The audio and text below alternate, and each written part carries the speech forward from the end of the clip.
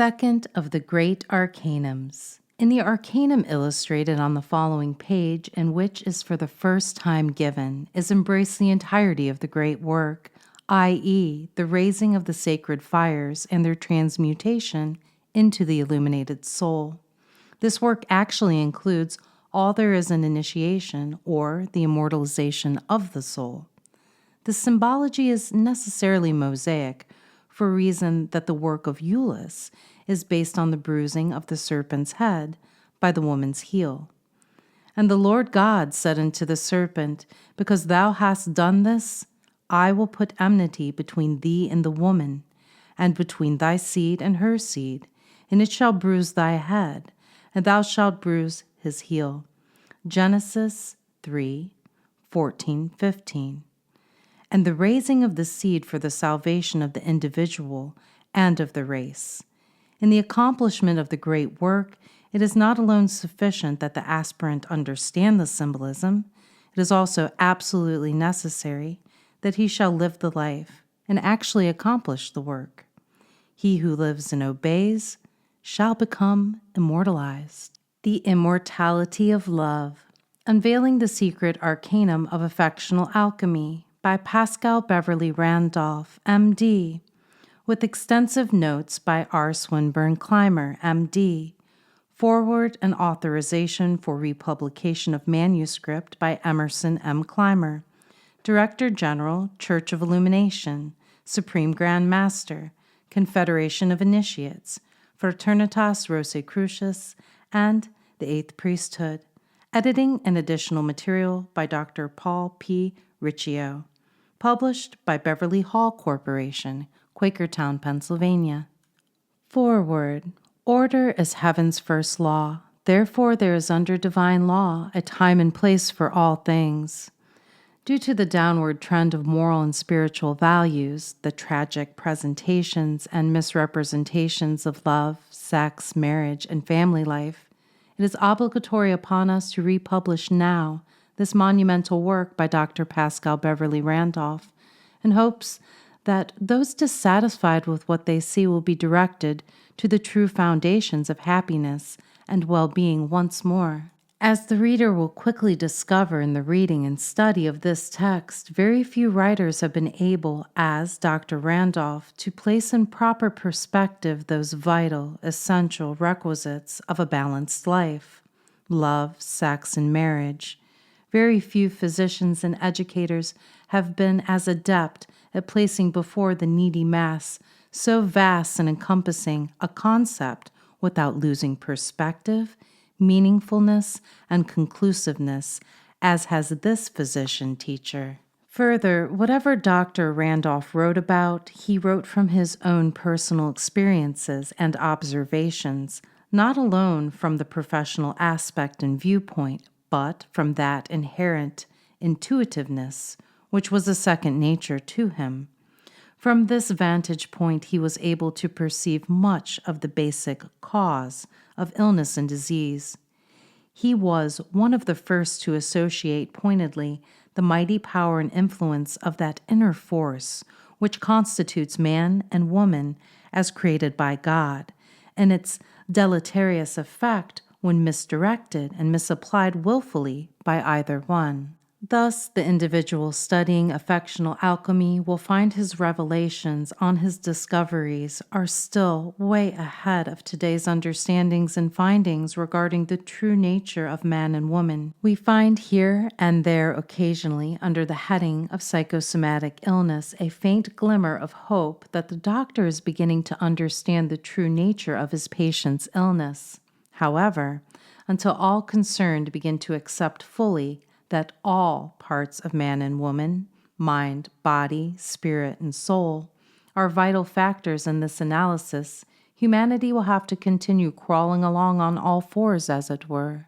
Of all the voices that have demanded proper recognition for woman's true status through years gone by, Dr. Randolph's was the loudest and most persistent in stating her divine place in the scheme of things. Dr. Randolph was the champion of woman's divine rights as a co-worker with the Creator and as such deserving of all love, affection, and respect possible. In this support, he did not, of course, overlook the fact that much of what happened to woman was of woman's own choosing. He was aware of woman's tendency, desire, and willingness to step down from the pedestal upon which true manhood had placed her since time beginning. He deplored her inclinations, the ease with which in many instances she gave herself away, willingly, and without regard for the nature of the heart tempting her. Thus, this imbalance created by woman is now wanting. The scales have tipped precariously low, and only she is capable of regaining her God-given balance, that the world of tomorrow will be even greater than it was yesterday, for all of mankind who depends upon womanhood. Sincerely, Emerson M. Clymer, Supreme Grand Master. This great work is affectionately dedicated to R. Swinburne Clymer, M.D., his life and work personified by living example, the privilege to serve his fellow man in fulfillment of divine purpose, the establishment of a new heaven and a new earth, as promised in the Holy Bible in the New Order of the Ages, 1905 to 1966. R. Swinburne Clymer, M.D., in commemoration of his 100th anniversary. Beloved teacher, father, author, humanitarian, physician, and guide, born November 25, 1878, enrolled as a neophyte in the Temple of the Rosy Cross in Imperial Eulis in 1897, accepted of the first degree in November 1899, inducted into the office as Grand Master of the Fraternitas Rosicrucis, 1905, chosen as Supreme Grand Master of the Eighth Priesthood, 1907, exalted Grand Master, Illuminate Americanae, successor to Dr. Phelps, Supreme Grand Master of the Order, Temple Brotherhood, and Fraternity of the Rosicrucians of the Western World, and Hierarch of Imperial Eulis, successor to Dr. Phelps, Supreme Grand Master of the Order, Temple Brotherhood, and Fraternity of the Rosicrucians of the Western World, and Hierarch of Imperial Eulis, successor to Dr. Brown, member L'Ordre du Lit and Order of the Rose, Supreme Grand Master, La Fédération Universelle des Ordres, Fraternity of Initiates, registered 1929, of the world. Introductory, Eulis and the Eleusinian Mysteries. In the Glyphae Batae, Dr. Randolph wrote, "Many will suspect from our true name, Brotherhood of Eulis, that we really mean Eleusis, and they are not far wrong. The Eleusinian philosophies with whom Jesus is reputed to have studied were philosophers of sex, and the Eleusinian mysteries were mysteries thereof, just such as the writer of this has taught ever since he began to think and suffered for his thoughts through the unfledged philosophers of the century, amidst whom only now and then can a true thinker or real reasoner be found.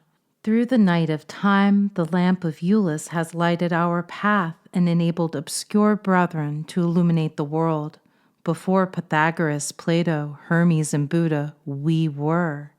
And when their system shall topple to dust, we will still flourish in immortal youth, because we drink life at its holy fountain, and restored, pure, healthy, and normalized sex, with its uses to and with us, means restoration, strength, ascension, not their baneful opposites, as in the world outside, the pale of genuine science. Up to the publication hereof on this continent, we were indeed secret, for not 1/10 of those tested and called Rosicrucians knew the deeper, yet simpler philosophy. But the time has come to spread the new doctrines because the age is ripe. We no longer put up difficult barriers, but affiliate with all who are broad enough to accept truth, no matter what garb she may wear. But till then we shut out the world, Now we open our hearts and hands to welcome all true searchers of the infinite, all seekers after the attainable. We have determined to teach the esoteric doctrines of Aeth, to accept all worthy aspirants, initiate them, and empower them, when fully prepared, to instruct, upbuild, and initiate others, forming lodges if they so please. Footnote: the third temple of the fraternity or brotherhood of the Rosy Cross, i.e., the priesthood of the Eighth, or confederation of initiates. All the mysteries, especially the Eleusinian, were taught by secret cults, to which only certain initiated members were admitted, and only after a period of preliminary preparation.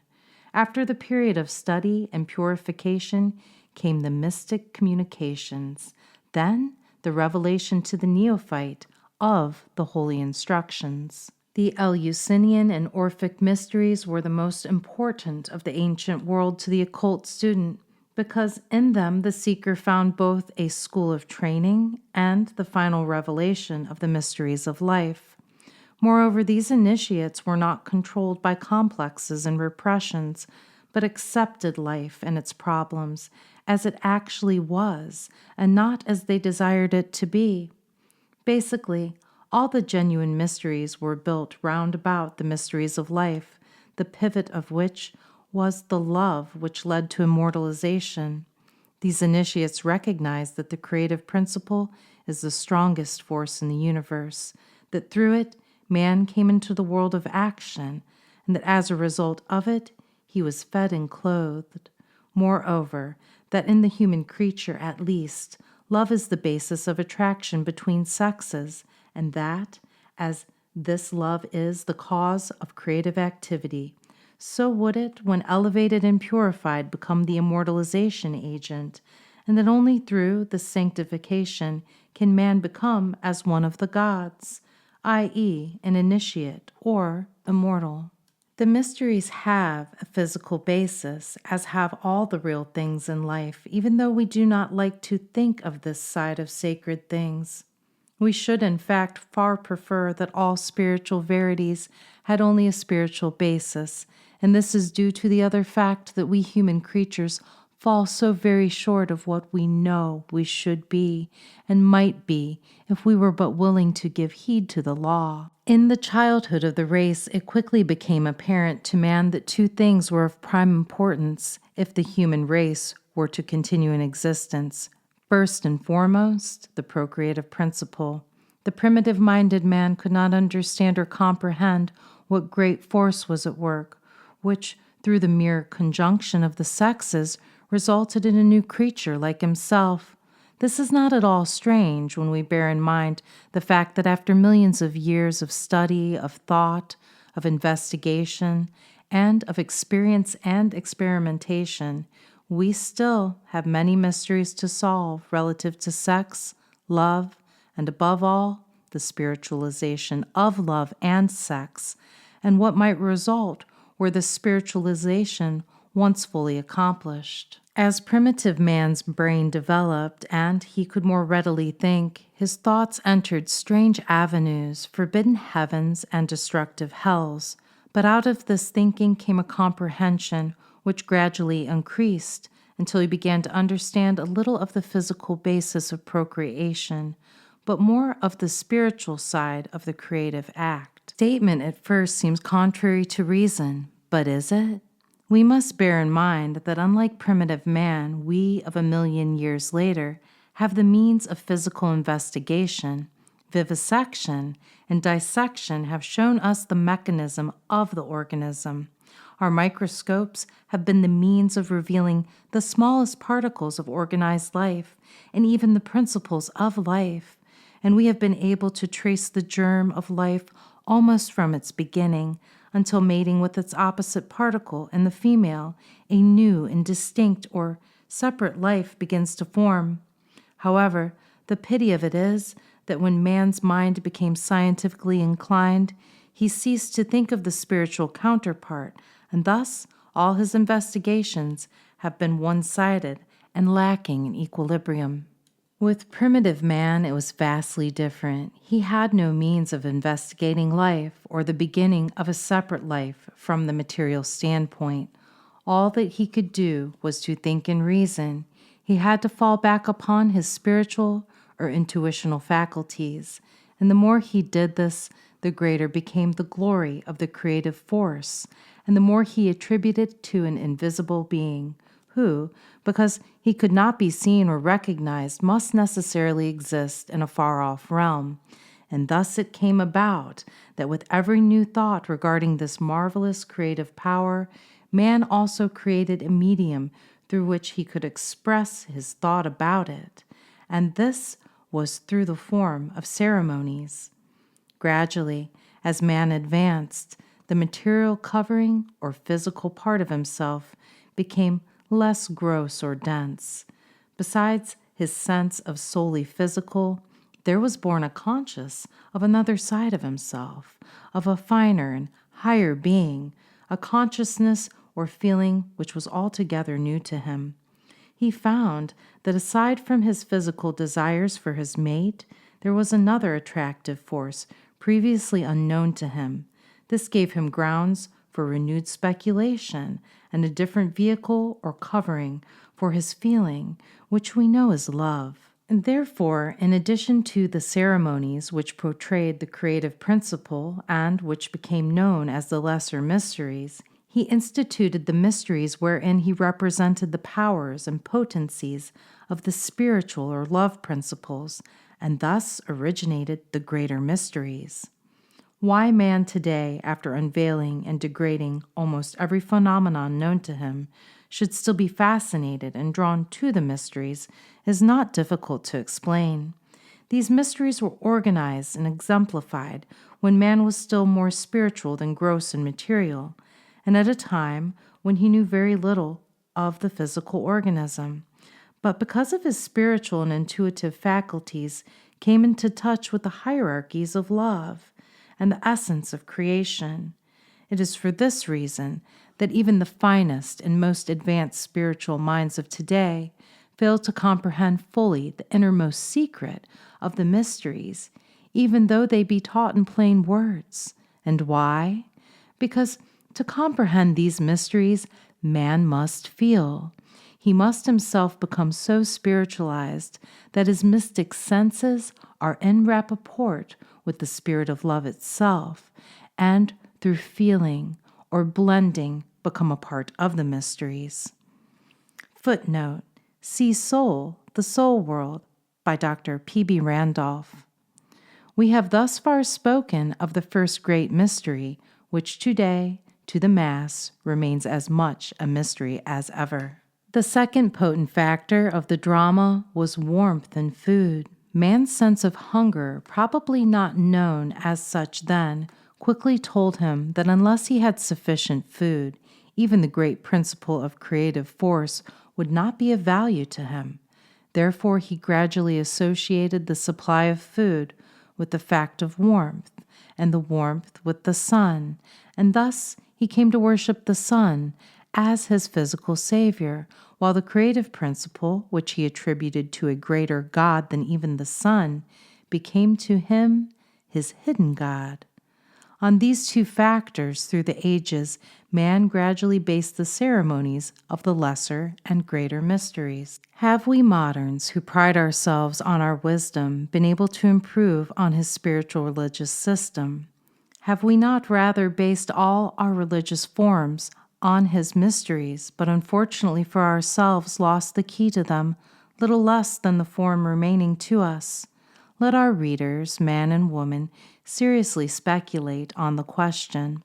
Let each one cast aside exoteric teachings which, though they seem part of ourselves, are but superficial forms, and go deep down within ourselves and search within our intuitive faculties and see for ourselves what will be unearthed from the debris where the secret has been buried for ages. Advanced in mechanical, material science, and superficial learning, as we seem to be, the greater part of the mysteries of life still escape us, and as to the mysteries of love, the learned Western mind sneers at the thought. To the modern mind, sex is to enjoy and to use and to forget if possible, yet we consider ourselves as learned, and we smile at the suggestion that others may know more than we, and all the while there are those heathen, as we know them, who have never degraded the creative principles and who hold them as sacred today as their forefathers countless ages ago. Footnote: among a certain tribe of Syrians, there is a priesthood known as the Anasari, by whom the mysteries are taught in their pristine purity. Dr. Randolph studied with this tribe and was initiated into the mysteries. In the true man and woman, and all those whose physical, mental, and creative energies are normally developed, the creative desire or sex impulse and the desire for love or the love nature go hand in hand. Unless this is true, the sex impulse becomes debased and is degraded, and in the degradation of sex, we find the source of much misery and many diseases, and modern physicians are beginning to recognize this fact more clearly every day. The deepest feeling that the normal human creature is capable of experiencing is based on the creative exercise. So powerful may the creative desire become that man is willing to risk everything he holds most dear for its gratification. Honor, business, success, future mental well-being are all staked in order to obtain satisfaction. The basis of happiness is dependent on manhood and womanhood in the true sense of these terms. Where there is no creative strength, the faculties are weak, the love nature is impaired, and the capacity for success is greatly reduced. There is no heat more consuming than the sexual fire, and this fire may be directed either towards the exaltation of the entire nature and the glorification of the soul, or to the degradation of the body and the mind, and the ultimate destruction of the soul. Love itself, though we usually associate it with God and motherhood, friendship and sacrifice, has its foundation in sex. Where there is lack of creative strength, there is likewise a dearth of the love nature, and those who love deepest likewise have the strongest creative capacity. This the world is just beginning to admit, and its eyes have been opened to this truth through those men and women who have accomplished great things, but who also have in some instances abused their creative faculties. In ordinary life, most if not all of our acts are controlled by the impetus of the sex or creative energy within us. Health is controlled by the love life, not lust life. It is the creative instinct that gives being to the arts and sciences, and the creation of the beautiful would be impossible but for this underlying power, which awakens and directs the imagination. P.B. Randolph recognized all these things, and on this knowledge and training he had received through his association with the masters of wisdom, and on concepts conceived while passing through the mysteries, he based his religio-medico books. The world generally may not yet be ready to accept and apply Randolph's instructions because, though the spirit is willing, the flesh is weak. He necessarily demands a high standard in man's relationship with woman as regards creative activity, but our philosophers and physicians more and more lean towards Randolph's definition of love and what is just to it, and in the good time coming, the mysteries may yet be enacted in the family life. Then will the human family be normal, healthy, and happy. The mysteries are based on God in the creative act. R. Swinburne Clymer, M.D. Vindication. The Eulian system of philosophy and science is rapidly being vindicated. 60 years ago, we were jeered at for many of our sex teachings, especially that part of it as taught in Eulis, relative to the exchange of vital sex forces between the sex during coitus. Not only was the mass thought inimical to such teachings, but medical science denied it emphatically. We did not change our opinions, but continued to investigate and became the more firmly convinced. Confirmation is at hand. Paul Popenoe, an international authority on eugenics and the laws governing reproduction, in his late book Problems of Human Reproduction, states, while one school of writers has laid stress on the imaginary loss which man incurs by ejaculating semen, another school has laid equal stress on the great gain which accrues to a woman from the reception of this semen. It absorbs into her system, is represented as rejuvenating her, as being indeed a necessary safeguard to her welfare. Footnote: early in his medical career, Dr. P.B. Randolph began teaching this as a fact which could be demonstrated, and in 1874 embodied these teachings in the first edition of Eulis. There has been some evidence brought forward in support of this idea, but it is not conclusive. There is some evidence that an absorption of the spermatozoa takes place in the female vagina at the time of coitus. Footnote: the Eluan school never went so far as to teach that the spermatozoa themselves were absorbed, but that the fluids of the vagina, in a sense, digested these particles of animal life and absorbed the spirit. J.H.F. Kolnrug states that in the normal copulation of rats and other rodents, the spermatozoa penetrates the lining of the vagina and embed themselves there in such a way that they are most certain to be absorbed. It has not yet been shown definitely that this occurs in the human vagina, but there is a reason to think it does. In most women, the semen that is ejaculated in the vagina flows out, or part of it does, but many women testify that they do not experience any loss. If this is true, it appears that the semen which is retained must be absorbed. Note: waste is under the divine law of sin. So is a loss. If man wastes these life forces, he commits a sin. If these life forces are denied the woman, it is a loss to her, therefore a sin. Moses, the unconsecrated lawgiver and an initiate of the ancient secret schools, was fully conversant with this law, and therefore his pronunciamento against the practice. All these teachings are embodied in Eulis. Affectional alchemy. Reader, mine, I am about to treat herein the grandest subject that ever engaged or challenged human thought.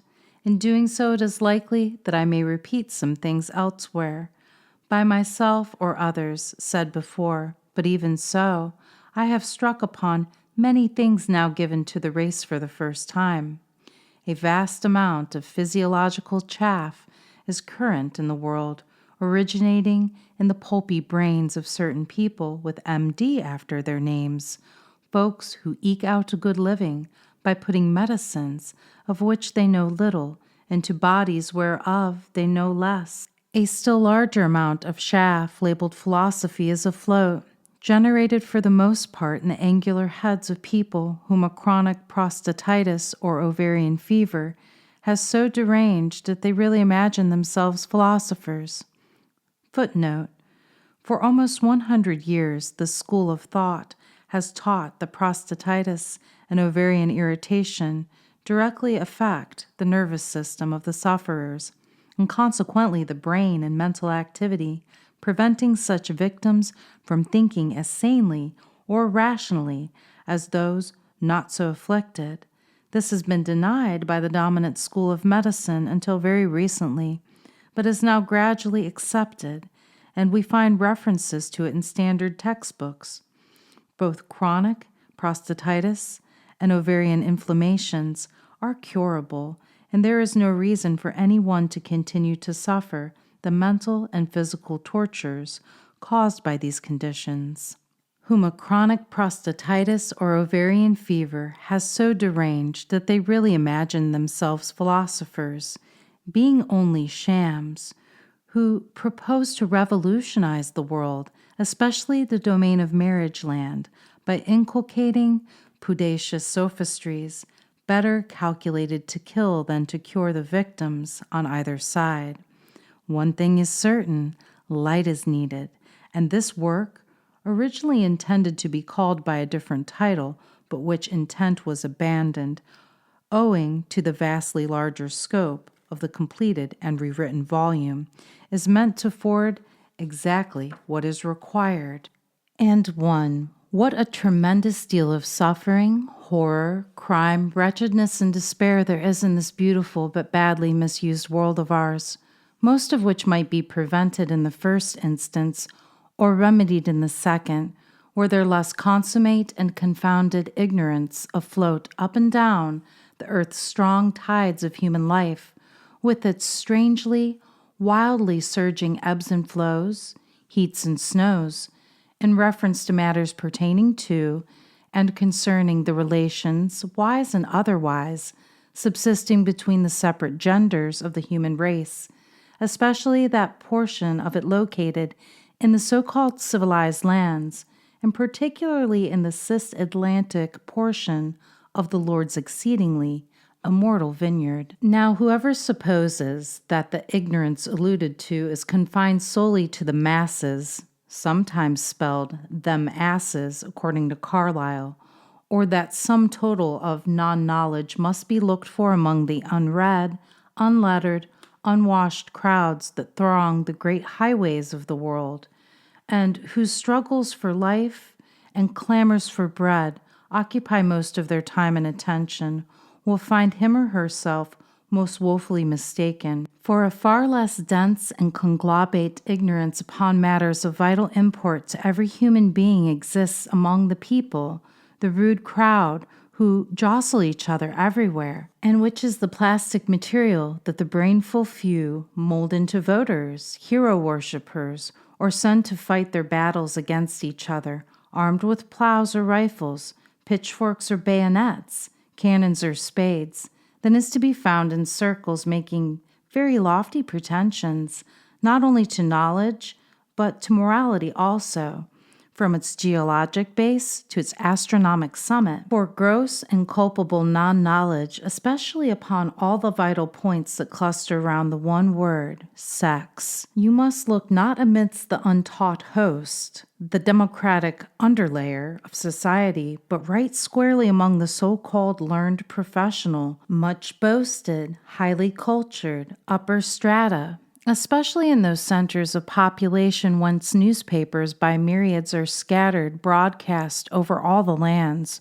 Were not this a painful fact, such classes of reformers as now march over the world were an utter impossibility. They are an unhealthy set, the fungi of a false civilization, regnant for a time, but certain to disappear with the advent of common sense among the people as a general thing. Sex is a thing of the soul. Most people think it but a mere matter of earthly form and physical structure. Footnote: sex is threefold. It is a mental, physical, and spiritual condition, and to be normal must be based on all three. Seekers after wisdom should bear this in mind. True, there are some unsexed souls, some no sex at all, and others still claiming one gender and manifesting its exact opposite, but its laws, offices, utilities, and its deeper and diviner meanings are sealed books to all but about 2 in a million. Yet they ought to have the attentive study of every rational human being, every aspirant to immortality beyond the grave. In some sense, this matter has been and is the subject of thought, but only in its outer phases or its grosser aspects, seldom in its higher ones, and never until now in any of its loftier or mystical bearings. Books by shiploads on one or two, and always either in its physiological or sentimental sides of the subject, have been put forth by ambitious MDs or notoriety-seeking empirics, books which mainly satisfied a pursuant taste or morbid curiosity, gave but little light, and generally left their readers practically as ignorant as before. Footnote: This school does not condemn either medical schools or the medical profession. It does, however, refuse to countenance much of that which is taught by medical men as scientific fact, which is based on theory or personal belief. Other books in other millions, vile, atrocious, cancerous, abounding with death in every line, fraught with ruin on every page, have been, still are being, scattered everywhere across the nations, till the flower of the world's youth has been blighted, and the morality of earth sapped dry. Oh, that literature, foul, disgusting beyond belief, terrible as the cobra's fang, keener than the dagger's edge, monstrous as a drunkard's dream, more devastating than the spotted plague, until between the two millstones, quackery, pseudo-professional literature on one hand, and the execrable, libidinous abominations on the other, one half of the manhood and womanhood of our nation has been ground into the very dust. No punishment can be too severe for the disseminators of the latter, no contempt too great for the authors of the former. Not one of the very many respectable people, including 50 French, a score of English, about as many Americans, and a few German authors, who have stained reams of good white paper and spilled gallons of ink in writing anent the sublime subject of sex, have taken the trouble to go 1 inch below the surface, but have been content to copy each other and repeat the same old worn-out story, else concealed a few good ideas in barrels of words. They have taken man and woman, shown us their anatomy, explained something of physical gender, said something about function and periods, and there left us because they knew nothing further themselves. For example, there are 10,000 treatises extant concerning what doctors call the sin of Onan, meaning thereby a certain nameless solitary vice. Footnote: Onanism used to be considered as peculiarly the vice of the single. However, today, due to the fact that children may not be wanted, it is practiced by many of those married. In such cases, it is even more reprehensible than when the single are guilty. No man may listen thus to the siren voice of wife or mistress for long and retain his self-respect or manhood. He becomes weak, shamefaced, and ends by either losing his manhood or seeking elsewhere for his love embraces. It cannot be otherwise, since by committing the act, he disgraces God and his creative forces.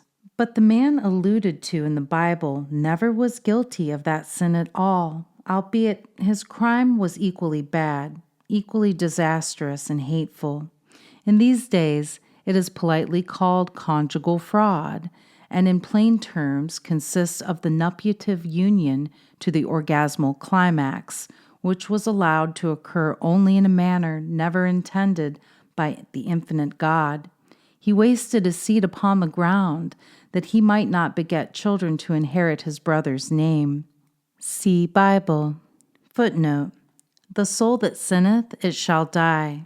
The great law of the sacred writings makes no exception. It is a law. A law cannot be violated without suffering the penalty, irrespective of what any philosophy or science may teach. If it is a law, it is true. If it is true, then it is a law. If it is true or a law, then it concerns all men and recognizes no exceptions. The wasting of the seed, onanism, or failure to exchange, is the sin against the Holy Ghost, i.e., against God Himself. No man can, by any stretch of the imagination, become a Eulian, initiate, master, or illuminate. So long as he is guilty of this sin, excuses will avail nothing. The law is. Millions do the accursed thing today that they may be childless, as indeed they deserve to be, for he who does that heinous wrong commits a quadruple crime against his wife, himself, nature, and God, to say nothing about the right of all souls to be incarnated by the act of man. Now the doctors truly say that sin is solitary and the fraud conjugal are both bad, but fail to give us even half the reasons why. Here, let me make the point for the doctors and all others besides. In the normal, proper nuptive union, a term I invent, expressive of the most sacred and intimate fact of marriage, there is a certain amount of the male vital life in fluid form or semen voided. Exactly the same by actual weight or volume may be wasted in the lascivious dream, a spontaneous ejaculation of superfluous vital force in the same form, 3D. The same may be lost by the abominable conjugal fraud, or by the heinous sin against oneself, solitary vice. But note the tremendous difference in the results that follow in each of the 4 cases. First, in the reciprocal and normal one, only joy results, positive and pronounced, and never is followed by any particularly somber feelings. Happiness ensues, and the man's soul is at perfect peace with his physical form. In the second case, resulting from spermatic plethora, a relief follows, but it leaves a weakness after it, requiring phosphoric foods to recuperate form. There's a little shamefaced too, but not much. In the third case, the whole being is shocked, and the man feels himself to be contemptible and mean, and so he is. In the fourth case, a bitter, poignant remorse haunts the self-sinner day and night, for sometimes weeks altogether, and the results of his dreadful sin stand by him, like an accursing goblin from the deeps. Now why? Remember, we suppose what is true, that ways and measures are the same in all 4 instances, that the exact amount of fluid life is lost, yet one launches its victim into steep down gulfs of remorseful mental torture, and the others do not. The physiologists have not answered that question. I will. In case first, the normal one, waste is occasioned by the magnetic action of the electric lymph, the absorption of which by the masculine compensates the vital loss on one side, and the absorption by the feminine parties of the exudation from Cowper's gland compensates on the other. And here I give the doctors a new discovery, to them, not me, which is that just within the vulva are 2 little glands, called glands of Duvernay, from their French discoverer. That much the doctors were aware of, but they did not know. Those glands are the seat of all vaginal and uterine life, nor that trouble seals them up. Love only keeps them open. Once sealed, there is no exudation of magnetic lymph, which must be present, else marital rights mean death to her sooner or later. That's what ails half the wives of Christendom. Now another new thing for doctors. Just forward of the prostate gland is what is known as Cowper's gland, but they know not its use. I have just explained it. It is to collect, store up, and discharge the magnetic fluid of the body in liquid form. It precedes both the semen and prostatic lymph, and upon contact with the lochia, Duvernay, they fuse, the result of which is the fulfillment of God's purpose in bisexing man. I hope this thought will be carefully studied and understood. Now, in the case of the solitaire, there is but one force at work. The result is from imaginative and mechanical forces, not from electric, magnetic, or spiritual ones. Hence, he draws upon his very soul itself, violates and disobeys the fundamental law of love, and that is why he pays the dreadful penalty. Love resides in the soul. The basic law of that soul he deliberately prostitutes, wherefore his soul, as well as his body, must and does suffer. An episode, a singular experience. 2. One day, as I went walking up and down the town in a soliloquent mood, I met a man whose woe-begone countenance betokened great griefs tugging at his heartstrings, and that soul pangs were racking the very foundations of his being. I met the man. No, I did not say that. It was my alter ego encountering myself, and I learned his sad story, pondering deeply upon which I pursued my way to where sleep and I were wont to woo each other, and there, throwing myself upon a lounge, drank some fresh, sweet milk, brought me by a chunky little Germanesque neighbor of mine of, say, 9 years, pretty, as all children are, and loquacious and talkative, as all children should be.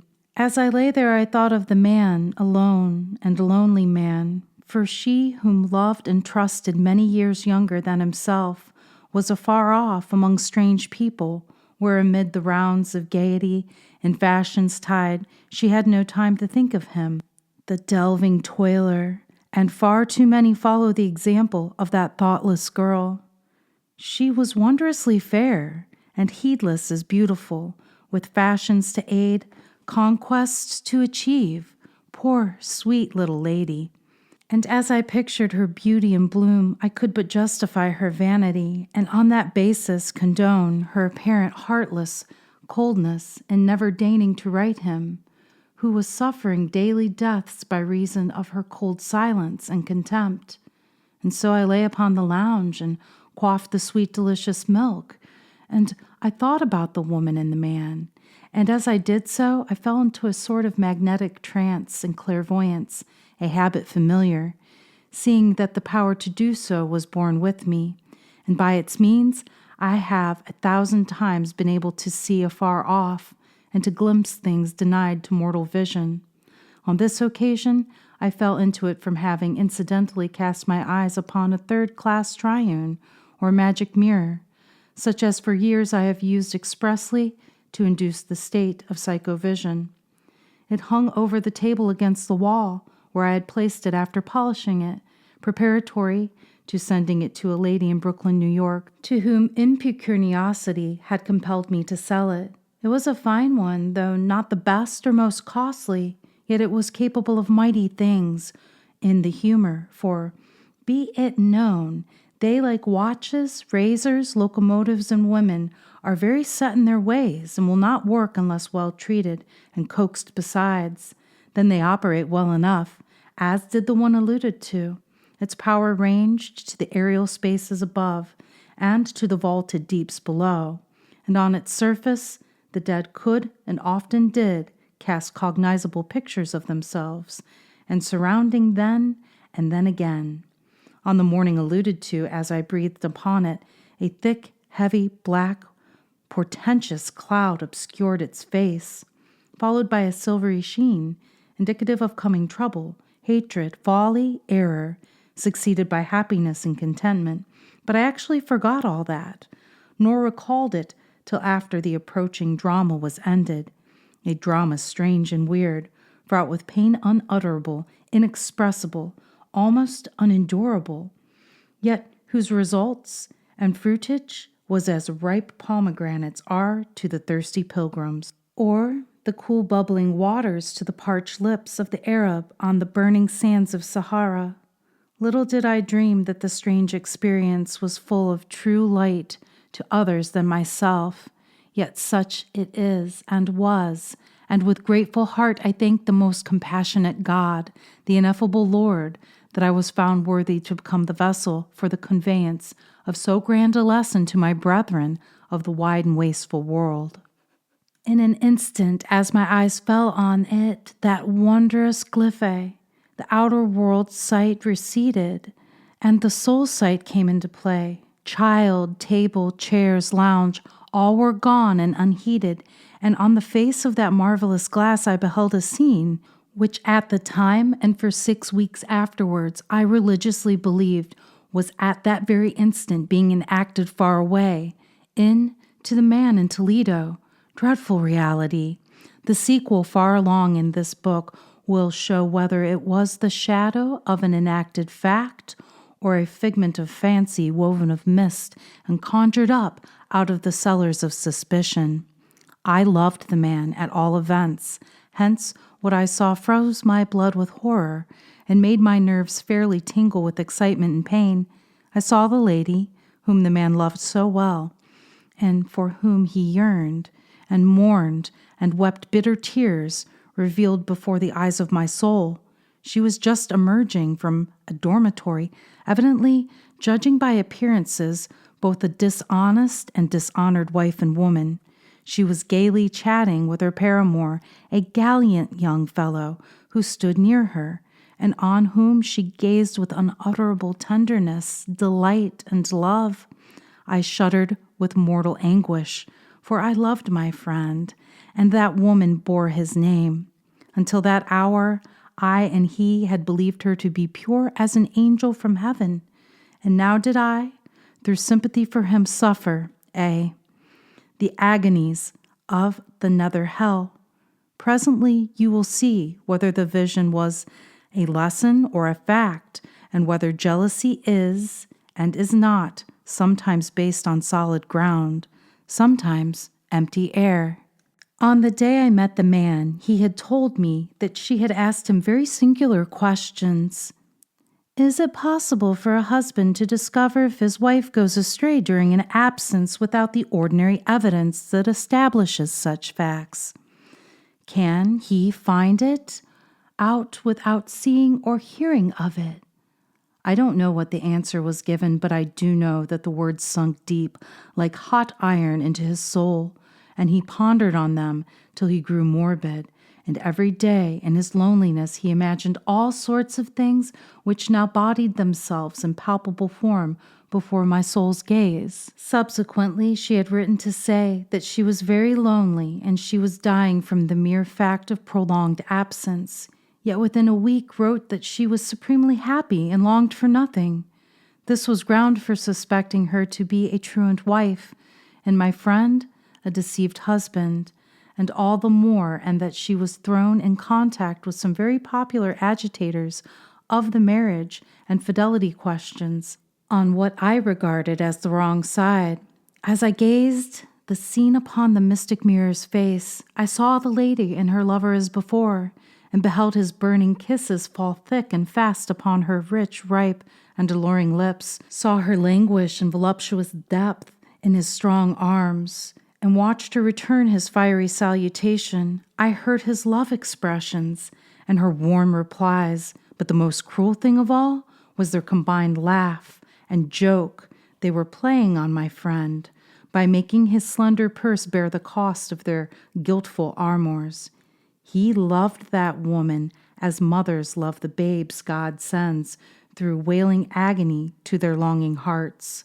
I leapt from the couch, rushed to my friend's place, told him the tragic tale, fired his soul with vengeance desire, and putting a loaded revolver in his pocket, bade him swiftly traverse the 1,100 miles intervening betwixt him and his deep revenge. This done, I went to a grocery hard by to drink beer, to drown out the agony felt for the man, the detestation of the woman. Man proposes, but God upsets his calculations, or destiny does. So now, on my way to Gambrin's Hall, I encountered my little friend, the German child at play. She strangely interested me, and I felt the holly with but one glass. Here I had intended to drink at least a dozen. The child saved me. Returning, I caught her up, seated her jauntily on my head, and marched back to the lonely house on the hill, where I threw myself on the couch, kissed this little child goodbye, and as she ran off tippingly home at her little brother's call, who was just then having dreadful trouble with his rabbits, I caught sight of a scintillant flash of white light issuant from her head, like the radiant gleam of a peerless diamond, when all the lamps were brightly burning, and a glowing, streaming iridescence flowed from her lips. I had drawn her to me and pressed her rosy, childish face to mine, inhaling the balmy aroma of her pure, fresh, joyous soul, and a portion of the roseate fire of her sweet lips had clung to mine. I saw it like a thin cloud of opalescence, waving gently to and fro as I moved my head or breathed. I began to study the meaning of a kiss. There are but few among the many who know the meaning of a kiss, or that the soul from its seat in the brain is in telegraphic unity with the lips, affectional, friendly, filial, parental, general in the upper one, sensuous, magnetic, passional in the lower, nor that when loving lips meet that love, there is a magnetic discharge of soul flame, and each party gives and receives large measures of magnetic life and fluid love at the instant of impact or contact, which measures are greater or less according to the love fullness or emptiness of each respectively. Footnote: the seat of the soul is not in the brain. Randolph, like all initiates, deliberately confuses the seeker because it is the work of the neophyte to find the center within himself. To be told where the soul has its seat would be to believe and to be a dogma.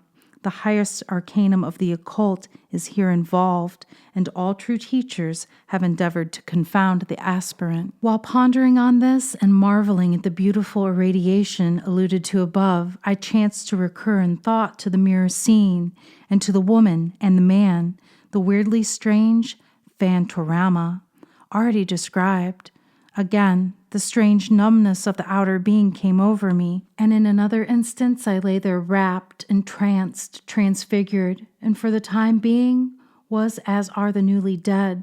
Clearly, distinctly did my soul's vision penetrate the spaces and localize itself in that far-off room where still stood the recalcitrant wife and her new-found lover, and the woman stood on this side and the man upon that, hands on shoulders, and mutual kisses, accompanied with glowing red passion fires from lip to lip.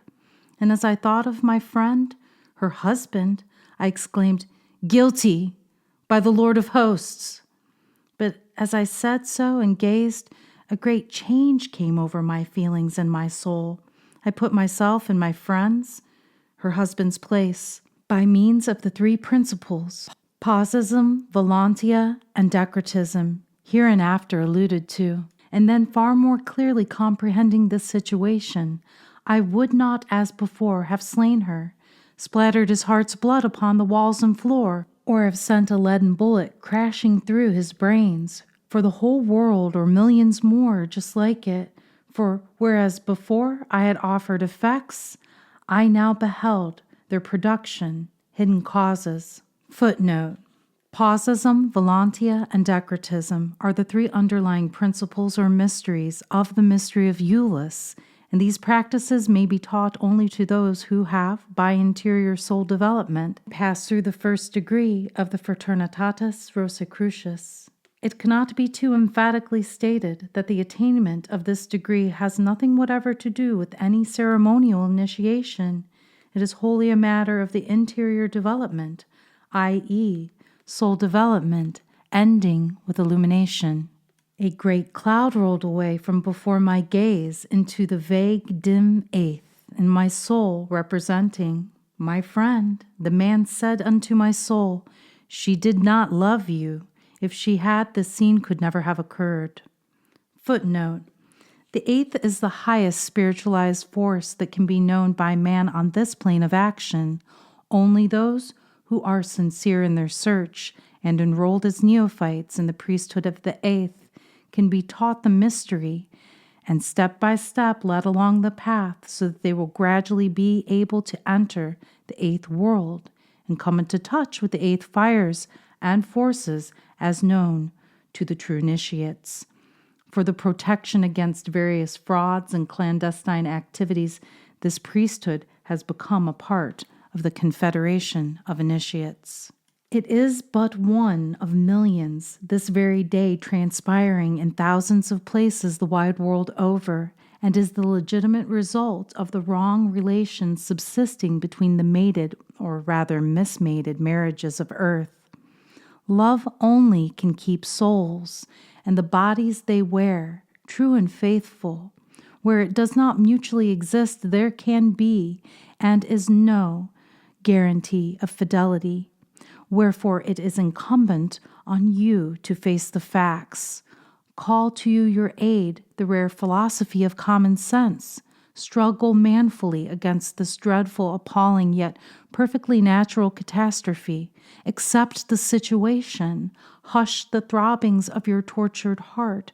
Ask a God for strength to bear the heavy burden and be wise. Still representing my friend, my soul said on, perchance what you see is after all but a fevered dream, begotten of your depressed nervous state, morbidity of fancy and loneliness, combined with the suspicions kindled by the strange questions asked upon the eve of her departure many days ago, and greatly strengthened by unwisely worded letters sent back to her, and made still stronger by her 6 weeks' utter silence, in itself good cause for suspicion, for every husband has a right to know his wife's whereabouts, her surroundings, and the company she keeps, and if she does not keep him thus informed, he has fair and just grounds to infer that her actions are such as ought to be hidden from his gaze, and also from that of humanity at large. If innocent, she still is guilty of a great folly, while your trouble and pain may really have no more solid foundation than vague and empty air. Let justice rule on both sides, for she was unwise, while your illness tortures things out of shape, till mere phasmas assume forms as solid in appearance as the very truth itself. And it may be that your anxiety and sympathy may have conjured up a lie, and this apparently recusant woman really be as unsoiled as the down upon the ring dove's breast, or the spotless plume of an angel's wing. Oh, how my heart for my friend clung to that hope. My soul to my soul went on.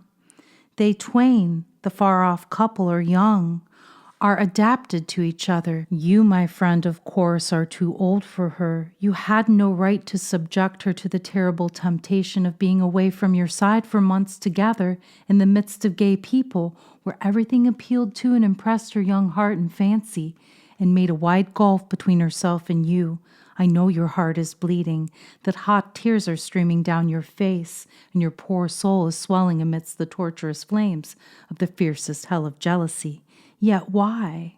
For one who loves you not, who is heartless to you, heartful to her paramour.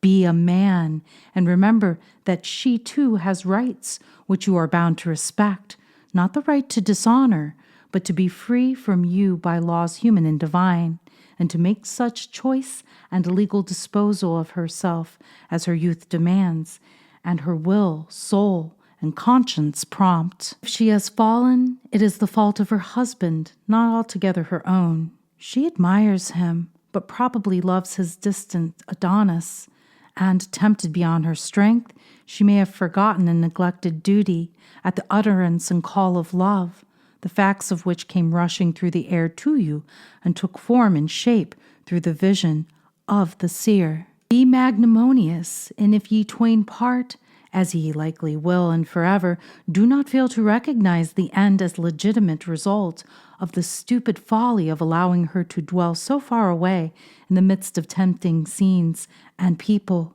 guilty or not guilty. Forget and forgive. Voluntarily free the simpleton from the chafing thrall that binds her to one whose purse, not person, is all on earth she cares for. Let her go at the call of affection, and forsaking you in duty, yield her to the better and nobler law of love. Free her, and they twain will likely wed. Hold her, and she is that nameless thing, a wedded harlot. My soul had, still, as my friend, not myself, forgotten thus far in its reasonings, and methought I heard a sweet and silvery voice say, Behold! And as the delicious tones rung glorified changes through my spirit, I felt that I had grown a century within an hour, and notwithstanding that I actually believed my friend's wife to be guilty, and might probably so believe until my dying day, yet I had charity for her, as well as sorrow and sympathy for him.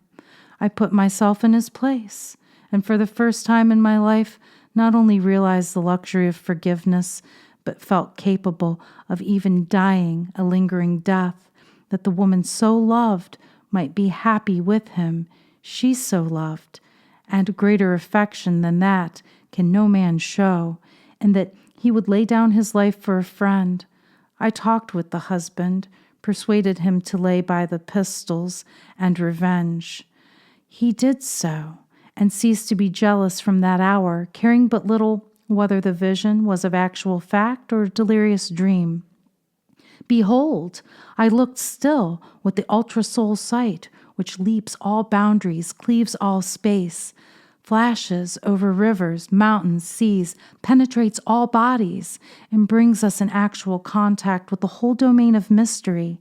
And again, I saw the little German child through the walls of both houses as clearly as if they were of finest crystal or purest glass instead of boards and mortar. And I beheld an infinitely pure, pearly-hued effulgence playing about her little head, undulating in billowy movement all about her infantile shoulders, streaming from her hair, glowing round her waist, and in loving weavelets all around. I watched this with astonishment. It was but the prelude to the celestial cantata that followed. I saw her mother gently chide her, and soon she went to bed and slept the sweet, delicious slumber of absolute innocence. And as she thus lay, I saw the gosmatic cloud of pearly aura expand till it filled the room, penetrated the ceiling, the roof, swelling and lengthening out clear into the starlight, and forming to a point, shot out and afar off into the very depths of space, till I could follow it no more. Then I turned me again to the sleeping child, and what was my astonishment at beholding literally hundreds of bright, shining, and divinely beautiful forms of young children in the virgin den come trooping down the lane of pearly light, and entering the house, gather and dance and play at the bedside of the slumbering little one. Good as catching. That child had enabled me to stave off a fit of jealous rage and sympathy with my friend. And now I was, through her again, about to learn one of the most important lessons of my life. I had kissed that child and become suffused with a portion of her own sweet aromal oral or atmosphere, and was therefore in rapport with the same bright beings as she was herself, and was played upon by the same celestial, pure, and divine influences, whereof love was the dominant and major element. A portion of these purer, better, and hyperphysical auras displaced and occupied the room of the grosser aura, earth-born and turbid. I found myself cleaner, better than before, and comprehended Christ's "Suffer little children to become unto me." Not until that holy hour of rapt contemplation had I realized the immense meaning of a single touch of loving lips, that if it be purely given and received, both participants are blessed, not only directly, but through oblique ways, a myriad fold. Love in very deed lies at the foot of all, and its mystic and ideal meaning outweighs the material and popular ones by as many degrees as the pure soul of that baby girl outweighs the corrupt body of the low-lived debauchee. We may be hugged, embraced, kissed into heavenly states, or into their exact opposites. Hence, aside from common relational lip contacts, they are worse than unwise who touch lips unless love be the underlying prompter. For if the kissed or the one kissing be evil, just so much of that specific evil is sure to flow from the magnetic poles of either pair of lips to the soul of him or her upon whose mouth they are laid. I have said the moist lips are batteries charged with our very innermost good or evil. It is utterly impossible for a negress, having borne a child to a white father, ever to give birth to one perfectly Negro, even though its father, like herself, has never a drop of other blood in him, for the reason that the blood of the white man, through his child, has mingled in the mother's veins. More than that, her blood under the microscope will not show the same crystalline forms after the birth of the mixed child as it did before. So it is impossible for us not to be made better or worse by lip touching. Harlots invariably descend, unless snatched from ruin by a miracle. It is because of the many forms of hell struggling in their veins, combating in their nerves, and as heaven, or its opposite, attends the kiss, so also is it with every other sort of human contact, even the ordinary shaking of hands. Gloves, therefore, have new uses. I awoke from my slumber a wiser and, I trust, a better man. I went out and found my soul-harried and victimized friend. I reasoned with him just as I had with my own soul a while before. I told him it was clear as sunlight that the absent woman really cared not a straw for him, but only for what current funds she could extract from him, and that, although to lose her was a bitter draught of gall, yet he had better swallow it, for that he was only loving his own sphere wherewith he had embalmed her. I asked what right he had to hold a woman in duress, couvert or non-couvert, whose soul was not attached by love to his, whose compliance, duty only, not affectional. It was clear he ought to give her up at once, even if the effort snapped his heartstrings, because the marking of her child was a doubtful question. Why should he pursue a heartless phantom? They were disunited in soul. Behold the folly of continuance. Let her go. 3. As previously remarked herein, writers upon the general topics of love and its offices, uses, abuses, nature, moods, and modes have in the main been content with the merely superficial external view thereof, and have as a general thing utterly ignored most, if not all, of the other and deeper significances attached thereunto, and not one of them has even attempted to tell mankind any more of the principles underlying sex, love, and their copula passion or desire than anyone's personal experience suggests. But we have plenty of hard, dry, pseudoscientific flummery, else a long row of medical platitudes wholly useless because totally indigestible by the average intellectual stomach.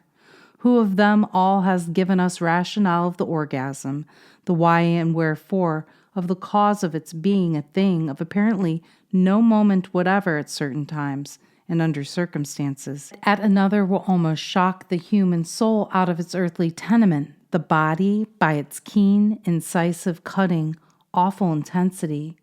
Which of them all has explained what everyone ought to, but does not know to be a fact, i.e., that as explained in the New Mola and elsewhere in this book, human conjugation is or may be triple, that is, it may be of soul, spirit, or body, alone or either, and the binary minglings of the three, in various degrees, even to an infinity. For instance, 1 part soul, 10 spirit, 500 of mere body, and so on, but never true or normal except in exact equations, even tens or hundreds, according as the participants are high or low. The philosophers never even guessed at this truth. Who of them has told or can tell why the nuptium fairly laps, the very soul itself of each participant too, in the tenderest, softest, truly human, because strictly human, joy at one time, yet at another gives naught but cruel pain, else is but a nervous spasm, unsatisfactory to one party and injurious to both, and yet the same people in both instances? Why is it, O learned anthropologists, that the generative right will at one time wholly unman one, and yet at another, same ones too, will fill him with the most requisite, manly, gallant sensibility, inspire him with the most lofty virtue and high resolve, and charge him to the lips with true and royal courage, yet at another time transmute him into an arrant coward and miserable poltroon. Footnote: unless love or true affection is the activating cause of the sex embrace, it is degrading to the soul of man and woman, irrespective of the fact that the pair may be legally wedded. Sin is sin, whether within or without wedlock. Only love and affection may be the foundation upon which the creative act takes place. To indulge for passion's sake alone is to degrade, therefore to unman the human creature known as man. Footnote: the greater the love and affection between those undertaking the right, the more certainly this is true. Man raises himself to God, or he degrades himself to Hades, through the creative act. Man has free will. It is for him to choose which it shall be. When love is the incentive, then it at once reaches the very soul of being and elevates it to the throne of God. Footnote: that man who is too ignorant, too weak, or too vicious to first awaken his mate to holy desire, or who has neither love nor affection for her, or who, in his ignorance and beastliness, feels that she has neither right nor privilege in the matter, is at heart a brute, and is bringing about his own destruction. The true man holds in check his own desires, and first considers his mate. In this alone is their true strength and manhood. Such men are neither cowards nor weaklings, and they are never made to feel the penalty of the heavy hand of God or the law, as are the physical brutes who degrade all that is holy. And mirabile dictu, same parties still bring pain, keen mental agony, shamefacedness, and suicidal thought. Footnote: this is always so. When love and affection are not the cause of the desire, only the animal nature is aroused, and only the beastly nature is active. This degrades all that is good in man and woman. It debases every noble instinct, and ends in the disease of the physical functions, i.e., such as prostatitis and ovarian diseases, and in the starvation of the soul. It is equally destructive with onanism. Yet at another result in pride, joy, gratefulness, generosity, and mental summer with physical springtime. Footnote: as when the self is forgotten and the interest of the co-ritualist is solely thought of, man lives not for self alone, and in this act, as nowhere else, does this hold true. If love or affection is the foundation of the act, and the true welfare of the loved one is thought of, then man becomes truly a man and glorifies in his strength. He has become as the gods, knowing good from evil, and because of his strength, refuses to indulge in evil.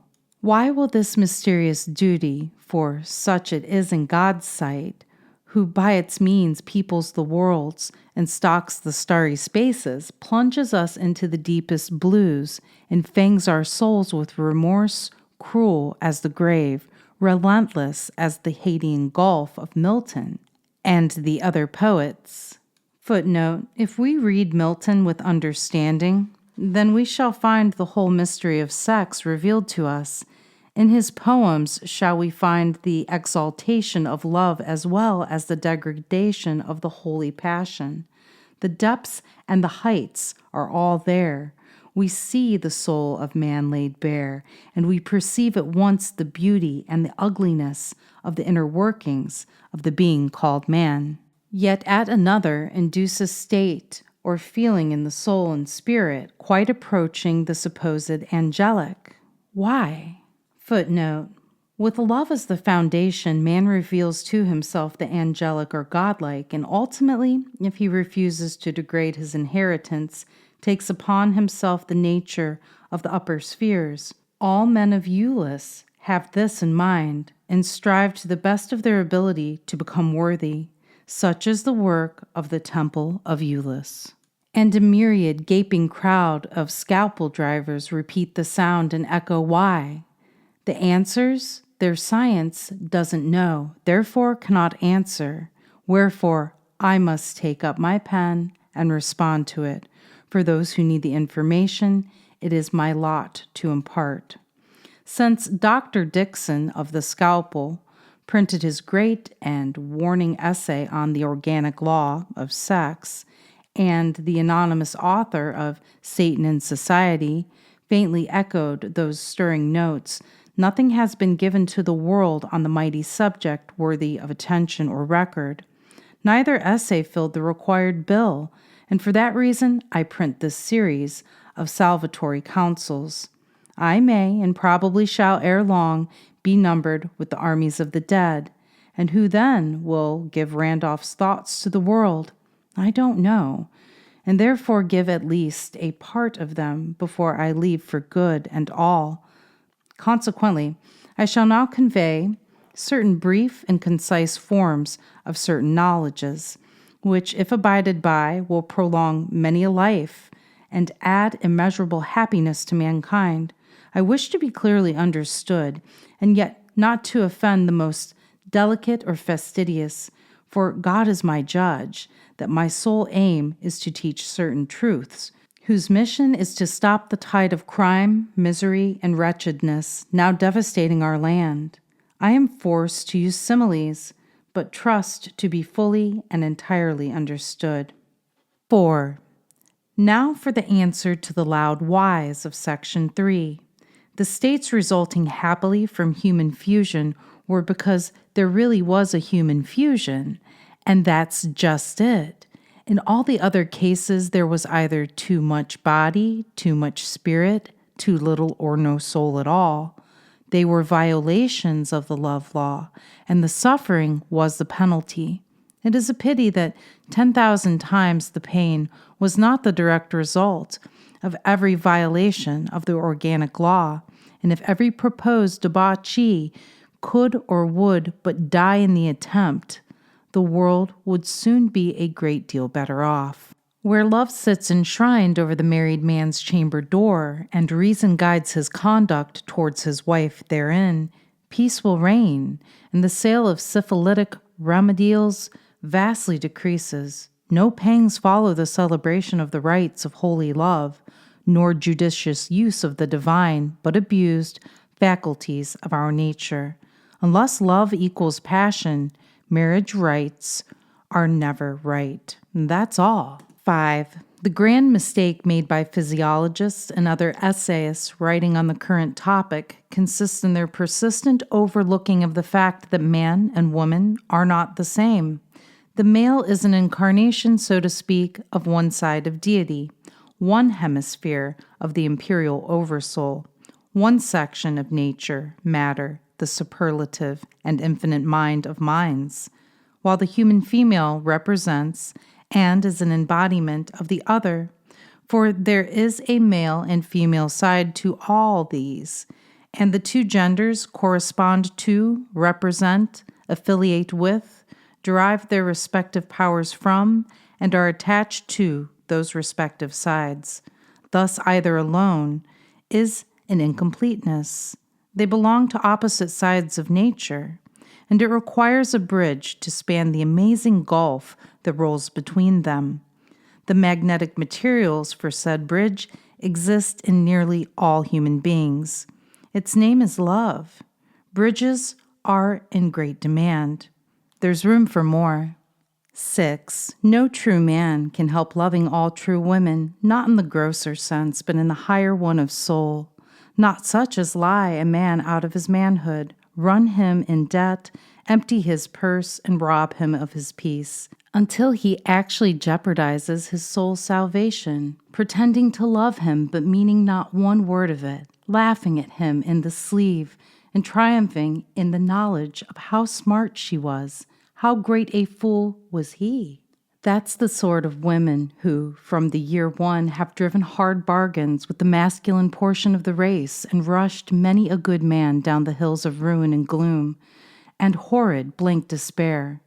Nor are they all dead yet. I have neither time, assistance, nor inclination for moralizing, but little patience with scripture quoters, none at all with the modern reformed tribes of the land and age, besides which I cordially despise all women-haters on one side and Westernerites, man-haters on the other, and no words of mine can express my utter abhorrence of the things miscalled men, who practically regard women as if she were nothing but a pleasure vehicle, to be kissed, petted, and ill-treated in alternate slices. I feel quite as much indignant contempt for that large class of women who are ever ready to use their beauty as a trap to catch male gudgeons, who look on all men as fair game to be lied to and played on, generally to the tune of rustling silks and crisp banknotes, and whose utter heartlessness bellies the index of their sex. There are quite as many heartless, greater danger to the world than a dozen scoundrelly men,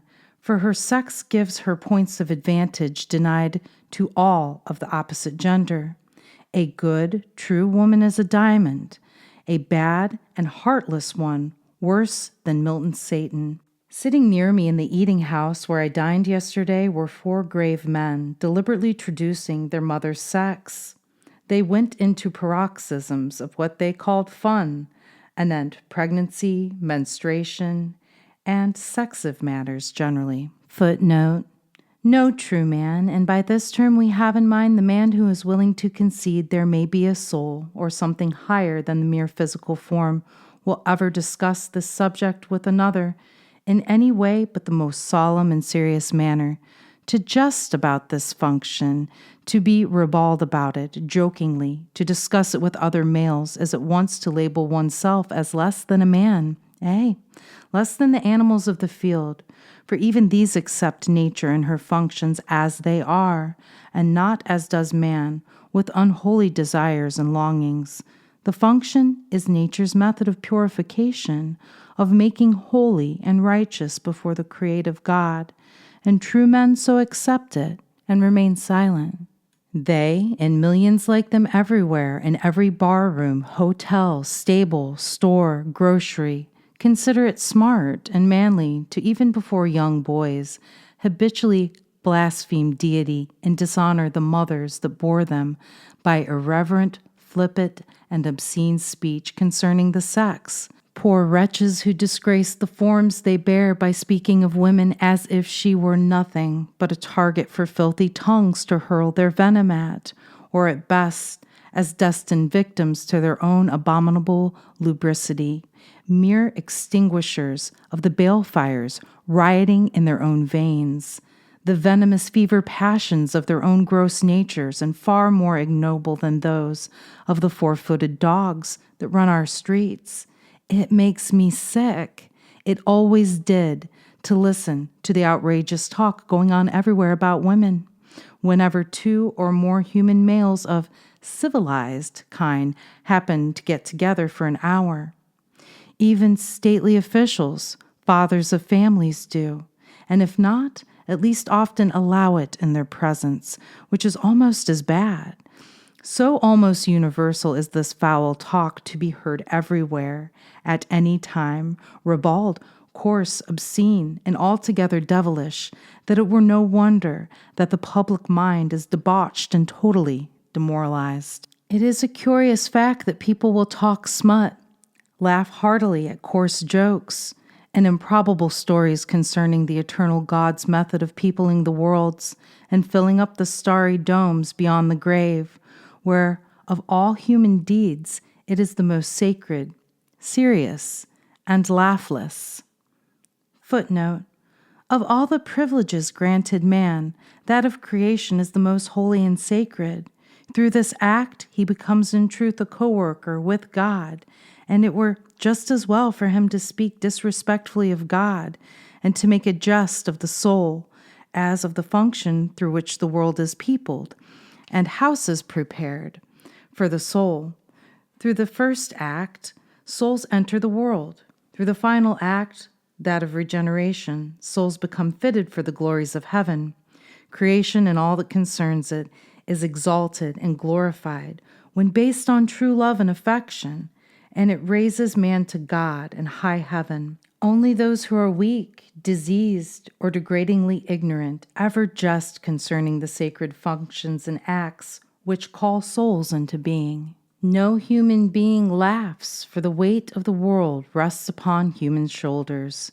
It is a bad sign any man hangs out when he makes fun of what ought to challenge his holiest emotions and most profound respect. There was a young man of the fun-making genus, a fellow whose nature was infamed nearly a year before his birth, and who kept it up to the boiling point by food and drink, and the secret books he first read, and then so artfully concealed that the servant girls were sure to find them, read, get detected, of course, by the owner. Result, destruction to poor she, bragged by he, who of course was petted and made much of, while his victim's head in the time hung low, for a bleeding heart was breaking. Well, this Lothario's eyes used to fairly glisten, Then they rested upon any young female form, and the burden of his talk was the victories he had won over 2 confiding women. Brag. It so happened that he was one of a jury of inquest over the dead body of poor Maria Lee, a child of 16 summers, whom a rich merchant of London had betrayed and then procured a double murder at the hands of an abortionist. The rich merchant paid some money, some more in charity, by and by joined the church, and his sin was forgotten. The medical practitioner went to jail for about 6 months, was pardoned out in 5 weeks, and the babe went back to heaven in the arms of its slaughtered mother. But there she lay, poor child, upon the long work table of good Simon Scott, the carpenter, all pale and delicate, as fine as Parian marble or waxwork, and beautiful. O God, how immortally beautiful! Just as deity had fashioned her before the rich merchant of London and his friends, the doctor and death had finished the work so fairly begun, finished her for the grave in heaven. For if ever its golden portals, swinging wide to admit a shining soul, surely its hinges will revolve like lightning to let in a ruined woman. Well, the autopsy went on, the facts were disclosed, and while the surgeon piled his work, and a strong magnifying glass was handed round among the jurymen, none were so eager and earnest in scrutiny and question as the fast young man, the general lover alluded to. He carefully examined lungs, brain, stomach, breasts, heart, uterus, all. And as he laid down the glass, he muttered, "And I, with the womb in my hand and the knife between my teeth, echoed from the floor of my soul his words, 'Murdered by God, curse him, them, and me too, if ever I.'" And there he stopped, but not till his oath was registered up there, where vows are never broken and nothing is forgotten. If I could, I certainly would have every male over 15 witness just such a redemptive and impressive scene, and would take every boy through the wards of a hospital for syphilides. I would have every girl taught the long-forgotten truth that her soul is worth, at least, quite as much as her body, something they little dream of, so ardent is their worship at the shrine of Saint Frivole. Had I been so instructed long years agone, I had escaped very many subsequent mistakes and consequent misery, but I, like most others, was long time in learning thoroughly the tremendous difference between the chaste desire of pure love and the lurid fires of burning lust. I learned at last, hence this, and my later books, which I trust will serve as beacons to warn mankind off sunken rocks and reefs long after these hands have returned to primal dust, and the soul that animates them is kneeling at the feet of the redeeming God. 7. From the earliest historical ages, an unnatural custom has prevailed, and its results have been fearful, sub rosa mainly, for the victims generally grieve, mourn, and die in silence. I refer to the abominable practice of old men marrying young girls. Footnote: it is generally conceded that the man of 55 or older who marries a girl of 30 or less shortens his life by many years. In many instances, the man lives less than a year after the marriage. In a man of advanced years, the libido may be strong, but the virile powers are weak, while in the young girl, just the contrary may be true. The result is that the old man tries his best to live up to the libido and the strength of the girl, and he literally destroys himself. If both were sufficiently taught, and if the young girl could truly love the older man, which is seldom possible, then happiness and long life might be the result. As it is, self-interest is generally the cause of such a marriage. Money and ease, position and selfishness on her part, unnatural passion on his, and the result is damnation for both. He burns up with physical passion, which has no foundation in vital force, and she generally sours into a shrew. They both pay for selfish desires. I know that the temptations, youth, and freshness on one side, influence, society, position, money on the other, are great indeed. But for all that, it is a something against which that same society ought to turn, and one that God himself frowns down. For never a marriage among them all produced other fruits than discontent, jealousy, madness, and despair. Campbell, in that odd book Hermippus, or The Sage's Triumph, lays it down that the old can regain many months or even years of life by consorting and cohabitating with the young. It is and is not true. If it were possible for two people, one 60 and the other 16, to fully and mutually love each other, then the girl would help the man, and the man increase the girl's recuperative power. But happily, girls of 16 can't love 60. Know how you can fix it. I knew a man in New York State who literally drove his daughter, a thin, pale, waxen child of 16, into a hatred marriage of 65 or thereabouts. 2 years afterwards, a child was buried in the West, and 4 weeks afterwards, the father bore his daughter's body to bury it and his happiness together in one grave on the hillside. Footnote: if the woman is of motherly rather than a passionate nature, and the man strong, virile, and well preserved, then happiness and healthy children are easily possible.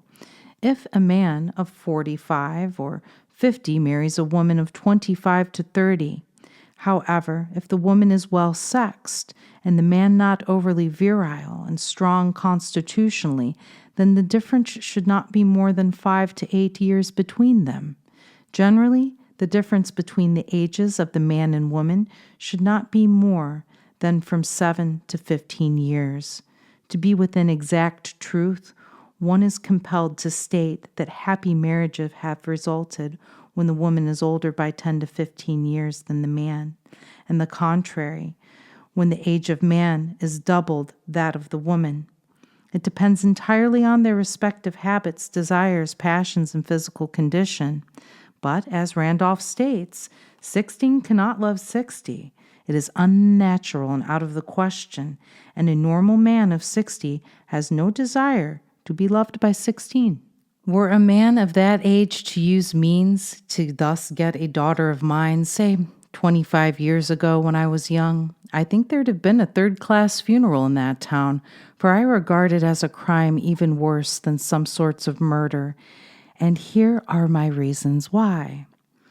It is safe to say where occasionally the young girl marries an old man and good results follow, that such cases are extraordinary and altogether exceptional to an almost universal rule, because the old man's motive is to prolong his miserable existence at the expense of a fresh young life, and of course his love is but selfish, mean, self-preservative instinct, while the girl's love is one of advantage, either money-wise or from gratitude, and therefore not real love at all, because in the very nature of things, she can but feel an utter disgust, an awful and appalling horror, and loathing at the bare thought, much less the sickening ordeal of fact. Footnote: such cases are on record, but they are too few to be used as examples or as an encouragement to young girls to marry elderly men. Generally, it means death within a year or 18 months to the man of 60 who is foolish enough to make the experiment. Happiness is out of the question, and the case is exceedingly rare where they produce anything but misery. Nearly every one will at once see many of the reasons why, but there are some others not quite so self-apparent, and here they are. In marriage and its offices, there must be a reciprocal play of electric and magnetic forces, for unless mutual, there's disaster just ahead and sunken rocks all around, upon which that ship of wedlock is sure sooner or later to run aground, and in the wreck that follows someone is sure to be lost, and that someone is a young wife, tired of an old, besotted, worn-out man. The great despair of years, magnetism, vitality, and life force between such an ill-starred couple renders it utterly impossible for the young thing to have one single taste or desire in common with the old dotard she calls husband. She cannot absorb, reciprocate, or assimilate him, or aught pertaining to him, magnetically or in any other way, and she even loathes the food he dotes on and the liquid he consumes to keep his unnatural fever up. The magnetic auras ensuant from them are unalike, and to her repellent. After a time, if not at once, he consumes, absorbs, and assimilates the totality of her vital life, and at length she dies for sheer want of that thereof he robs her. But a still stronger protest is here. It is found in the well-known fact that the old and coarse magnetism of the man poisons both the body and soul of the young girl, seals up the fountains of her youth and responsive power, shuts the door of amative joy in her face, robs her of her rights as wife, suggests evil thoughts to her mind, and paves the way for her to yield heart and all else to whatever near her own age tries to win her, by giving her a kind of love she needs, and which is proper for one of her tender years. Where the disparity is even 20 years, it is infinitely far too great. 10 years difference is a deal too much, and 5 the limit, save in the case of bloodless girls and very magnetic men, in which the union, the female thrives on the fresh vitality of the man. Footnote: in our age, it is not necessarily true that the girl be bloodless. It may be that such be merely sexually cold due to prenatal influences or some physical condition. There are many such women today who have no special desire and who lack libido to any great degree. Such girls may live more or less happily with elderly men, although it must be remembered that where there is no real passion, love is more or less negative passion. There cannot be real love, and as a consequence, no great happiness. Men's and women's happiness depends on the depths of their passion, controlled. But even in such cases, she must be blonde, and he opposite always. For if the reverse happens, she's a doomed woman, and he a physical imbecile in 5 years' time at the utmost. In the case of ordinary December and May marriages, he robs her of life. He gestates horror instead of affection, for in natural marriage, souls blend and interfuse more or less perfectly after a time, and those who have lived unhappy lives often find out how well they loved at heart. After death comes tapping at the gate, if not before. Then it is, who'd have thought it? But too late. Such antipodes cannot blend, because the girl is peach downy, supple, gay, lithe, and lightsome. The man, lithy, that is limy, calcareous, and they will not mingle in any more intimate relations than that of father and daughter. Some people have young souls and old bodies, in which case things are not so bad. But where such soul youth does not exist, and the parties live in passable harmony, still there's great harm done. In fact, constructive wifeicide. And this is the reason why a wife is apt to become a mother quicker by an old husband than a young one, because the old man's blood is cooler, his passion slower in culmination, and she is likely to conceive from sheer weariness and physical and mental inability to guard herself, besides which she never dreams of danger or of the female fitness she would put in play against a younger husband. If ever it is right to prevent conception, I believe it is in exceptional cases like this before us, For his old blood, through his child, courses through her young veins, making her old prematurely, loading her down with accumulated mental, physical, moral, magnetic, and other diseases of all his long-run years, besides which his child is born old, never knows what babyhood is or childhood means. It looks, feels, is an oddity, knows no infantile days or pleasures, and is thus by its own father robbed and cheated out of its best and most halcyon days. For that's not the worst of it yet, for the offspring of January is sure to be nearly as calcareous as its father. Its bones are harder, firmer, more solid than is right. Its cranium is broader, flatter, thicker, and dense as that of a grown man. And if the young mother escapes forceps delivery, or still worse operation, she may consider herself a fortunate woman. May God pity all such, and alas, thousands of such there are. How often we hear the expression, she tapped the fountains of his love. Well, the thing is possible, yet is seldom realized, for that can only be done when both are maritally conjoined, while influenced by passion born of perfect, deep, soul-founded love. And then, then, the cup of human bliss is full. Why?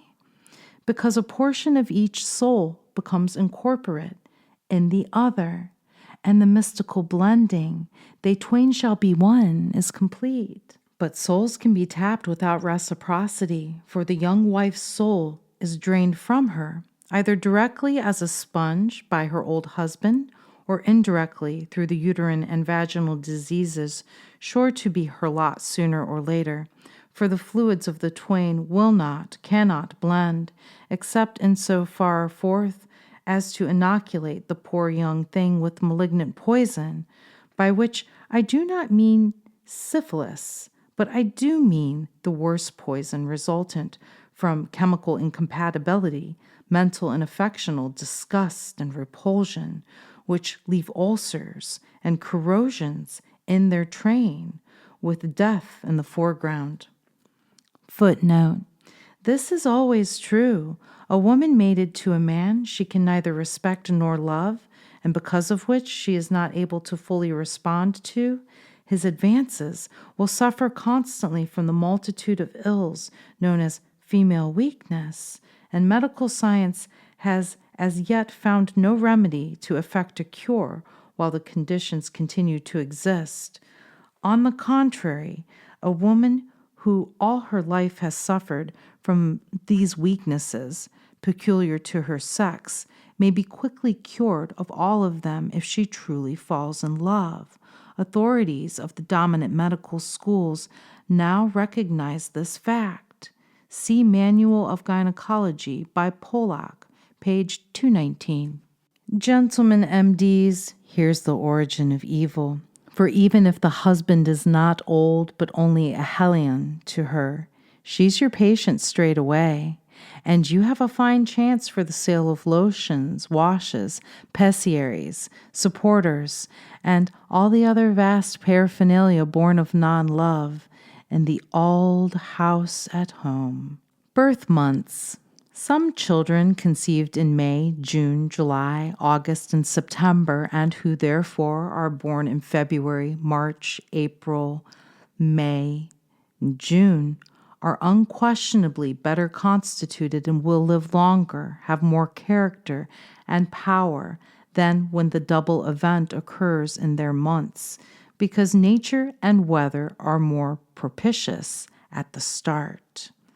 Footnote: during the summer months, men generally are more active and therefore less congestive and more vital. Moreover, the food consumed during these months is of a nature conducive to the vital mineral elements. During the colder months, the food consumed is more congesting and far less vital, and as a consequence, the vital forces are at a much lower ebb, as is readily proved by the fact that people suffer much more with colds and other weakening ailments during the colder months.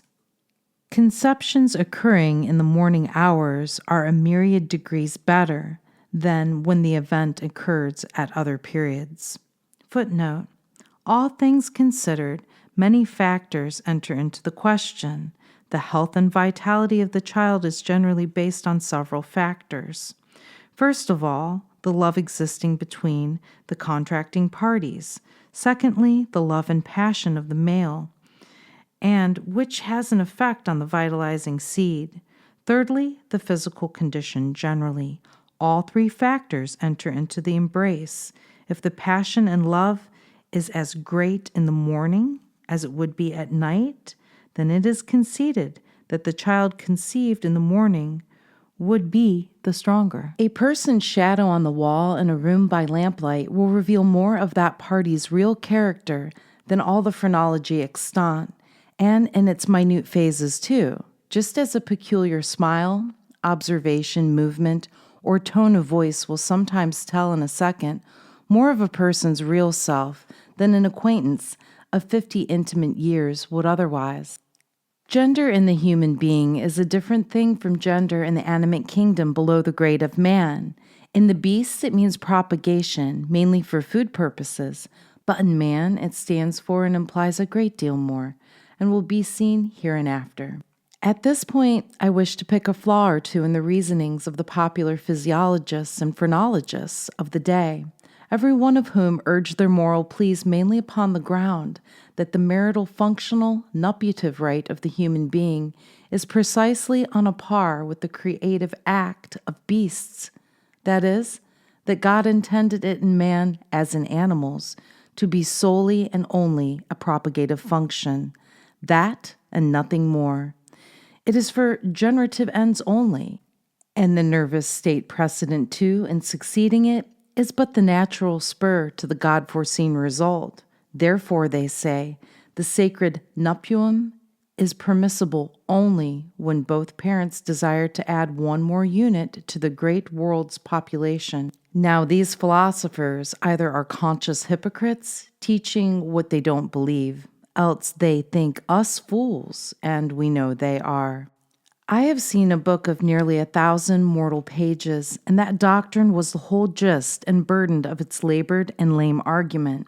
Lame, for its author shows in 100 places that he doesn't believe his own logic. He continually confutes himself, and the completest refutation of the absurdity is to be found in the words, "It is not true." Why? Because man is not a beast and is not governed by identical laws, but comes under and is played upon and moved by higher ones altogether than such as rule in the kingdom of beasts, birds, reptiles, fish, and insects.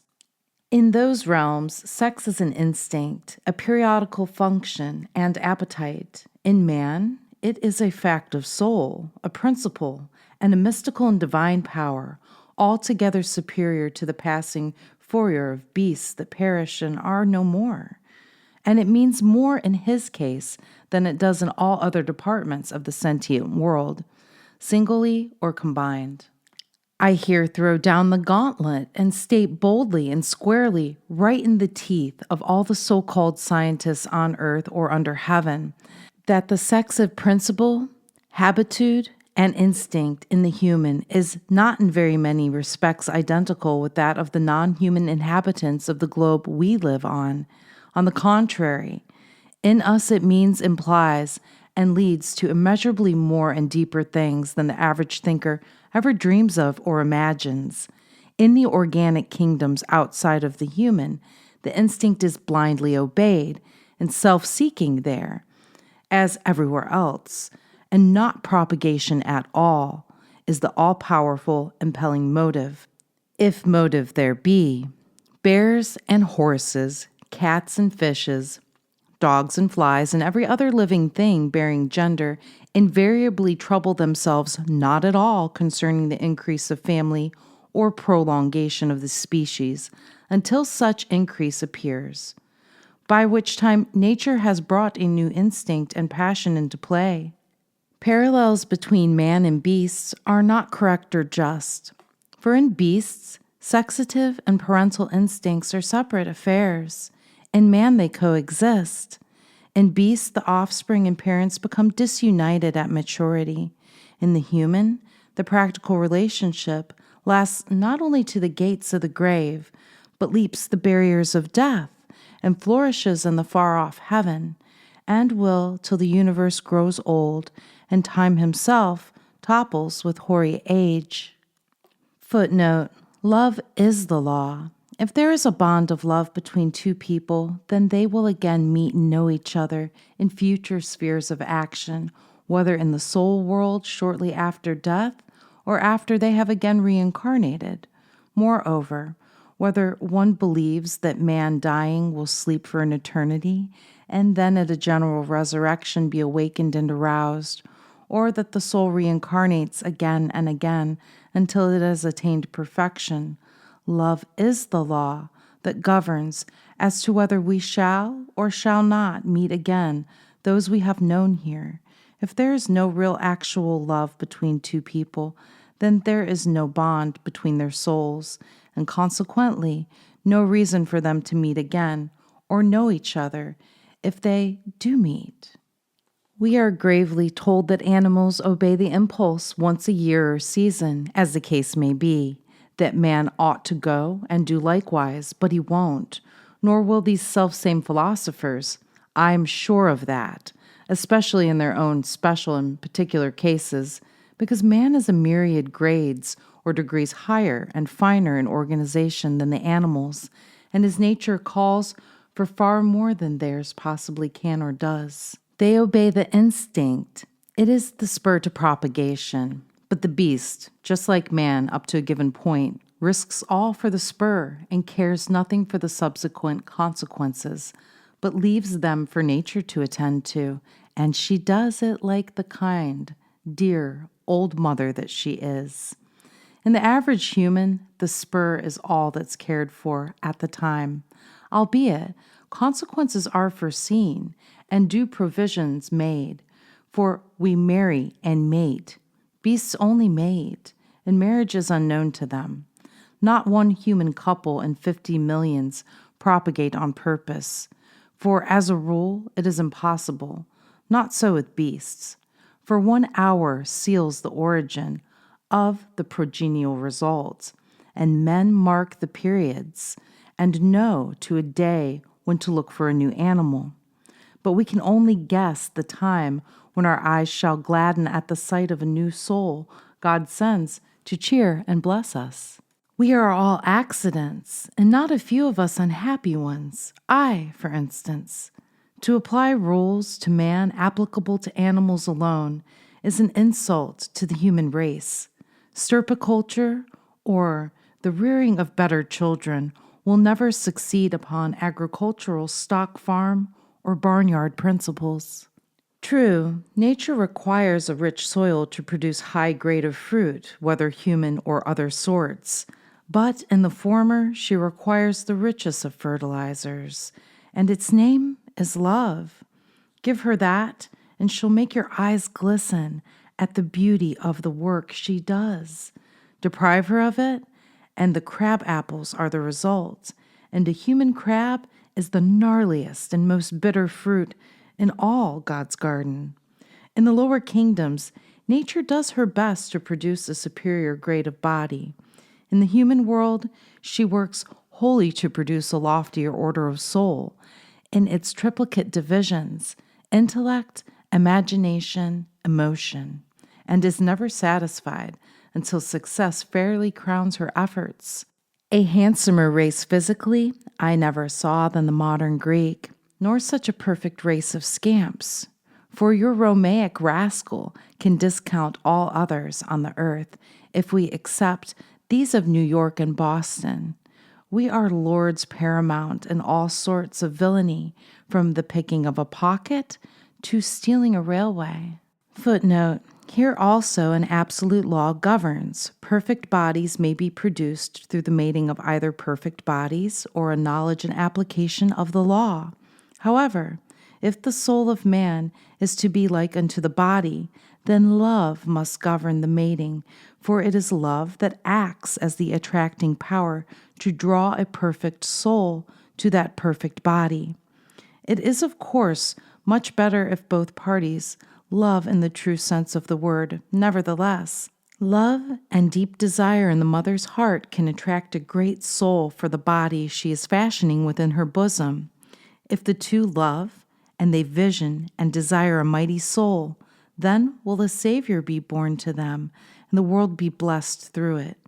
Many loving pairs now know the law and are working as fully in harmony with the law as possible.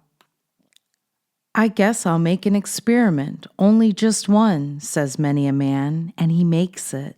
The upshot being that, from the instant he does so, home ceases to be such to him, and any woman's presence and activities are preferable to those of his wife. But why? Simply because his imagination has rendered the other woman's charms 5,000 times more important than they actually are, and yet they are sufficient to enable him to draw disparaging estimates between solid wife and fleeting mistress. New fire, strange blood, has inspired him with fresh passion, and he don't care for the old wife in the presence of the new harlot, and so he abuses one and lavishes all he has on the other. But you just wait a bit. We'll see how it works in the end, and so will he, and happily too, if it not be too late. 3 weeks' experience with a mistress will cure almost any man of that sort of weakness, if he have not by that time buried his wife's love in a grave 10,000 resurrectionless fathoms deep.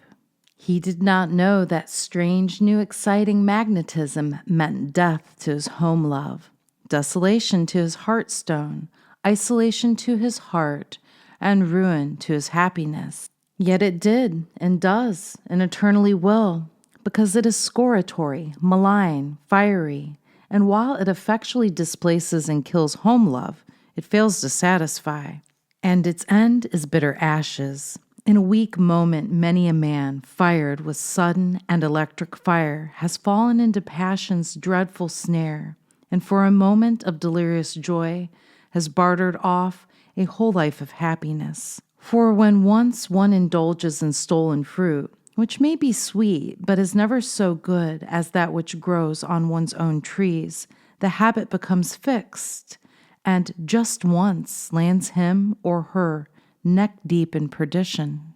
His talk or hers ought to be not just once, but it's all very fine, sir or ma'am, but it won't pay, and I'll see you in, well, you can guess where first. That's human talk. 9. As already stated herein, marriage, by which the term herein, whenever and wherever printed in italic letters, I mean the nuptiative union of the sexes, and is only really nuptiative when love is the prompter. Otherwise, it is a desecration, and worse than beastly profanation, is productive of an entire series of effects and results, aside from the perpetuatory or propagative one, wherein man and animals are alike, and therein only. For in them sex distinctions are, of course, merely bodily, while in the human it involves and embraces the entire vast domain of both body, soul, and interwoven spirit. Footnote: whether we wish it or not, when the sex embrace takes place between two people who are both willing, it should then, under the law, the two are married. This bond is recognized by the divine law, and though to comply with the law of Hermes, as above, so below, as below, so above, it is well to also comply with the man-made legal enactments. Nevertheless, this compliance missing, it is still marriage in the sight of God. Once this is recognized, much of that which is recognized as immorality will be a thing of the past, and illegitimate children will no longer exist. In the non-human races, the marriage office ceases when the germ is lodged, but in the human being, its offices only begin at that point, for its results continue, whether the right be propagative or no, not only through an arc or chord of fleeting time, but they, the results, stretch way into and through the infinite and eternal spaces, and probably cease not, but endure forever and forever. If there is one thing more certain after death than another, it is that every immortal man and woman of us is bound and doomed to have all love and lust escapades universally known. We are destined to meet all with whom we have been carnally intimate in any degree, from that of pure and gentle love to the horror and violence of inhumane rape. Every carnal association affects us, leaves its mark on us and the other. And some there be who will be astonished that their whole career was turned on earth in a consequence of such or such an fact, and that defeat followed them in after life by reason of the invisible presence of some wronged victims, married or not. Nor is this all, for every escapade mingles magnetisms more or less, and a man in New York in 1875 may feel the life going out of him day by day, himself not even suspecting that a dozen or more women in as many different parts of the earth, or even from the spaces, are at that instant thinking of him, yearning for him, voluntary or not, and are drawing out his soul just as easily and surely as he drew their life through honeyed lips 10, 20, 30 years before.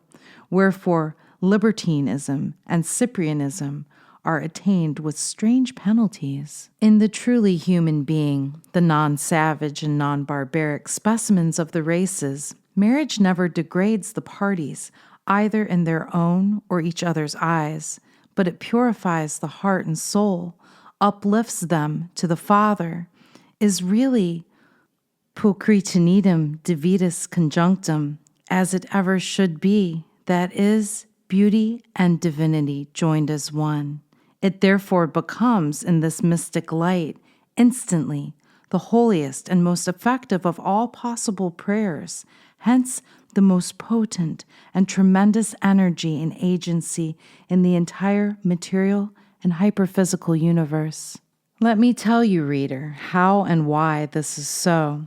But before I do, just look at Jugurtha, Attila, Nero, and the Bonapartes, with scores of other scourges of God and the human world, called into being in an instant of time to lash the earth to agony, a prayer of evil guild, silently but effectively uttered at the instant of their descent into the matrices that thereafter gave them to the world. Is not this sufficient to prove the truth of what I call a most effective prayer? Turn the page and behold a Christ, St. John, Buddha, Confucius, and see the results of peaceful prayer, uttered silently too, exactly as in the other case or cases. But there are other proofs. 10. That the creative function is the highest force in us, as it is in and of the deity, admits of no denial, for it ought to be, and if it is not, a perfectly self-evident proposition, axiomatic in its nature, and therefore requiring no attempt towards its demonstration, for it is palpably clear that two principles are interwoven and reciprocally acting and reacting upon each other everywhere and in all things in the universe whereof we know. These principles are male and female, and both alike are manifestations or modes of the superlative and ineffable master potency, power, energy, or overlapping, subtending, underlying, crowning essence of the universal realm. Call it by whatever name you will. And it, the bisexive energy displayed all around, demonstrates itself to be the imperial force of all that is. To it, all things are subsidiary. To it, all things bow, bend, acknowledge the peremptory sway of, and without which the all that is would become a blank and starless void, as terrible as eternal night itself, more cheerless than the grave, a radical nihility so utterly benumbed and benumbing that destruction itself were tame in comparison.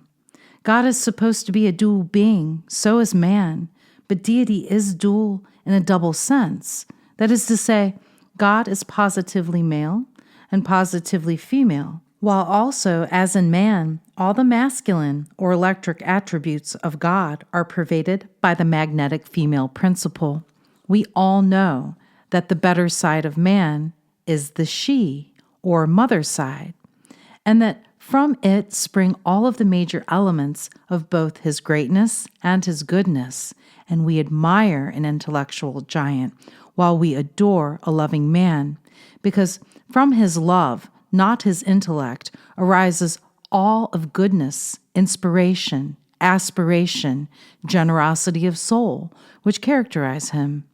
We are pleased with the Platos, but we worship the Christs. It is the softer side of the soul that generates moral or any other real grandeur and makes great deeds possible to man, for it is that alone which has the power to transmute man, the savage, into man, the incarnate demigod. All sentient and non-sentient being is more or less pervaded according to capacity with what I may call the male and female aura or effluence of the Great Supreme, the unknown and unknowable deity, and all these incarnations of the original life, save only the human, are distinctively and radically either wholly male or female. True, there are among the lower types and forms of organic life a few seeming exceptions, as the so-called hermaphrodites, but in reality, such are apparent only, for examination in the light of modern science proves all such organisms to be a union of the two principles in a single body, and not a fusion by any means, and that the male side fecundates the other. But a human, canine, equine, bovine, or any other bisexed being is an utter impossible thing, all those affirming to the contrary notwithstanding. There are and have been malformations claimed to be proofs of dual gender, but they were really one or the other. Below man, while the sexes are distinct, in him as a principle, not a physical fact, they for the first time fuse and blend, at least on this and probably upon every other soul-bearing world in the eternal vaults of space. It is this blending of sex and soul that makes us what we are. For were we not half mother, our Father's influence upon us would drive the world to chaos in a year, and all that is really excellent in us is the capacity to love and grow, and nothing is capable of love but man. There is a curious proof of the soundness of the foregoing statement, yet it seems to have escaped the notice of the scientists. I allude to the notorious fact that some womb-bearers, wives and mothers too, are females only physically, while spiritually, mentally, morally, psychically, and in every other way but one, they were and are wholly hard, cold, masculine beings, living contradictions of the statements their forms and functions declare to the world.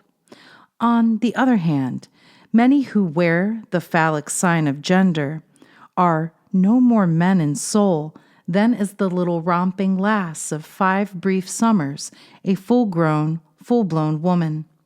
Such people are human monstrosities and were born wrong. If you ask me why and how, listen, and the story shall be fully, fairly, yet briefly told. 11. If a human monad or zoosperm from the left side of the father encounters a ripe ovum from the left side of the mother, that fact determines the gender. It will be male. See a section on this very point in the sequel. Reverse the case, and reverse results will follow, invariably.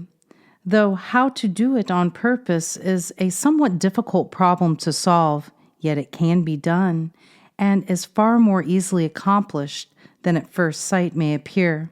Now, accidents and inversions, aversions and perversions occur in all departments of nature, but none so glaring and positive as are encountered among human beings.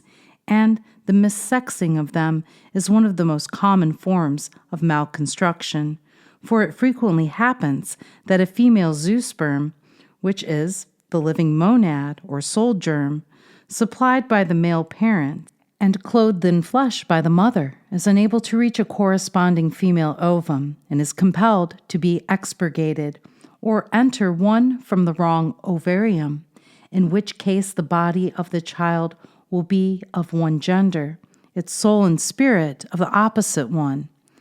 In a normal peopled world, such monstrosities which now abound all about us could not possibly be coaxed, drawn, or forced into existence as a human incarnation, and it is utterly impossible for such to appear at all upon the world's stage if parents wholly or even partially love each other. And when such miscreations are seen, it is proof stronger than Holy Writ that love did not rule in the hour of their generation. Now, I have affirmed as a truth that true human sex is primarily of soul and secondarily of body.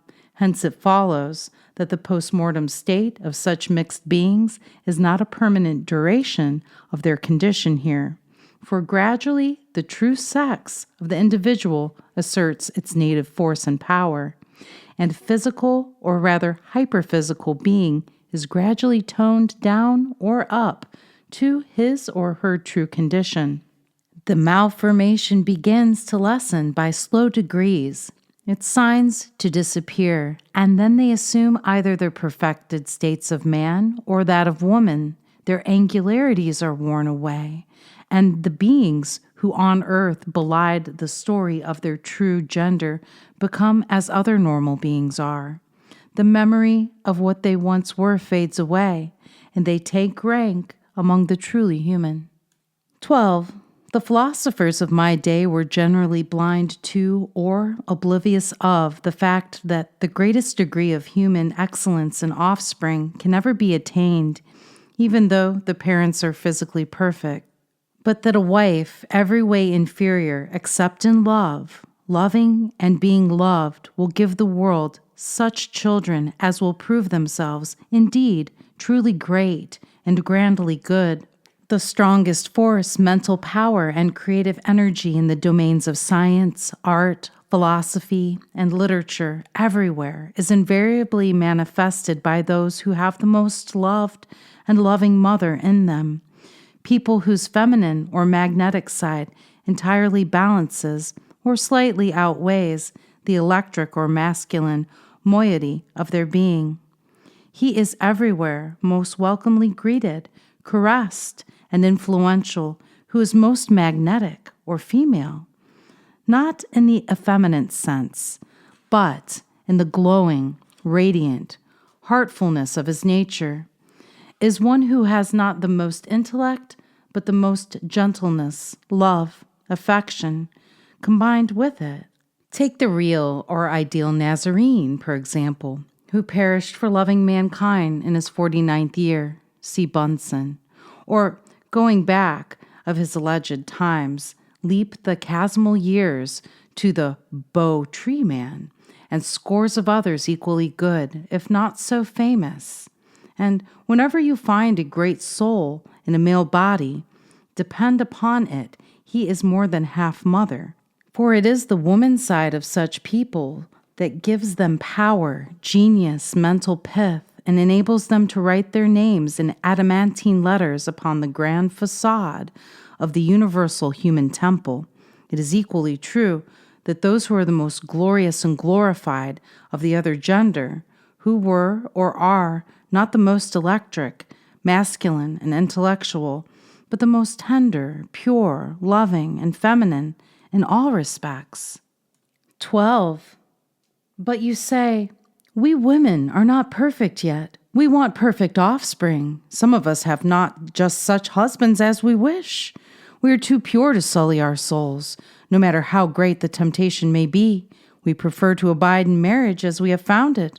Some children, the results of such marriage, are not what we would have them. Therefore, pray, tell us how to improve upon them hereafter. The answer is simple, the method easy. Never run the risk of conception, except you be mentally and physically prepared, not for it, but to utterly banish everything but the pure desire of your soul, to give him all the love then, at the marriage, that you can and wish, will, pray, desire, decree, that the result, if such there be, may be modeled after your soul's loftiest ideal. Keep up this all the time of gestation if possible, and the operation of the law just revealed will convince you and the world that nothing equal to it ever fell from human lips or pen. Footnote. Complaints on both sides, deep if not loud, are made about want of passional fervor and affectional ardor, and unjustly often in both cases, for each takes especial pains and particular care, not to strive in any way to bring about a different nerval condition. I once asked an Arab physician in Egypt if such things existed among the dark races, in the harems, or amidst the nomads. Yes, he said, but seldom. And when it does, the entire character of the food is changed. Abstinence, l'amour, is persisted in. And when both of these fail, the weak one is by the other mesmerized with a long fringed feather, tenderly, lightly, slowly drawn down the spine, breasts, and across all parts of the well-washed cuticle, so lightly as scarce to touch. There is a peculiar and powerful conducting property in such a feather, and never yet in 2,000 years has it been known to fail. In your cold land America, the aphrodisiacal treatment should be accompanied with an internal cordials I told you of, and Allah, precious Allah, will speedily bless the unfruitful pair, for a soul begotten without fervor had better never come to earth, for it will be wretched and accursed to itself until its flight towards Gelim. There is more on these points, but they cannot be given herein. Please recall the incident of myself and the little fairy. Well, that is worth worlds to you, for suppose that instead of wishing, willing, desiring, and decreeing perfect offspring, you exert it to redeem your husband, to kindle up his love for you, for home, for his own fireside. But perhaps you care little or not for all that. Still you want health, beauty, strength, and long life, all of which are achievable by the same magic means. Else in such moments, during power, absence, all these are lost, and another nail driven home into your coffin. Obey this grand law, follow out this splendid rule, and ere long you will find that your power will be perceptibly augment, most assuredly be felt, and before you are well aware of it, will work such redemptive change as shall bathe your house in pearly glory. This principle will win him from all others, and kindle love where all was cheerless, wintry blasts before. I know it. I have seen it tried, and am confident that she who persistently tries cannot by any possibility fail. Of course, the same power can be used by husbands. It is simply substituting active soul will, love for indifference, passive body and sufferance. But as sure as death, here is the starting point of a divine life. Footnote. Here is a vast field for study and investigation. Many phases of this question have been considered in the private book Divine Alchemy, and still more fully, both from a scientific and a biblical standpoint, in the course of training, The Arcanum of Sex. 14. But how about promiscuity or variety in the love relations of life? Reply. There may be those who can find happiness therein. I never could, and do not want to make the experiment. My reasons will be seen further on in this work, but before we come to that, I wish at this point once for all to say that I believe in free speech and widespread agitation of all questions, social and sexual included. But while I champion the right, I by no means espouse the cause of those champions, for I must abide by the laws of my own individuality and it is my firm belief that love variety in any shape is injurious to soul and body, and that the highest point of human power can only be reached by those who are amatively true to each other, for purity alone is the price of power, and the secret of soul might, and it is the coin accepted at God's exchange for such glories as he keeps especially for true and earnest souls. I write these lines here because at this moment a paper lies in two senses before me, which distinctly says that I am an advocate of certain opinions, which my entire life has been spent in confuting, as witness every book I have ever written, every speech I have ever spoken. Having put this on record, I now drop all that matter, both the falsehoods and the falsifiers, forever and forevermore, as being beneath either notice or contempt. A demand for novelty, variety, or change in love matters is not part of my being, and only foiled zealots, feminine, and worse things in male shape ever started such malignant slanders against me, human perverts of both genders who, failing to induce me to pervert certain knowledge and powers to their base ends and systems, sought to injure me by the meanest and most contemptible of all possible scandal. But I laughed at the Cyprians and snapped my fingers at the rogues in grain. I am only capable of one love at one time, but that time to me fastens its further end to the eternities just ahead of us all. Temporary attractions departed with my dead years, thank heaven, and their fruitage was ever bitter, bitter.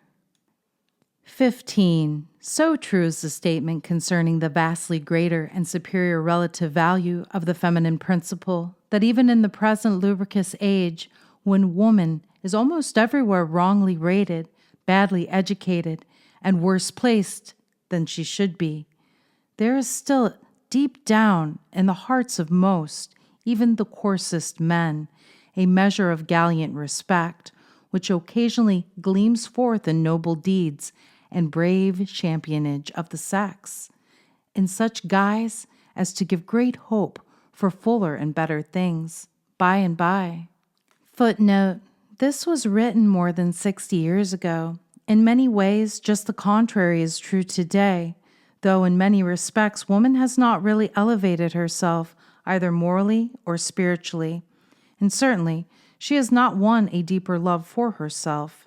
As a matter of fact, due to the age and circumstances, chiefly the Great War, woman has come into her inheritance and has squandered it in riotous living. However, the awakening is at hand. Woman is beginning to recognize that she chose the husks with her freedom and that the kernel has never been reached by her. She will retrace her step, however difficult it may be, and will come into her own, and man will then both love and respect her and grant her the liberty that belongs to the true woman and the mother. The chivalry of all ages has not only proved fiel to her and acknowledged its dependence upon her smile and frown, boldly fighting for her right and wrong, then in the foretime, just as now, but has taken especial pains to celebrate individual woman and the universal sex. And this worship of the second, if not the primal element of nature, has been carried further, and has been more general than the modern reader might imagine. For instance, who among those who peruse this essay would believe, save on the most undoubtable evidence, that the very flower of one, nay, two, of the leading nations of the world this day do homage to the emblem of womanhood? Yet nevertheless, such is the fact. For the noblest regalia, the highest honor won and worn by Britain's proudest men, is to be acknowledged to be worthy of wearing the royal insignia of the garter, while the fleur-de-lis of France, meaning something precisely similar, has been the boast of her noblest for centuries. Now, what does that same garter mean? Is there any one so uninformed as to imagine for a moment that it signifies the mere string worn about the leg to keep nice stockings from dragging about fair heels? If so, here let that absurd notion be rectified. For the emblem signifies no such puerile nonsense at all. The motto of the order, princely and imperial, is in these days written, "En y soit qui mal y pense," translated to mean, to the uninitiated outside world, evil to him who evil thinks, which in a certain sense is true and correct, for it does mean that, but not at all in the manner that people generally think it does. It has no reference to general evil whatever, but it expressly means evil of a certain and peculiar kind. For it so happens that the real first word is not one, but yoni, and that means nothing more nor less than the feminine organs of generation, coupled with their periodic functions. Now, while in all ages of the world's known history, a grand majority of all mankind, including modern Christians, worship brute force and luxuriate in varied forms of phallic or priapic worship, and the phallus is the male organ of generation, and Priapus was its god, while they, I repeat, adored and adore creative energy as symbolized by the emblem alluded to, of which all steeples, towers, beacons, lighthouses, monuments, cenotaphs, and May and Liberty poles and flagstaffs are but symbols, while that form of worship of the male god has been and still is almost universal, except in its coarser, grosser forms. In our days, there have not been wanting other human hosts who did, and still do, pay homage at the shrine of the feminine deity, whose symbol is the rose, discus, arch, oval, and dome, and in some barbaric lands the organ itself openly, as in all lands sub rosa, or secretly. But in civilized America, in its most low and disgusting form, for thousands seem to adore no god but lust, and practically worship at no other shrine. Witness the universal prevalence of concubinage and harlotry, gotten to be an even licensed thing, and everywhere a winked-at adjunct of civilization to the debasement of man and blasphemy of God and womanhood, as of yore in Greco-Roman days, this time entailing dreadful penalties instead of rewards upon its multitudinous devotees. For not even the triplicate king evils, opium, alcohol, and tobacco, inflict such awful punishment upon their votaries as Cypriana, the salacious diva of harlotdom. To return to the point at issue, in some form or other, most of us worship the disc symbol, and 4/5 of the intelligent world is today agitated, not merely concerning the symbol and its nature, but about the tremendous mysteries it shadows, and the vast volume of meanings that underlie and are embossed within it. I trust before this task of mine is finished to demonstrate it to be, in very truth, what it claims, a new revelation of sex, and to make one successful effort to remove the subject far above the muck, slime, and filth hitherto attendant upon it. For if there is a divine thing on earth, it ought to be love, its laws, rules, phases, and moods, knowledge of which is a redeeming power. I alluded to the universality of sex symbols, and will close this section by calling attention to our national banner. For the American flag, floating from the staff, is one of the finest illustrations of the double glory in the world, because the staff symbolizes the phallus, its cord represents the chain of love binding the sexes together. The folds of bunting are the emblems of a woman's floating drapery. The blue means his, her, their mutual truth and fidelity. The white, her purity. The red symbolizes her periodicity and the ability to defy death by repeopling the world. I shall allude to other colors in another section. 16. A true Negro never reaches a stage of mental development enabling him to master metaphysics, nor at maturity does he ever surpass in capacity the adolescent average Anglo-Saxon. But in the power of maintaining love at high tide, he can discount all the white races of the globe. I make this observation at this point for two reasons. First, to draw a parallel. Second, to tell the reader that in my medical practice in nervovital diseases, I often prescribe Negro meetings and 50 cents in the plate for being thereby benefited.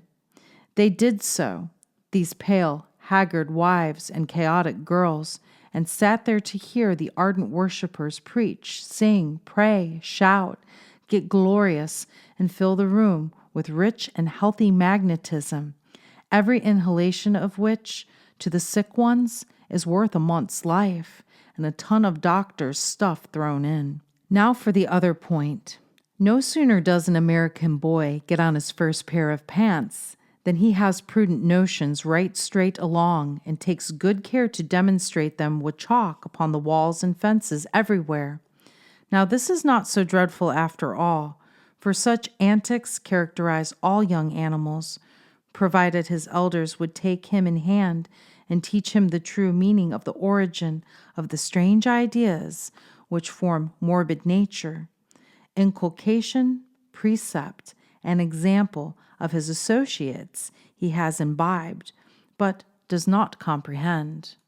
I have said that this nation was the most passional one on earth, but then you know that nations and individuals are exactly alike, moved by the same forces, governed by the same principles, prompted by the same motives, and remember, too, that this nation is but a boy yet, not out of its teens. Hence, its universal pubicity is not to be wondered at, nor at its principle.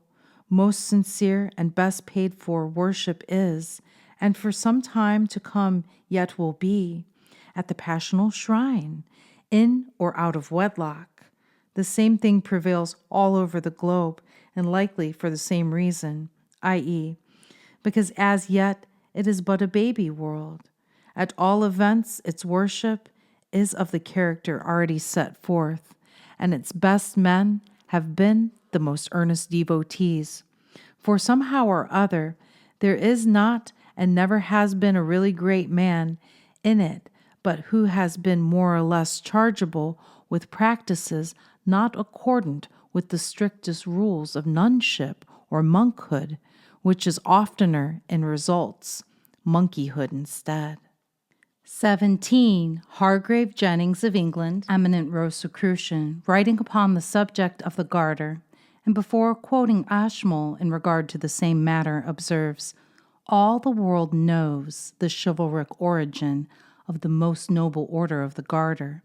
It arose in a princely act, rightly considered princely, when the real, delicate, inexpressibly high-bred motive and its circumstances are understood, which motive is systematically and properly concealed.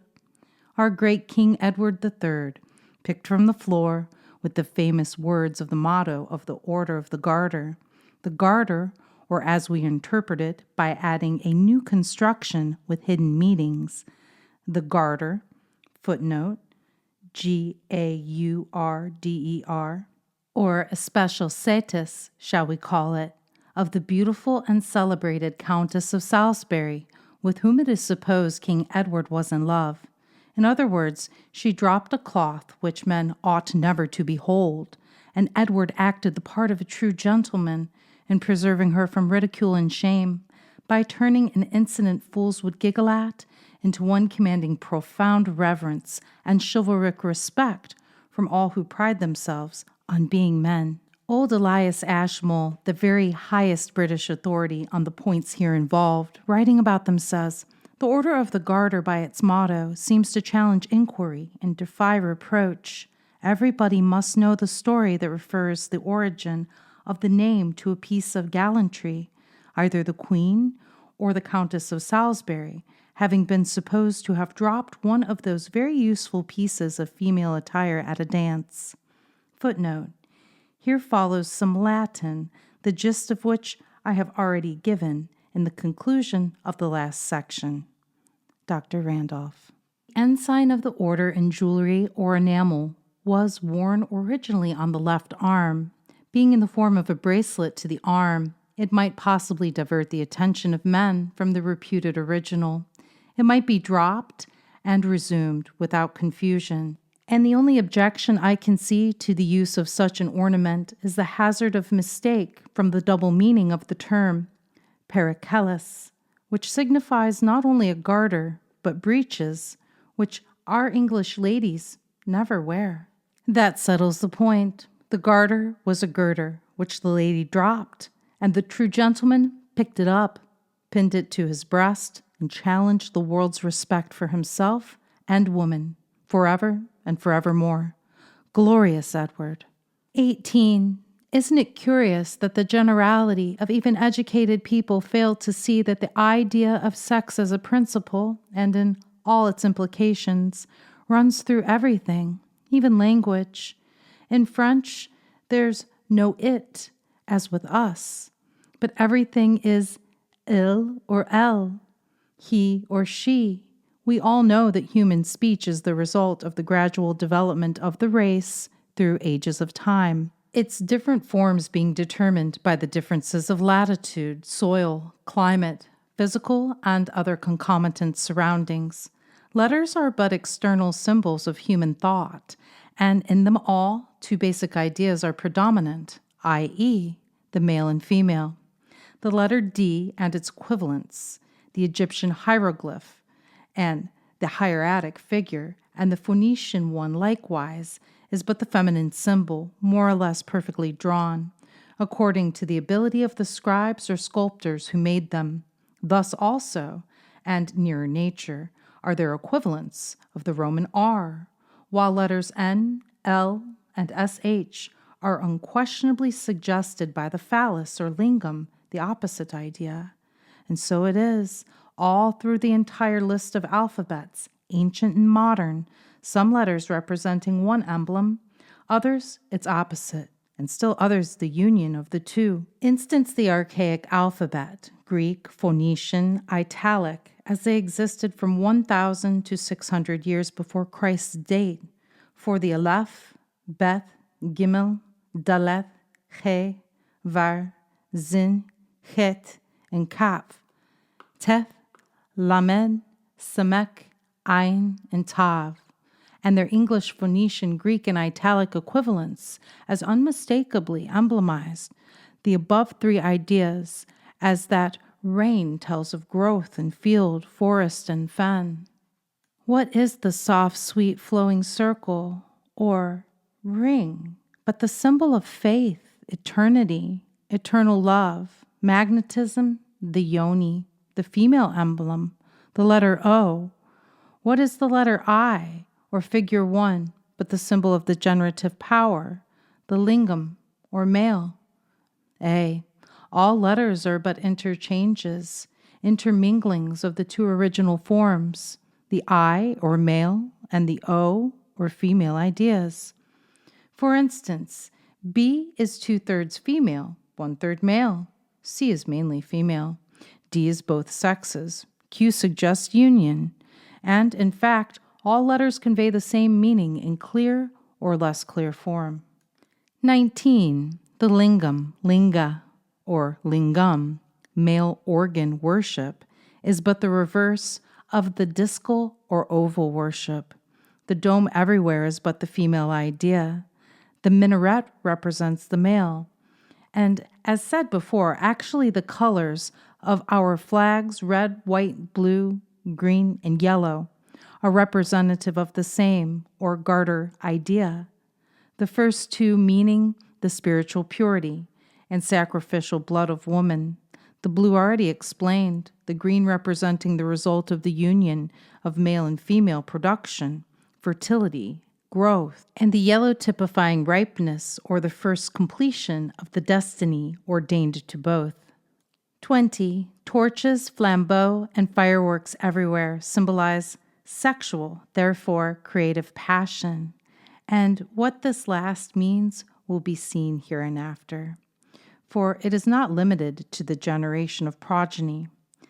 They typify vaguely to some, clearer to others, the strange inner mystic fire, which, unlike all other forms of flame, has its origin in God, and its flow from within us, not from without, for passion rises in the mind when normal, in the soul, not the body, save when our natures are inverted, and even then, its fountain is in the unholy soul before it leaps to the still more unholy body. Desire is always first metaphysical before it is material in humankind. But when the conscience and moral poles are reversed, the spark that explodes the mental flame may be and often is sent from the body first to the soul. Thus, certain foods or drinks generate an excess of caloric in the nervous ganglia of the reproductive system. A spark, spontaneous combustion, leaps thence to the brain. The soul catches fire and hurls its masses of lurid flame through the cerebrum, cerebellum, spinal cord, ovaria, prostate gland, testes or vagina, and draw the curtain o'er the dreadful scene. 21. Just as sex runs through all nature, so does it obtain of nations, tribes, peoples, and ages. Some are entirely female or male in their genius, art, literature, and general specialities. And so plainly does this truth manifest itself that I do not care to occupy time in proving it. But this will I say: the most masculine nations tend greatest to feminine worship. And per contra, the ideal of the feminine peoples is the masculine worship. Finally, the most masculine man adores at the female shrine, and his god is far more she than he, while the most feminine woman worships the most masculine man. Thus here, there, and everywhere, the two universal principles seek each other, blend, fuse, intermingle, and unwittingly obey the mighty dual law. 22. Love between human beings of opposite sexes is of two general kinds. First, that in which passion is not an integrant, such as the love between parent and child, that which is wholly amicable or purely friendly, that which is platonic or purely spiritual, ethereal, based on affinities of taste, similitudes of soul, that which is founded upon gratitude, and lastly, that which is wholly and absolutely mystical, the I don't know why, but it is so kind of feeling, and which, while it may be to a limited extent gratified on earth, yet its full fruition can only be achieved, felt, and realized after both shall have become citizens of the country of disembodied souls. Now, it often happens that people in whom this sort of love exists mistake its nature and significance. Imagine that they were born for each other, and so they are, but not for the life below.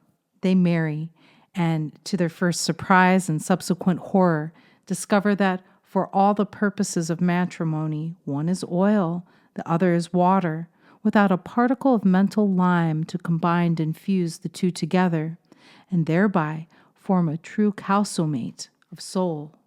I think the pity of this earthly life is love, so sighs the singer of the day, whose pensive strain my sympathetic lay sadly prolongs. Alas, the endless strife of love's sweet law with cold convention's rules.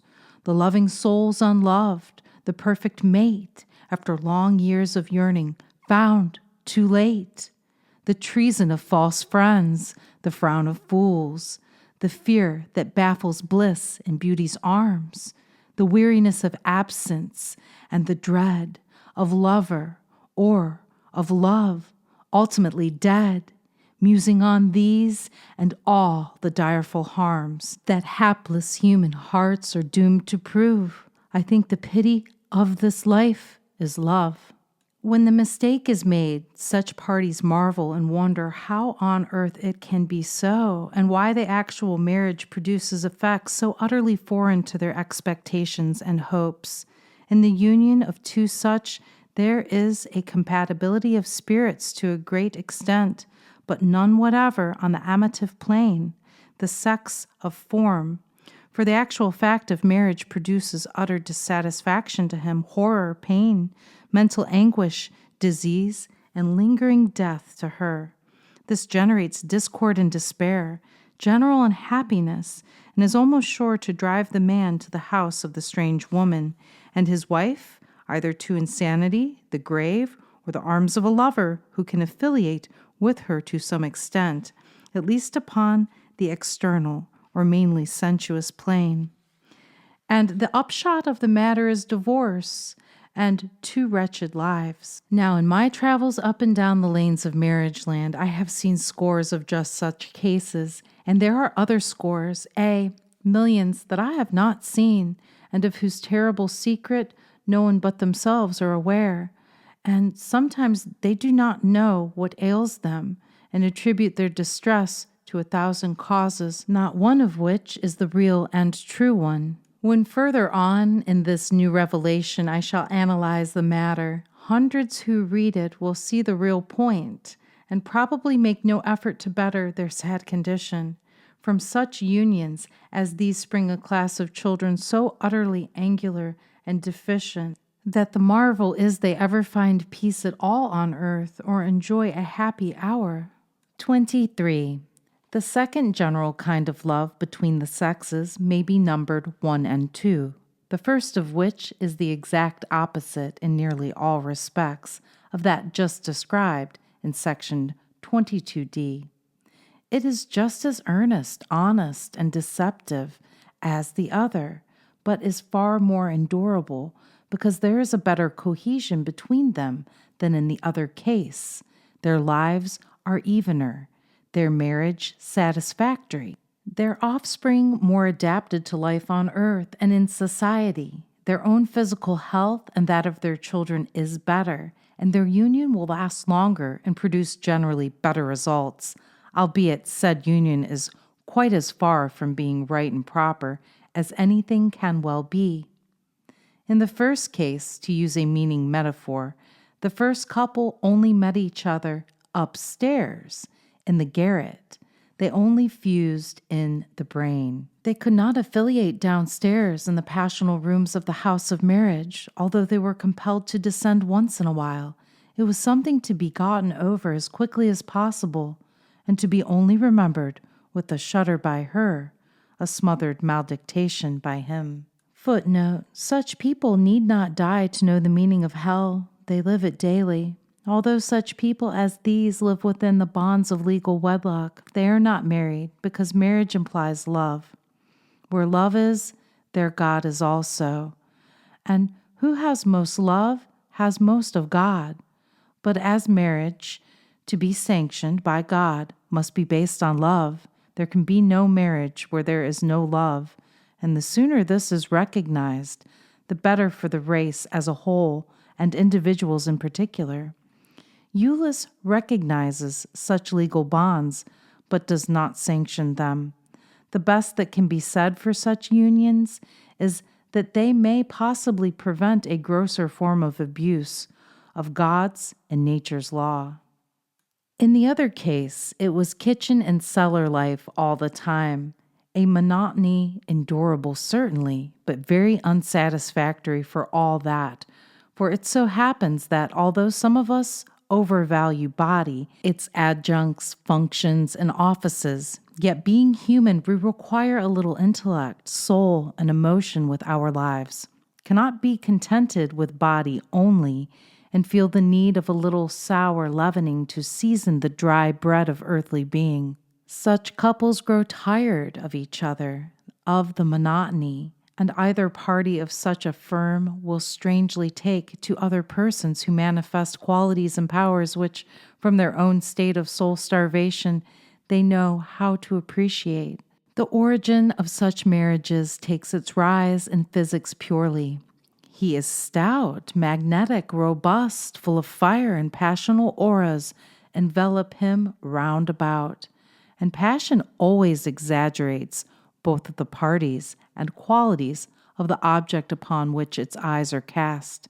mentally endows it with what it has not and never will have, and at the same time reveals an insane dream of fancied joys, destined never to be realized because his whole being is in such a red-hot fever that, could he actualize his desire, death would stop him instantly, because nothing human could endure such poignancy as he hopes to enjoy. She is young, round-limbed, rosy-cheeked, spirited, vivacious, full of health, and from what she has learned through other females, full of curiosity as to the facts of marriage. Well, she has passed the Rubicon, and they twain lengthen out their honeymoon for about a year, at the end of which time it is an old and flavorless story. And discontent comes in because each feels the need of a little change. Footnote: the underlying reason why there is so much unfaithfulness between men and women, even after only a few months or a few years of married life. All this is due to ignorance. If young men and women could be instructed in the divine law and understand the penalty they bring upon themselves because of their disobedience, they would think twice before acting, and having thought, would abstain from acting. Even those not fully mated can live happily if they are willing to learn the law and apply it. Too many think love and happiness of insufficient value to make the necessary effort to secure it for themselves and their mates. The upshot of such a union is that neither of them see a genuinely happy hour till that wherein each hopes to be free from the other, and try their chances elsewhere. So much for general division number 1. The next division is that which is being, with its mysteries, holy and unholy. That is in its normal development an abnormal or unhealthful one, about to be treated in the pages that follow. 24. Love being much more than a mere sentiment between the sexes, it is plain that neither its groundwork nature nor cryptic meaning has hitherto in any land been thoroughly understood. I have for long, weary years studied in many countries of the globe. Here and there I got, not a new idea of it, but suggestions, which led me to investigate and explore. And now, in this, probably the last book, but one or two which I shall ever write, I desire not to make a confession, for I am proud of the truths alone I delved for and brought up from the Zemzem of mystery, but to make a statement and explanation. I had struggled so hard to get a fair hearing at the bar of the world that many a time, in view of the cruel fact that I was met everywhere with suspicion, slander, and malignant envy, I have bathed in the dark waters of despair, and but for, as I believe, the protecting care of the dead, whose loving hands either held me up in the bitter strife, or, failing to be able to do that, eased my falls, I should have rushed of my own act into the awful fields of eternity. I became famous, but never popular.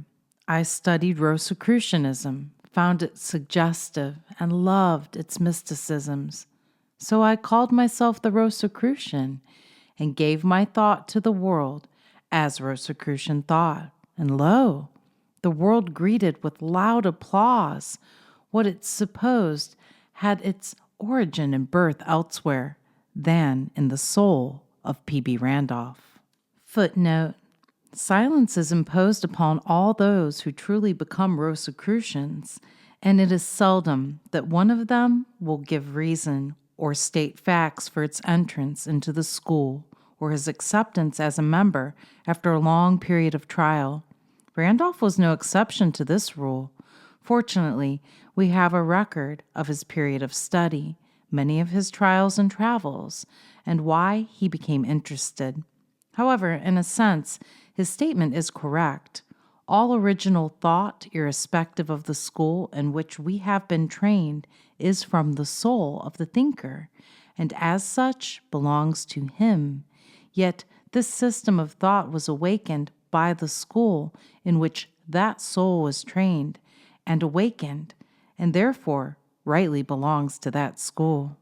Very nearly all that I have given as Rosicrucianism originated in my soul, and scarce a single thought, only suggestions, have I borrowed from those who, in ages past, called themselves by that name, one which served me well as a vehicle wherein to take my mental treasures to a market which gladly opened its doors to that name, but would, and did, slam to its portals in the face of the tawny student of esoterics. Footnote: this statement qualifies the former one. The writer admits that nearly all, yet not all of the things he wrote, therefore experienced, were from his soul. He admits the exception. It is not well for a teacher to borrow anything from those who have gone before. What he should do is to accept the reasonable statements and teachings of these, apply them in his own life, and then give the results of these experiences to the world so that others may be guided, yet not controlled. For to be controlled is to be a slave.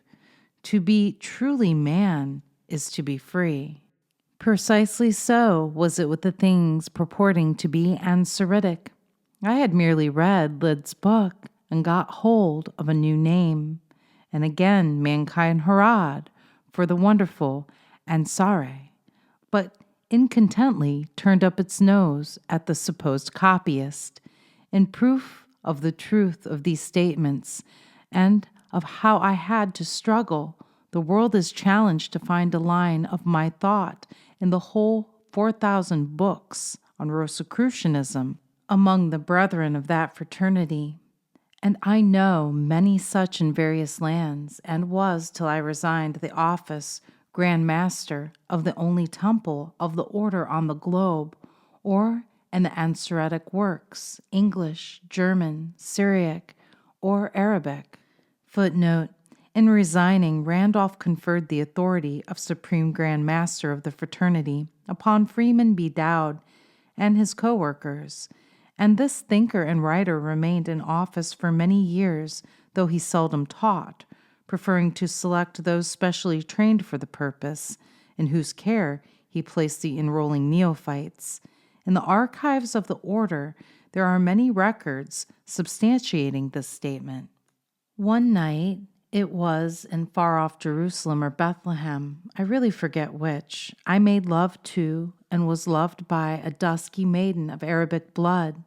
I of her, and that experience learned, not directly, but by suggestion, the fundamental principle of the white magic of love. Subsequently, I became affiliated with some dervishes and fakirs, of whom, by suggestion still, I found the road to other knowledges, and of these devout practitioners of a simple but sublime and holy magic, I obtained additional clues, little threads of suggestion, which, being persistently followed, led my soul into labyrinths of knowledge themselves did not even suspect the existence of. I became practically what I was naturally, a mystic, and in time chief of the lofty brethren, taking the clues left by the masters and pursuing them farther than they had ever been before, actually discovering the elixir of life, the universal solvent, or celestial alkest, the water of beauty and perpetual youth, and the philosopher's stone, all of which this book contains, but only findable by him or her who searches well. Footnote: these mysteries are not fully unveiled even in the mystery of Eulis, but are given only to those who finally attain to the exalted third degree, the highest grade, within the gift of this or any other existing fraternity or association of men. The thoughts which I gave to the world, that world paid me for, as it always has paid for benefits. But what of that? Justice is sure to be done me by and by. I am induced to say thus much. in order to disabuse the public mind relative to Rosicrucianism, which is but one of our outer doors, and which was not originated by Christian Rosenkreutz, but merely revived and replanted in Europe by him subsequent to his return from Oriental lands, whither, like myself and hundreds of others, he went for initiation. Footnote, literally true now as it has been always. Just as soon as the neophyte has passed the first degree, he enters the door of the temple of Eulis. This is in no sense a man-made rule, but an immutable law, which governs in the spiritual hierarchy. Just so does it obtain that when he attains the second degree, the aspirant opens the door into the spiritual temple of eighth. Every step or grade is governed by an exact mental, physical, and spiritual law, working harmoniously and constructively. The Rosicrucian system is, and never was other else, than a door to the ineffable grand temple of Eulis. Footnote. The present volume is, in a sense, that text for those who would unravel the mysteries and enter the temple of Eulis. To obtain the benefit of a governing law, we must first be able to understand and apply that law. This text teaches the law, so that those who are ready and willing may apply them in their everyday life. Nothing unreasonable or unlivable is taught or expected of the neophyte, but it is the initiation that man should live like a human being and not like the animal creature. Having so lived and passed the first degree, the seeker enters the door of the grand temple of Eulis and is ready for further instruction and a higher training. It was the trial chamber wherein men were tested as to their fitness for loftier things, and even Eulis itself is a triplicate body, spirit, soul. There are some in the outer, a few in the inner crypts. These, the facts concerning Rosicrucia and myself, are out at last. Now, let us go on with the book. Enthusiasts are the ambassadors of God. It is through such only that great truths reach the world, and that world takes exquisite pleasure in crucifying all such, and yet they will arise, proclaim their mission, deliver their message, establish new truths, and then march straight to Calvary or Patmos. In all ages there have been men cut out after a different pattern from their contemporaries, and who, for that reason, had and have a different destiny to fulfill. To be great is to be misunderstood, and crucified time and again.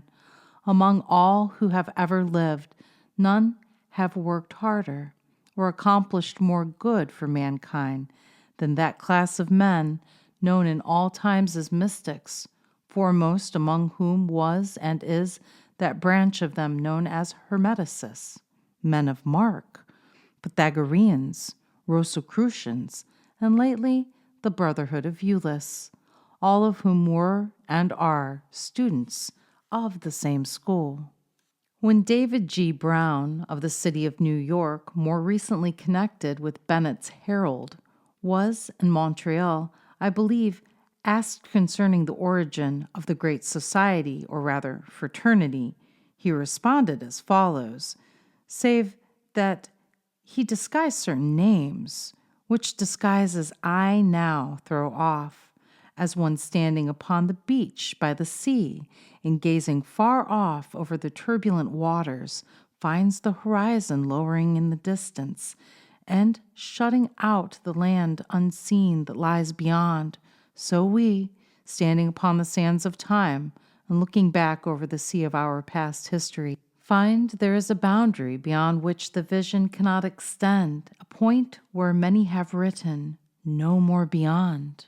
Footnote, the Rosicrucian branch, but differing essentially from the branch of that august brotherhood represented by adepts in Europe, Asia, and myself, and confers in this country, yet identical in spirit, so far as the general welfare of universal man is concerned. And as the ocean casts up from its unfathomable depths wrecks of vessels lost which float upon its surface and are lost upon our shores, so sometimes from the immeasurable gulf that is buried in its depths the secret of our origin, and waif, drifting on the bosom of time, finds its way to the limits of the historical epoch and reveals to us something of what was and is lost. Then let us learn all that we may from these waifs. Let us wander upon these trackless shores of a silent sea and bring from its driftwood and wrecks all that may be gathered. Let us add all that may be added to our childhood's glory, to our manhood's suffering, and our coming triumph. We will be proud that we were disciples of Hermes Trismegistus, that thrice-sealed Lord of Mind, the mystical Melchizedek of Bible repute. But let us not forget to be proud that we are disciples of the viewless God. Twine the laurel wreath for the victor, but add the cypress for the victim. Let us go, then, to the land of romance and of dream, the land of holy Byblos and the sacred Ganges. Standing upon their shores, our minds will revert back to the dim ages, to the days of our childhood and the birth of the mystical reign of Ahriman. We will behold in our mind's eye a succession of kingdoms, like the succession of seasons, a rise and fall of dynasties, like the sowing and reaping of grain. We will count the number of patricians who live in idleness and luxury, and shudder at the multitude of plebeians who die in agony and want. Behold those monsters of selfishness and cruelty, whose insatiable appetite of ambition and pride, wealth and power could not appease, and for whose maw the quivering flesh and trickling blood of a people became food. Here and there we will find men struggling against oppression as we have struggled, people teaching virtue and charity as we have taught, reviled and scorned as we have been. We will discover that others have borne our burdens who had no hope of recovering our reward, that knowledge is universal and has no royal road, and that they were as wise in wisdom of their generation as we are in ours. And now tread softly. We are entering the dark realm of slumbering ages. The dust of 1,000,000 years has gathered here, and no voice has awakened its echoes since the days when the Indian Bacchus consorted with the daughters of men. We have left the land of the probable and are journeying in the regions of the possible. The footprints here and there are of mortals, but of those who have beheld the hidden mysteries of Eulis, who are familiars of Kabbalah, who have raised the veil of Isis and revealed the Krishna, the Ya or the AA. Behold in the distance, shining from the east as the sun from the sea, the unquenchable torch of her who is nameless. Observe the stars that circle round her as she kneels to write upon the sand. See the sheen of her golden hair and the spotless white of her robes. Catch the first strains of that wondrous philosophy, classic and pure, as they fall in wordless music from her lips, and remember how its infinite truth and marvelous beauty have, in all ages that are past, bound us together by an indissoluble bond of brotherhood, and leavened with our faith in the innate kindness of the human heart, taught us to sacrifice ourselves that the peoples may advance. They were fragments of this philosophy which we wore as a crown of glory on our natal morn, that were disseminated by our Master and his innumerable followers, and cast hither and thither upon the stream of time, were finally washed by successive waves of war and pilgrimage to the shores of Egypt. It is of these the author of the History of Civilization in England speaks as forming one of the elements in the school of Alexandria, and whose subtle speculations carry on in their own exquisite language, anticipated all the efforts of modern European metaphysics. They were fragments of this philosophy which, induced by the strong individualities of Plato, Aristotle, and Pythagoras, became alike the systems of their schools, and the portico, the grove, and the garden. Melchizedek, or Hermes, was our first great master, but like many masters before and since, he lived when the times were out of joint, and the age was not attuned to symphonies of thought and feeling. He taught his rich philosophy to all, opened great hidden depths of thought to the public eye, explained the most subtle truths to barbarian ears, and threw pearls to swine. And his success, he gathered round him his disciples and looked beyond at their followers. They extend in every direction as far as the eye could reach, surging like the waves of the sea, when tossed by tempests, and with all the deep undertones and mutterings of the ocean. Were all these his pupils? All these versed in the shoals and depths of reasoning? No, they were families, some members of whom believed in abstract philosophical truth, and all the rest believed the man. They reduced the laws of nature to form and creed, and they made a golden calf of some special physical force and fell down to worship it. They resolved themselves, after their agitation, into their own natural element. And that was all. As a rustic, uninstructed in the principles, might, with open-mouthed wonder, watch the burning of coal and endeavor to associate it with the inflation of a balloon, so Hermes, expecting only the preconceived consequences of his teaching, was awed by the immense bubble he had formed. As he comprehended the magnitude of his creation and its new evident consequences, perhaps there arose in his mind that inevitable conclusion that from all his teachings and all his labor, little would be accomplished. The great minds among his followers would be philosophers, but they would have been philosophers without him. The mass would be fanatics, as they had been fanatics before him. He had done only this, given a direction to their studies and speculations, given a name and method to their ignorance and madness. And all this scholasticism and philosophy, all this ignorance and madness would be the new religion of India, would take the place forever of her first idolatry. Hold!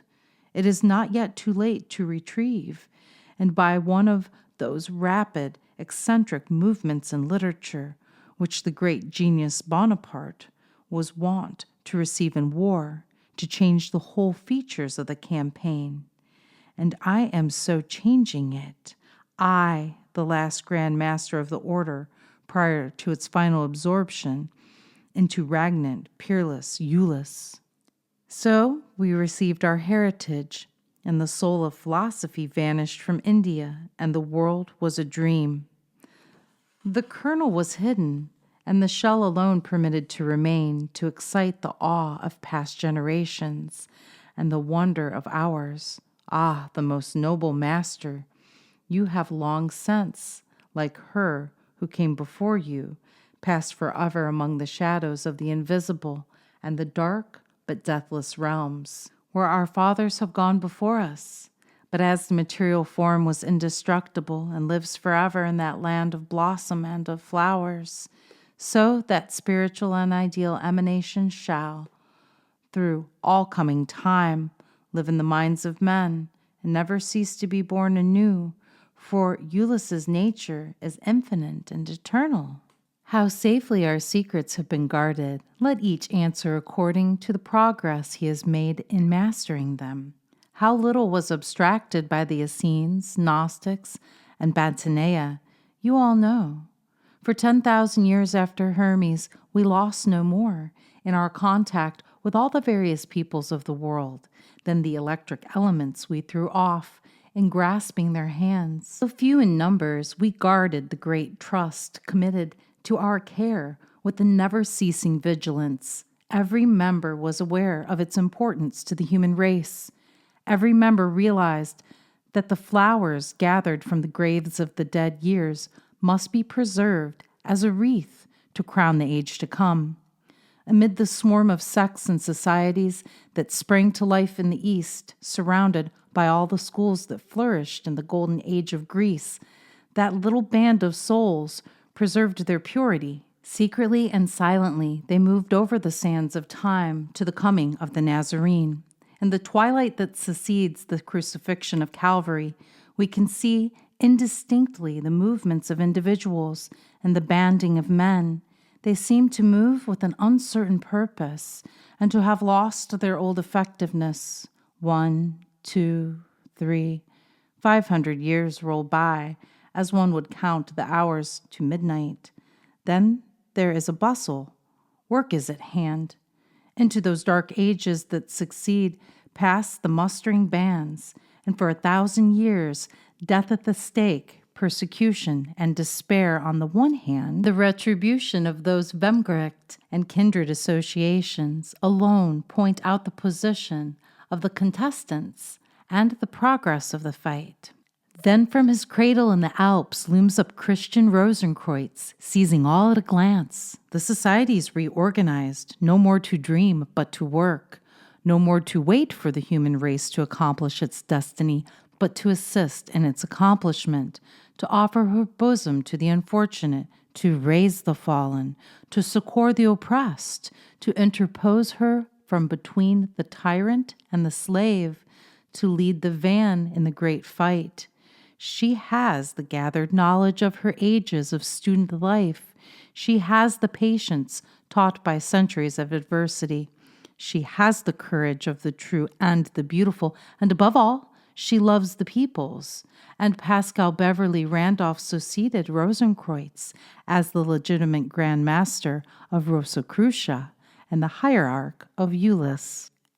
And now I would say one word in regard to contemporary societies. Many of them were organized with meritorious objects in the days gone by, but the state of things that gave them being has long since passed away.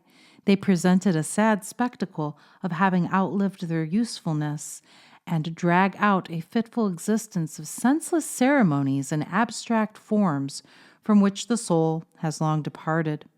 A few should receive the tribute of respect due to that which is venerable and good, and Freemasonry should ever be associated with the broad mantle of its charity.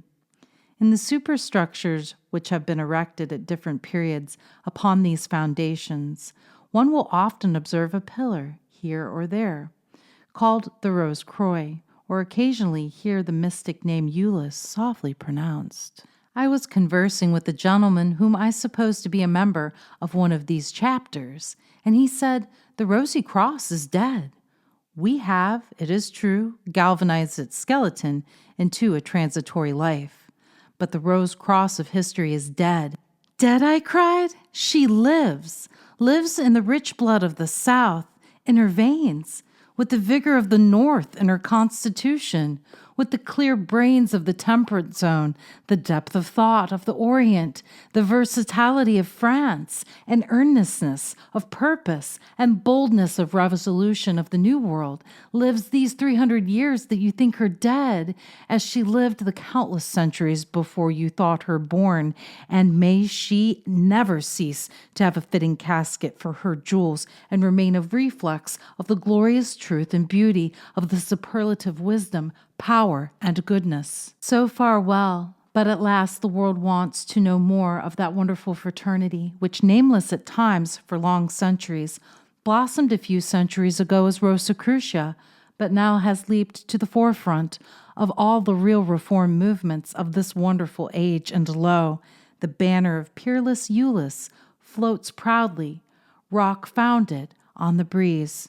We, the people of Eulis, be it known, are students of nature in her interior department, and rejecting alike the coarse materialism of the ages and the sham philosophies of the ages past and current, accept only that which forces conviction by its irresistible logic. Men who realize the existence of other worlds than this are not apt to give loose rein to passion, nor be content with fraud in any shape. We cannot take sayos for fact, and therefore we reject much that appeals to others with the force of truth. We are ambitious to solve all possible mystery. We prefer one method to all other hyperhuman agencies, knowing it to be infinitely preferable to all other modes of rapporting the occult and mysterious. And this book and all others from the same pen is but a very imperfect sketch or outline of the sublime philosophy of the Templars of Eulis. We know the enormous importance of the sexive principle, that a menstruating woman is of an immense power if she but knew it, that a pregnant one holds the keys of eternal mystery in her hands, and that while thus she can make or mar any human fortune. We know the mystic act is one unhinging the gates alike of heaven and of hell. And we know two semi-brainless people may, by an application of esoteric principles, stock the world with mental giants. But where shall we find students? Are not all the people nearly the slaves of lust? Place gold? Well, we find one now and then, and we hail him or her as the Greeks hailed the sea, with excessive joy. Thalata, Thalata, they are not multitudinous now, but will be in the good time coming. 25. Unquestionably, while we occupy flesh and blood bodies, and probably after we wear our electric or ethereal ones subsequent to death, love, other than amicative and filial, will depend upon the magnetic congeniality existing between the two concerned, although even the most perfect state of magnetic fusion and reciprocation is liable to be disturbed by any one of quite a numerous list of causes. We are, all of us, more or less counterparts and embodiments of nature, and nature has her ups and downs, fogs and sleets, storms and heats, ice and fire, volcanoes and wintry blasts. And so must we, just as long as the earth and nature are as at present. When they change, so will we, and very likely not much before. Footnote: it is highly important that the neophyte in the secret school remember this when all things appear to be wrong. Life is action and reaction. There is no straight line progress. Today the sun shines and we are enveloped in light. Tomorrow all seems in darkness. Today fortune seems to enfold us in her arms. Tomorrow all dishonor seems to be heaped upon us. If we refuse to give up, if we press forward despite fate, then ultimately we will enter into the realm of light, to there remain. If between a couple there be full and mutual play of magnetism, if neither draws from the other except to replace with his or her own, there is a good chance of general harmony, joy, and content for them. If not, then not. If one party overflows with magnetism and the other has but a scanty supply, strong love may exist between them, all other things being equal, and the weak one will depend almost for life itself upon the strong, and the strong be firmly drawn toward the weak. But there must be an assimilation between and blending of the two magnetisms, else they will assuredly antagonize and repel each other. One party may be very glowing and loving and magnetic, say, for instance, on plane A, a solid, physical, muscular, heedless, jolly, devil-me-care sort of individual, say a man. Such an one could make a perfect heaven on his plane with a woman of the same grade. But how would it be were he conjoined with a joyous, rich-souled, healthy, magnificent, intellectual, refined, delicate, and spiritual woman, equally magnetic as himself, but the grade of whose magnetism was as satin compared to his own, toe cloth? Now, just such couples, or those as naturally and organically incompatible, somehow or other manage to get together, and the consequence is a life removed from happiness by a great yawning, impassable gulf whose black and sullen waters cannot be bridged. Some day in the future, there will be honorable methods whereby the present general mixed-upness will be made straight, and people having unfortunately made the wrong choice and gotten someone else's wife or husband will be able to, yes, in some cases, actually swap. Why not? If themselves are rendered happier by it. Society is satisfied, the prior families duly provided for, and no sin committed, no harm done. Woman faces heaven when she gives herself to love and man, willingly or victimly. The rule is universal, and exceptions monstrous, for there can be none, save in 3 cases: utter human depravity, certain physical malformations, and third, in those mysterious forms of prayer in vogue before Nineveh the first was founded, and whose tremendous importance and vital sacredness compel me to allude no further herein. The first fact above is not only her nature, but I hold is an especial sign of her celestial nature and of heaven's mystical favor. She receives both the human and the divine in her demise of affection, if even by force.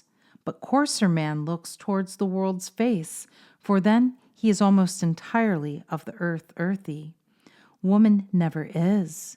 She may be indifferent, horrified, but still she looks towards the empyrean, and from it, however degraded, receives a measure of life divine. For low as she may be, but touch the right chord, and she can mother heroes and give gladsome martyrs to the world. Now here comes in a mooted point of one unfaithful wife and one unfaithful husband. Which commits the greater sin? Or is it an equal grade of offense before God? To this I reply, in the act, right or wrong, man gives of himself, whether good or evil, and woman receives. The malign influence is external, with and to him, internal, with and to her. It is easy for him to rid himself of the bad effects, compared with her ability to do the same. For the foreign influence imparted to remains with her and becomes an integrant part of her very being. And as she naturally stands nearer heaven, the greater is her fall, far greater than his who is already a great deal too near the earth. Hence, I hold her sin greatest, just as I would tell an angel who had sinned, "Be thy punishment severe," but would bid a half imbecile to clear out and not bother the court. 26. But there is another thought arising here. It sometimes, and in this age and country very frequently happens, that one or both the parties to a marital compact, from a variety of causes, some of which I will state, manage to lose this magnetic attraction towards the other party, and 10 to 1, each will at once conclude that all love between them is wholly lost or dead, when the fact is that each has quite as much as ever, but the bridge is broken down, that mystic bridge, which resting on the abutments of both souls spans the gulf of eternity. But although often broken, this bridge is seldom utterly destroyed. The statistics of divorce prove the position here affirmed. For a large percentage of divorced couples, after enjoying a brief period of freedom, begin to think about it, conclude they had not been wise enough, and were altogether too hasty, that after all, there's no home like the old home, no love like the old love, and they marry each other over again, and having cut their eye teeth, steer clear of former faults, and lead happy lives thereafter. Why? Because they have a little more care, a greater amount of give and take, without being mad about it, and make more strenuous endeavors to please each other. And that's just it. For as soon as people do that, they cease fretting, scolding, fuming, worrying, complaining, and borrowing trouble, and therefore cease to waste their magnetisms. Consequently, the honey bubbles up again, and life's vinegar leaks out. Now, owing to these causes, married people are not as they should be, the happiest beings on earth, far from it. The youths and maidens discount them largely on the general average, and you can almost always tell a married pair wherever you clap eyes on them, for it's heads up, and a smirk or a smile to everyone else but each other. Not so with unwedded lovers. The former lean away from each other and gaze askant, and the latter lean to each other and drink in delicious draughts of ecstasy from each other's eyes. Now the man who accounts for this state of things on the hypothesis that the one is passion appeased and the other only anticipatory is a fool, besides being a selfish knave. The true reading is magnetic exhaustion in one case, magnetic reciprocity in the other. What magnetism is, I will tell you presently. Suffice it at this stage to record its existence and to note such facts as above adduced. I have already in a previous paragraph of this section indicated generally by suggestion the cure for this state of affairs. Briefly, they are to utterly put a stop to all sources of magnetic depletion, keep cool everywhere, under all provocations and circumstances, eat, drink, sleep well, and whatever you do, make a business of it. When you work with hands or brains, do it with a will, but don't work all the time. When the day's labor is done, forget all about it and devote at least 2 hours of the evening to social chat, talk, visiting, or receiving visitors. Walk out, read, listen to music, and persistently have your 2 or even 1 hour a day free from sordid strife and worldly care. Hard to do it is at first in these grab-all days we're in. As the sailor said, people eat hard, work hard, fare hard, sleep hard, have a hard time generally through this life, at length dying hard and going to perdition at last, which, the skeptical old salt said, was particularly derned hard. A pint of water contains latent force enough to blow a town to flinders. An equal amount of magnetism contains active force enough to incarnate a new being and launch an immortal soul upon the limitless sea of eternity. And yet in 5 minutes of growling, stewing, fretting, anger, or in a wanton's or libertine's arms, thrice that amount of imperial life is lost, and it means also the shortening of at least 10 good days on earth. 27. Of course, excessive venery is an effective nail in anyone's coffin, and so is excessive childbearing, seeing that both are broad rivers, discharging magnetism from the human body and soul. And this reminds me to say something in reference, not to the fetid and unclean subject of conception preventatives, for I hold nearly all of them as utter abominations, but on the culture of the will directly, and the use of that will, and it alone, in determining for and against excessive progeny. For a couple had better have 3 really fine children than 30 half-formed and delicate ones. Excessive connubial pleasures invariably produce dyspepsia, not only of the body, but of the mind, intellect, and soul. And when offspring results from such conditions, what wonder that they are lacking in all the grand essentials of a genuine and perfect man and womanhood. Absolute and prolonged continence is but a less evil, though its penalty is inflicted upon the transgressor alone.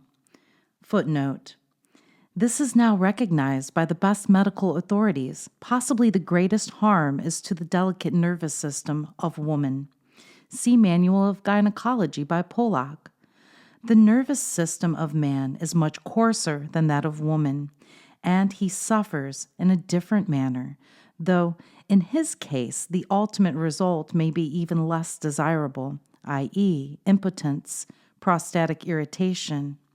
Those specially interested should study the book Race Regeneration or The Mystery of Sex Philosophical Publishing Company, Quakertown, Pennsylvania. The human will, next to love, is the most powerful attribute of immortal mankind.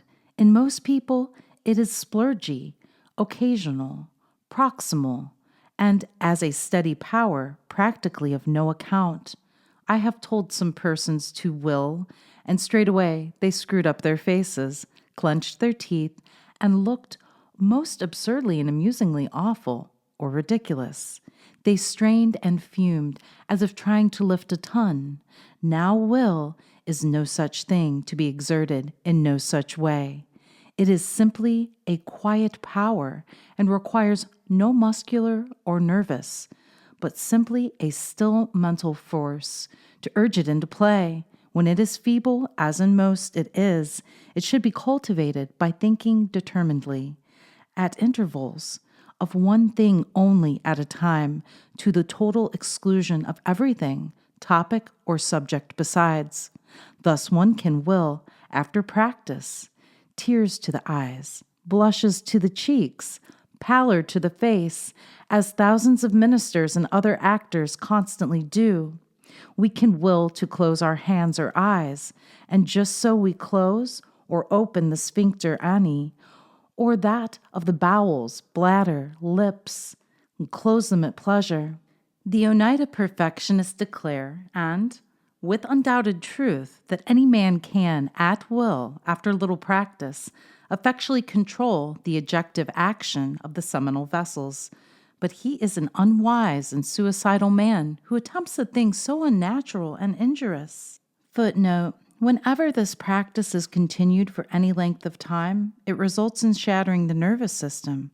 It has a direct and destructive influence on the brain and mental forces, and we have yet to find the man who consistently followed this method, who did not suffer from an inflamed prostate, which nothing could relieve so long as the practice was continued.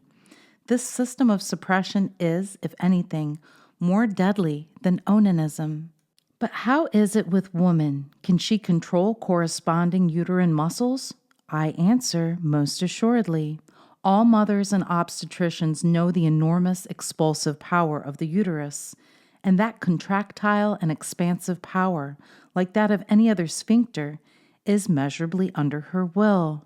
When she sees fit to keep it closed, no other power but her can defeat her purpose, and she ought to know when to exert that power, and there is no necessity to use it, save when she believes an ovum is then present, and undesirable maternity threatened. In the will, she has the only natural agent and means justified of nature and God of controlling the number of her children. But she is only thus justified when disease, excessive maternal weariness, a sickly, distorted, depraved, or drunken husband, or one whom she hates, or is hated by, or insanity, gloom, or malformation, tell her in thunder tones she ought not to give to the world what she cannot give well, and with safety to her own life. By simply willing, and without much strain, the os uteri will close, and remain thus for days together. Hence, all washes and preventatives can be consigned forever to the bad limbo whence they originated. But this is only one of the silent energies of the human will. It is said, and I believe, that whom a woman blesses or curses when her moon is on her stays cursed or blessed till that same woman removes it. Well, if she curses, she hurts herself, hence cannot afford to do it, but she can and ought to bless all the time. Footnote: an entire system of philosophy has been based on this theory, or truth, if you will. It is not within the compass of this volume or these notes to deal exhaustively with this subject, and we doubt if much is gained by such knowledge.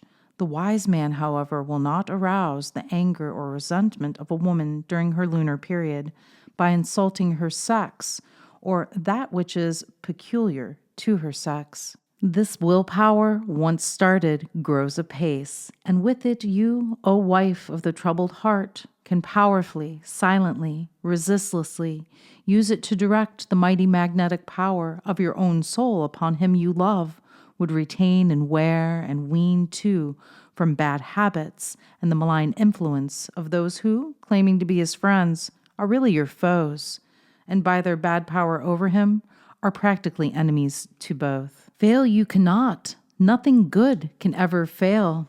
True, it may, to quote Poe, be trodden down, but it will rise again to life everlasting. But to its present application. In far-off Oriental lands, I was the guest of some Arab brethren of a certain mystic tie, and one day in a boat we sailed away from Bulak to the port of Grand Cairo, up the stately and solemn Nile.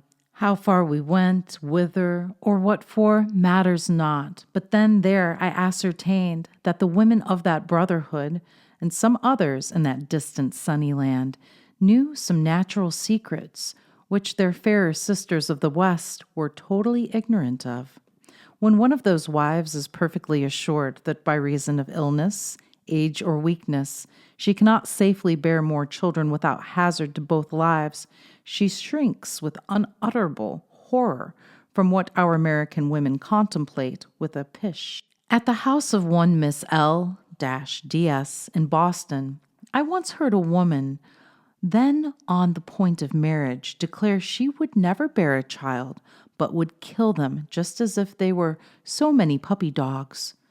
The worse than female demon, Oriental wife, I repeat, shrinks with superlative loathing from the idea of murdering or conniving at the murder of the fruit of her womb, as all true women do and ever will, knowing she were a murderess if she did, and that she is just as certain to suffer for it subsequent to death, as that death itself is sure to come.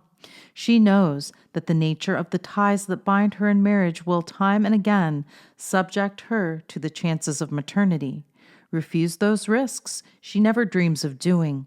Well, knowing she would be either laughed at, abused, or divorced, or even, if not, that such denials fail to generate quietude in the tent or peace in the family. What then? Why, she either times her meeting with her husband with reference to her periods, so as to avoid distasteful chances, or if accident prevents that, she merely places the ball of her thumb in her mouth, breathes hard upon it, strains, and bears down, and is instantly out of danger, for both ovum and zoosperm are forthwith expelled by the forceful contractions of the uterine and abdominal muscles. In these respects, the law of God rules in the Arab tent, instead of the abortional devils which haunt the boudoirs of civilized and Christian mankind. It is indeed very seldom that an Eastern woman resorts to that sinless method, and then only when age, disease, or malformations render it imperative. On the contrary, offspring are rightly considered as special blessings from the Supreme God. Hence, the first lesson of its 200 million votaries. There are not as many of those fearful crimes committed among all the Muslims in 10 years as disgrace Boston, New York, or Philadelphia every month we live. The Oriental wife, with all her glowing soul, wills, save in very rare instances, to be fruitful, as all women should, and becomes so. Footnote: probably millions of women of various shades of color continue this practice successfully.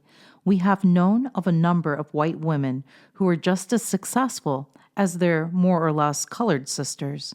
It must be borne in mind that the Oriental woman has been taught this method for ages back, and the truth of it has long been a part of her consciousness, so much so that all fear and all probability of failure have been eliminated from her mind.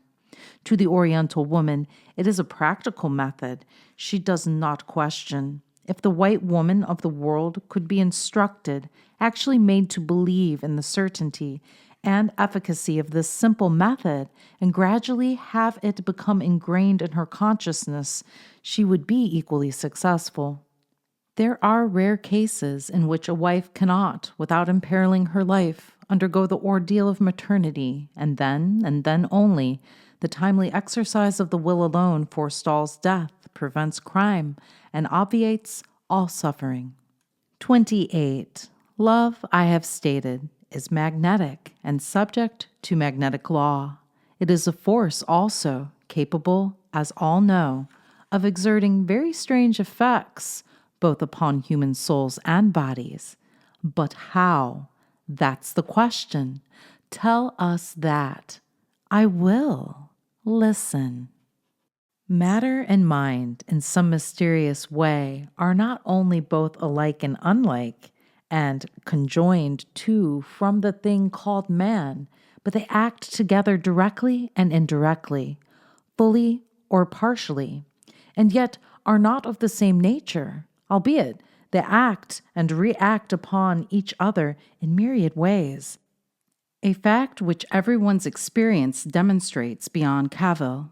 One thing is absolutely certain, that the mind resides in the brain, that in it inheres what constitutes us human, and that the conscious point resides in the center of the encephalon, at that spot where all three brains meet, viz., cerebrum, cerebellum, and medulla, or spine marrow, which is an elongated brain, is as clear fact, the proof of which can be found by consulting any good anatomical and physiological atlas. Footnote: that which affects man's generative nature has a like influence on the entire nervous system, and the brain and mind as well, as there is a direct relationship between them.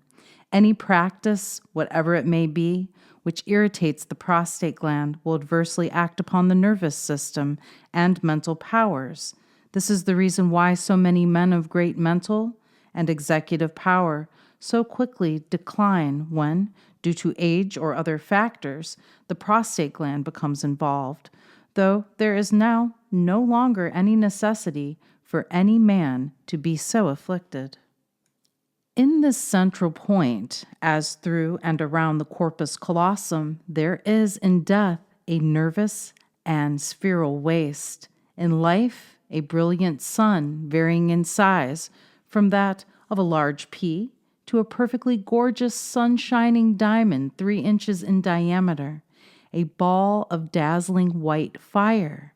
And this is the soul, the being par excellence, the tremendous human mystery.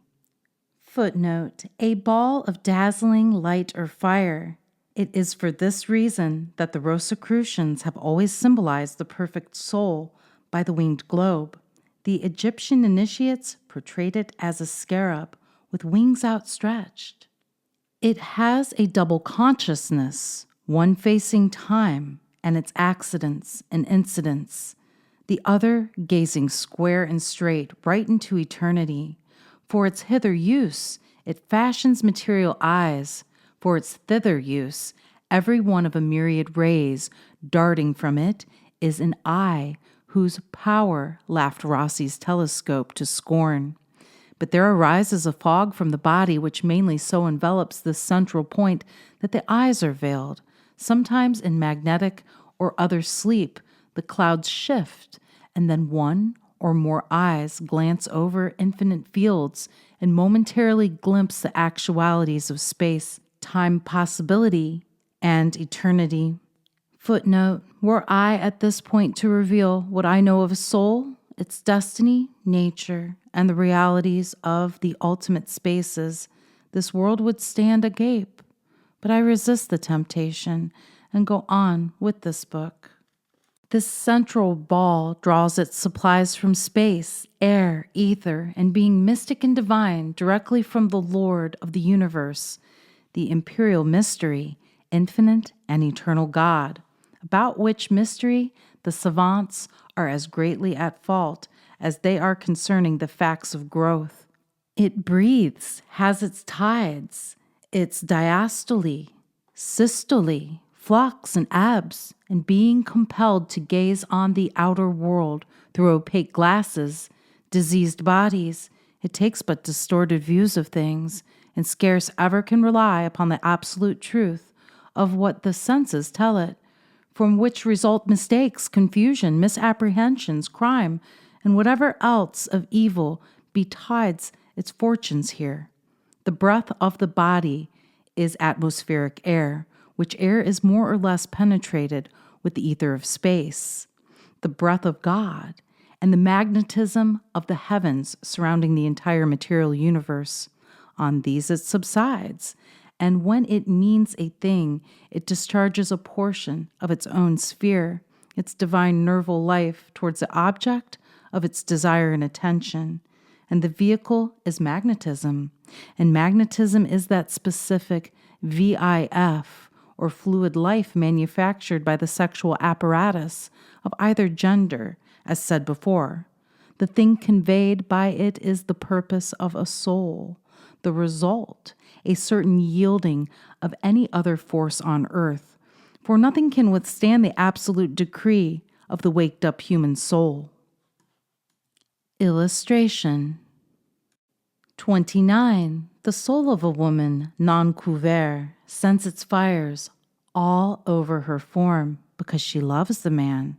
The atmosphere surrounding her bulges at the equator of her body, the pelvic region, across the hips, and she draws all males to her then with a very powerful attraction. But after couverture and before impregnation, if she be disappointed in her dream of bliss, she sends the same sphere out to anyone else but him, and for all affectional purposes thereafter, so far as she is concerned, he might as well be dead, for the sphere flattens up when he is near her, and although he may compel her obedience, he can never reach her soul. Footnote: the reason why so many women who marry sexual weaklings prove unfaithful to their marriage vows.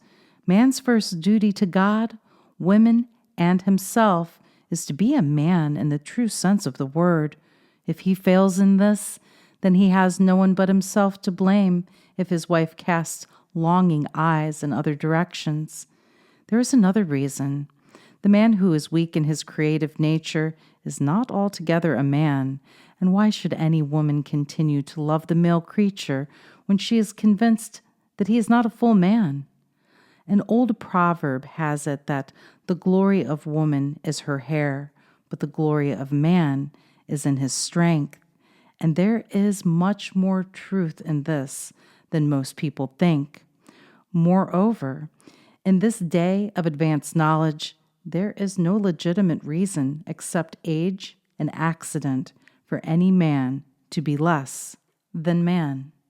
Then comes Hades, if not openly, then assuredly behind the scenes, for there's no more warmth, verve, elan, or passions in her for him, because he has lost the power to evoke them, and while he may, by right of human law, and her sufferance possess her form, her soul in its secured citadel grimly laughs him to scorn, and despises him with perfect unction, because it knows that every time he profanes her, he stabs himself to the heart, for he outrages her soul, and outrage invites curses, and whomsoever on God's broad earth a woman curses, then and there stays accursed, and horror and defeat follow in his footsteps wherever he may be. What do ye think of that, milady? What do ye think of that, my man? But take a woman, after couverture, to the point of pregnancy, no sooner is the monad, seed, or germ lodged within the sacred and most transcendently holy and mystical chamber of the womb, and the filamental door has closed, the aperture thereof shutting out and in its treasure, and from all eyes concealing the divine workshop of the eternal, then her soul withdraws its attention from the womb direct and alone, and begins to concentrate it and its magnetism upon the womb's contents. And from that instance, she begins to love the man no less, but the unborn baby more. Footnote: irrespective of the questioning in some scientific circles as to whether there is a possibility of prenatal influence exerted by the mother upon her unborn child, the Rosicrucian school is as firmly convinced of the doctrine expounded here as when it was written. In fact, a great deal more so. Accidents aside, it is not on record that a good woman who was truly loved or believed herself so ever gave birth to a cripple or a child that became a criminal. On the contrary, there are countless records of women of criminal tendencies who gave birth to criminals and degenerates, and who were progenitors of a long line of undesirables. Why? Because up to that point, her soul depended on the man, but now a new soul depends almost wholly upon her. She must search out all the best particles of her blood, brain, food, drink, air, life, nervora, muscle, bone, lymph, cartilage, carbon, and a million chemicals wherewith to build up a new body from original materials, wherein this new soul is to dwell for a time and times and half a time, if the abortionists, quacks, and fashions don't kill it.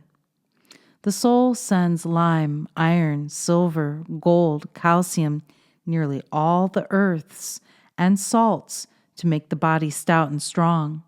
Then she stores up fire in her body, phosphor, manufactures canals, pumps, reservoirs, telescopes, drums, cylinders, flutes, columns, domes, cellars, chemical laboratories, and mechanical contrivances of the most marvelous kind. After which she goes aloft and brings down fire from heaven, metaphysical flame, and lodges angels all over the little mansion. Music here, science there, mathematics and memory, ambition, hope, joy, sorrow, love, aspiration. After which she takes a lower flight and calls up tempters from the deeps of being to offset the angels, among whom are avarice, anger, lying, robbery, lust, and a fearful host beside, well knowing that if her new charge reach heaven, it must do so alone, must toil and sweat, and tread upon and over red-hot sands, wade through a million hells on its own feet, fight its way with its own strong hand alone, while God looks on and smiles, he knowing that the goal is sweet, though the road be bitter, and that victory may be won at last. Footnote: neophytes in the secret schools, as well as those of Imperial Eulis, should give careful study to this paragraph, as it answers many a why. When storms, sorrows, and losses assail the soul, turn to this mystery. Well, is it any wonder her love changes from her uterus to her bosom? Not any, and yet fools there are called men who cannot, will not see all this, but think and insist that she who was so then shall be so now, when in fact a whole universe rolls between the two states. She is queer, short, snappish, soft, cranky then, and no wonder, for she has an undoubted right to raise the very Satan then if she chooses, and most of them do it for the simple reason that they can't help it. Why? Reader, I have already told you that the human being is all nature incarnated. Nature is changeable in her moods, sunny, tempestuous, coarse, foul, mean, genial, calm, blustery, and all these things, and states she is forced to incarnate into the soul, spirit, and body of the new pilgrim, about starting on its way from the valley of earth to the eternal land of paradise, the splendid city of the ineffable God. Footnote: new souls are no longer created by God. All those souls who today come to earth have been here before. It may be said that practically all Rosicrucians and men of Eulis believe in reincarnation, though they do not demand of their neophytes that they believe in this doctrine. 30. I have said that pregnant states aside, and even to a great degree then, for the mother is aided in all her mystic work by the husband and father, if he be a man, and loving, gentle, kind, and forbearing as he should be, and not fly at her in fury and anger because she fails in some non-essential things. The ethereal, magnetic vehicle, with its load of soul-born love, can be by the persistent will projected upon and made effectively operate on almost any, though not every human being. There are those that give a person's magnetic effluence will no more touch than water will a duck's back. It rolls off and never contacts at all. In such hard cases, the attempt had better be abandoned for two reasons. First, it cannot succeed, owing to organic differences of constitution. And second, if it could, it would be effort thrown away.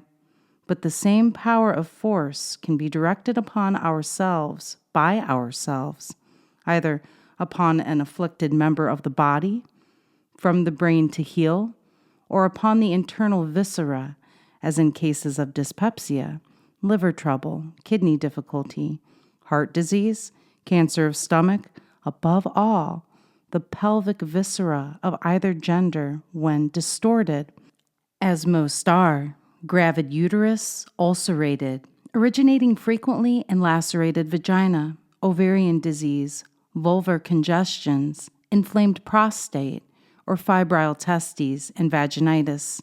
All these are reachable by the force named, exerted in the manner specified in a preceding section, but which are worth repetition. Direct the attention towards the cause of anxiety, a person sick or well, generally, or a specific point of body, mind, morals, and strongly yet calmly desire, wish, will the love cure to be effective. But a few trials will be needed to ensure absolute, if qualified, success.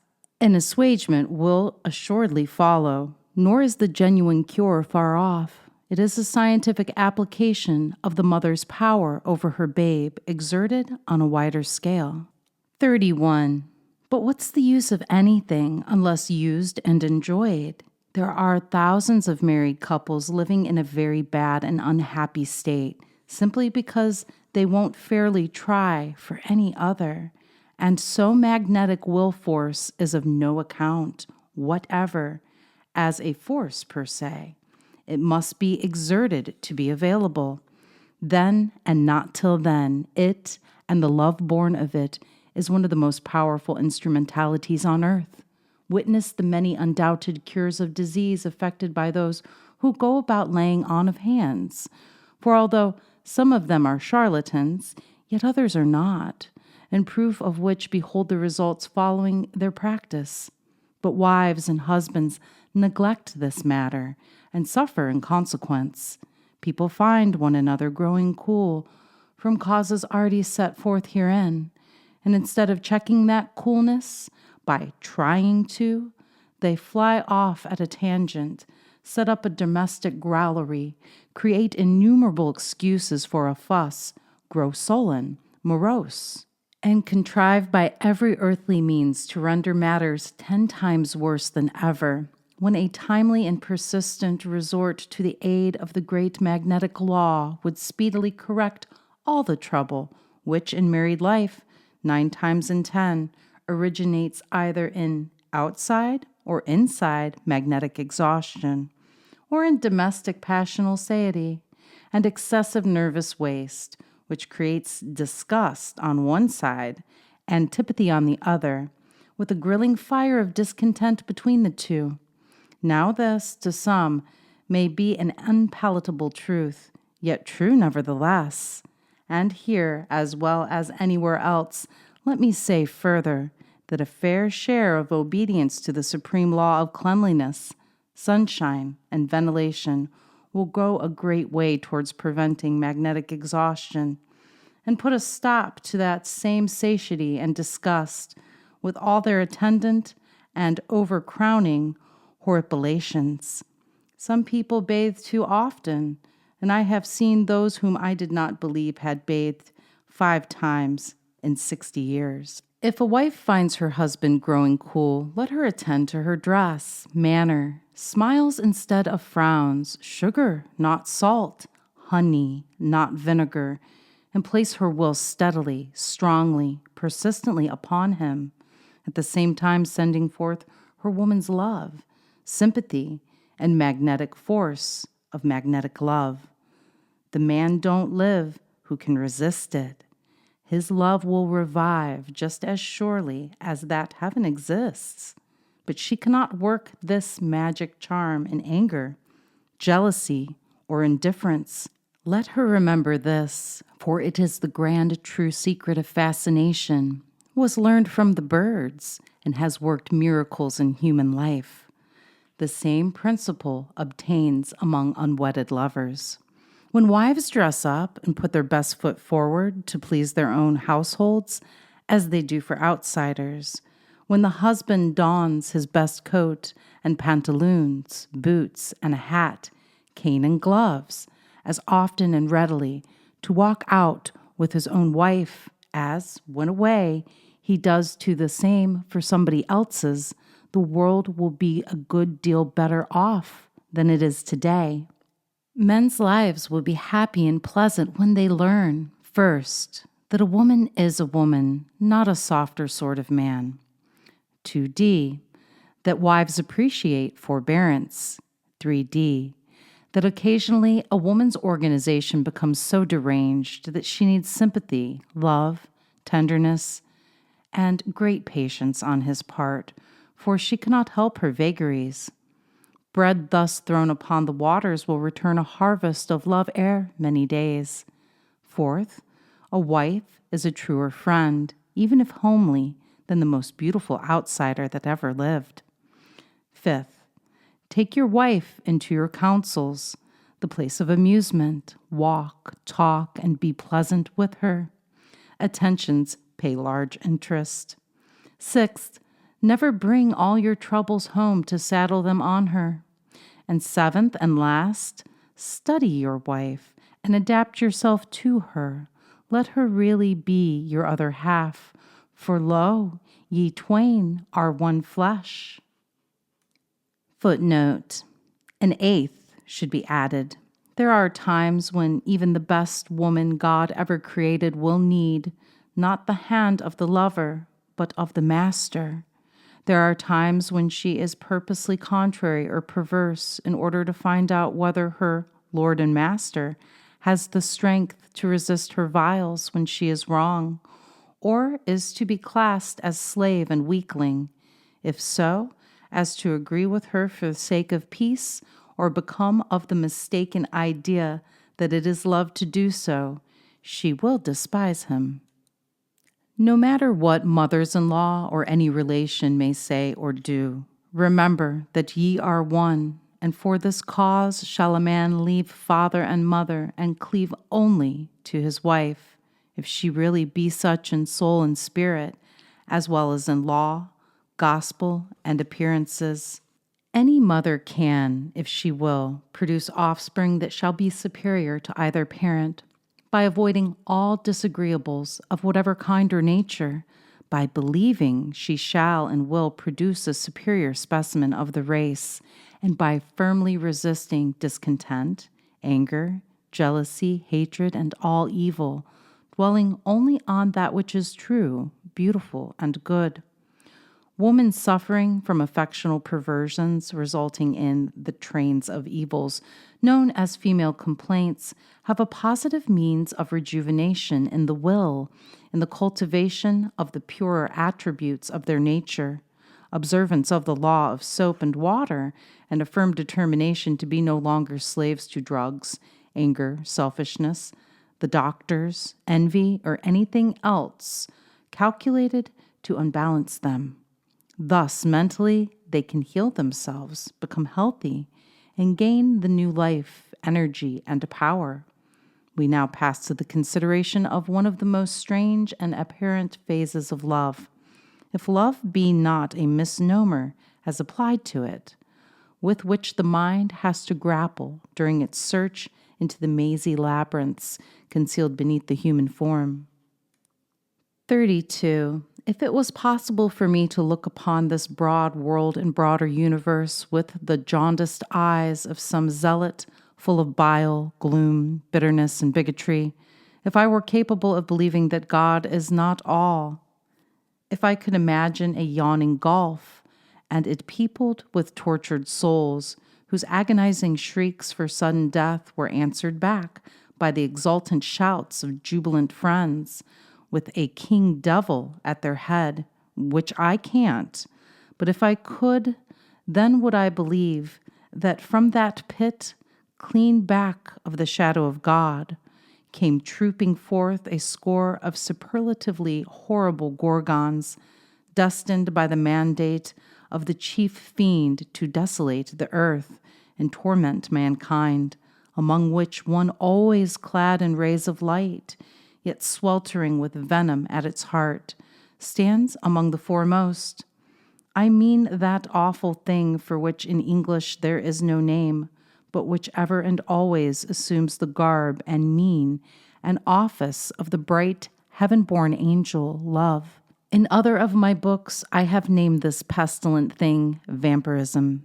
Now, the name is familiar to everybody because in the first place it pertains to a monstrous leech which inhabits tropical waters, fastens on to whatever has sentient life, and never lets go until the last drop of blood is sucked out, and the victim topples into the arms of death. Secondly, the same name is applied to a huge bat inhabiting dark caverns in Oriental and other lands, darkness and gloom being its natural habitat. And when man or beasts traveling along that way chance to fall asleep, this bat of Hades stealthily approaches and gently, soothingly flaps its huge wings, croning and drooning its weird sing-song the while, thus fanning its victim until a deep, comatic sleep falls upon them, so hard and strong that not a stir is made while the bat opens a vein and drinks its fill of living gore. When the awakening comes, the eyes open in another world than this for mankind, never at all for beasts. The name in the third use is attached to certain peculiar, fantastic beings, half human, half demon, of Oriental and German story. These beings emerge from deep darkness in the middle of night, open new-made graves, take out the bodies therein, eat the flesh, and then the horrid banquet over, stealthily return whence they came, surfeited to plethora with the dreadful repast. But it sometimes happens, so goes the legend, that no new-made graves offer their temptations, and still the ghouls live. Wherefore they gain access to houses and drain the veins of whomsoever they possibly can. These harpies are, however, vulnerable to shot and death, but if you kill one, be sure to bury him 5 feet or a fathom beneath the solid earth, and be sure you run a stake through his breast, with the cross on top, and if possible, at a crossroads. For if you neglect to do this, the vampire's body remains above ground, just as soon and as surely as the moon's beam shine upon it, and just so surely will its life return, and it goes scot-free to continue its ravages through successive lives and deaths. All these horrid things, whether creative of nature and some of her dark moods, or whether some of them are the offspring of perverted imagination, the reality, if of life or of legend, alike are all bad enough, and we turn from the bare contemplation of each with a shudder, begotten of horror on the body of disgust, and yet, fearful as they are, not one of them, or all combined, can equal the horrid reality, the absolutely unmistakable, genuine, living human ghouls, right in our very midst, devouring gorgons who are everywhere about us, who go up and down our streets, and in and out before us, clad in fine raiment, faces decked with smiles, and who only enter our houses and partake of our hospitality to betray our trust and fatten on the lives of us and ours. For whereof the male gender, their sole aim is to gratify their own infernal morbidity of passion at anybody's expense whatever, and the wives and daughters of our friends become the prey of wretches, for whom no punishment is too severe, doubly dyed vampires, from whom conscience has forever taken its flight, and to whom gratitude is unknown. The ghoul originates in such marriages as have no love to cement the union. The father is a coarse, selfish, material surface man without tenderness, affection, anything wholly human. And his wife, if not as cold as himself, is probably just the opposite, and from the altar to the grave never realizes the least love, nothing but selfish passion, is a woman who yearns, and vainly, for what she cannot get, true love. And the consequence is that her child comes to earth with yearnings never to be gratified, love hungry from eternity to time, and through time all the way back to eternity again. Now, when he or she, thus born, encounters those of opposite gender who are full of love, they cling to such with the tenacity of death itself until they sap out the full soul and fill their empty ones. What care they, even though desolation, despair, and death follow in their footsteps, and all their tracks are blood spots from hearts that they have broken? For so long as these leeches get their fill, no matter what evils betide those upon whom they feed and whom they ruin, these ghouls have no principle, declare love with like fervor to everyone they meet, and having ruined them, blasted their happiness, destroyed their peace of mind, shipwrecked families, violated daughters, debauched honest men's wives. They brag of it and send fiery clouds of remorse and shame to crown the victims of their rapacity and coarsely brutal lust. Their crime is fiendish. I conclude this section by briefly recapitulating the res gesti of it, which may be thus summarized. Many people of both sexes often experience a terrible attraction towards another that resembles but is not love. On the contrary, it is a fearful, monstrous passion, and they almost vainly struggle to escape it. Such persons are vampirized. And a vampire is a person born love-hungry, who have none themselves, who are empty of it, but who fascinate and literally suck others dry, who do have love in their natures. Detect it thus. The vampire is selfish, is never content, but in fondling its object, which process leaves the victim utterly exhausted, and they don't know why. Break off at once, baffle it by steady refusal, allow not even hands to touch, and remember that the vampire seeks to prolong his or her own existence, life and pleasure at the expense of your own. Women, when thus assailed, should treat the assailant with perfect coldness and horror. Thus they can baffle this pestiferous thing, which is more common than people even suspect. In fact, an everyday affair.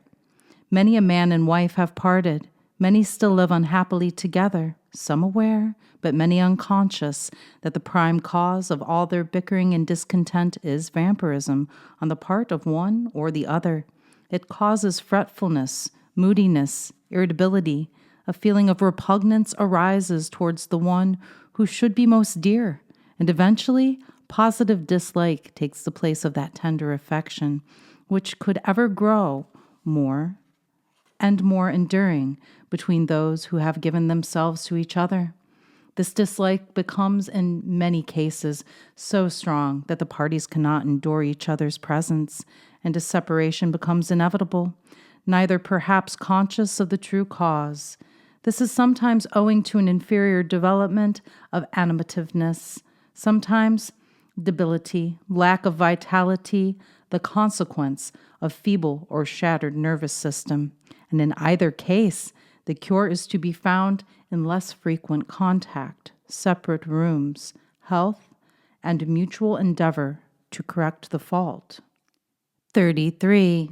What vast hosts, what tremendous throngs, what are called husbands, and notoriously, what almost infinite numbers of married women find home a real hell on a small scale instead, and all for want of mutuality, domesticity, sympathy, and above all reciprocity. That is the impartation and reception, each by, to, and from the other, of the mysterious thing known as magnetism.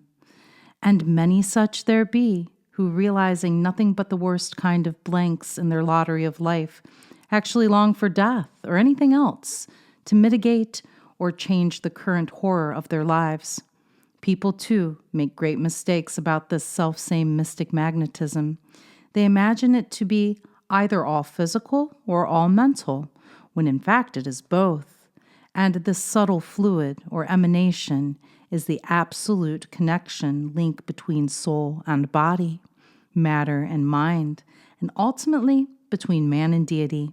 Thus, in a few lines, is solved a mystery which has puzzled the world for centuries, that of the subtle something which was and is the connecting link between the two. There is a magnetism or effluence of soul arising in and flowing forth from the persons of either sex, who are by nature endowed with large, open, free, sensitive, generous souls. And this sphere is deeply charged with mind, love, and all else that distinguishes noble from ignoble souls.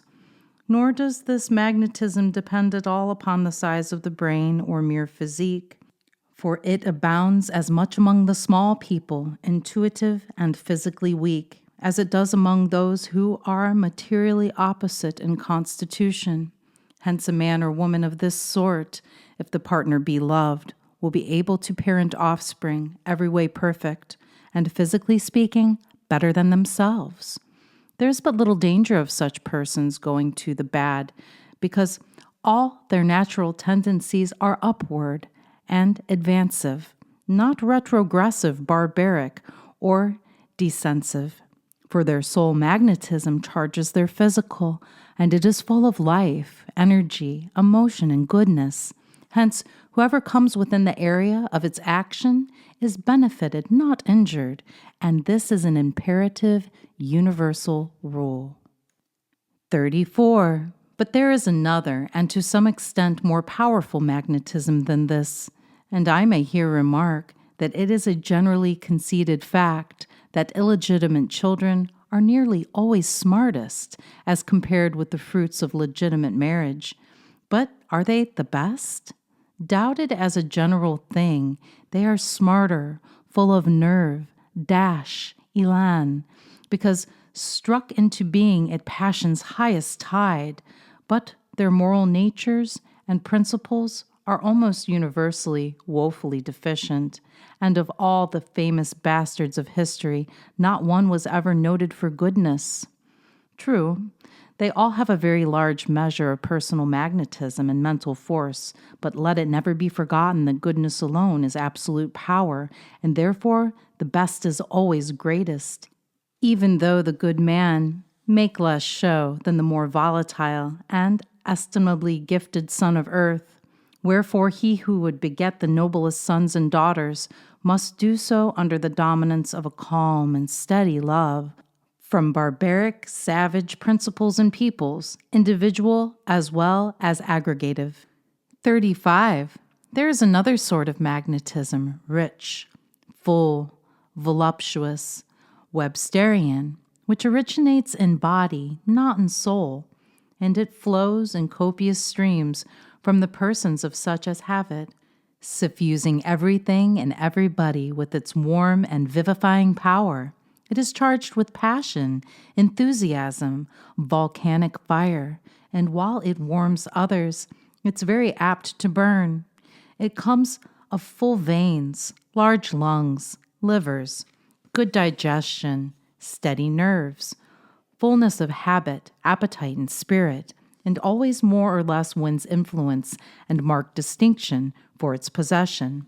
Aaron Burr was a good example of its nature, character, and power.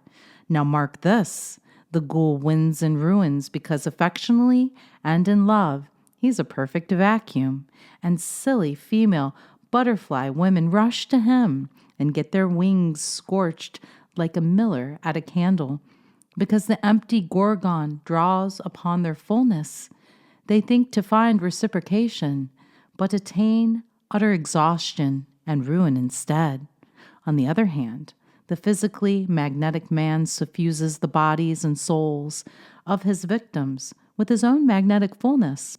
The woman or man, as the case may be, is drawn to him or her, and while he or she is there to keep up the incessant play of aromal forces, both are happy.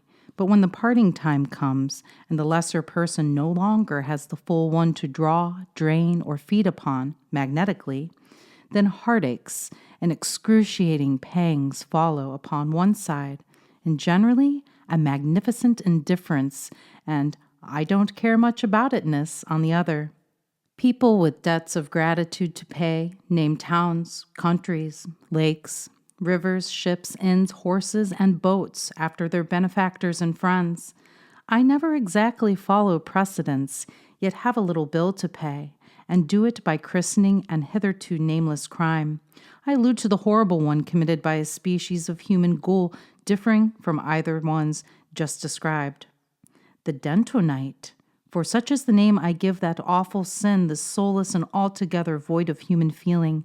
I mean, he is not immortal any more than a mongrel cure dog is, and his lack of soul impels him to seek to supply the dreadful want from young girls, whom he will remorselessly violate and ruin, even if cool, deliberate knife butchery aids him in his fiendish crime, as is often the case, and terrible, awful, outright murder ends the dreadful tragedy. I can conceive no worse horror than that, nor give it a more befitting name. 36. My investigations into the mysteries, philosophy, and rationale of the human being and its loves and passions have led me to the inevitable and irresistible conclusion that force is of body, nerves, and muscular organization mainly, and that real power lies in the soul alone. Now, by the term power, I do not mean, as some have misunderstood me in the past to mean, the mere genital powers common alike to man and brutes, but I do mean that irresistible energy latent in all souls and developed but in an exceedingly limited few. I hold that no power, such as is here intended to be understood, ever comes to man through the intellect. I affirm that the Baconian adage, knowledge is power, is not wholly, but not only partially true. For here I repeat, goodness alone is power, and goodness inherits not in brain, but in heart, metaphysically speaking, or on the emotional side or department of man's intricate and involute nature. Wherefore I lay it down as an axiom that power can only come to and be developed in the soul through love, not passion or lust, look you, but love, the underlying primal fire life of the immaterial soul, the invisible being that constitutes us, man or woman, the fire energy subtending the very basis of our being, and indeed of all else that exists outside the eternal flame itself, the unimaginable Lord God of the infinite universe, that most mystical heat which fuses all things, subtends all existence, and which is the formative floor of the worlds now rolling in silent majesty through space, cushioned upon the aether, the very breasts of the mother side of God. Footnote: part of the eighth priesthood philosophy.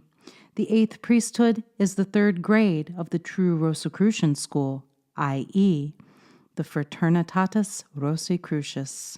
And it is the very synonym of life and strength and lordly will, and clingingness, the truth and real development, wherefore I lay it down as another immutable truth, that the true love conjugation of man and wife is the loftiest and most sacred prayer to, and imitation of God, possible to any creature in the whole vast realm of matter and mind, spirit and thought.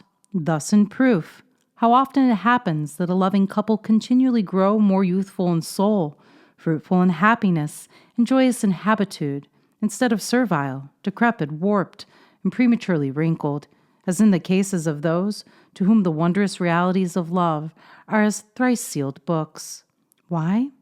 Because they who thus truly love, in their sacred spiritual passion, strike out this divine spark, partake of that celestial fire, replenish themselves with the quintessence of life itself, grow better and spiritually stronger and more beautiful, ripe, morally wealthy, calm, hopeful, attuned to this upper music, pass the brutal lands untouched, walk unharmed amidst mortal malarias, and draw down to their souls as copper rods the lightning, the divine fervor and fire of the aerial spaces, the far-off heavens, and become baptized of the Holy Spirit and earthly protégés of the Supreme Lord of Glory, our God.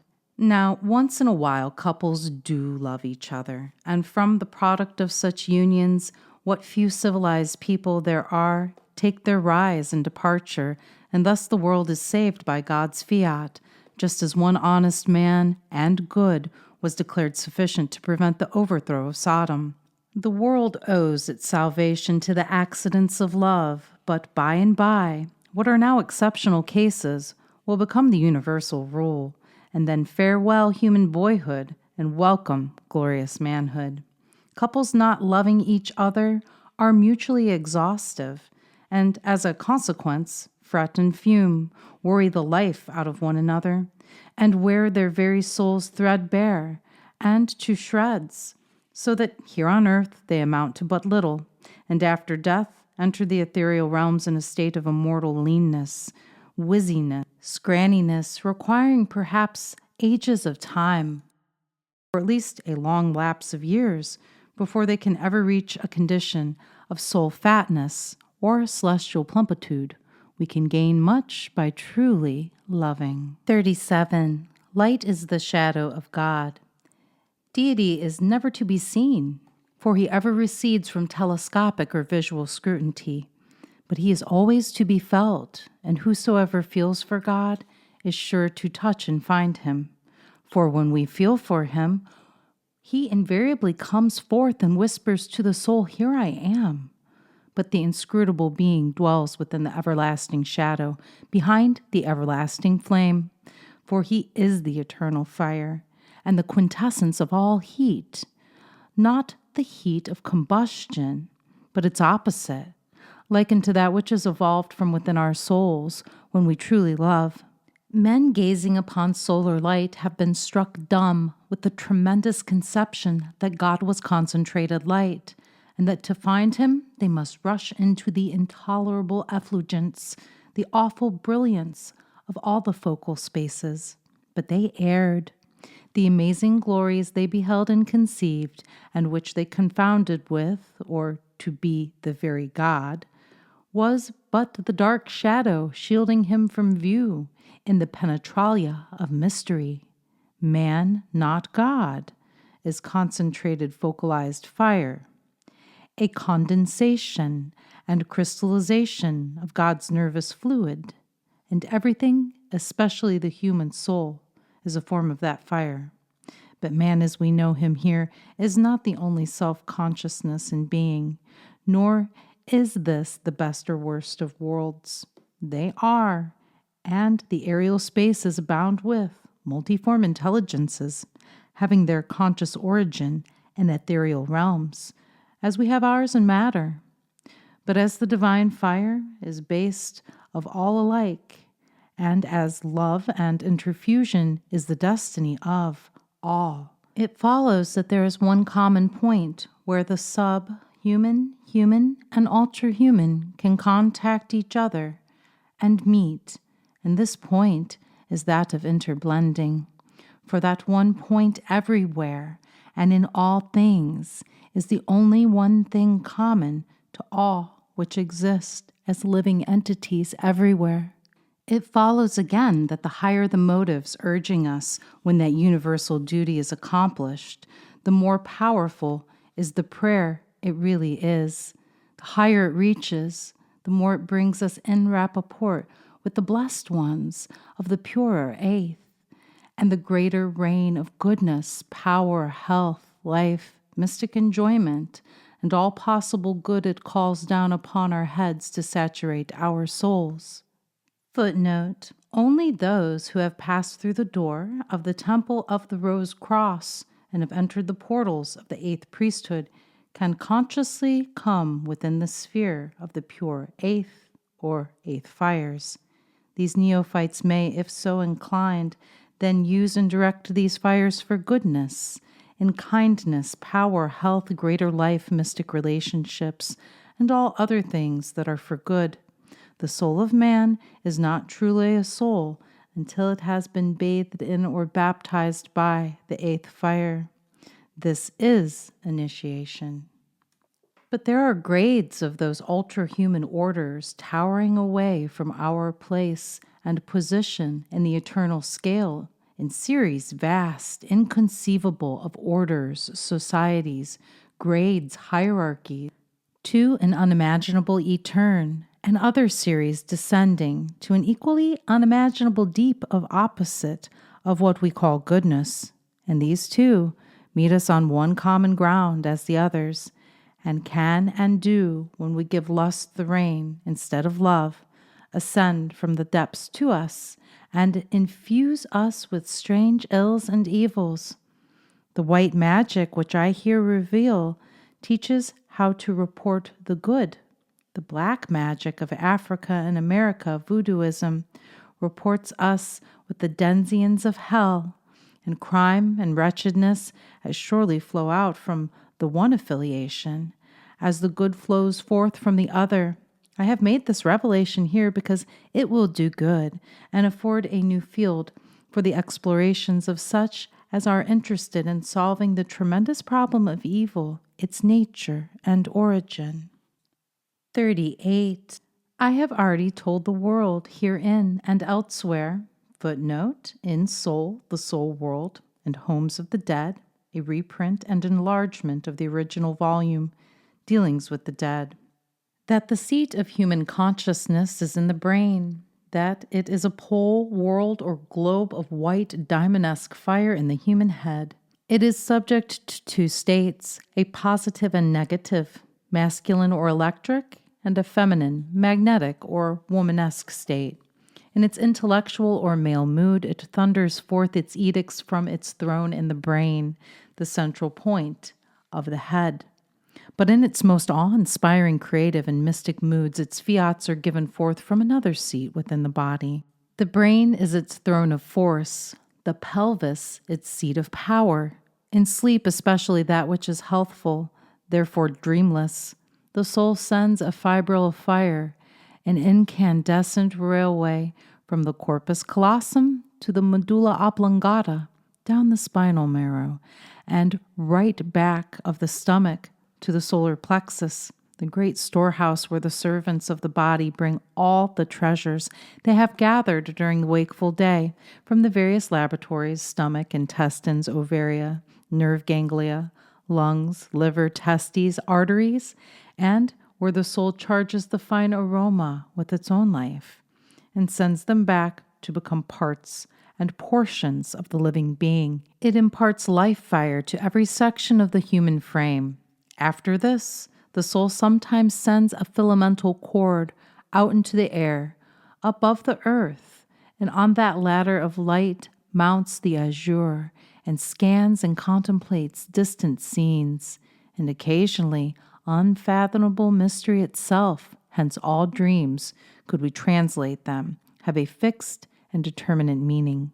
But there is a farther revelation to be made right here. If human interblending occurs while weary, half asleep, vexed, anxious, distrustful, suspicious, thinking of money, or in an excited, passionate, or mental state, two things are likely to occur, i.e., pregnancy, in which case the child is sure to come here and stay here, die here, and go to the other world, and remain there for centuries perhaps, half asleep, vexed, anxious, distrustful, suspicious, and mentally or otherwise excited all the livelong years.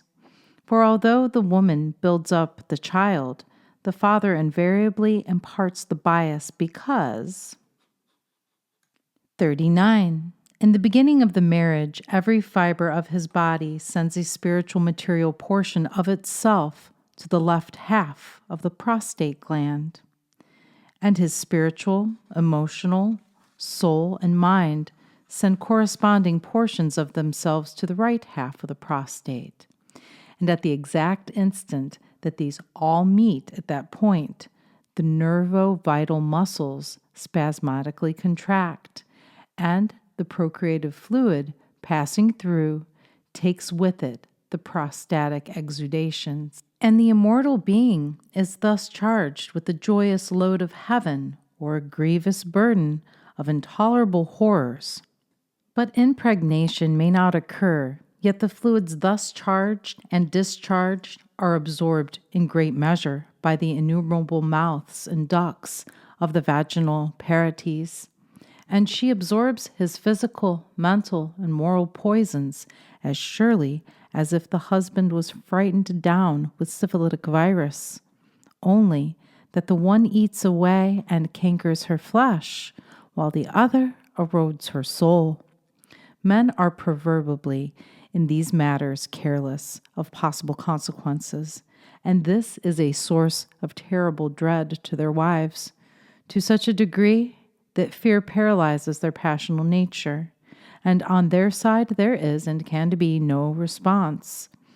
Finding which to be the case, the average husband grows crisp and cranky, offish, petulant, downright angry, all of which she feels, and discord and misery reign beneath that roof.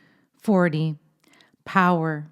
True power can only descend from heaven to true loving souls, because power is feminine, and woman represents it, albeit she is practically ignorant of the fact, and a man has yet to learn that the seeds of power descended either through the feminine channel of his soul or to him through woman.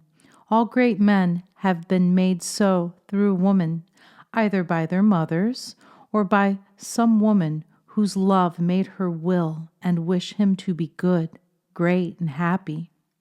During the sacred prayer of holy, loving wifehood, I have already alluded to the ability of a woman to utterly ruin any man her soul loathes and hates under precisely the same circumstances, for it lies within her power to make or mar the best man living.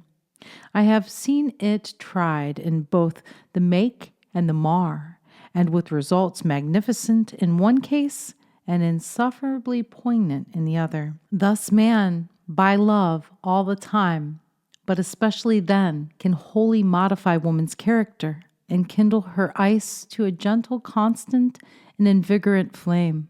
But carelessness and ignorance on the part of millions of wives, in some sense, make them responsible for their own miseries, for they all have the ability to resist the depleting effects of pestilent vampirism and avoid all the diseases, disasters, and ailments, mental, moral, and physical and emotional, thus engendered, and also to wholly transform the nature and character of almost any man, no matter how coarse, inconsiderate, careless, indifferent, or mean.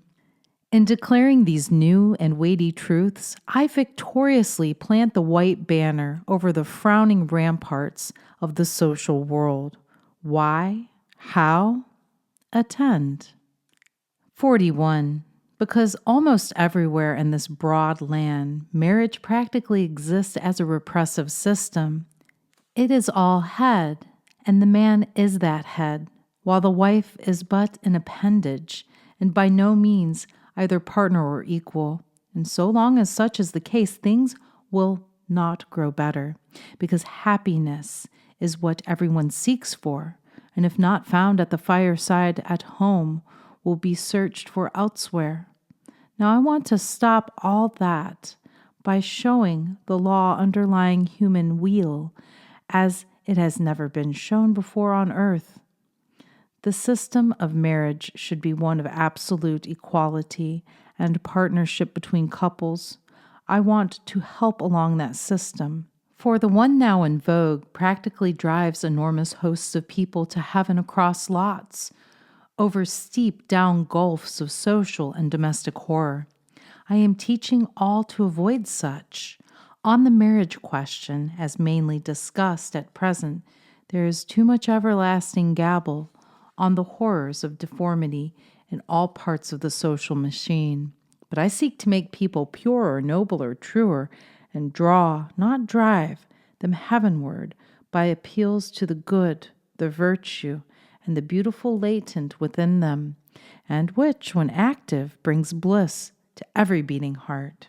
42. Too many marriages concern themselves about mourning. I wish them to be deeply, continually interested about joy.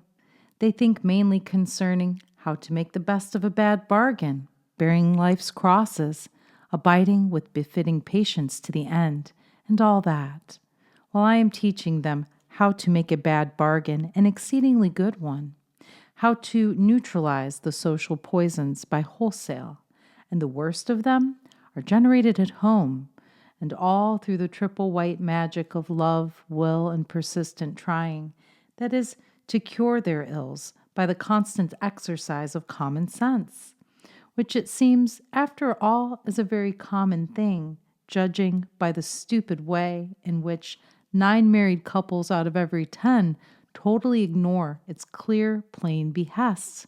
For common sense is the genius of the average mind and is an excellent guide to go by. 43. I have said, and it is true, that the other, the feminine magnetic and therefore superior pole, or pole dwelling of the viewless soul of humankind, is in the genital system of each sex respectively. Whence it follows that in all nuptial unions, where true love reigns and rules, governs and controls the entire being of each party, the entire soul of each officiates at the banquet and the celebration. Wherefore, both the positive and negative powers and forces of each party assist in the incarnation of the new soul. If a new soul is then and there called into our being, to run the gauntlet of time in its race to the field of eternity, and all such generation is holy, and it being a genuine marriage, none but truly human children are called into the world. But where no love inspires the parents, only one of the 2 grand forces of their souls officiate either in or at the generation of their mutual offspring, and such children are death sure to be deficient in some quality, and to pay through lives more or less angular, limited, and bitter, for the sins of their parents, and their profanation of the holiest of all human sanctities, and the violation of the grandest and deepest law of the human world, that of love. From such conditions it happens that the lands are teeming with half men, half women, and abound in human weaklings. Illegitimates are exceptional in brilliance, because at least some tolerable measure of love and a great deal of passion obtained when they were called into earthly existence. Apply the principle herein laid down, and it is not hard to see the reason why inferior-brained but strongly loving and loved women become mothers of mental, moral millionaires, while brainy mothers give us children born to intellectual penury. Men with comparatively small cerebral capital and caliber, but whose love nature is large, full, open, generous, almost invariably become fathers to their mental superiors, while per contra, we all know that great talent and actual genius seldom produces anything higher than a very low grade of mediocrity. Their children are notoriously below par, and P.A. also. These truths may be new and novel, as are many of those to follow herein, but they are assuredly destined and commissioned to revolutionize the world of thought on these subjects, nevertheless and notwithstanding. 44. The negative or brain pole of the soul, so to speak, is thoughtful. Its mission is to scan, search, explore, investigate, reason, understand, know. It is in rapport, more or less perfectly, with the intellectual and knowing universe. That is to say, it is masculine and electric. Now, an electric man progresses, stores up, advances toward, and captures knowledge, facts, things, ideas, and principles, and only give him time, and he will become an encyclopedia on legs, for all that's knowable he feels bound to find out. But the positive pole or sphere of the soul, being feminine or magnetic, is in direct contact or rapport with the very soul of being itself, the foundation fires of the universe, with all that vast domain underlying increase, growth, generation, evolution, emotion, heat, expansion, energy, power, the soul and base of being, and the arterial blood of God Himself, measureless love, the primal fire flow of the whole vast realm of universal existence, whence the female is nearer God than the male, and God is far more female than its opposite, for it is in Him, as in the human, a far less labor to create than it is to gestate and to bring forth. God struck the universe into being by a single fiat of His imperial will, but it took even Him billions of centuries to gestate and bring forth man, just as a man occupies 1 second of time only to plant a monad in the uterine soil, but it takes woman 40-odd weeks to prepare it for its uses on earth, or it takes man 1 second to begin a work which occupies all the energies of woman's soul and body, about 26 million seconds to complete what he began. Hence, one good mother is worth at least 50 million of male drones, without love to guide them heavenwards, and her influence for good in the universe bears the same ratio to his worthlessness. As a general rule, and right here, I desire to impress upon my readers not only the tremendous value and importance of my human soul and the awful consequences of destroying human life at any stage, but to enforce upon them the absolute necessity of marriage and parentage. For every child, no matter how imperfect, is eventually a positive gain to the universe, and every female who goes to the grave childless, every man who fails in his duty to himself, God, and nature, and dies without prolonging his human line, commits a grave offense, so grave as not to be easily forgiven. Thus it is readily seen that through love man seizes directly on all that is, and is in actual contact and rapport with all and singular every being that feels and loves within the confines of the habitable universe. But any amount of brain or learning he may have affiliates him to a very few at most, because all sentient creatures love and feel, while comparatively few can think and know. Love forever against the world. The positive throne or seat of the soul in the male is in, near, and about the prostatic gland, with 3 radii extending to the connected viscera, whence it happens that emasculation injures the very soul itself.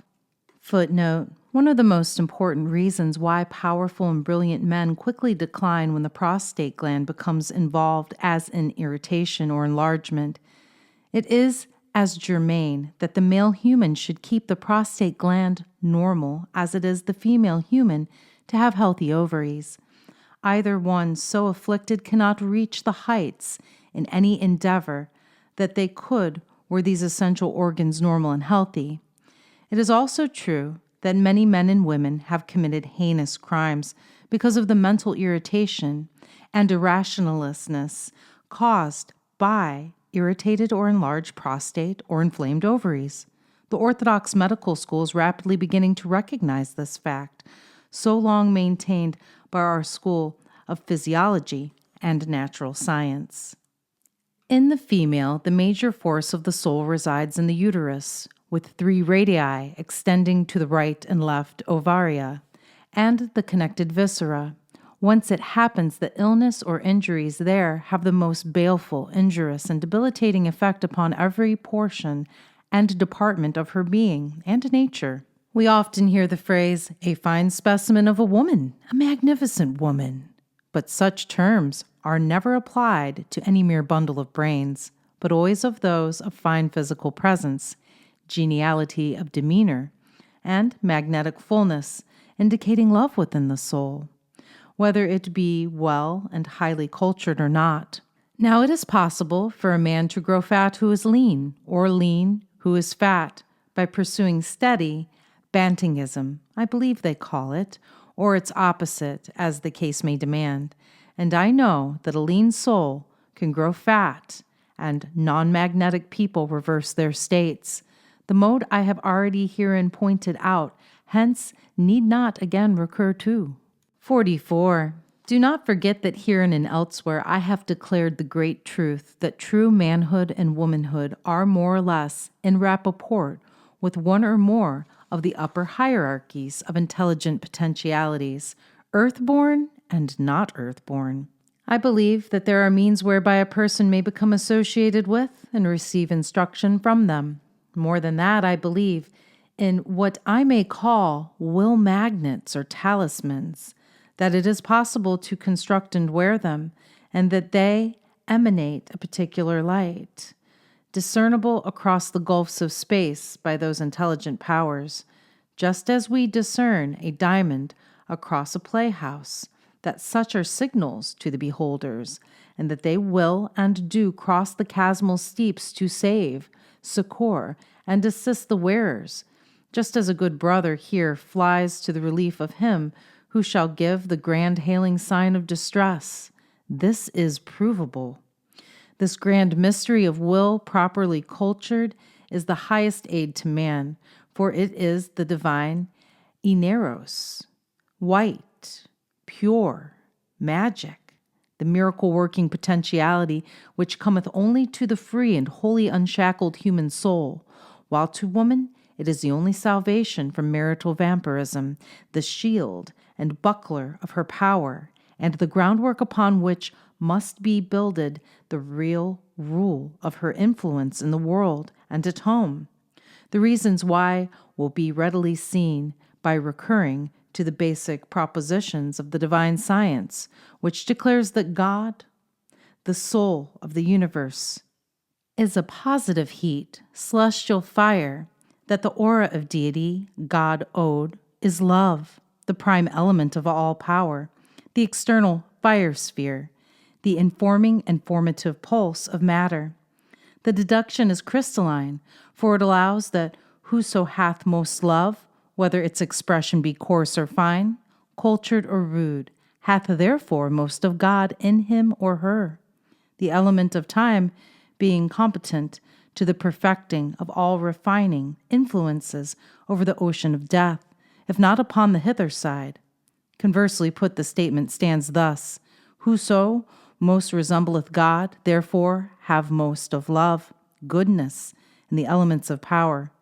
God is not a libertine. Now these latent energies I claim to here give the true knowledge of, that all may understand the laws of love, will, and ethereal force, and the principles and modes of their evolution, and crystallization in the homos, the result aimed at being the elimination of the gross and their orderly consolidation into personal power. I hold that love is, ever was, and eternally will be absolutely pure. Paste is not a diamond, though they resemble somewhat, nor is love ever anything but its own transcendent self. Yet normal passion is divine, because through it alone God gives true men to the great man-wanting world. There can be no such thing as unholy love, nor good badness, nor bad goodness. 46. Silence is strength, and the silent lip and steady head alone are worthy. I do not believe in the, to me, absurd dogma of human equality. It is the demonstrable negation of all human reason and experience. It is a hypocritical, cruel, and delusive falsehood, puts people out of their element, and into wrong positions. It never was, will, nor can be true. For aristocracy of some kind always rules and is always a unit in interests, while democracy is always ruled and is eternally at war with itself and clashing about its own interests, which interest it perpetually injures and destroys. But it is true that some souls are nobler, better, higher, finer, richer, riper, rounder. These 7 than some other souls are worth immeasurably more, whether weighted or plumbed in God's scales or man's. For some souls are young, green, acid, acrid, bitter, imperfect, and non-poised.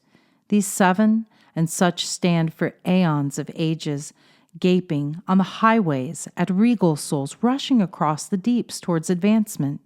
Here, there, now, then, up the streets of the worlds and down the corridors of heaven, splendid, aristocratic souls who will circumnavigate eternity, while others are wondering, what next? And did you ever? New souls just created, requiring 1,000 or 2 of ages to get their eternal sea legs on before being able to steadily walk the decks of the ev-eternal ship of centuries and power, or compete with those who living now yet have passed their ordeals long before the civilization had taken root in the moldy soil of scores that had preceded it. Men who make and govern circumstances instead of allowing circumstances to govern them. 47. True passion is but one and a minor mode of love's expression. Its offices are triplicate, and when people understand that one grand secret, farewell to social, domestic, and all other ills. And it is this grand secret I have for long years been teaching, somewhat not fully, in all my books, on both shores of oceans that girdle the world. I know that brains and intellects differ, but hearts and affection are ever the same. That through these last man can attain unto goodness, and woman reign queen and equal, where she now serves as drudge, toy, and legal and illegal, something worse. That woman, as such, has most love crystallized within her, and for that reason is entitled to stand the peer of the best man, breathing God's free air. Not by reason of her beauty, accomplishments, wealth, and any other accident, but because she hath the womb, the perfected laboratory wherein she fashioneth, and alone completes what it took God, nature, and man, singingly and combined, to only begin, and that too so badly that the wonder is that swarming hordes of murderers do not throng the world's highways where civilized man now walks. But so infinitely great an artiste is she, that from the worst of seed she has raised many a splendid human tree, redeemed the race from savagery, fostered and cultured art, science, religion, and all that renders earth habitable, and that, too, under all sorts of repressions and bad conditions, assuredly entitling her now to a chance of trying what she can do under favorable circumstances, who did so well under the bad. And I hold this to be the strongest argument for woman ever made since the world began, and I advance it only as one of the external reasons I entertain, holding in reserve others as much stronger and more cognate than these, as a chain cable is superior to a child's slender whipcord. 48.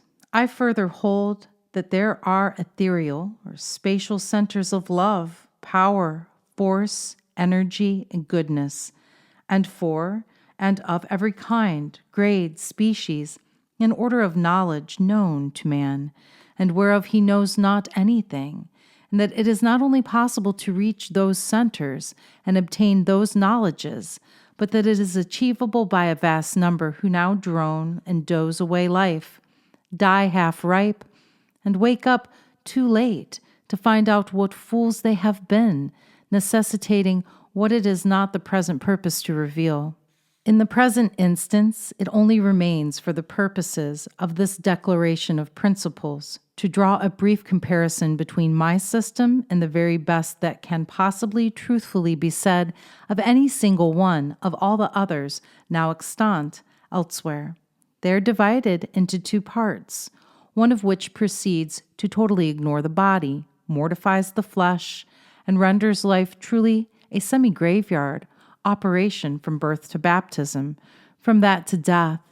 The other allows the utmost limit to lust and license to the elect, and roundly berates all others outside.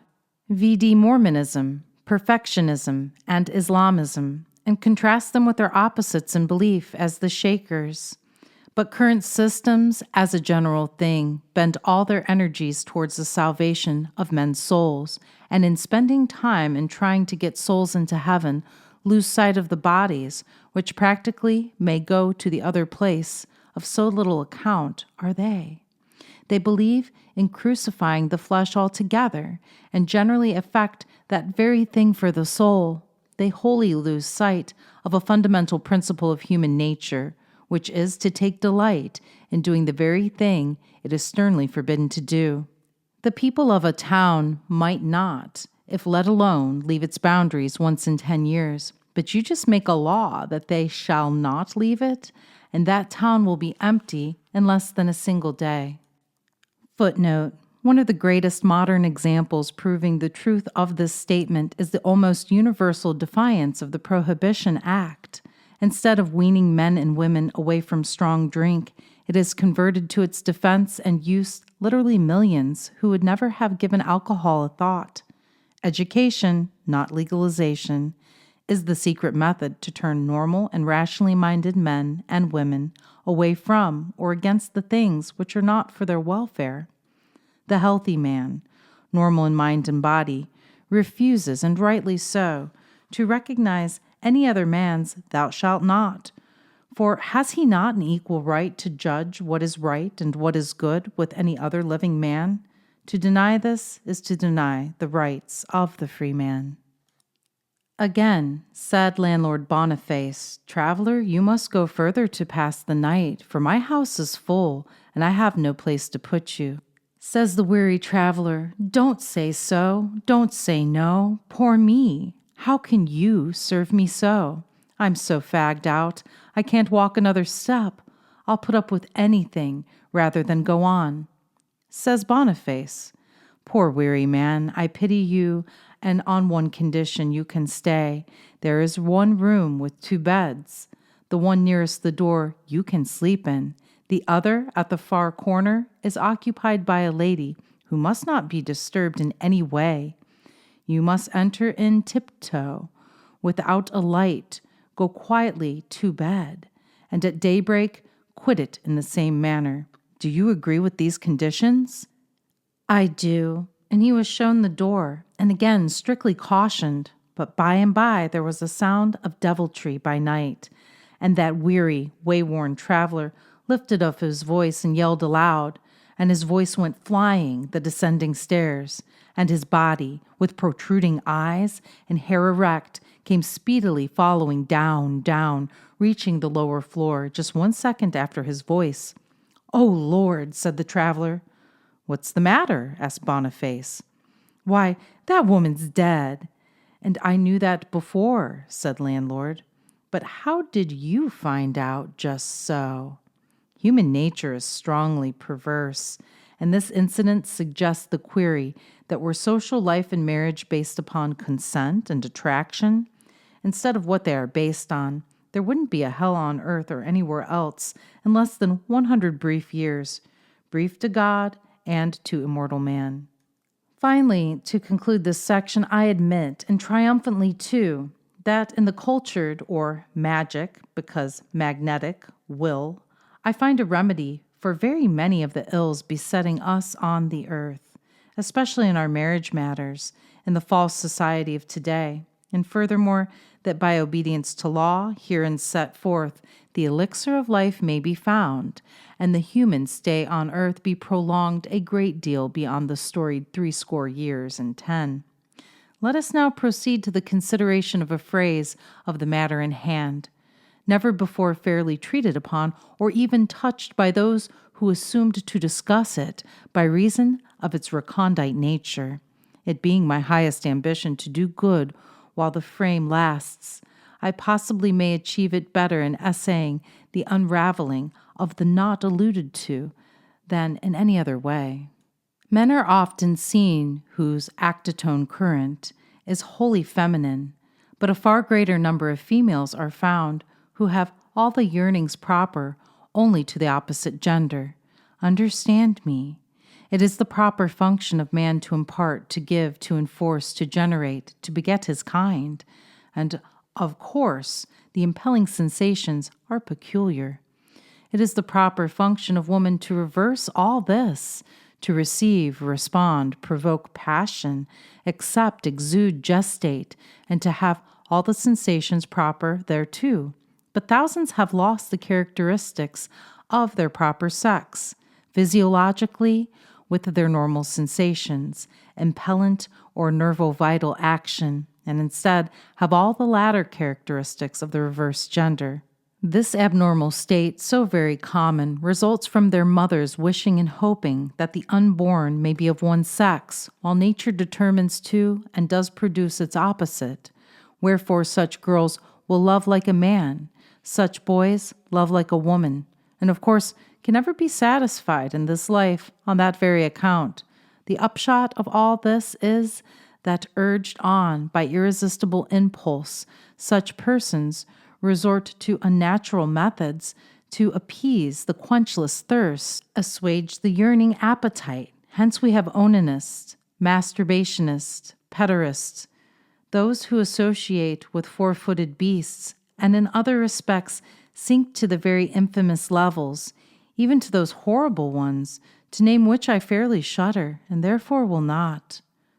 When a woman is pregnant, her whole desire should be that of giving to the world a perfect specimen of her maternal work, allowing nature to determine the sex, and then we shall behold no more such improperly constructed human beings on this fair earth of ours, wherefore we shall be rid of agitators of the sexual question. 49. In announcing the law and fact that the subtle element called magnetism is the connecting link between mind and body, the flesh, sinew, bone, and muscle, and the incorporated viewless soul of man, I declare a new truth, or rather one newly discovered. True, it has been suspected that electricity in some of its subtler forms was that link, but I am not aware that the subtler element, magnetism, was ever even suspected to be such link. Body is the seat of the senses. Soul is the seat of the deeper faculties. For emotion, love, sympathy, memory, fancy, judgment, and 100 other human attributes belong to the region and domain of soul, spirit, mind, the invisible man within, and the vehicle of their display and action upon and in the outer world is magnetism. Proof. When we are in perfect magnetic rapport with an individual, that person can be made to imitate our action, think our thoughts, do as we do, and be for a time our exact counterparts. But we may be in absolute electric contact, and not one of these strange results will follow. Observe these facts. Cohabitation, love not being the spur, is a magnetic halfness. With love, it is a magnetic circulation. That is to say, pleasure results from a nervous current rushing along the nerves of each and mingling in the chemico-magnetic union in and at the termination of the nervous filaments, radiating from every portion of the two beings and converging to a point at the respective vital centers of each. There can be no mutual joy unless such nervous currents do flash along the nervo-telegraphic system, nor can we experience any pleasure whatever, either nerval, gustatory, or in any other manner, unless such currents do thus pass, and moreover, every true or every false human joy must first be in the soul before the body can participate. We cannot lift a board till we bend to it and brace the muscles to the task. This is the principle of paucism, i.e., placing ourselves to do the work, receive a blow, shock, or impression. Footnote: Paucism is the first basic law taught in the mystery of Eulis, as given the neophyte who has passed through the temple of the Rosy Cross, or the Fraternitatis Rosicrucis, and entered the grand temple of imperial Eulis. We hate, and all our external features array themselves, involuntary, ever to materially express the metaphysical emotion. Now for the application of this principle to the subject under consideration. 50. It would look foolish for one to verbally protest burning love while the face betokened its deadly opposite, or actual stupid indifference. If the heart means love, and the lips assert it, the voice, manner, eyes, and genial glow must express it also, if one expects to be believed. Yet, in spite of the notoriously plain truth, there are thousands who talk love, while face, feature, voice, and conduct give the lie direct to all the lips have ever spoken. And yet the speakers marvel because their story is not credited. Such persons, too, may honestly mean just what and all they say, yet failing to pose themselves to the requirements of the case, fail also both in winning credence and retaining what of love they have already won. Counsel: if your lips speak love, always pose your features to the natural language of the passion or sentiment. For the expression of feature, the soft and flowing modulations of tone, the mellow cadence and inflection of the voice tells the immortal story of the heart quite as plainly and far more eloquently than can possibly any collocation of mere words, which any one can marshal to his or her aid, and soft and gentle tones will do more for errant, faulty husbands and wives than all the protestations or verbal storms that one could utter in a century. We have societies for the protection of beasts, and need a larger one for the protection of human beings in certain vital respects. It ought to be just ground for instant divorce, whatever and whenever a human male forces unwelcome embraces upon any female whatever. The beasts of the field don't do so. Why should men? More than that, it ought to be a criminal offense in the eye of the law, and as such punishable for any human male, under any circumstances whatever, to force the inclinations of any woman whatever, or to exact or seek wifely offices or concessions, except when she wills and ordains that such may be. Make this a law, and we shall have less work for sextons and digging graves for Miss So-and-so at any age between 16 and 35. The common sense of mankind knows full well that he is no man, but only a satyr who demands what cannot be granted, save with a shudder of unutterable horror and disgust, pangs past endurance, or at the risk of health and life. The action of the muscles is as clear an expression of a passion and the mental states behind it, as are the tones which utter it.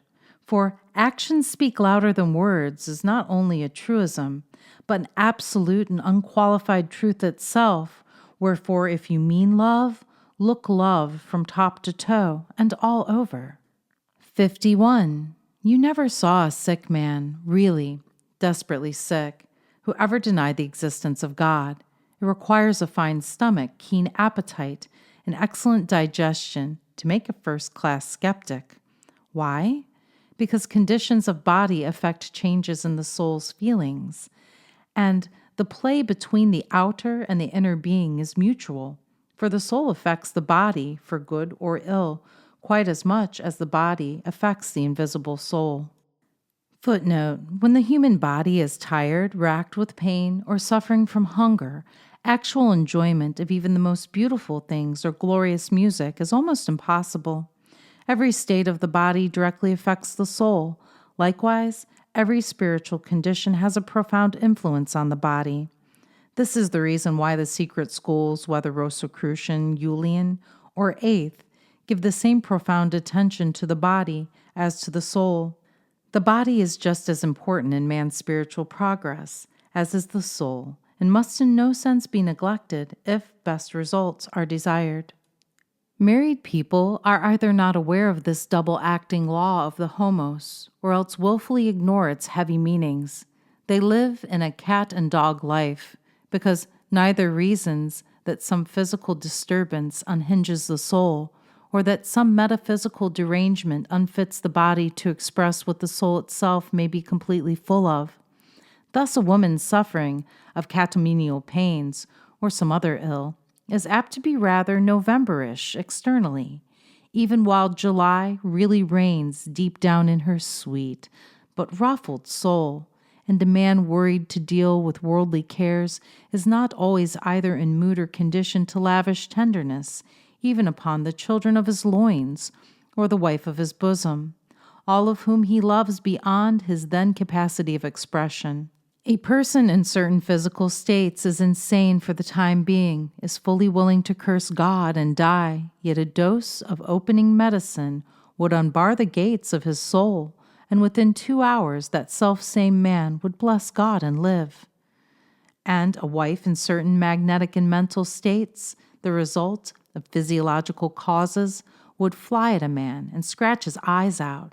Then, next day, after a good dose of senna, she would love and caress him, half to death. At this writing, I am suffering from partial paralysis, partially the result of a severe fall, a mere matter of 25 feet, through the trestle work of a bridge, upon not a very soft pile of rocks at the bottom, sent down there by the savage threats of 2 converging locomotives, one behind and one before. But that injury I could have recovered from by reason of the strong, resilient energies of my constitution, had it not happened that 4 months before, then, and months afterwards, I was continually laboring with brain, hands, and pen, bad enough, but was also subjected daily to a violent and continued affectional and mental emotion. Cause? A woman at the bottom of it. And that sort of excitement is quite sufficient to bring on paralysis, without the help of any locomotive that ever screeched over the middle ground. A place in Toledo where more ghosts of mangled dead walk than upon any surface of equal area in the entire universe. As a physician, I have treated many cases of disease which the patients attributed to scores of causes other than the right one, affectional trouble. Merchants, bankers, men of large business are almost invariably and inevitably stricken down in the midst of life and hope by apoplexy, paralysis, chronic dyspepsia, stone, gravel, or embolism, not alone by reason of their business activity or even nervous exhaustion, but because they do not loosen up, change their modes of motion, and devote more time to the home side, social life and fun. Business, the infernal demon god, is all in all, passion but a spasm, love a mirth, an unrealized dream, its joys still more unreal, vague, phantomesque, until at length nature wears out, God insulted, and he sends an angel of midnight to drop the curtain and change the scene. Aphrodisiacs are certain preparations, most of them outright infernal, which excite the amorous and passional appetites of the human being.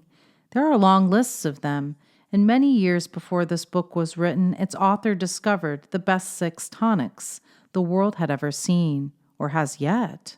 I refer to the protozonic remedials, and I have known hundreds upon hundreds of people who lived so close to the dollar account that nature withdrew her smiles from them, and impotence, dead, sterile, horrible, became their lot. And for years they had never known love in its physical aspects unless under the forcing power of some disastrous stimulant.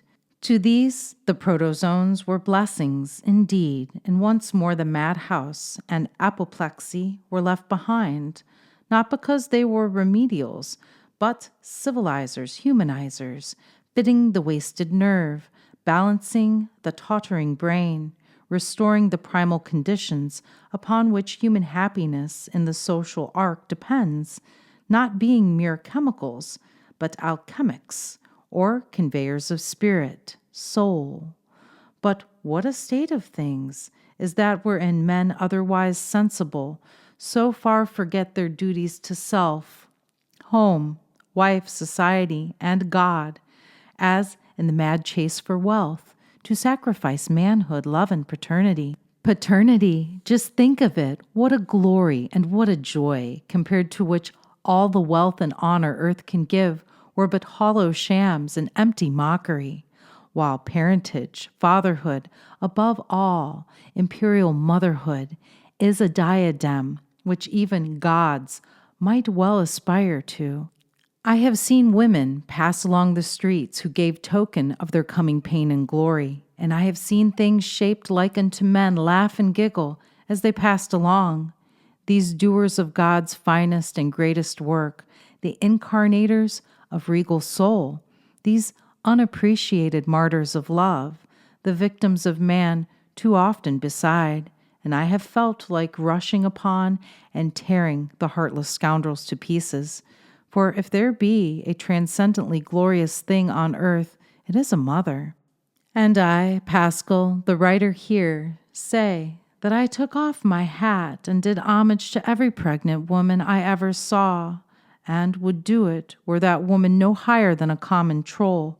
So highly and devoutly do I adore and worship motherhood. There, that's my soul. But if these laughers, these careless husbands, knew the truth I now reveal in the next few lines, they too, like myself, would laugh, but with royal joy instead of coarse derision. It is this. First, most seekers after domestic bliss, like him who builds from the roof groundward, begin at the wrong end.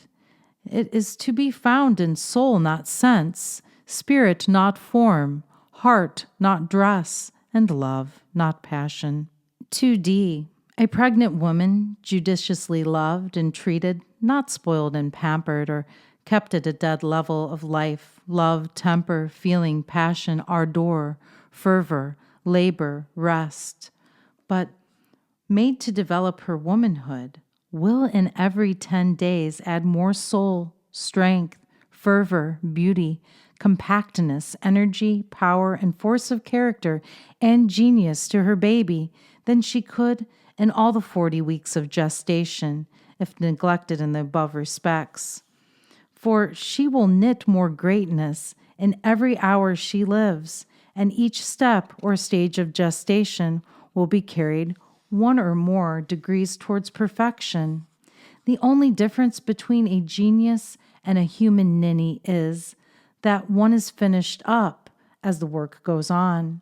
He is well kneaded, and kneaded too, well risen, well baked, and therefore is well flavored, well done, will keep well, give excellent satisfaction all around, and will be longed for and wept over when gone, just as children mourn the good things that have passed away forever. 52. Paralysis caused other than by physical injury is the result of over-emotion, two acrid states of the blood and fluids, often removable by continued catharsis and by nerve embolism, as well as that of blood vessels. Consequently, the system is not supplied with a proper amount of vitalized pabulum. Footnote: it is now recognized that any extraordinary emotion may cause a paralytic stroke, and especially is this true of the destructive emotions such as anger, keen resentment, insane jealousy, and others of like nature. Most cases can now be cured by rational bodily adjustments and by the elimination of the poisons created by the passion, which poisons deadened the normal activity of the muscular and nervous systems and thereby interfered with normal mental functioning.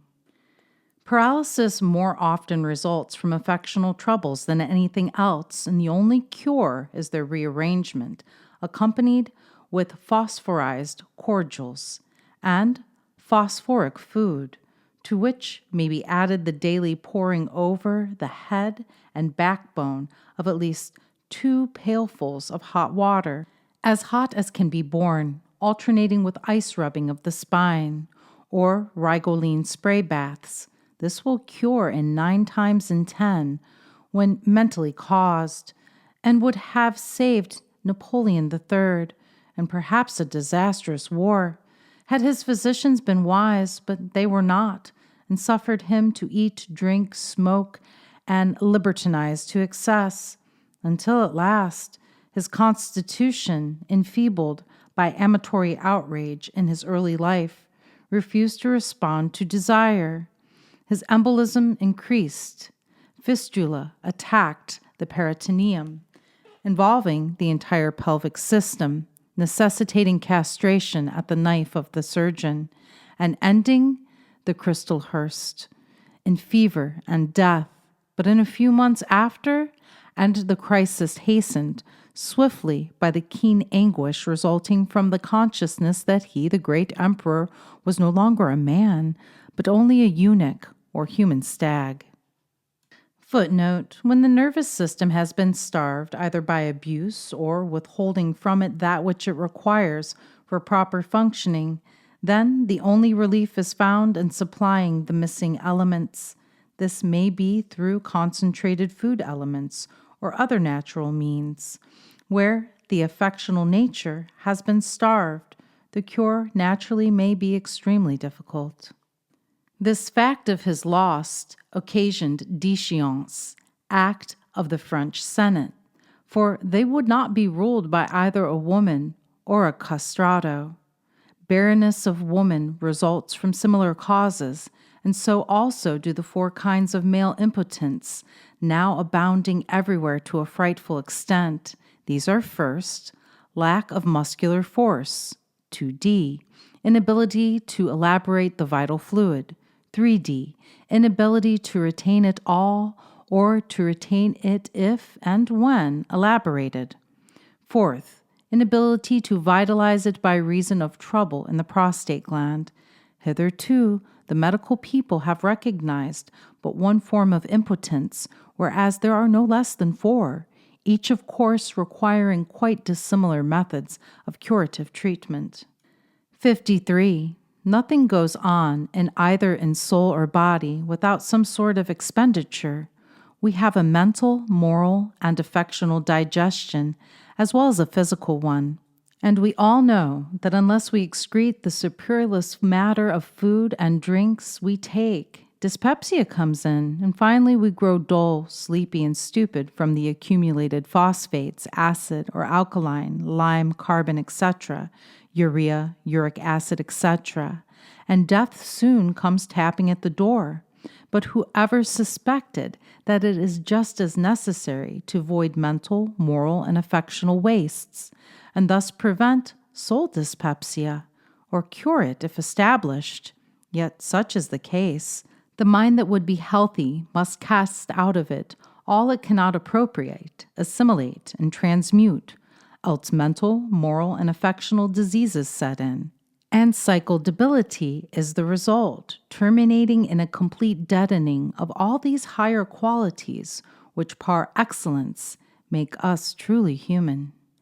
54. Now he or she who dwells mainly in the brain is subject to enormous nervous waste, and the blood, charged with refuse, brain, and nerve rust, rushes to the kidneys, and there unloads its bad freight.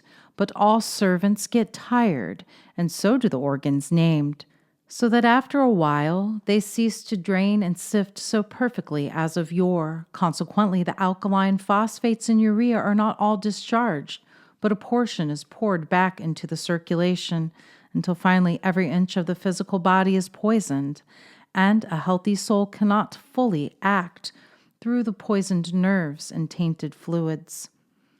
Footnote: brain workers, to remain normal, must avoid all excesses, every sexual abuse, and select a diet rich in nerve foods. If this caution is heeded, there will be no need for worry. Concentrated nerve foods may be called for in times of stress or when there is an extra strain on the system. Brain workers suffer quickly from emotional storms and should avoid them at all cost. Affectional abuses are also quickly destructive and detrimental to the mentality and the spiritual nature. The kidneys begin to suffer and give out. The suprarenal capsules change their fiber and no longer act as storehouses For the kidney life placed there daily by the watchful soul. The bladder goes next, then the testes, prostate, ovaries, or uterus follow. And before you know it, the man or woman is a splendid wreck. Wherefore, follow Solomon's advice and remember two things. First, that there's a time for work and rest and sleep, and amusements, and converse, and amorous diversion. Next, that all work and no play makes Jack a dull boy. Meals, sleep, love seasons, all should be as nearly as possible orbital or periodic in their motions, just as the day, night, winter, spring, and autumn in the world without. In a little while, nature will assist, and each season will come in full force at its proper time, just as eclipses occur and green fields smile again. Surely married people will understand this delicate but very important suggestion. Hundreds of people consulting me as physician have benefited by that advice, and by resolutely sleeping apart as a custom, have begun to realize a domestic felicity they never before imagined to be possible. Nay, it is absolutely necessary in all cases where perfect restoration does not follow every night's slumber. Reader, you have 160 bones and 500 muscles. Your blood weighs 25 pounds. Your heart is 5 inches in length and 3 inches in diameter. It beats 70 times a minute, 4,200 times per hour, 100,800 times per day, and 26,725,200 times per year. At each beat, a little over 2 ounces of blood is thrown out of it, and each day it receives and discharges 7 tons of that wonderful fluid. Your lungs will contain a gallon of air, and you inhale 23,000 gallons a day. The average surface of the air cells of your lungs, supposing them to be spread out, exceeds 20,000 square inches. The weight of your brain is 3 pounds. In the average American man, it will weigh about 8 ounces more. Your nerves exceed 10 millions in number. Your skin is composed of 3 layers and varied from 1/4 to 1/8 of an inch in thickness. The area of your skin is about 1,700 square inches, and you are subjected to an atmospheric pressure of 15 pounds to the square inch.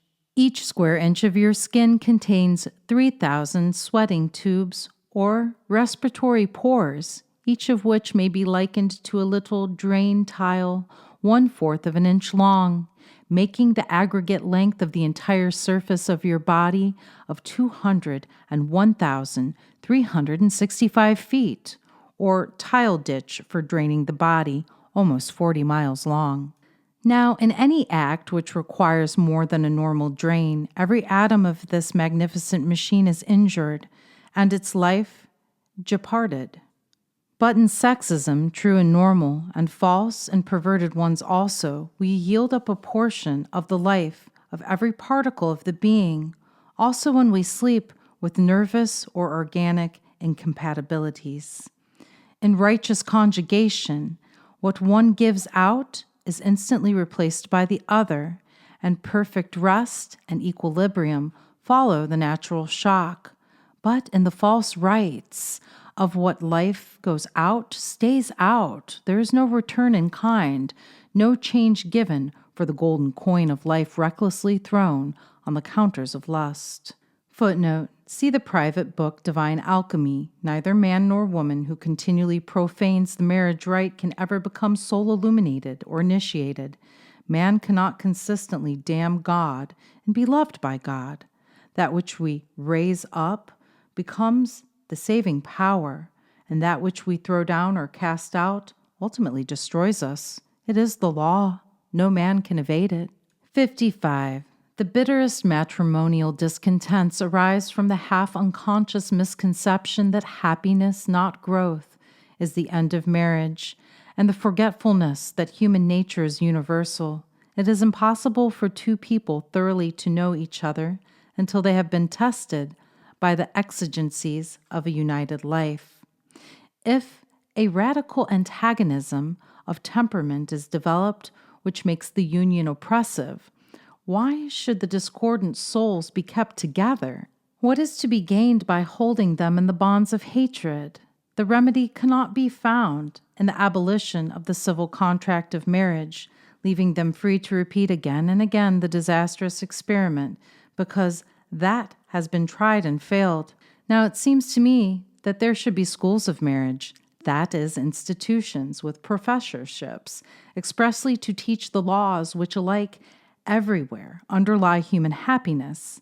As it is today, pretty faces win male stupidity, and disaster invariably follows. Above all, our system of nervous life, the good food poorly cooked, the way we eat, drink, sleep, all are axes laid at the roots of the tree of domestic life. There's not one sound man in 500, nor a woman in 1,000, who does not have the doctor's care for ills resulting from this false life. The food we eat and what we drink act upon our souls, our emotions, and our loves, quite as much as upon our mere bodies. And I had rather have one meal cooked by a good, loving old mother than all the hotels of earth with golden plate could furnish, because such food is seasoned with goodness. 56. I am satisfied that sleeping together and too frequent yielding to the impulses incident to the chemically fevered state we are in produces a peculiar nervous exhaustion which, if long continued, always results in a chronic morbidity closely verging upon actual insanity. Indeed, in most cases, upon some points, it is insanity itself, for what else can that state be called which sees nothing at all but ill, dark-omened shadows continually floating over the sky of life, and which beholds in the wife or husband nothing but demons or gorgons, chatters about him or her, exposes faults, magnifies molehills into rocky mountains, and only breathes venom, spite, and malignant hate upon one sworn at the altar to be loved and cherished till death did them part. This is sheer madness, downright insanity, and in that mood what worlds of wrong are daily done, and that, too, by people in whose hearts angels slumber, and long to be awakened, that their wings might fan the fevered brow and lull the weary souls to rest. This insanity has its rise in satiety and non-reciprocity in the more intimate relations of husband and wife, and is akin to that which falls like a leaden pall sooner or later upon the onanist and debauchee. Owing to the imperfect marriages of today and the few past decades, millions of half-children or unsound ones have been born, cooked, angular, violent, unreliable, impulsive, vigorous, and constitutionally morbid, with a powerful bias towards unquestionable insanity. Passing along the streets, it is easy to pick out people thus born. Their faces and heads betray the unmistakable brand of insipid lunacy, and it requires but little provocation to fan the latent embers into a glowing and terrible flame. The average insane head is smaller in all its dimensions than the sane. The latter shows also less irregularity of outline. The left anterior quarter of the sane head is usually larger than the right, while the right anterior quarter of the insane head is almost always larger than the left. Many insane people show a decided projection in the right frontal region. Now, mark the conduct of your friends thus organized. 57. But why are they insane? What are the actual, not theoretic, but purely scientific facts of such cases? Reply. Magnetic and amative depletion act upon some people precisely as starvation acts upon everybody. When the stomach can no longer get food, the body begins to consume and feed upon itself. First it absorbs the fat and we grow lean. Then it attacks the muscles and we become skeletons. Next the liver goes and we become cadaverous. Then the mucous surfaces are called upon, and at last the serous plates are attacked, and the grave closes over a bunch of bones only. In the case of the sexual, pederastic, Dentonian debauchee, when his lust alone drives him to either excess or sex of horrors, there is no return, and his passion consumes his body. First, the nerves become strained and tensioned beyond endurance, and one after another gives way. Then the muscular cords are slackened, and the testicular glands decrease. Then the prostate, then the marrow of the backbone softens and yields its fat to feed the fearful fire, creeping up until it reaches the brain. Then the substance of the brain goes down to death's hot furnace.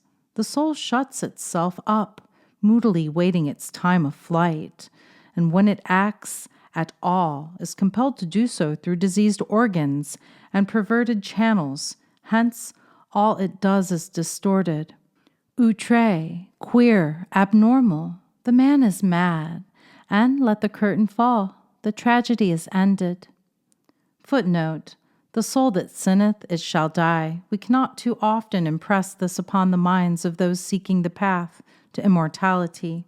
Moses, the great lawgiver, voiced the law in a few words: cast not thy seed upon the ground. The method matters not at all.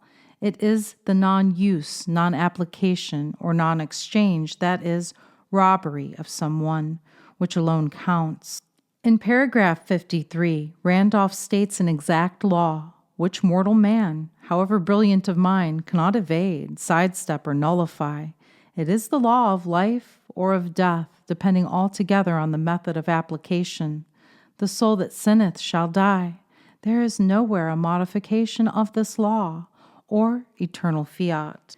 58. When teaching those who are desirous of mastering the principles pervading the books and constituting the soul of the system evoked and elaborated by him whose pen scores these lines, it was the custom for him to address them in these following words, or their equivalents. First, the mystery of life and power, seership, in its loftier, not merely its lesser meanings: forecast, endurance, insight, farsight, longevity, silent energy, mental force, magnetic presence, and impressive capacity lie in, flow out of, pertain to, and accord with the she or mother side of deity, the love principle of humankind, and sex of natures of the complicate homos. Outside of its sphere of operations, all is cold and deathful. Within its mystic and magic circle dwells all there is of fire, latent and active, actual and metaphysical. All there is of energy, procreant power, physical, mental, spiritual, and all other. And it, love, is the master key, unlocking every barred door in the realms that are.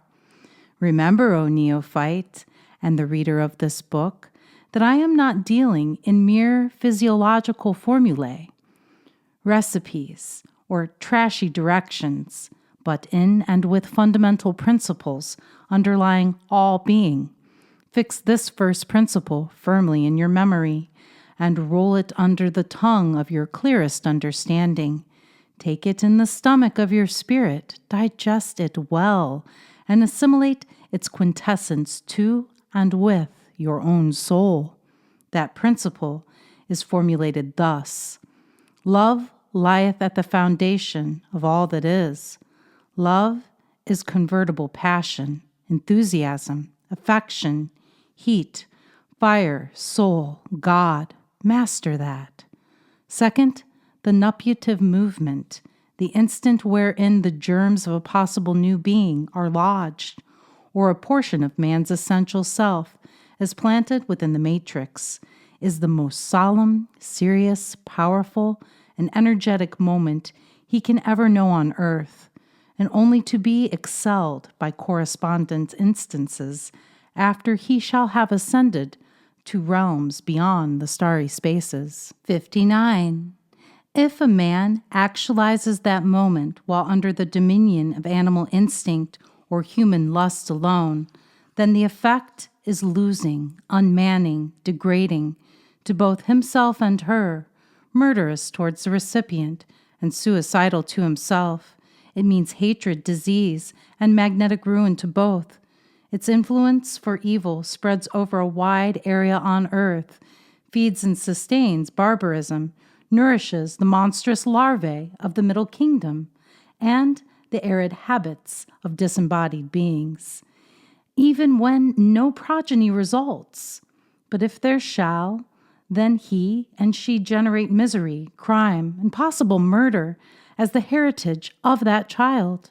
If, on the other hand, love be the prompting angel at the hearth nuptial, then strength, goodness, truth, harmony, and sweet melodies of life ensue to the twain, and are ensured to the offspring God shall give them. Third, at the very instant his seminal glands contract to expel their treasures, at such instant his interior nostrils open, and minute ducts, which are sealed at all other times, then expand, and as the lightning from his soul darts from the brain, rushes down the spinal cord, leaps the solar plexus, plunges along the nerval filaments to the prostate gland to immortalize the germinal human being. And while the vivic pulse is leaping to the dark chamber wherein the soul is clothed in flesh and blood, at that instant he breathes in through the inner nostrils, one of two atmospheres, underlying, interpenetrating, as the spirit does the body, the outer air which sentient things inhale. One of these auras is deeply charged with, because it is the effluvium of the unpleasant spheres of the border spaces, where is congregated the quintessence of evil from every inhabited human world in the entire congeries of soul-bearing galaxies of the broad universe. Else he draws in the pellucid aroma of divinity from the far-off multiple heavens. It follows that as are the people at that moment, so will be that which enters into them from the regions above, beneath, and round about. Wherefore, whatsoever male or female shall truly will for, hopefully pray for, and earnestly yearn for, when love, pure and holy, is in the nuptive ascent, in form, passional, affectional, divine, and volitional, that prayer will be granted, and the boon be given, but the prayer must precede. Discord reigns in marriage land today, and one principal cause is that while the magnetic tide is at its height, and before the soul withdraws its power from the pelvis back to the brain seat, they part company, and the spiritual auras and vital air escapes into the external world, instead of being stored up and absorbed by the woman's spirit and soul. 60. The consequence is that the evil forces take hold with a deadly grip upon the very roots of their triplicate being, because in acting as they do, they defy, annul, prostitute, violate, and disobey the very primary law of human existence, and voluntarily seek to defeat God Almighty's great purpose underlying their creation. 61. Balzac says, "He who begins with his wife by a rape is a lost man." I say, it is next to impossible that she can ever love him after as before, and I say this after a large medical practice of not less than 30 years. But most men not only begin thus, but keep it up, the fools, and their name is legion, till hatred, horror, and disgust either kill her outright or suggest an evil from which every true human shrinks. 62. Abortion at any stage from conception to birth is murder in the first degree. It effectually kills the child, demoralizes the mother, destroys her moral and physical health, while living, and after death irrevocably dooms her and her assistants to the perpetual society of murderers beyond the grave, from which doom there is no appeal, so beware of the crime. 63. Circumstances may demand non-increase of family. Therefore, avoid all risk 48 hours before and 100 after the canomenial period. Footnote: This rule is not always dependable, as many women are a law unto themselves. Avoid all risk after a return from a journey or temporary absence. And 64. After the makeup following an unpleasantness, tiff, spat, or downright family quarrel, because the reaction creates not only increased affectional and procreative energy, but also a peculiar liability to the risk of unwished-for parentage, then especially. 65. Mental, moral, physical, and domestic trouble, mutual magneto-vital exhaustion are easily preventable between couples if they will but sleep apart, have hard beds, good ventilation, never sleeping in day-worn underclothes, and each magnetizing the other at the 7 magnetic points of the human frame: sides, spine, throat, head, breast, and over stomach. 66. Superior men, whatever their rank or calling, are very attractive to women as a general thing. Therefore, such men, as they are most always very licentious, have great need of watchfulness and prayer, considerable prayer, but more watch. 67. The true nature of any wife is quickly changed for the worse by the pigness and private brutalisms of their husbands, and can't a man do as he likes with his own? Requires a universal no, even if ownership of the wife is conceded, which it isn't. 68. When a husband's private conduct, unreasonable demands, etc., have estranged the dear love so precious to every genuine man, there is but one way to change it back, and that is forbearance, self-restraint, care, gentleness, reciprocity, love. It is best to eat only when one is hungry. But why force an unwelcome feast to you, horror to her, except she be a-hungered as well? If she be not in sympathy with her husband in all respects, it means death to her affection for him in time, if not at once, and he is a poor bird who foolishly ruins his own nest. And how many human birds do it? We are triplicate beings, soul, spirit, body. Our loves and passions may be of either one, two, or of all 3 of these. If our love be only of soul, it is too fine and ethereal for this lower world, and for all practical purposes is useless. If it be of spirit only, it is too vague, unsubstantial, unthoughtful, and physically unsatisfactory. If it be of body only, then lust is regnant, with hell all around and crime swelters in the air. If our loves be of soul and spirit only, then we are bereft of power to become energies in the world, because we lack the material force to either make our mark on each other, the world, or to give good physiovital constitutions to our offspring. If our loves be of soul and body, we are isolated from the rest of mankind, and are lone pilgrims all the way along. If they be spirit and body only, we are extreme, either all transcendental affection or downright animal passionists. It is only when our loves are triplicate that we fulfill our true mission and realize the supreme joy of existence. The marital office and function is therefore material, spiritual, and mystic. The Christian world knows much about the first 2, but nothing whatever of the last. This book of my doctrine only contains it, for it alone declares and establishes the fact that the material function is unquestionably the highest, holiest, most important, and most wretchedly abused of all that pertains to the human being. Its offices are so vital that I hold as cardinal, indisputable axioms that 69. He who is diseased or unsound pelvically is not a true man, while thus that his soul is barred out of the heavens, whither all souls repair during sound sleep, and that his immortality is not certain until he does become sound. Woman everywhere is subject to the same law and penalty.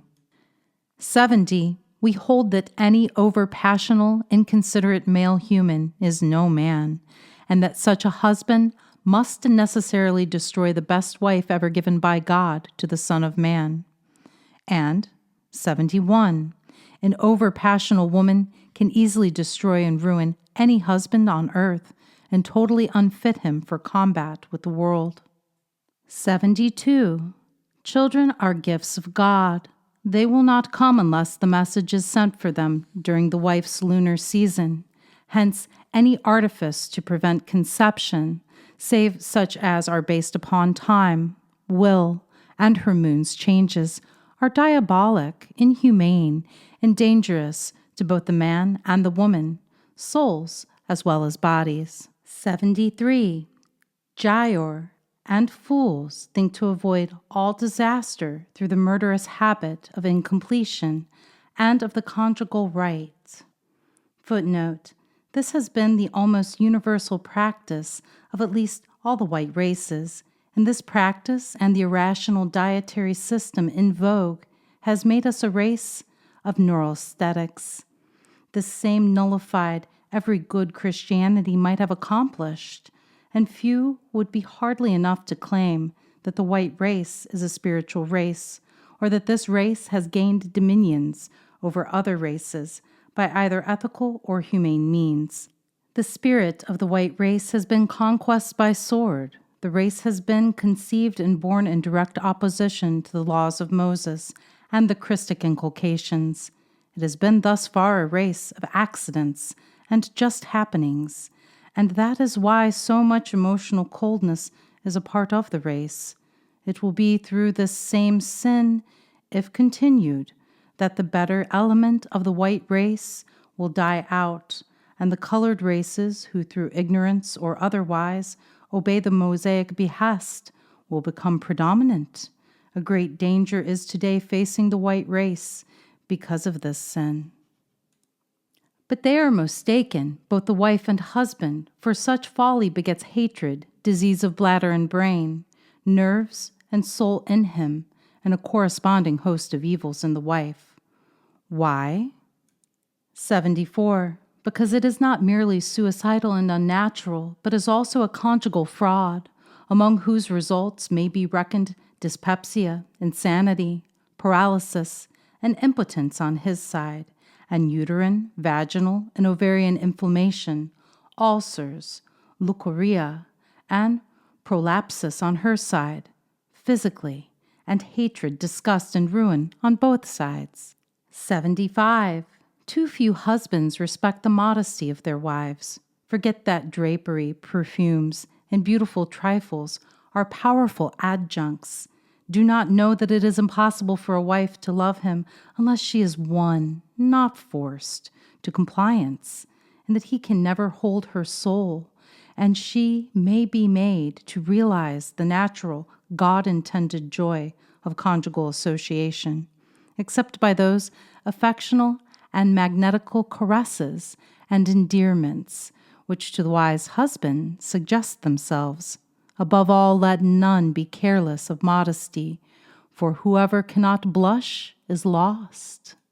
76. Too frequent exercise of any power, quality, or faculty is ruinous. This is especially true of marriage matters, which are only productive of two results, hell or heaven.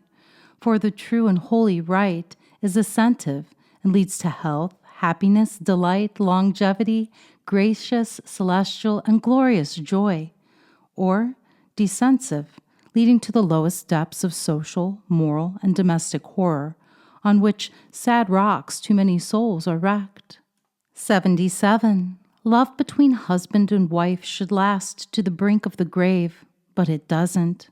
With careful obedience to these rules and judicious food, drink, and occasional baths, it will. Doctors, clergymen, merchants, lawyers, people of letters, all whose minds are constantly on the stretch. Also, women of like mental culture are all more or less deficient in vital energy, and all will speedily reach primitive vigor, endurance, and elasticity of spirit and body only through the natural methods herein set forth. 78. Conjugal love never stands still. It either increases or diminishes, and husbands and wives both injure and mar it by heedlessness. 79. She who yields to a libertine is sure to be despised by him. He who patronizes a harlot is worse than a beast, and either are unworthy of the forms they bear, for no beast sins against beast morals, as humans do against theirs. Whoever yields to passion, not love-founded, is not only a fool, but a suicide, for love-passion builds up the human soul, but mere lust absolutely wastes the soul, and everyone guilty of the folly knows this from experience, for a debauch lessens the entire volume of power. Whoever is false to a true wife or husband contracts the malaria of the shades and is sure to bring home the subtle poison and lay the broad foundation of domestic ruin. Sexual faith and purity is the price of power, just as love is the sole base of immortality.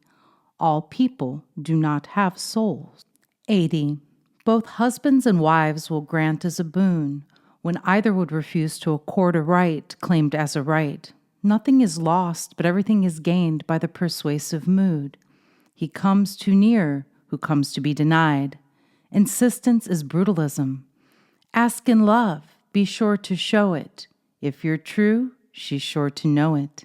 Slow paces last the longer. Unless there's mutality, a little, but growing pandemonium is kindled. 81. Govern yourself, then you may rule a kingdom, and then your mate. 82. Nothing but love can keep a man faithful, and not that always, unless he finds greater solace at home than abroad. And that's just it. They too often do, and that's her fault, for unless he does, she's never sure of him. 83. A woman must have love, must love and be loved, in all its true meanings, ought of course to have and exercise it at home, but if she don't have it there, she will elsewhere. And he who imagines he can keep her true in heart at least, without loving her right along, and right straight from his to her soul, is an egotist, a fool and dolt. Love lost seldom returns. It can only be won by truth, assiduity, and genuine manhood. 84. An idle wife may be successfully tempted, so may a dressy one, or one subject to flattery. For such to be tempted is to fall. She will forget everything but a slight to her love, not passion. But a man will forget a slight to his love, but never forgive a sin against his conjugal rights. Ought he? 85. No power can tempt a woman against the man she loves, and whom she knows loves her in return. 86. No right of marriage gives ownership, but equality. Proprietorship means despair to her, dishonor to him. 87. A woman in love can be wholly trusted, but not so with a man. 88. One sheep-killing dog will ruin all the other dogs he comes across if you grant him time, and one loose woman will corrupt 500 innocent girls or wives in 6 months if you but give her the chance to do so. It is their chief delight. Finally, I commend these 28 points to the study of mankind, as also that portion of knowledge which is yet to be taught you hereinafter. 89. The entire social, conjugal, and domestic worlds today are in an uproar, chaos, and revolution. It is deplorable that so much ill will, sickness, discontent, hatred, sadness, insanity, and wretchedness exists among the married of today. But it is true, and domestic happiness is the exception to an almost universal rule, at least among the people of every sort and section of this nation, and scarcely anywhere else, in such frightful form upon the globe. Husbands neglect their wives and practically hate them, wives the same, and universal domestic chaos reigns supreme. The worst of the matter is that both wives, husbands, and society at large attribute the bad state of things to wrong causes, for the fact is that the real one lies right before their very eyes, yet they will not see. Such a state of things cannot exist among Oriental nations or the dark-skinned people of the world. Were it not so serious a matter, one would laugh at the absurd and puerile folly that permits the reign of such social non-concord for a single day, when its causes are so palpable and its cure so easy. As things exist, wives are defrauded. Husbands do not love them, and wives fail to hold their lords in affectional duress. How few indeed know how or even care to accomplish health and happiness at home. And yet it is in every man's power to make his wife love him, and in every wife's to make her husband worship God through her. On my soul, I truly believe that if my rules were followed, the social millennium would be close at hand. No strictly good human power can dwell in or be developed by any man who is sexually unsound, imbecile, puerile, weak, or impotent, nor in any woman with fallen womb, leucorrhea, ulcerated vagina, or passional frigidity. How, let me ask in God's holy name, can you expect home, happiness, or heaven in a family where the wife never, from the altar, where she swore her life away, to give the grave that closes over her fretted corpse, never realizes the slightest marriage joy or anything else than utter and profound disgust? How can man be constant, faithful, good, or great, who is in a sense compelled to run after harlots because his wife is consecrated ice? You can't expect perfection from conditions themselves imperfect. But there is a clear passage and open water out of this polar sea of marriage land. 90. There cannot be a doubt but that the philosopher's stone of ancient and medieval lore and the elixir vitae, water of life and perpetual youth, so vaguely hinted at by old writers, and which constitutes the burden of the celebrated book, Hermippus Redivivus, or the Sage's Triumph over Decrepitude and Death, means this identical triple mystery, which scarce anyone practically knows, but which all should learn, and which every physician and divine in the land ought to be compelled to teach their subjects under heavy penalties of neglect, because it is the secret of sustained youth, grace, and beauty. It is the gate of power, and the crown and signet of ineffable human glory.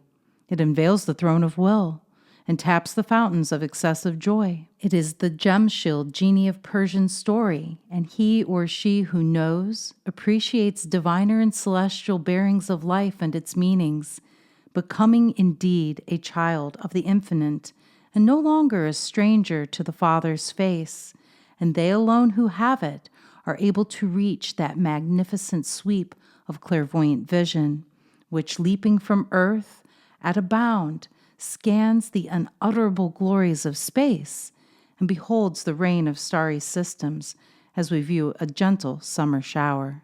91. The great source of crime, illness, wretchedness, and suffering has been traced to its one single source. That is the abuse, improper use, and mismatching of people and their loves, conjugal relations, and sexual incompatibilities. It is proven that these bad conditions are frequently the result of organization and sometimes spring from incompatible electric, magnetic, and chemical relations between couples. That absolute separation is the only cure for some who are wretched in their married state or interrelationship, while attention to health and a fair amount of try is a certain cure for other cases. 92. The body of a man is a mere conglomerate of earths and metals, gases and fluids, wholly material, but penetrated and permeated in every atom by imponderable elements, essentially electric in their nature. Thus beneath and lining our eyes are ethereal organs, corresponding thereto, beneath our limbs, heart, lungs, brain, in short, all our parts are corresponding electric organs, and the totality of these constitutes the ethereal, spiritual, death-proof man or woman. And when dissolution occurs, this inner man or woman oozes out of the material structure, becomes self-conscious again, and takes its place among the countless armies of the departed, but neither lost or dead. And this internal, ethereal man, woman, or child can be contacted by us in the flesh by conforming to the laws governing such contact and the observance of a few simple rules.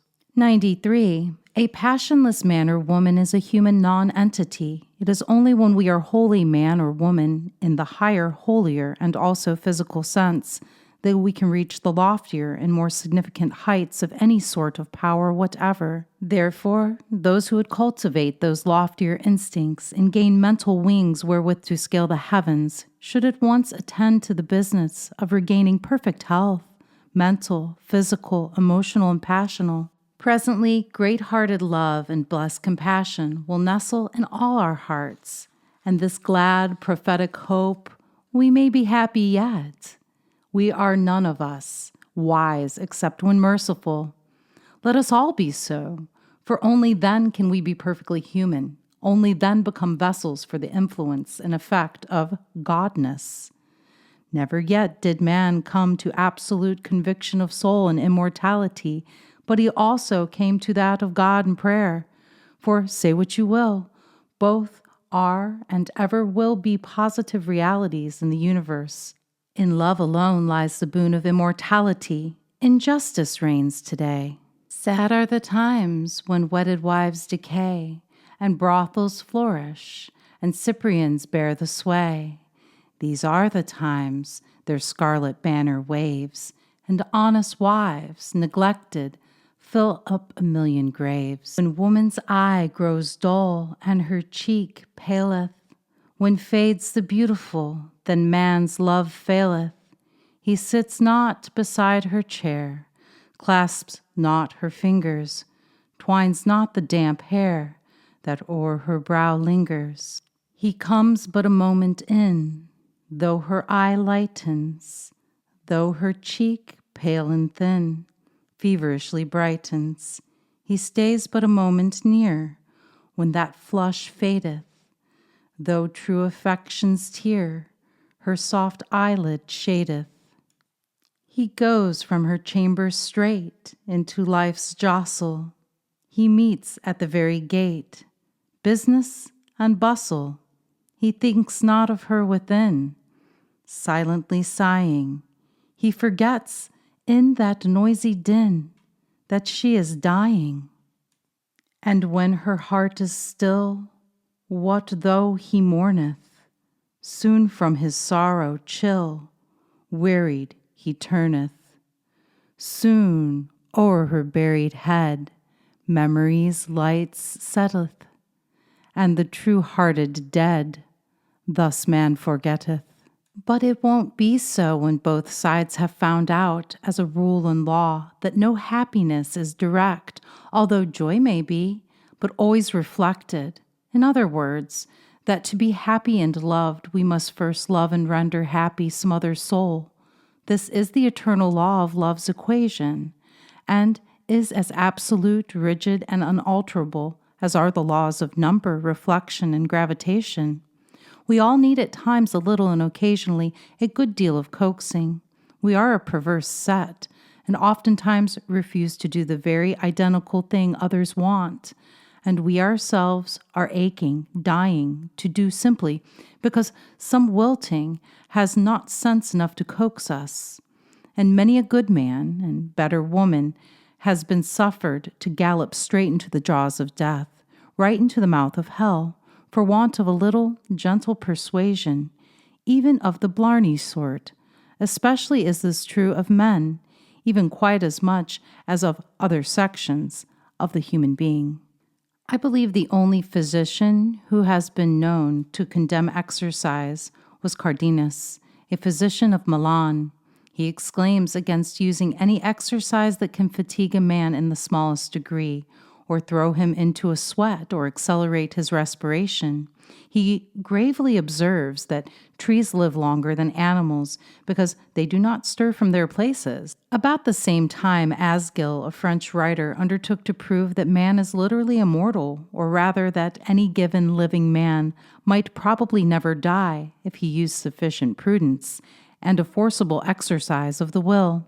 He complains of the cowardly practice of dying, considering it a mere trick or unnecessary habit. Footnote: Men die because of feebleness of will. They also die because they continually cast out their vital forces instead of exchanging them as the law commands. They die because they defy every law which has physical welfare in mind. Men die because they abuse their minds, their bodies, and their creative nature. It is undoubtedly true that under the present conditions, very few men of even the most advanced types would care to live beyond a certain period, but it is equally true that few attain to the age allotted to men who obey the law.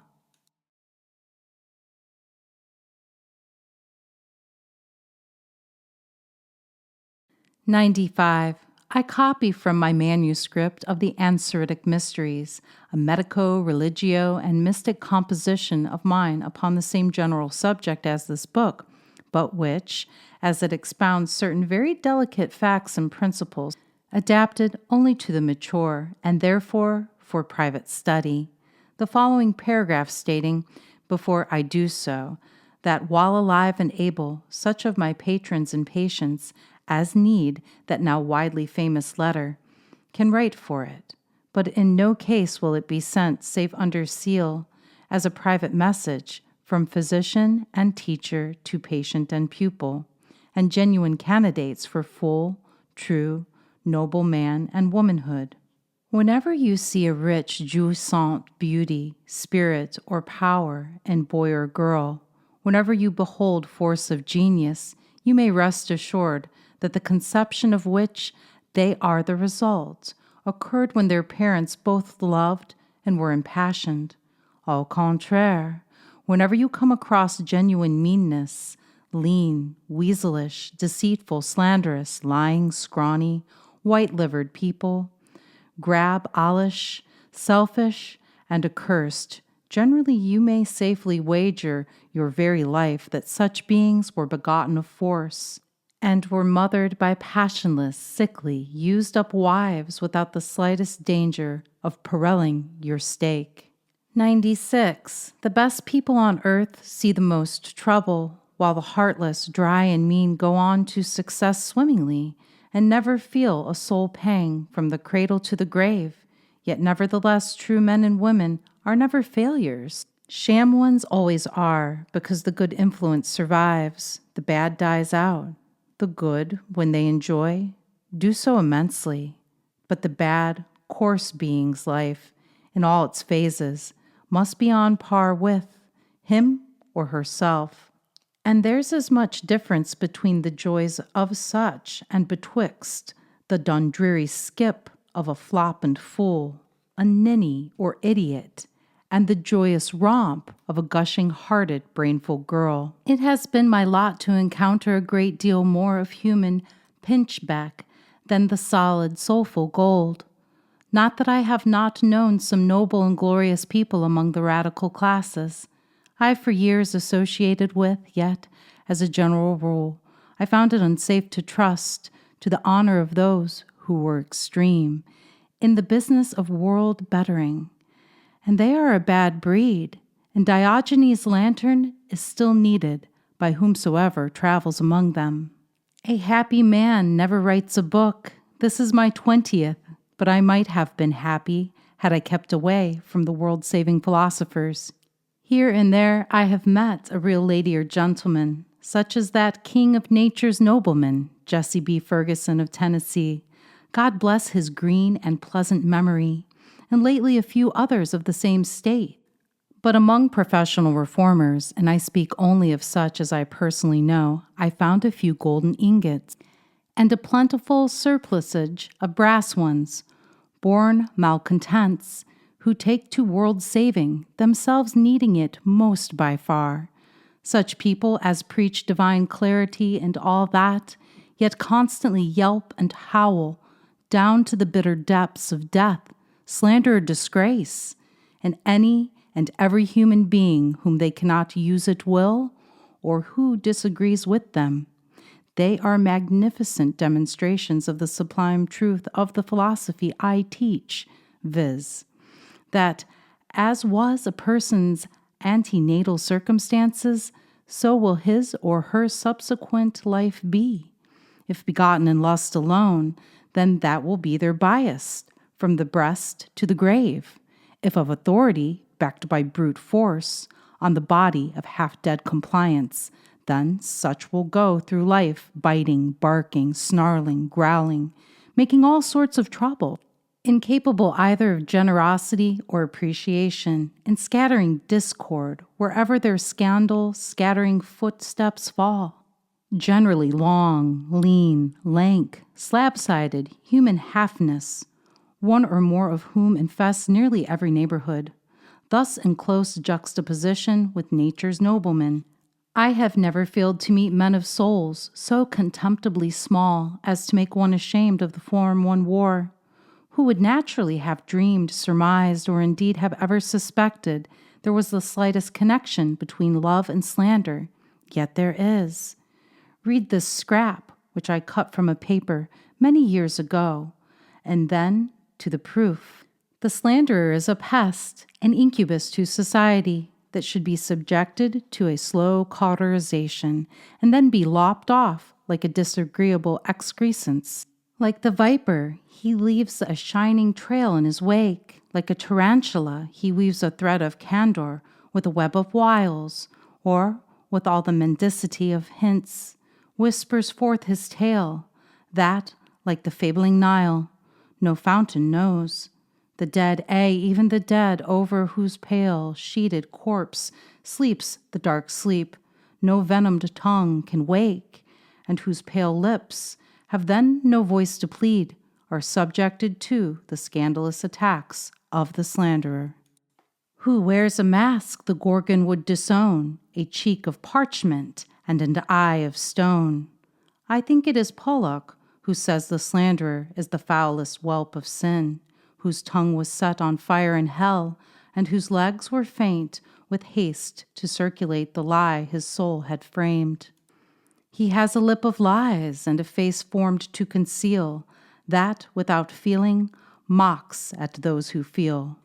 There is no animal I despise more than these moths and scarabs of society, the malicious censurers. These ravenous fishes who follow only in the wake of great ships, because perchance they're great. Oh, who would disarrange all society with their false lapwing cries? The slanderer makes few direct charges and assertions. His long, envious finger points to no certain locality. He has an inimitable shrug of the shoulders, can give peculiar glances, or convey a libel to a frown, or wink with a reputation down. He seems to glory in the misery he entails. The innocent wear the foulest impress of his smutty palm, and a soul pure as Arctic snow twice bolted by the northern blast, through his warped and discolored glasses wears a molted hue.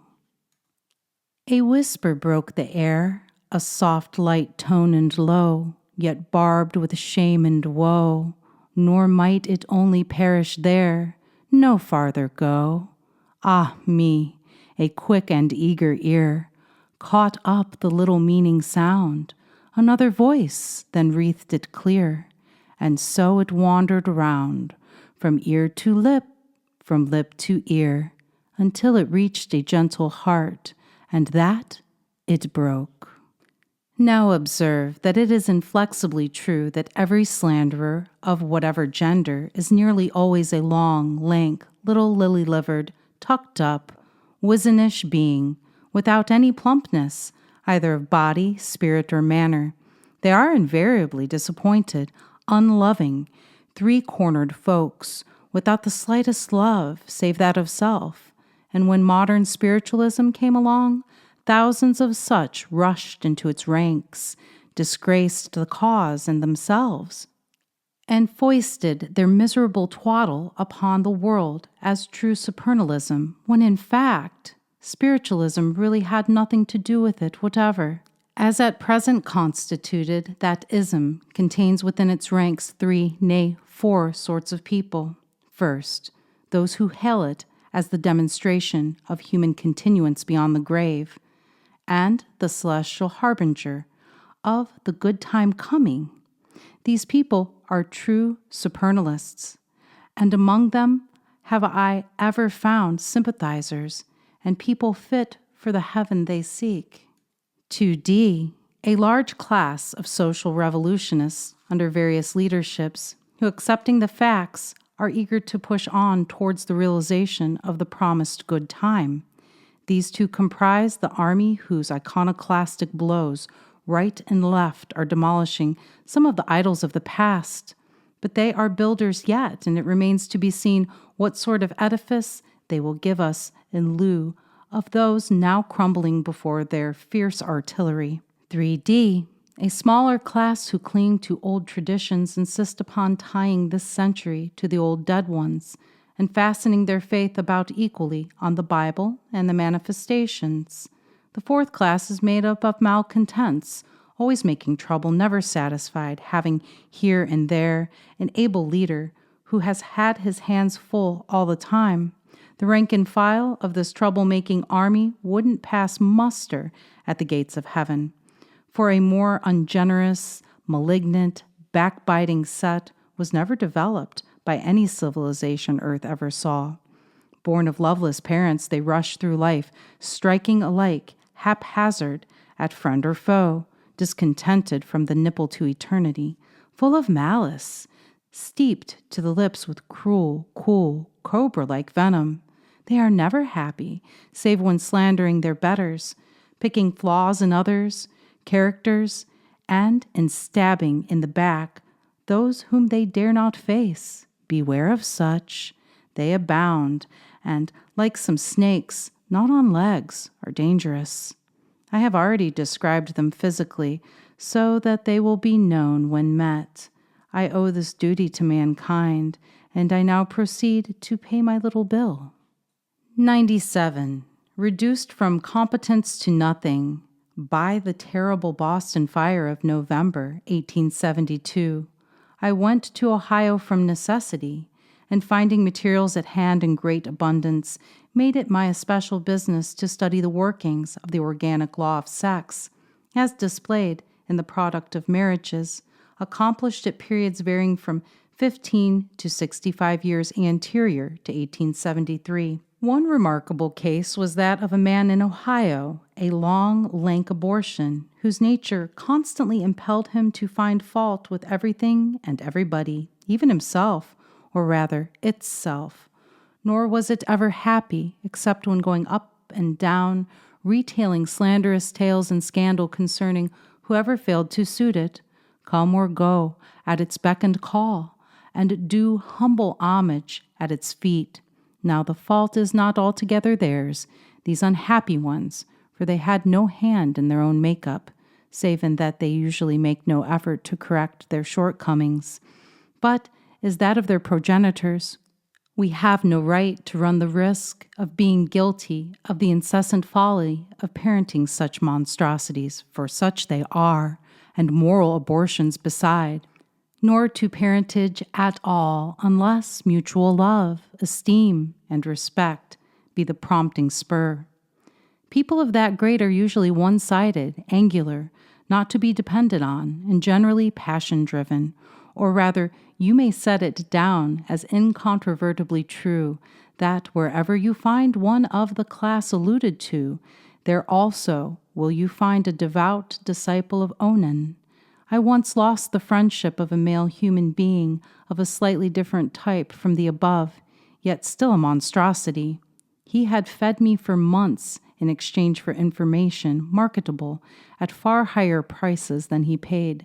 Still, I was grateful, and one day he proposed that I should aid him in a cruel scheme, but I preferred to go hungry, starve outright, rather than comply with his demands, because I well knew that to do so would be convening at an outrage against an innocent child in the first place, and at his own destruction and probable death in the second.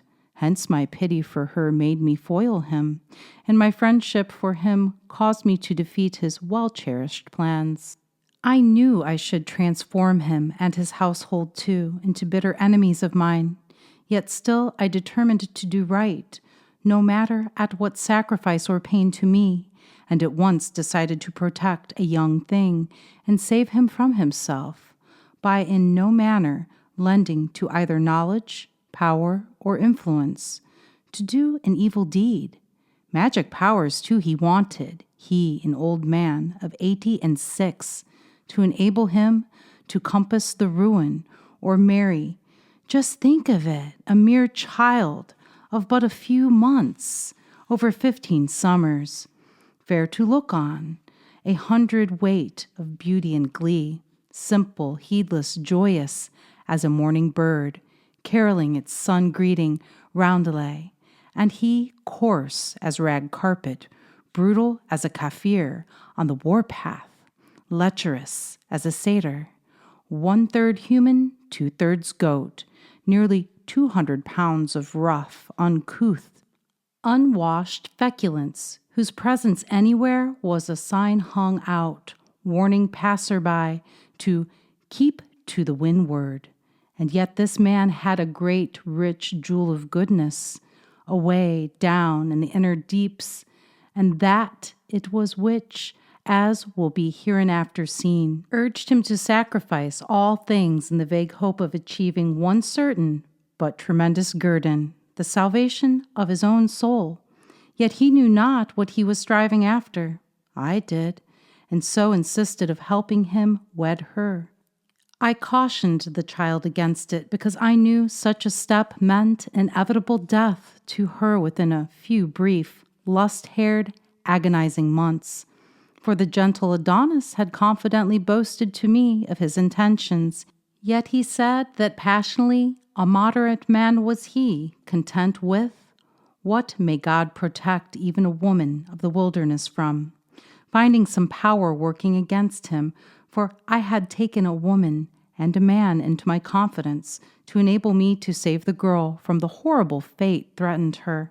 The old man desired me to use certain magic spells common among the people down south and other lands I wot of to enable him to gain control of her, to be used for a while, as only a human beast can use God's image in female form, and then, utterly ruined, to be cast aside as a loathed and loathsome thing forever, with a Bagino close by and a darkly rolling, sullen river in the near distance.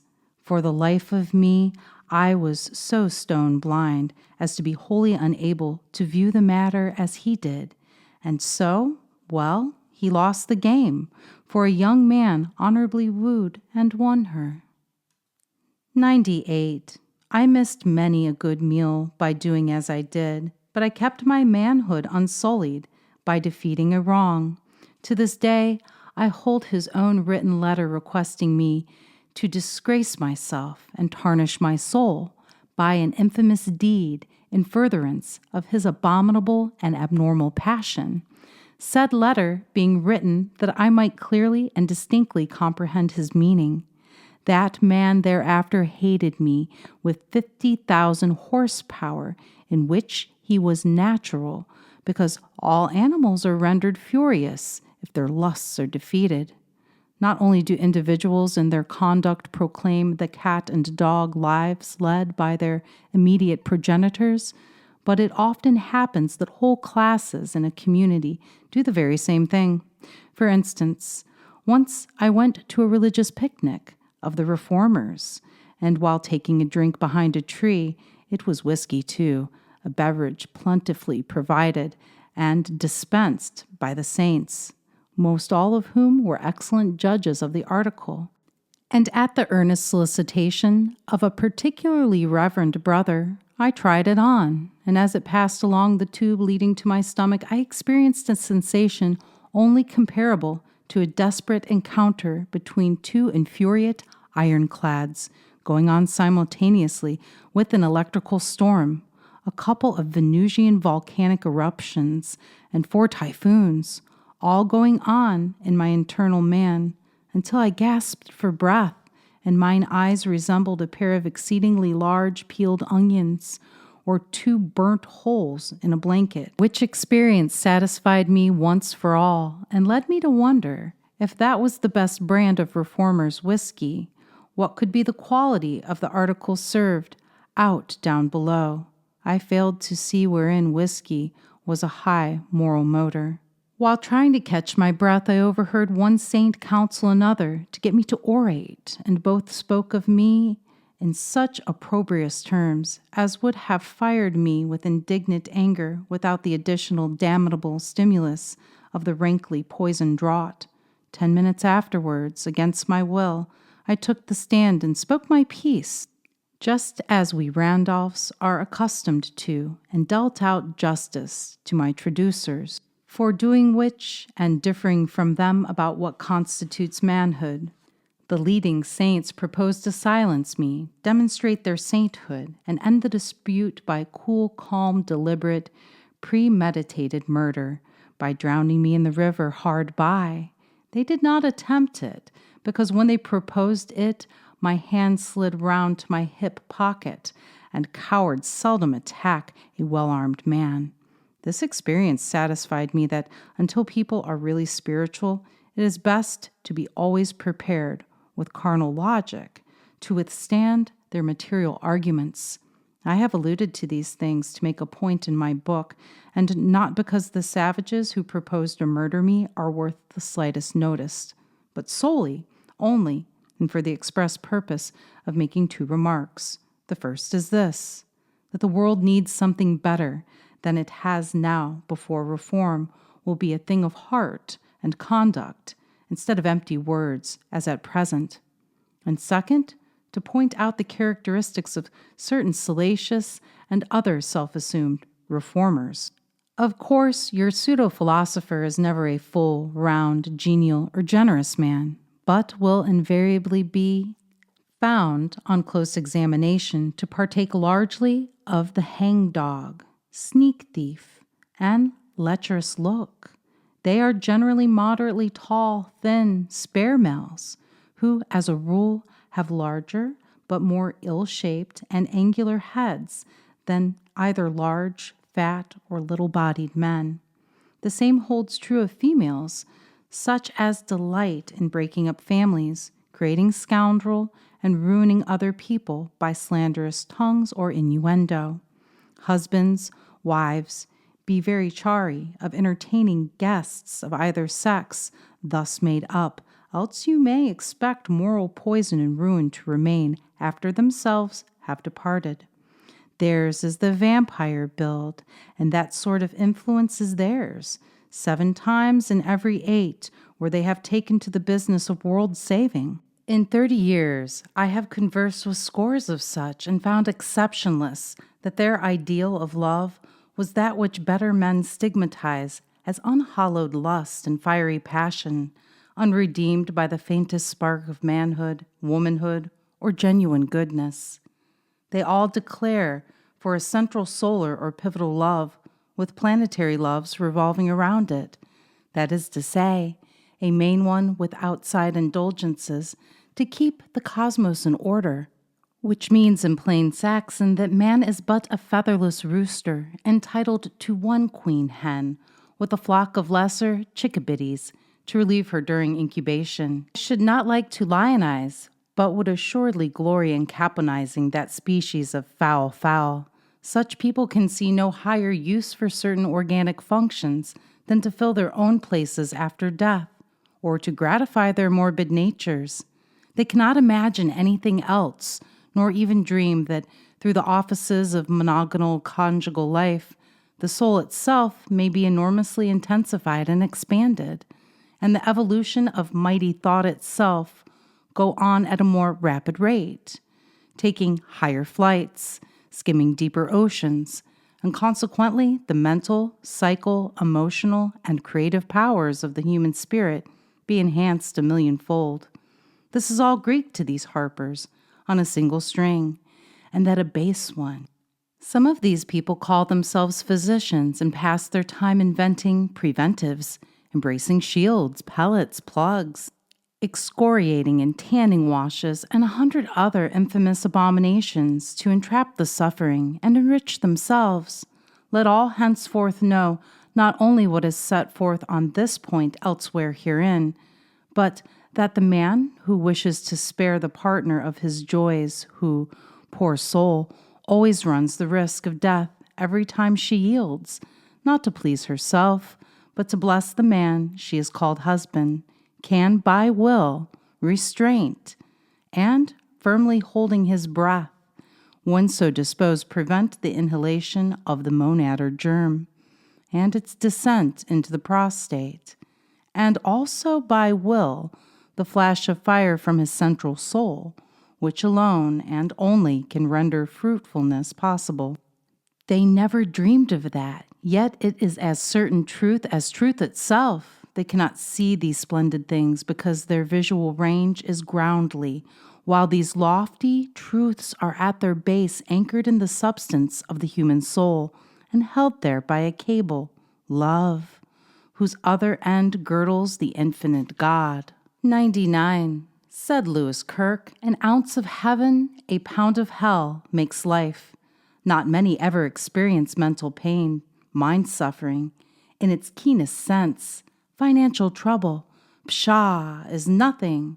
And as time go, the first statement is correct, for none but those who are conscious of soul can experience soul pangs, and it is these who turn in any direction for relief and fall victims to the abominable quackery of the would-be reformers, a class which sprung into notice with Fourier and Graham, and which, since the advent of spiritualism, has increased to an alarming extent all over the land. Their hobby is sexism, a thing of whose basic principles they are as ignorant as they are of who built Baalbek. These tramps scour the country, victimize honest men's wives and daughters, and even have the effrontery to enforce their odious embraces upon decent women, on the infamous and filthy plea that they, the lady victims, require a change in magnetism. Forsooth, which change themselves are the very ones to triumphantly effect. Hoodwinked by psychologic power, deluded by specious sophistry, anxious for relief, ready to make any sacrifice to obtain it, women, by hundreds, fall into the accursed net and are ruined. For no matter how secret the deed may be, her soul knows the fact, feels the weight, and suffers untold agony in consequence, and all because of salacious wretches who ought to swing by their heels, if not by their necks, at the nearest tree. I can have some pity for those who fall for lack of strength to resist temptation, but none for those who ruin a medical theory. These people find a woman ill with gravid uterus, leucorrhea, and ulcerated vagina or womb, whereupon they proceed to the most infernal exposures, inspections, and tactual manipulations conceivable and utterly abhorrent to any sensitive and delicate woman, the upshot of which is she takes his stuff and grows 10 times worse than ever, because wholly bent on symptomology, they are ignorant that all these troubles are physical expressions of internal, mental, emotional, affectional, or spiritual states half the time, and that ulcerations proceed from lacerations and brutalisms on the part of the head of the house. They do not realize that disturbances originating in spiritual commotions can only be cured by administering spiritual remedies. That is to say, operating upon the soul as well as its physical garment, flesh, blood, bone, and nerves. How this is accomplished has already been set forth herein. See, it is my intention, if I live during the years I spend on earth, to devote my time to teaching such as desire more light on the matters which have been the sole study of my life, ostracized by those for and with whom I had labored since 1848. Footnote: students of Eulis and the Rose Cross should bear this date in mind. A book will shortly issue from the fraternity which will make known to the world the master who preceded Randolph, and through whom Randolph made connections with the European order. I had labored since 1848, met with ingratitude at every step. I gladly accept the ostracism of the many for the good companionship of the few, yet not so few after all, for day by day the ranks of the discontented army who have been contented to follow where impulse led has grown thinner, and our brotherhood of thinkers has increased correspondingly, until at last we of Eulis have but to let the world know that our doors and hearts are open to welcome acolytes by the thousands. Neglect, slander, vile prejudices, contumely, all have in this trial of 26 years, though ranking millions armed with staves, crying, crucify him, prove singly unequal to the task of defeating a single solitary man, and that man, penman of this book, Paschal Beverly Randolph. The Sang-Mali, proud of his descent from the kings and queens, to say nothing of the Randolphs, nor their rise from Warwick, the keenmaker. Madagascar Song, translated by Sir John Browning. Trust not to the seashore sorcerers. In the times of old, the sorcerers came to our island and were thus accosted. Land is here so tarry with your women. Be ye good and just, and be our brothers.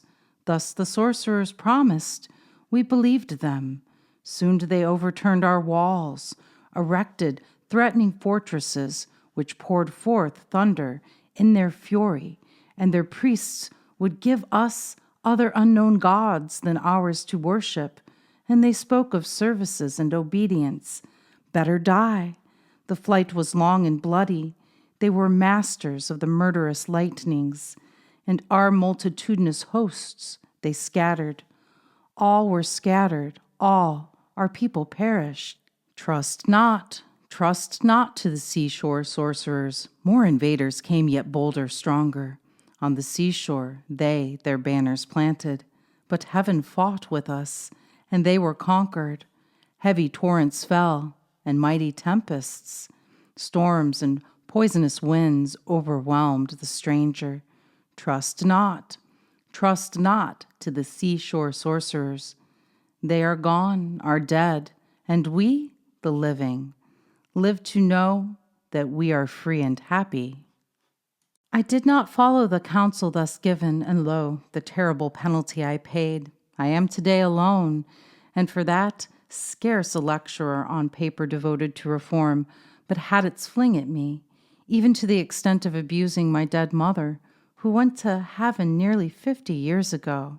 But I bided my time. Veni, vidi, vici, hundreds of lecturers and thousands of the faithful and unco-godly, most of whom I never saw, considered their labor incomplete and their speech imperfect, unless they could soundly abuse my mother's only son.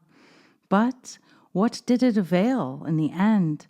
They were compelled to borrow, or rather steal my thought, and pass it off as their own. And I have cut out their articles and speeches, thousands of lines and hundreds of thoughts, which I had first given to the world. It is a terrible crime to be by God constituted differently from those who see light in the same thought you do, yet feel the pulses of manhood throbbing in your veins, and sure to be hated on that account. I am a Sang-Mali, and not less than 20 strains of blood rush through my veins, yet have I ever met insult all the way along of life because I dared to be myself. Footnote: the statement has given rise to a great deal of misunderstanding. Randolph firmly believed that he lived as long as 5,000 years ago, and that then he had Oriental blood in his veins, and that through continual rebirth, all the bloods of the various people flowed through his body, and that for the said reason he was of mixed blood, or Sang-Mali. However, in the present life, Both his mother and father were of the white race, as much as any of us can be truly Caucasian. But triumphantly, I'd done that same thing, and all despite my good Lord's cardinal from the early days until now. Cela. For the fault of the infinite, if fault it was, to make me an unfashionable caste, have I been almost crucified, and have suffered, as it were, 1,000 deaths. From the Indian tinge on my cheek, not its volcanic fires in my soul, fires which held the cowards at bay for 35 years, have I been doubly wronged by these and them and those who, when help was needed, gladly availed them of my brain and speech and pen to devoutly damn me when the fights were won. Driven by the flaming sword of mean prejudice from all noble occupation and employment, by those who without either soul or honor or manhood or nobility of character made them strong and gave them warrant to invade my rights and cruelly slander me, and invariably behind my back, lacking manly courage to do it to my face, cowards all, whom I felt and feel were and are as far beneath me as the floor of space is below the loftiest turret of the immeasurable temple wherein God resides, attacked with bitter and envious malignity, ever without the chance of reply, by tongue and pen, still I survived, and despite them all, treated more like a beast of the jungle than a human being. They exhausted all logic trying to prove me a nobody, themselves the only real thinkers, and in seeking to justify their own outrage, really vindicated me. They thought it better to denounce and slay me than to afford me a fair, free field to contest in the matter of mind, heaping abuse and contumely on me all the while. Yet what avail it all? I became a power in the world. What are they? I took to meteorology, and they did not like it, because it enabled me to laugh their ism and practice to utter scorn, just where and as I hold them to and in this hour. But their hostilities in all these years drove me back upon God and my own soul, and I prefer being called all the names the discontented could or can apply to being counted among their malign confraternity, because my philosophy taught me to forbear retaliation, seeing they could not help doing as they did, being aborts badly begotten and worse brought forth, constitutionally mean, physico-worshipping fathers, half-murdered victims for mothers. My science told me just what to expect of them, while my vision disclosed images of pool-haunting newts, when seeking for figures to represent their souls, and en passant, it was partly because I advocated Oriental magic in preference to their mesmeric and similar relative methods that I was hated. I could not help it, for I believed in God, and even so doing, I believed and know that those dark ovids in proper hands are capable of enabling a true soul to scan more mysteries in a week than they can in a lifetime, with all their fantastic methods combined. Mysteries forever and ever beyond their reach, for we know where we go after death, but they guess at it. Oh, how I have yearned for the everlasting death in view of the pitiless, remorseless persecutions, insults, wrongs heaped upon my head by thousands whom I never either harmed or ever met. Envious, jealous, sordid, I pitied them and longed for lasting rest. It is not so now, for the victory is mine, and I pity and forgive them all, in the same spirit in which the elephant pities and forgives a bedbug. For I regard all slanderers, as most people do, that delicate and deliciously odoriferous insect. During the year 1874, I proposed to give the world a test of powers of vision of soul where under the sleep of Siloam, that upper clairvoyance which comes never by mesmeric roads, nor drugs, fumes, ethers, or spiritual circles, but ever by the three principles, through the aid of the vast Ovid elsewhere treated herein. Footnote: if I die, there is another, a selected chief of Eulis, who in time will finish what I leave undone, at least such is my hope. Because I know well that weak and impatient ones or mere wonder-seekers fail with them, as would an Ashanti with a transit instrument. But others, a goodly band of royal seers, succeed and are able to accomplish loftiest things of seership, not alone by visions in the oval, but from the point d'appui of mental, crystallic, ascensive, penetrative, and comprehensive grasp, reached by steadily gazing on their dark and glorious faces. It is only unripe ones who fail, malignant quacks and folly-driven fanatics who, too low in the sensual scale, too gross in mental and physical tastes and habitudes to appreciate aught of pure spirit, unsullied thought, and the vision that flights immensity, and laughs at towering mountains, and roaring, intervening oceans of either water or space, denounce through malignant envy and the spiteful jealousy of the Naga what is forever beyond and above them. These are beneath notice, and their spite and hatred, as their regard and praise, are of equal weight and value, less than that of the shadow of an atom. Mesmerism and other methods of reaching psychovision were but the guide-boards pointing to this, the surer, purer, better than all others on the globe beside. Many a man has become a libertine, and many a woman fallen low, low, low from the temptations and fallacies afforded by animal magnetism, but in all the broad world no soul has been degraded, but all uplifted through this old new, new old sight of soul.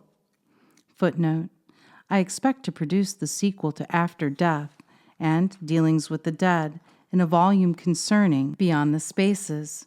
Through the Silam slumber have I been educated, and I honor and paeonize the glorious bridge that enabled me to keep the human bloodhounds at bay and to span the unfathomable ocean of eternity. 100. The saying that to the pure all things are pure is not true, for filth is filth to everybody, and you can't dress it up or sugar it to the acceptance of any but a born idiot or fool, nor can the unholy deed, suggestion, or thought be right, no matter what subterfuges or sophistry or false logic are brought to bear to prove it so. Wherefore, the slang of these pseudo-reformers, stripped of its glitter, is insufferably offensive to any health-loving soul in all the land. It can never be right to defile the bed of a husband or wife, even though their lives be cat and doggish, nor can it ever be right for anyone to love one and hold another in unloving legal duress. Let them fairly, squarely part company before either hangs out the sign to let. Be off with the old in honest style before going on with the new. We people of the world are born to trade in equivalents. If we give love, we want it in return. If we labor for and protect, even where there's no love, whatever in the case, yet still we have the right of being respected, and you shall not live on my earnings, yet respect me not, and have dalliance elsewhere. For if you yield to another, you and that other must abide the consequences. That other must care for, feed, clothe, labor for, and protect you. For I am not bound by any law, human or divine, to keep a corner in that I work for others' uses. And by heaven, I won't do it. If you do the bad thing, then let's part, for you no longer command my respect, nor are entitled to the results of my labor, or deserving of my homage or esteem in any degree whatever. Equivalence is the eternal law. Remember and abide by it. Now here is another new revelation. Pleasure, like light, has two modes of motion. First, wave, and 2D, linear. One in rays, the other in billowy undulations. One like beams from a candle or star, the other like the swelling of the ocean waters. The pleasures of lust or passion alone, as in unloving union, or the sin of the onite is always electric, non-responsive aloneness, non-mutual, therefore like lightning destructive. It is keen, sharp, cutting, incisive, and shocks the body and soul to the verge of death. It is wholly selfish and results from the rush and escape of just so much nervo-vital life, wherefore, of course, is self-murderous, because the electric loss is not compensated by a magnetic inflow from a loving opposite. It is linear. But when pleasure results from a meeting of the electric currents of the male with the magnetic flow of the female, in the nerves of each, as in the touch of loving lips, the two currents spread out into waves, which flow all over the vast nervous network of both, until they die out as they roll upon the foot of the throne wherein each soul sits in voluptuous expectancy. In the one case, all joy is local. In the other, it is diffused over both beings, and each is bathed in the celestial and divine aura, the breath of God, suffusing both bodies, refreshing both souls. But this holy experience cannot be had where habit has blunted the nerves of each, excess has destroyed impressibility. Rest, repose, slumber, and activity, wakefulness, impressionableness are the equations of the eternal sexive law, and all others as well. Let me restate the law in clearer terms. First, the joys of love are consequent upon the rush of nervous fluid along the nerval fibrils, filamental cords, or wires of the system, centering in the vital ganglia of either sex. When it flows alone, it is electric. When it contacts on both sides, it is magnetic. 2D.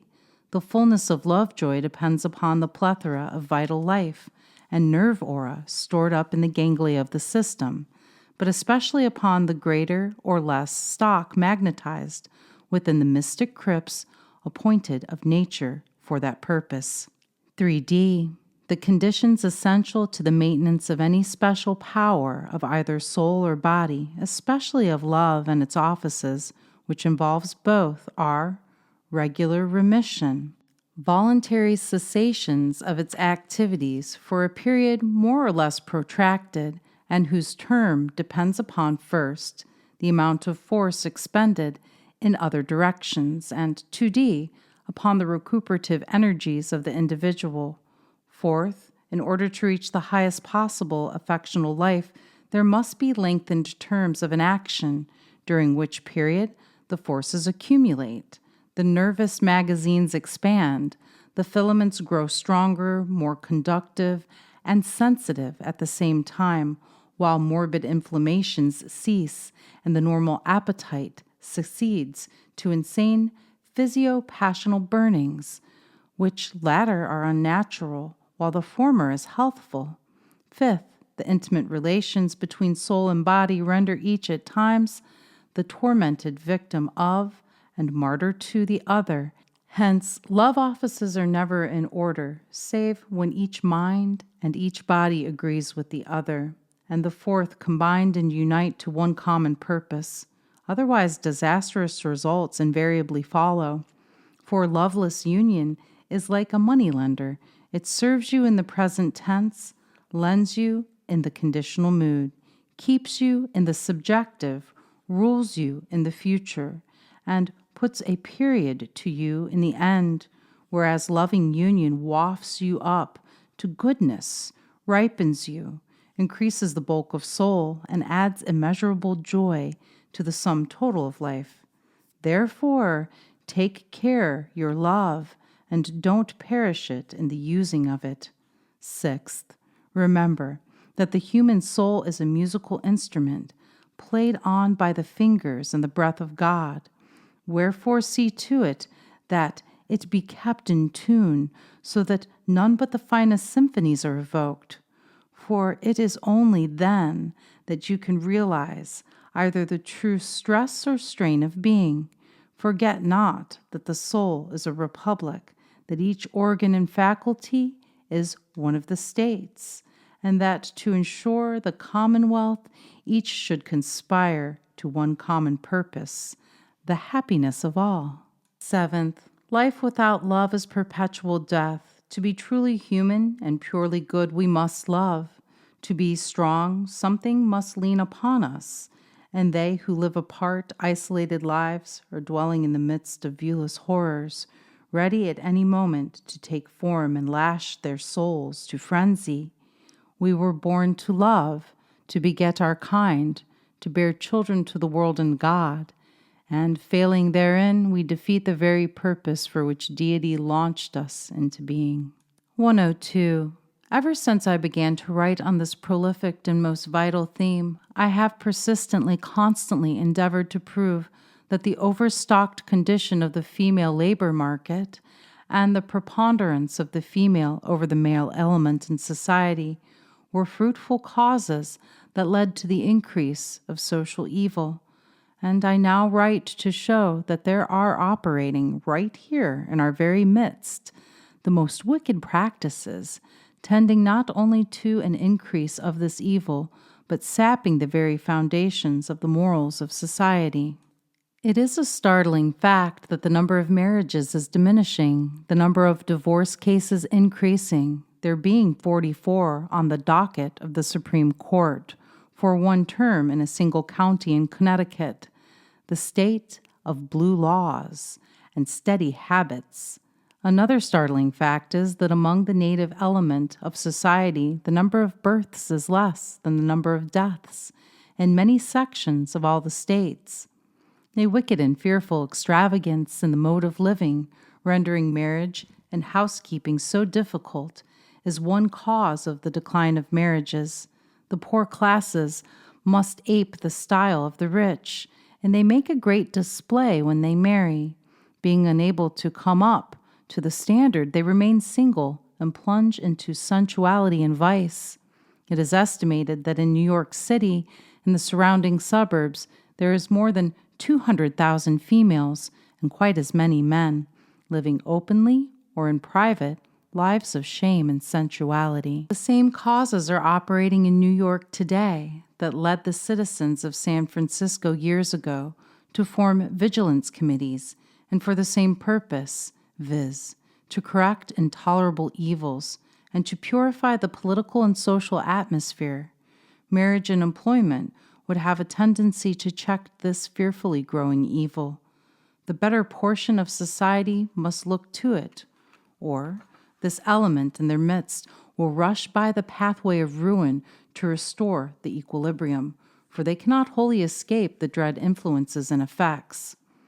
There is the revolting sin of fetocide or infanticide, the tendency of which is to ruin both soul and body, sunder the bonds of pure love between the sexes, and send our most promising young women and wives into premature graves, spreading a dark gloom as night over hearts and homes that should be bright with health, joy, and happiness. It is trying to checkmate the infinite God. There is a plan whereby much of this evil may be obviated.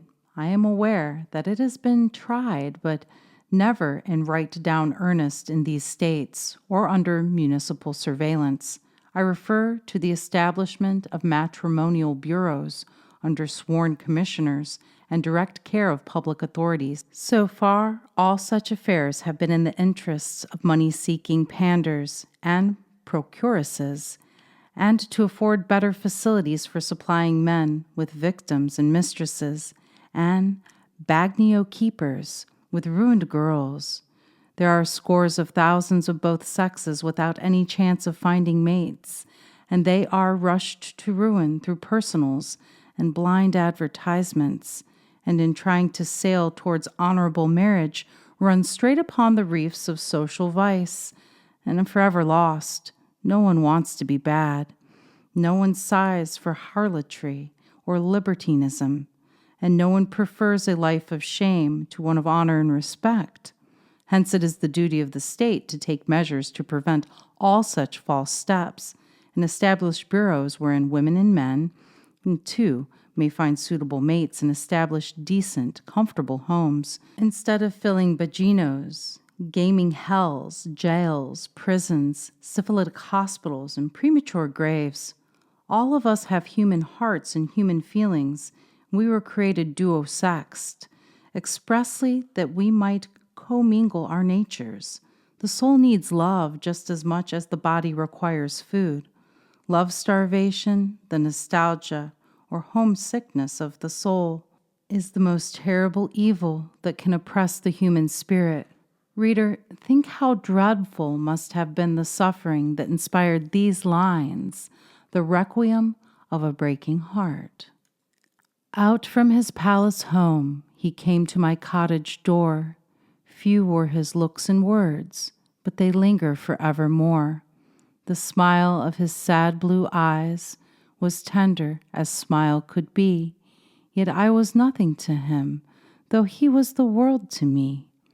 Fair was the bride he won, yet her heart was never his own. Her beauty he had and held, but his spirit was ever alone. I would have been his slave, with a kiss for my lifelong fee, but I was nothing to him, while he was the world to me. Today, in his steady home, on a flower-strewn bier he lies, with the drooping lids fast closed, o'er the beautiful, sad blue eyes. And among the mourners who mourn, I may not a mourner be, for I was nothing to him, though he was the world to me. How will it be with our souls when they meet in the better land? What the mortal could never know, will the spirit yet understand? Or in some celestial form must the sorrow repeated be? And I was nothing to him, while he dims heaven for me. And yet, just such wails arise heavenward every day in the year from literally thousands of bleeding spirits. 103. I do not envy the feelings of those guilty of breaking up love matches or tyrannically ordering what shall or shall not be. If there is a hell hereafter, it seems to me all such ought to go there, at least for a summering, if no longer. Yet there are those who ruthlessly destroy others' happiness because they have the power. My wife was not my wife, but always her mother's daughter, has been the story ever since mothers-in-law came into fashion. And it is my opinion that more families have been smashed into smithereens, to quote a Hibernicism, but that awful power than perhaps any other single cause in the list, yet they think they do no harm, forcibly reminding one of the moral man of the Russian poet Nekraskov. A strictly moral man have I been ever, and never injured anybody, never. I lent my friend a sum of money he could not pay. I jogged his memory in a friendly way, then took the law of him, the affair to end. The law to prison sent my worthy friend. He died there, not a farthing for poor me. I am not angry, although I've cause to be. His debt that very moment I forgave, and shed sad tears of sorrow o'er his grave. A strictly moral man have I ever been, and never injured anybody, never. I sent my slave to learn the art of dressing meat. He succeeded, a good cook's a blessing. But he too oft would leave his occupation, and gained a taste not suited to his station. He liked to read, to reason and discuss. I tried of scolding without further fuss. Had the rogue flogged, all for the love of him. He went and drowned himself. 'Twas a strange whim. A strictly moral man have I been ever, and never injured anybody, never. My silly daughter fell in love one day, and with her tutor wished to run away. I threatened curses and pronounced my ban. She yielded and espoused a rich old man. Their house was splendid, brimming o'er with wealth. But suddenly poor Mary lost her health, and in her year consumption wrought her doom. she left us mourning o'er her early tomb. A strictly moral man have I been ever, and never injured anybody, never. 104. Probably when animal loves die out, the spiritual loves succeed them. As a general rule, the true civilization we hope for will come along. Society must outgrow the possibilities of evil and change its imprudencies, its scarabeus practices, its practical polygamy and polandry, its infernal saturnalias of lust, for their exact opposites, and then, but not till then, will all the sects of horrors take their departure from the world. We ourselves, men of Eulis, beholding the cures and contrasts of the present civilization, this thing that shines so bright, yet nurses murder at its breast, this thing that glitters with the beau de diable, strive by lifting the veil to show the concealed horror and to warn mankind against it. We believe not in any form of concubinage or libertinism, but we do not use the same weapons against them that others are accustomed to. Footnote: the Temple of the Rosy Cross does not attempt to prohibit or to say thou shalt not. Its system is to teach, to educate the mass as to what is or is not good. Its purpose is to show man that if he abuses himself in any direction, it is he who will suffer for it, and therefore it is to his benefit to obey the law and receive the benefit of the law. Educate, not legislate, should be the means of gradually elevating the status of the entire race, or of all races, for that matter.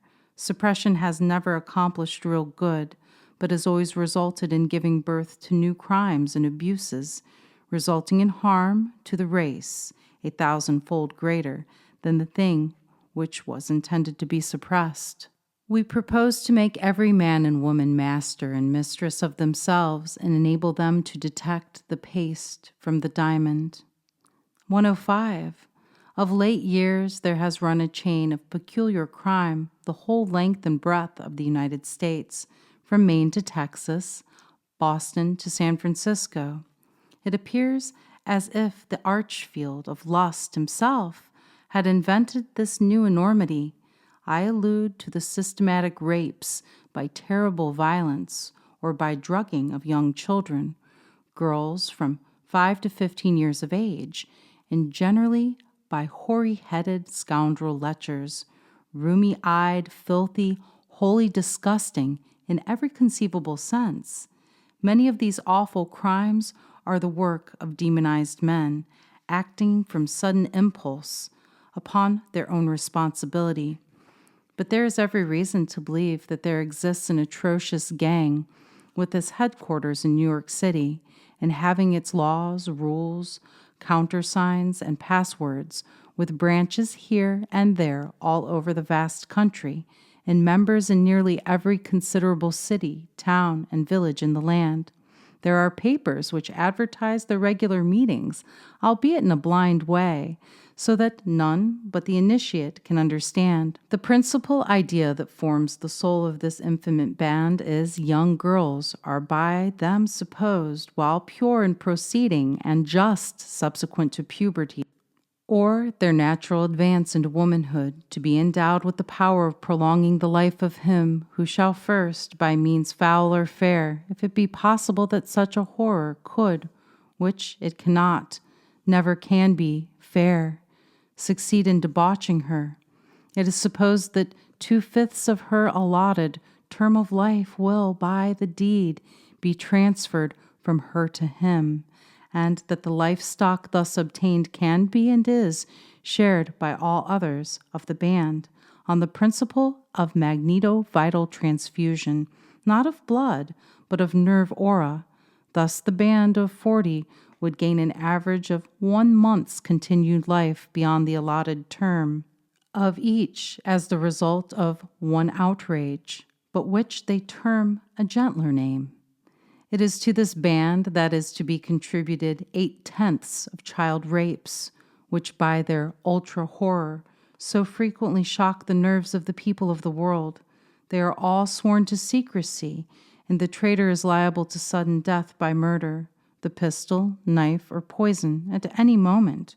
Perhaps their secret had never leaked out but for the confession beneath the rope, and in view of the fire that awaited him, of the wretch whose summary, and I almost said righteous, taking off a few years ago by an infuriated mob in the West, is still fresh in the public mind. The crime, like that of Onan and the pederasts, I regard as worse than murder because it has none of the terrible motives for or provocatives of those awful deeds or ordinary rape. For the latter is seldom aided by the cruel knife or the dreadful climax crowned with inhumane butchery, as the latter nearly always has been. Lust seems to be having a Saturnalia in these days, and in 1873 of the Christianic era, a male human, through the public press, boasted that he went about the country seducing men's wives on principle, declaring he did no wrong.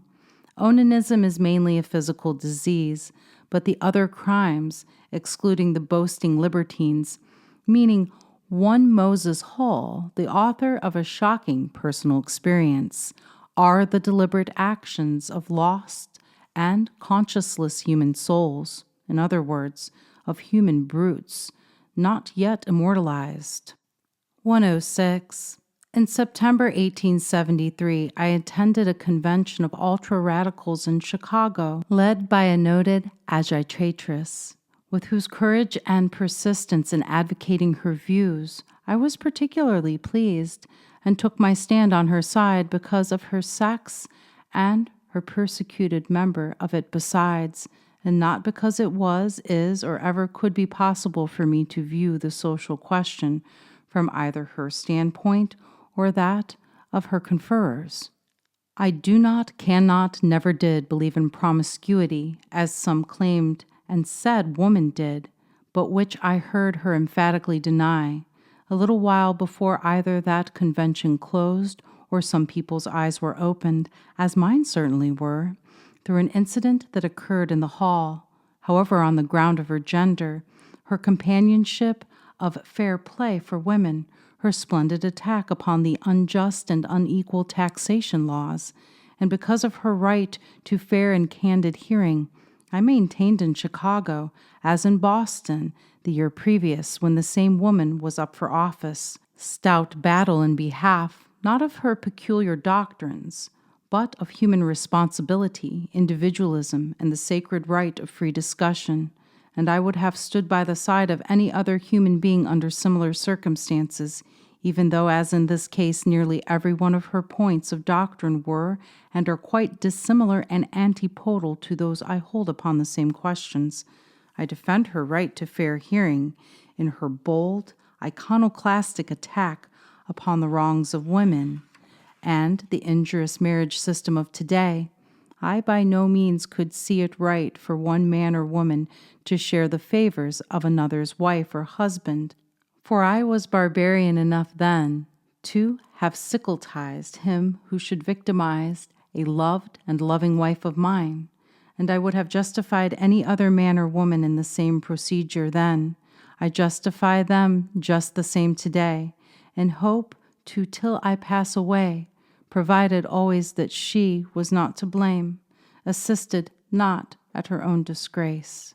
At that convention, I uttered no word either for or against social freedom, confining my speeches to the 3 points above named, but I hailed that woman and everyone else's declaration of belief and confidence in sanctified monogamatic marriage and their denunciation of unbridled license. A few days before I went to the convention, I had heard of and read the unqualifiedly infamous and infernal recital of a personal experience, and I went there expressly to measure the swords with the thing in human shape who published it, but the coward and braggart dared not show his polluted front, for he was not there to defend his peculiar views and practice. My command of language is limited, nor could I find words bitter enough to express my opinion of him, who gloried in profaning the very holiest shrine at which manhood worships, and now renders grateful homage, that of the family, and I then and now would justify the wronged husband who should kill him. My intentions became known by the injudicious gabble of a confidant, and others came and persuaded me to bottle my lightning against him for the time being, lest it kindle a fire not easily extinguished. On the same day, I learned that the foes of free discussion were preparing a coup against the female leader. She was a woman, I a man. The duty was plain. I would have a hand in the bottle and stand up for fair play until there was good skating upon ice 5 feet thick on the lurid lakes of Gehenna.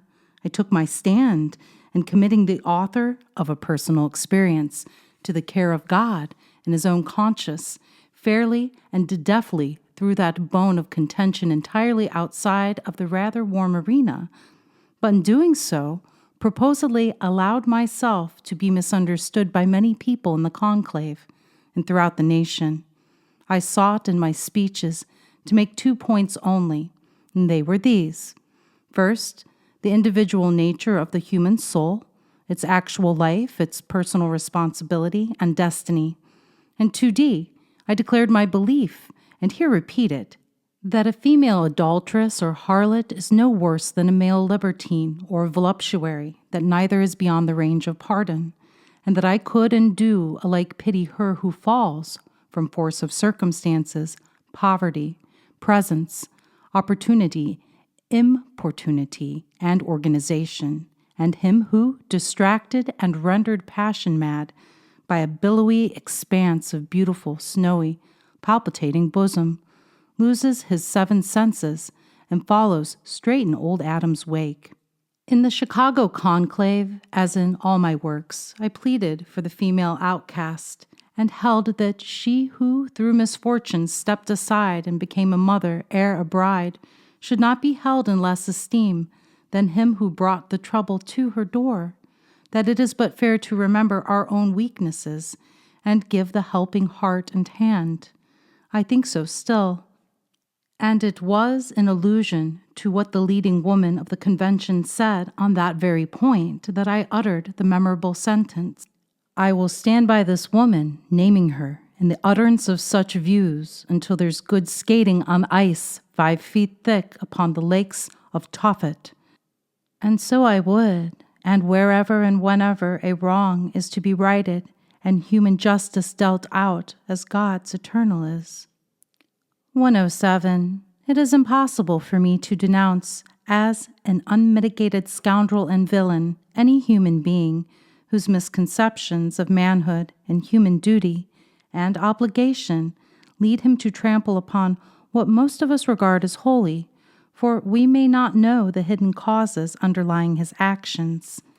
He is certainly a strange man who can justify his own or another's proceedings when lust is alone the prompter, to first seduce every woman, married or single, that he can, and then publicly boast of it, impregnating other men's wives, compelling men and women, too, to remain in ignorance as to the paternity of a given child, if such should be the issue of the passional attraction, forcing an honest, hard-working man to support his harlotized wife, and the wandering lovers bastards, and he, the wanderer, laughing at the man he has dishonored, and the wife he has degraded, forgetting the last victims while in search of new ones, repeating the ghastly crime everywhere, encouraging his own wife to play the role of common Cyprian, and scattering possible discord and desolation everywhere his salacious footsteps fall.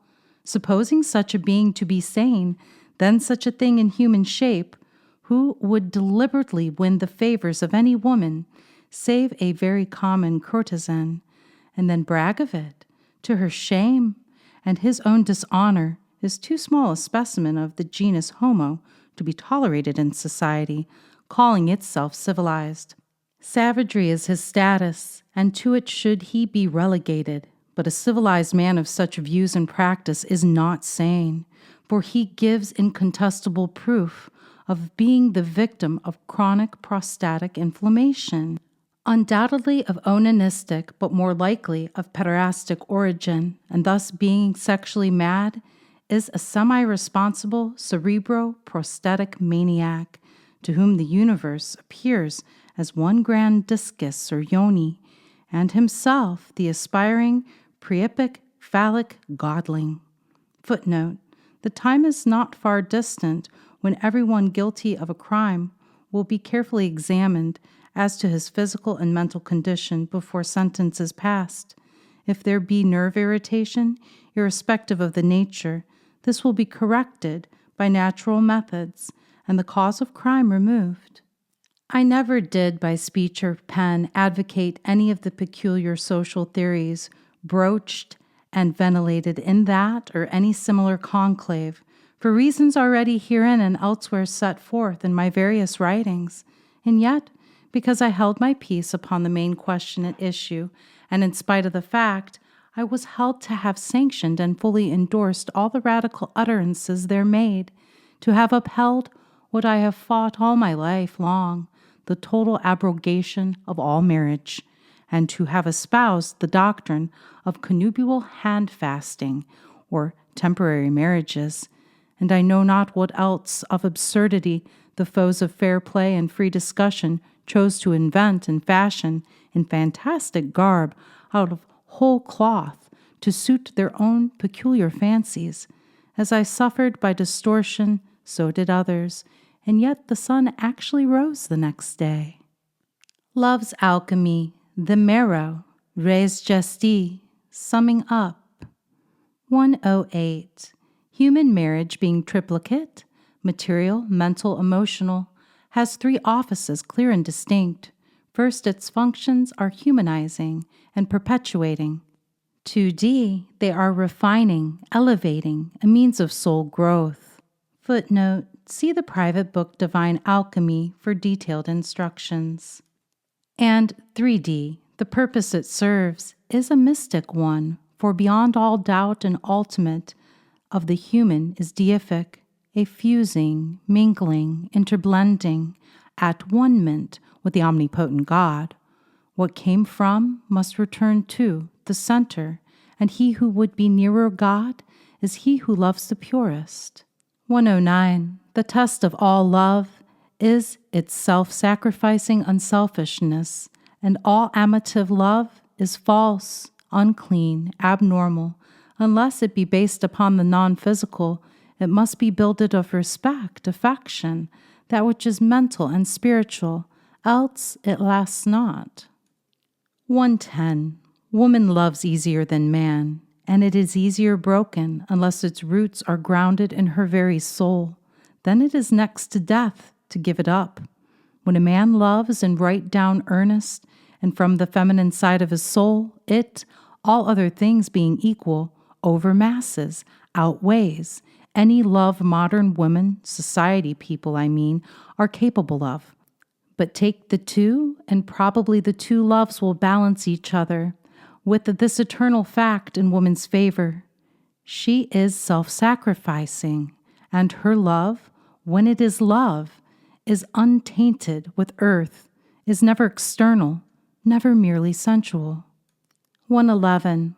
Women can conceal, dissemble, pretend love, not a spark of which she really feels to perfection, and hoodwink any man she chooses to play upon.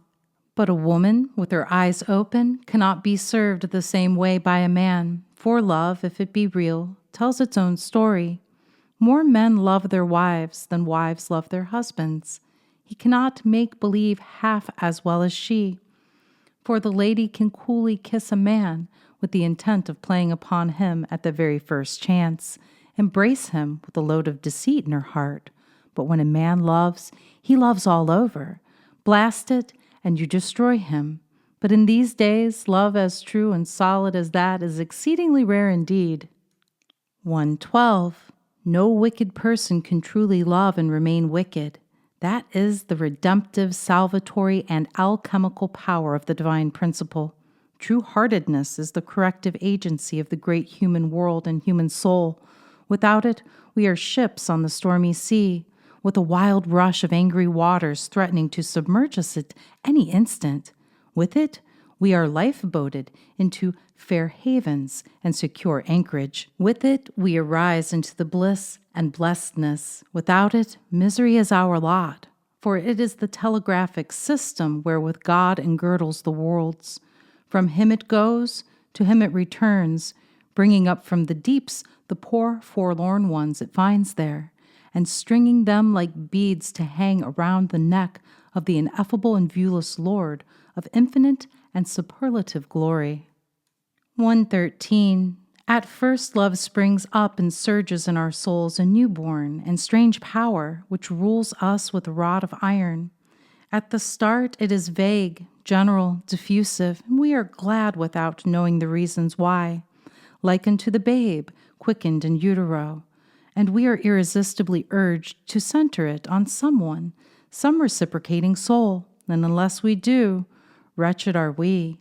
If we fail to do so, but expend its forces here, there, everywhere, anywhere, we speedily cease to be truly human, but sink till we are the bond slaves of pernicious, debasing, demoralizing habit, from which there may be deliverance, but a very troublous one. We must love one, for unless we do, the measure of our life on earth is unfilled. 114. The new soul descends to man. By him is bequeathed and entrusted to dear mother's care during those mysterious 40 weeks.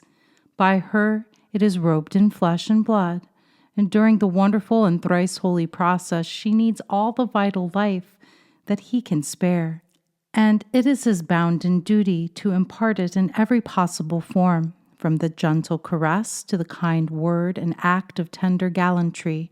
She knows when she requires magnetism, and she is to be sole and supreme judge of when and where and how that vital power shall be imparted. Do not forget this. An hour's rest on his loving shoulder at the eventide, just as they sit by the open casement, is sometimes of more value to an unwell woman than untold gold and diamonds would be at another time, and under different conditions. Moreover, I have no patience with the puerile jargon of the physiologist, to the end that the great climax of conjugality ought always to cease from the conceptive moment till after lactation, that non-intercourse should be the rule and rigidly enforced, all of which I regard as stupid nonsense, prefixed with a dash and 2 Ds, because we are human beings, not mere animals, and both the mother and the babe require that magnetic life and VIF, which only the father and husband can supply. There is a very curious thing right here. Instances are numerous of a wife descending, subsequent to conception, to other than the father of her child. In such case, the second man determines the shape, quality, and caliber of the unborn infant's soul. The woman has no right to wrong any man in that style, for she ranks but as a Cyprian, and the child is essentially an illegitimate, because whereas the husband has given body to his offspring, the other supplies it with the elements of spirit, and the babe will be more like him than its own father, because spiritual laws are of stronger force than physical. Don't forget this. But the husband has no more rights in this respect than his wife, because wherever he goes, he is sure to bring back a non-assimilable foreign magneto-vital influence, which neither his wife nor child can appropriate and absorb, and thus he warps the babe's soul, and, if not, its body, and infuses an aura into the very marrow of the being of both his dependents, which is injurious to all, and may crop out in physical disease or mental ailment in after years by the hair-graying conduct of his angular child. When babes and children have trouble, they cry themselves to sleep. When men and women have trouble, slumber flies their weary eyes. Now, when men are careless concerning the substance of this paragraph, they indicate a bad state of puerility. For of all human duties, the grandest is that of fathering those who shall be superior to ourselves. But how? Suppose an inferior woman to be already pregnant. How shall I, her husband, correct the faults of haste, imperfect organization? In a word, suppose the child to be has been launched into existence under very unfavorable conditions. How shall I correct the bad bias? And what shall I do that it may come to the world a far better and nobler being than if things ended just as they began? Tell me this, O man of Eulis, and I will thank you on bended knee. Well put, my questioner. Now heed thou well the reply thereto. First, remember that in her condition your marital offices are never in order, save when she determines they shall ought to, or may be.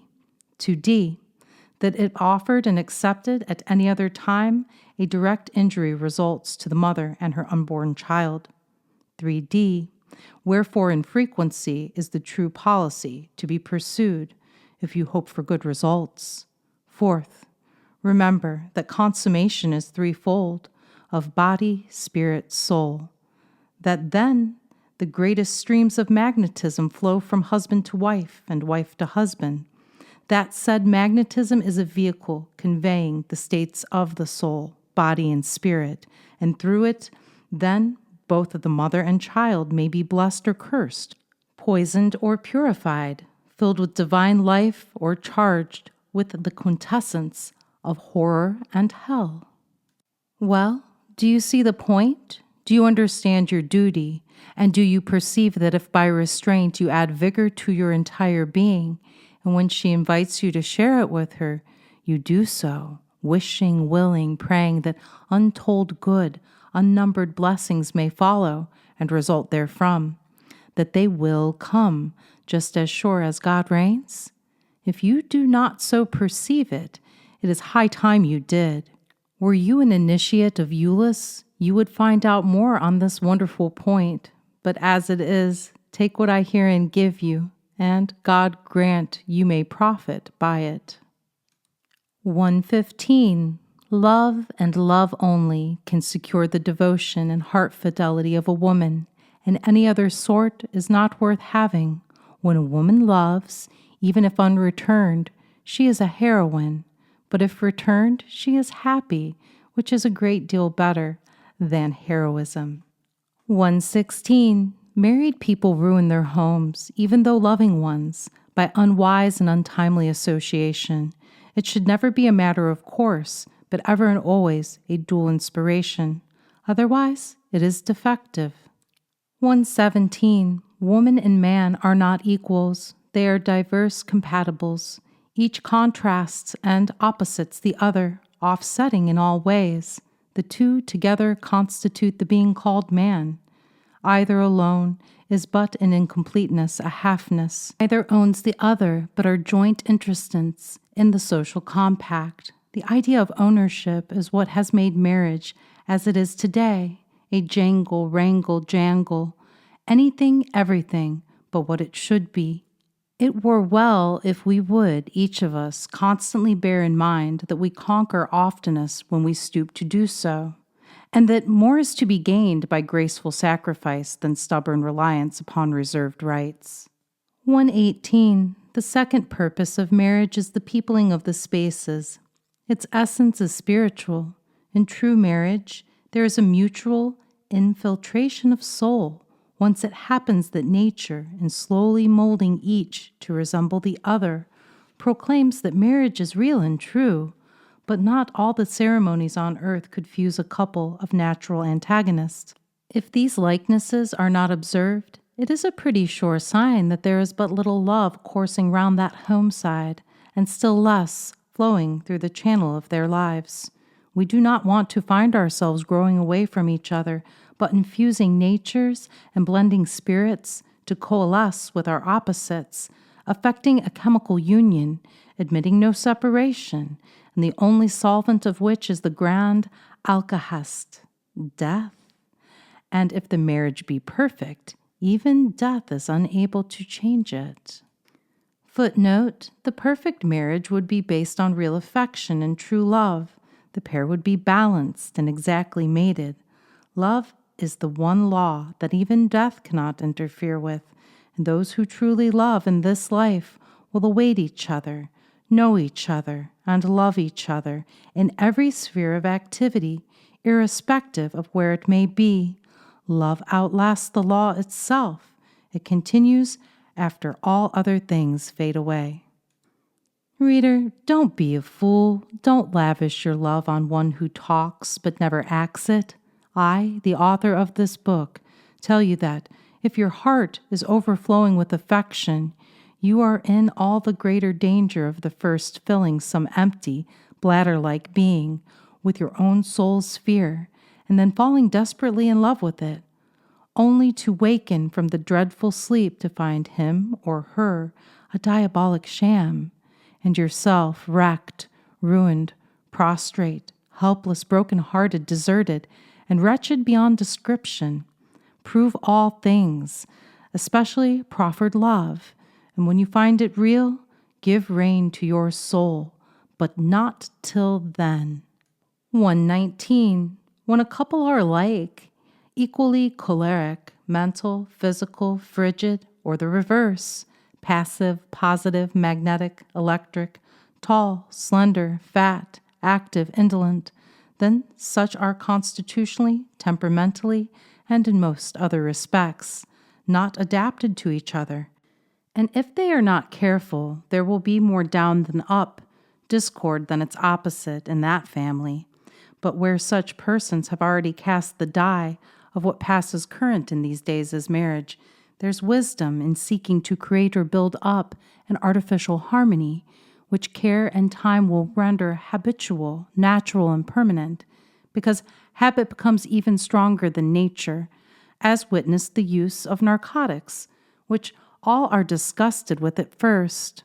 If people will but attempt in thus making a second nature, the bareness usual in such cases will be obviated, as well as the premature senility and impotence resultant, for that both these effects are often owing to such causes is as clearly established as any other medical fact, albeit the sufferers are not always aware of the reason. 120. In all males of the human species, the personal physical charm of woman, based upon desire, is the central attractive point round which all desires cluster. His better, nobler, higher love comes afterwards. Reverse the case for woman. Her love never has that rise. She takes to the better side first, his social, mental, moral, spiritual manhood, and only after the lapse of time, frequently a whole year, does she awaken to the realization of the purely sensuous or passional, and uncounted thousands there are who never awaken thereto at all from the altar to the grave. In all such cases, he is as an unwise man who does not by careful and assiduous attention, by every delicate and tender means, seek to establish the natural equilibrium, by all true human methods, around the dormant power in the breast of her who shares his lot and life. 121. Prior to the actual marriage. Footnote. However impressive a marriage ceremony may be, and whether officiated over by king, priest, or common magistrate, it is not truly a marriage until the twain have known each other, i.e., until after the nuptial embrace. It is therefore, in fact, not the ceremony which weds or binds the two, but the embrace in love. Love is the law. Prior to the actual marriage, the husband loves deepest, most intensely, and devotedly, but after that his ardor cools, and a revulsion of feeling amounting to dislike is almost sure to follow, in which he is the exact opposite of woman, for it is then only that she begins to cling to him with a deep and fervor surprising to him, astonishing to herself. Wise is he who then gives her reason to make that love permanent, solid, lasting, even to the brink of the grave. Men, all males in fact, love fiercest before marriage, all females subsequent thereto. It is the law, but a man must so comport himself at these primal interviews as not to wound her sensitive spirit, or cloud her life with gloom, dread, fear, suspicion. First impressions last the longest. 122. Man's love is never a steady stream or constant force. He, so to speak, packs it away in the presence of other business and gives it an airing now and again. But woman reverses all that and loves right straight along from the start, every day and all the time, provided she loves it all, whether she may be about, no matter what. Her love is the sole theme of her life, the only occupation of her mind, and she takes good care to give it air every hour of the day, and a fair return in kind amply repays her for many an hour of mortal anguish. If she fails to give it, God help her, for her life is but a lingering, painful, torturous death. It is even so with man.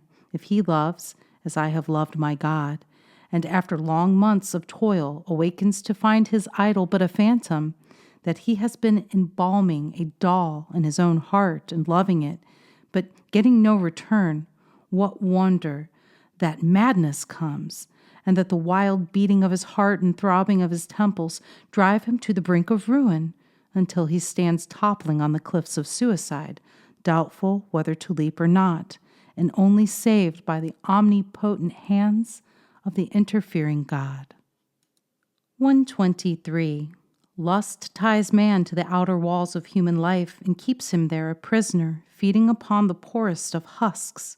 But love frees him from many a gyve and thrall, gives him the freedom of God's gardens of joy, feeds him with the bread of life, opens the gates of heaven, and admits him to the companionship of celestial verities and divinest life and truth. Without love, we are indeed poor hermits in the world. 124. People plunge headlong into perdition and social Gehenna by rushing into each other's arms too often. Passional excess generates disease. Love cures them, and all the kidney difficulties and nervous disorders extant are but the physical expression of the morbid and unhealthy states of the love natures of their respective victims. Those who love can never prostitute themselves or each other in any way. It is just as impossible to kindle fire with ice as to long deceive a soul that loves. But God, how terrible is the awakening to the fact that all this time you have been lavishing your heart's best treasure on a dead stock. Then, in her case, comes leucorrhea or gravid uterus, not physical ailments, but the outward sign that there's love trouble in the soul, and love the only remedy. In his case, insanity more or less pronounced and enduring. 125. There are periods when love insists upon passional moods. It is its natural appeasement. If not yielded to, a frightful train of ills are sure to follow, and madness may end the cruel scene. 126. Jealousy quite as often springs from magnetic incompatibility and impotence as from love astral, and it brings on heart pain, dyspepsia, liver and Bright's disease, prosthetic, urethral, vaginal, ovarian, and other fatal troubles long before the allotted span of years runs out. 127. Doctors tell us that actual marriage will cure some diseases of woman, but a diseased woman is not fit for it, and actual marriage in diseased states of either party is monstrous. The doctrine is nonsense, pure and simple. Magnetism may do, marriage no. But facts are facts, and the thing occurs. If love underlie it, well and good. If not, then not. It is disastrous. But if good results follow, it is affection that works the miracle, nothing coarser. And more wives are injured in that manner than sextons can find spades to dig graves for. That is a very poor sort of love which always exacts but never gives. She prodded of love all day long and neglected by one single act to prove her truth, is the story of many a man's life. He says he loves me, but just look at me. Does love waste one as I am wasted? My God, Let this bitter cup pass from me, is the daily cry of millions of married women. I'm tired and sick of dead babies. They ought to fill out the term of 70 years and 10, but they don't. And those who escape the sewers, sinks, drains, and being carried out within the tides are being snugly put away in a cigar box and stuck in a hole in the garden, are mighty uncertain of safe deliverance from measles, scarlatina, croup, paregoric, or Miss Winslow's soothing syrup. Ah, but isn't it a soother, soothing many a one to sleep that knows no waking? But these dead ones are not all the offspring of the riffraff or hard-handed servitors at labor's shrine, but many 100 of them may lay claim to aristocratic lineage, and I have quite enough experience to satisfy me that those who do or who wink at such deeds are many of them churchgoers, full of deadly piety, who behind the scenes revel in the debaucheries dreadful enough to shame a satyr. Not a few of them are reformers, in public preaching perfect purity, but in private practicing promiscuity, and the very ones, if male, with whom no decent, respectable woman could be alone with 10 minutes, save at the absolute certainty of being insulted by the most villainous proposals. In my medical practice, that of teacher, 3 classes of persons mainly sought relief or counsel. First, wives whose daily life was a living death, whose homes were Toffets and Peto, and whose husbands, sick in one respect, treated them worse than they did the dumb brutes in the barn or stable, poor waxen-faced martyrs, whose than sacrificed and slaughtered on the altars of a legalized sensualism, and so low and mean, selfish, exacting, as to even shame the beasts of the field, and these wives human. 2d. Men and women whose hearts and souls yearned for affection, which they found not, and which they were denied by those from whom they had the right to expect it. People who were either fretting to death under the awfully galling yoke of a bad marriage, or who wanted advice to guide them to the desired haven and heaven of marriage, as God intended it should be. 3d. But by far the largest class of callers and correspondents must be reckoned that vast mass of people whose entire gender nature had been broken up or down and demoralized until they had become mere phantom men and women, incapable of realizing the sublime meaning of the words sex and marriage, and so distorted and diseased that hope itself, with folded wing and fouled anchor, perched upon a bleak cliff on some island far away. Oh my God! What utter horror and blank despair have I seen gleam from the eyes of thousands, victims all, to vampirial depletion, nervous and vital exhaustion, impotentia, barrenness, diseases of uterus, vulva, ovaries, kidney, prostate, heart, lungs, brain, the terrible personal Hades outgrown from society. Society, with its falses and shams, its money marriages, its deceit and hypocrisy, denouncing the wrong with the breath, but with act encouraging concubinage, Cyprianism, libertinage, and by its repressions, fashion, style, display, and airiness, discouraging marriage, and fostering thereby the solitary vice now desolating millions, and decimating all the fair lands. I make the solemn statement and declaration that a very fair percentage of that third class were from the dignified, wealthy, respectable, Christian, aristocratic, and even reverend stratas of society, not of all this country alone, but of all civilized lands, including Cuba, Chile, Brazil, France, Spain, China, Australia, Japan, and England. In fact, the demand for sex tonics and invigorants is not only simply enormous, but almost universal, and all springing from the violation of love laws, of our common human nature. Of course, such a demand for such medicines speaks in thunder tones against the causes producing it, and equally loud against the private habits of us of the world. But the facts exist, and even the dreadful syphilis in modified form rages in the blood and bones of unnumbered thousands, not only of guilty debauchees, who are scarce to be pitied, but alas, in those of innocent wives and prattling infants. What are these half-murdered ones of both the latter classes to do? Suffer and die like leprous dogs?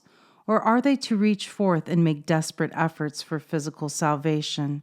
If the latter, then all legislators should at once look to the enactment of laws suppressing quackery, making syphilis a criminal offense, hanging abortionists, squelching flash papers, and legalizing all unions based on blind trust on one side and villainous libertinages on the other, and punishing reunions elsewhere as it now punishes polygamy outside the favored Mormon and perfectionist churches, institutions, and beguinos, religious and theological.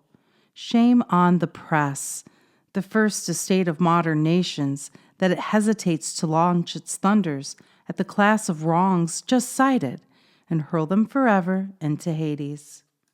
Footnote: this statement requires qualification. Plural marriages are no longer countenanced or practiced by the Mormon Church. However, many members of all churches, both male and female, continue to be polygamous in practice. Naturally, the churches are not to be held accountable for the practice, except as they still teach the doctrine of the easy forgiveness of sin and justification and redemption by faith alone.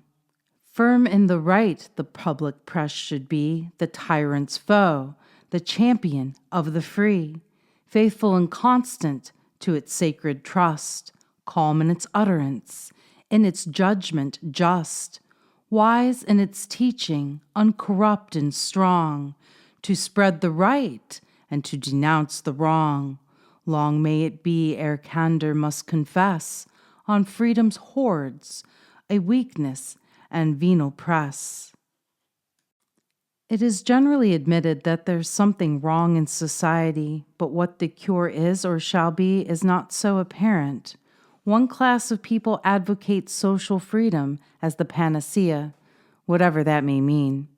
Before I attended and until the last day of the Chicago Convention, elsewhere alluded to, I thought I knew the correct meaning of the terms. I find I did not, and therefore look in other directions for the social cure. Spoiled cheese and cheese spoiled are the same to me.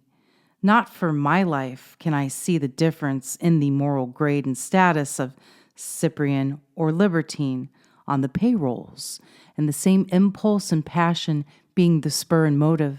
The cheese smells equally bad in both cases.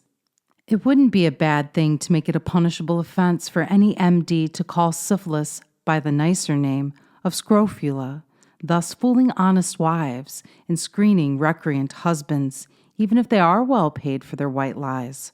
For in these days that scourge burns the bodies of unspotted virgins in the shape of flor albus, womb complaint, etc., inherited from infected mothers. The evil is bad enough if it stopped right there, but it don't, because in the first place, it brings on pruritus, vaginal itching, creates morbid desire, and subjects girls as pure as snow to the almost dead certainty of falling victims to the first graceful, smart, and salacious scoundrel that comes along. A scoundrel and victim, too. It may be of the same inherited fluid ruin coursing like streams of fire through his swollen veins. In the second place, these girls are to become wives and mothers. These boys, husbands and fathers. Thus the curse is injected into the veins of myriads of the yet unborn, children doomed before birth to endure a life of perpetual ill health and morbid unrest, to know nothing of real happiness from the breast to the tomb, to which latter they are likely to be rushed prematurely by suicide, resultant from insanity begotten by the beings who parented them, Again, I repeat, syphilis is a crime and should be held as such. 128.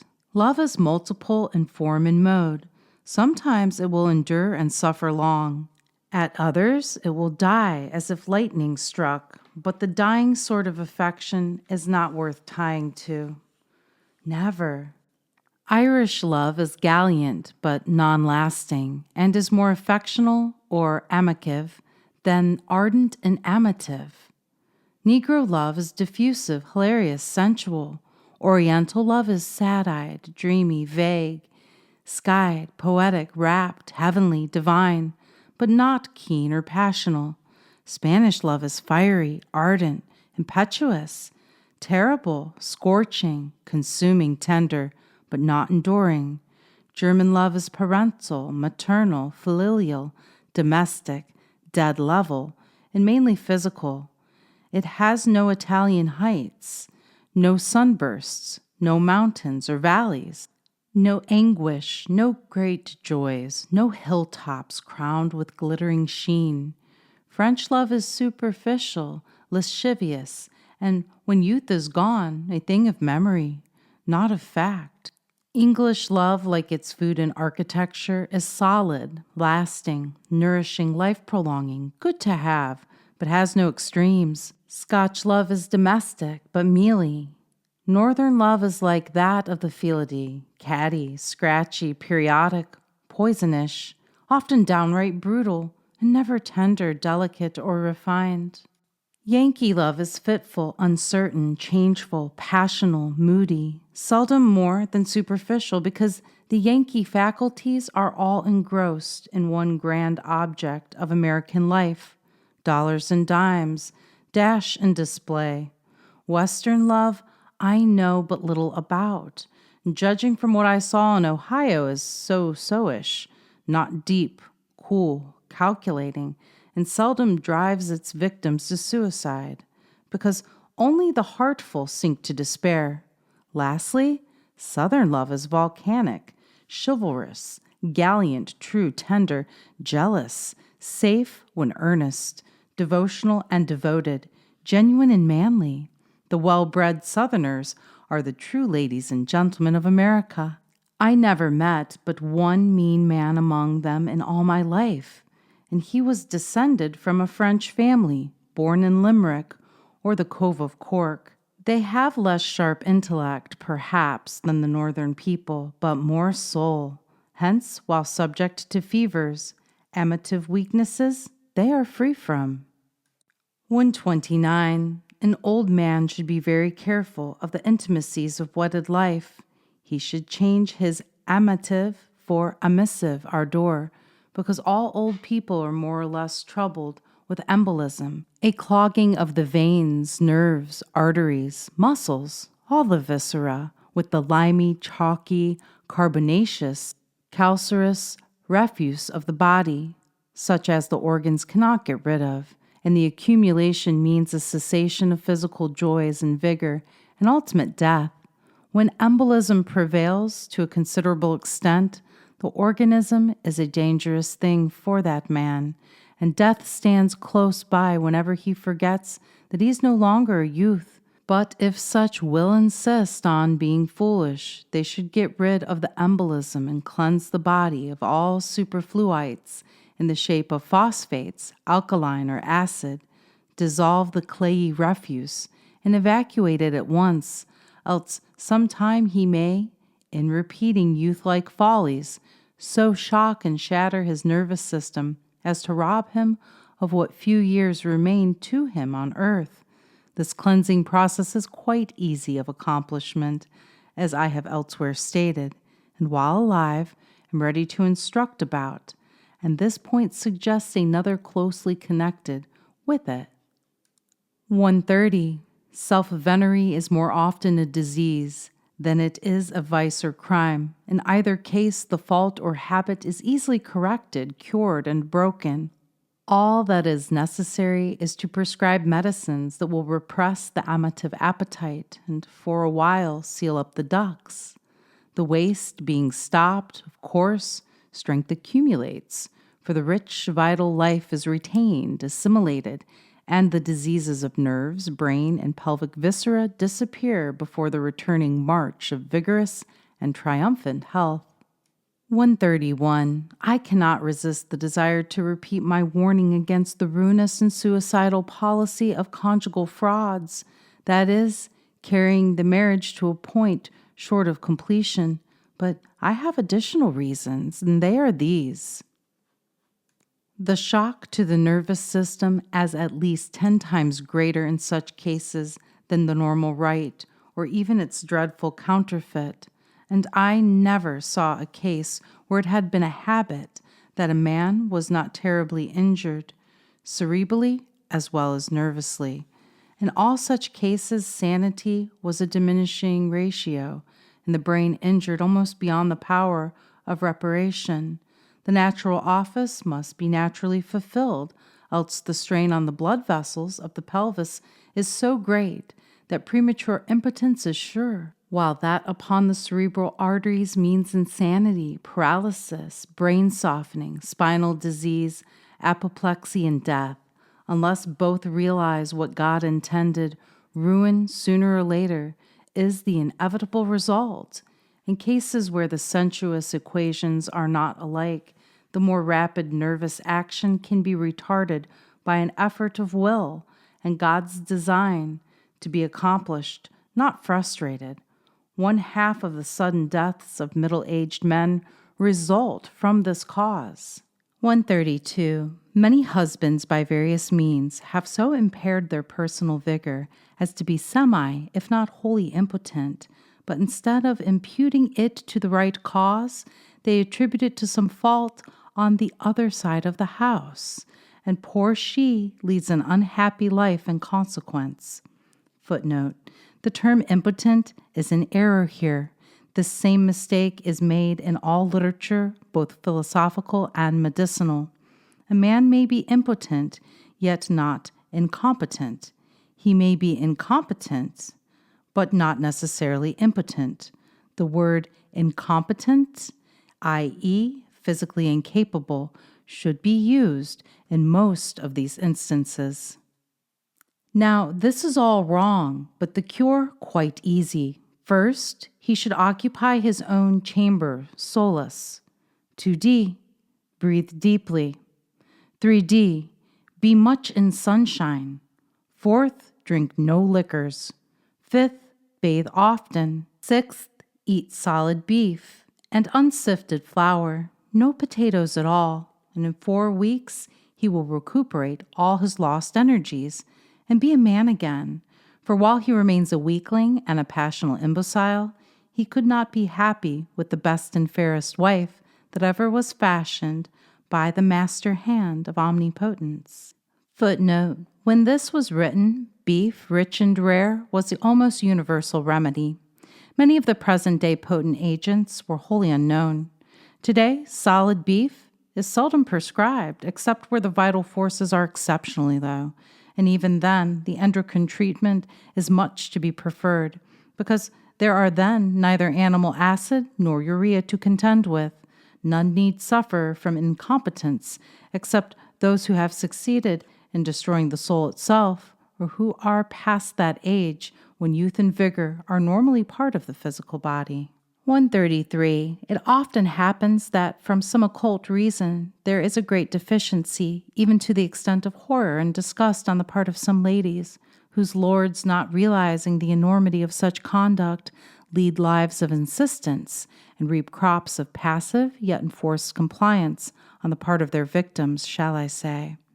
Such men should realize that it is in their own power, by delicacy and kindness, to change the morbid to a natural state, so that what was shrunk from with loathing will in 6 months be accepted as natural and right, and be fully reciprocated with a little noble and forbearing trial and some patience. Yet the reward is ample, and oh, how delightful to feel that she regards you as a savior from yourself, instead of, as before, a little domestic tyrant bent on mischief, careless, who suffers so long as you do not.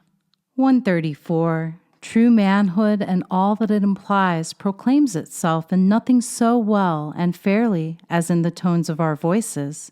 When we are right in that respect, the sounds are clear, deep, round, full, sonorous, melodious, and with an underlayer of music ringing out bell-like from our very souls.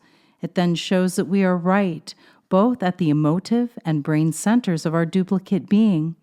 But when they are cracked, shrill, sharp, acute, squeaky, false, coppery, gongy, it indicates little power and less soul, for they are morbid, and their possessor is better fit for almost anything else than holy, honorable, God-sanctioned marriage. 135. Soul vigor and what it implies depends to a great extent on lung capacity, and that generally indicates good digestion. No great act or mighty thought can originate in or be accomplished by one who is deficient in the foundational quality of absolute manhood. Just so long as we are morbid in that department, that long we are demoralized all over, inside, outside, head to heel, and soul and body. Sex of health and purity is the price of power.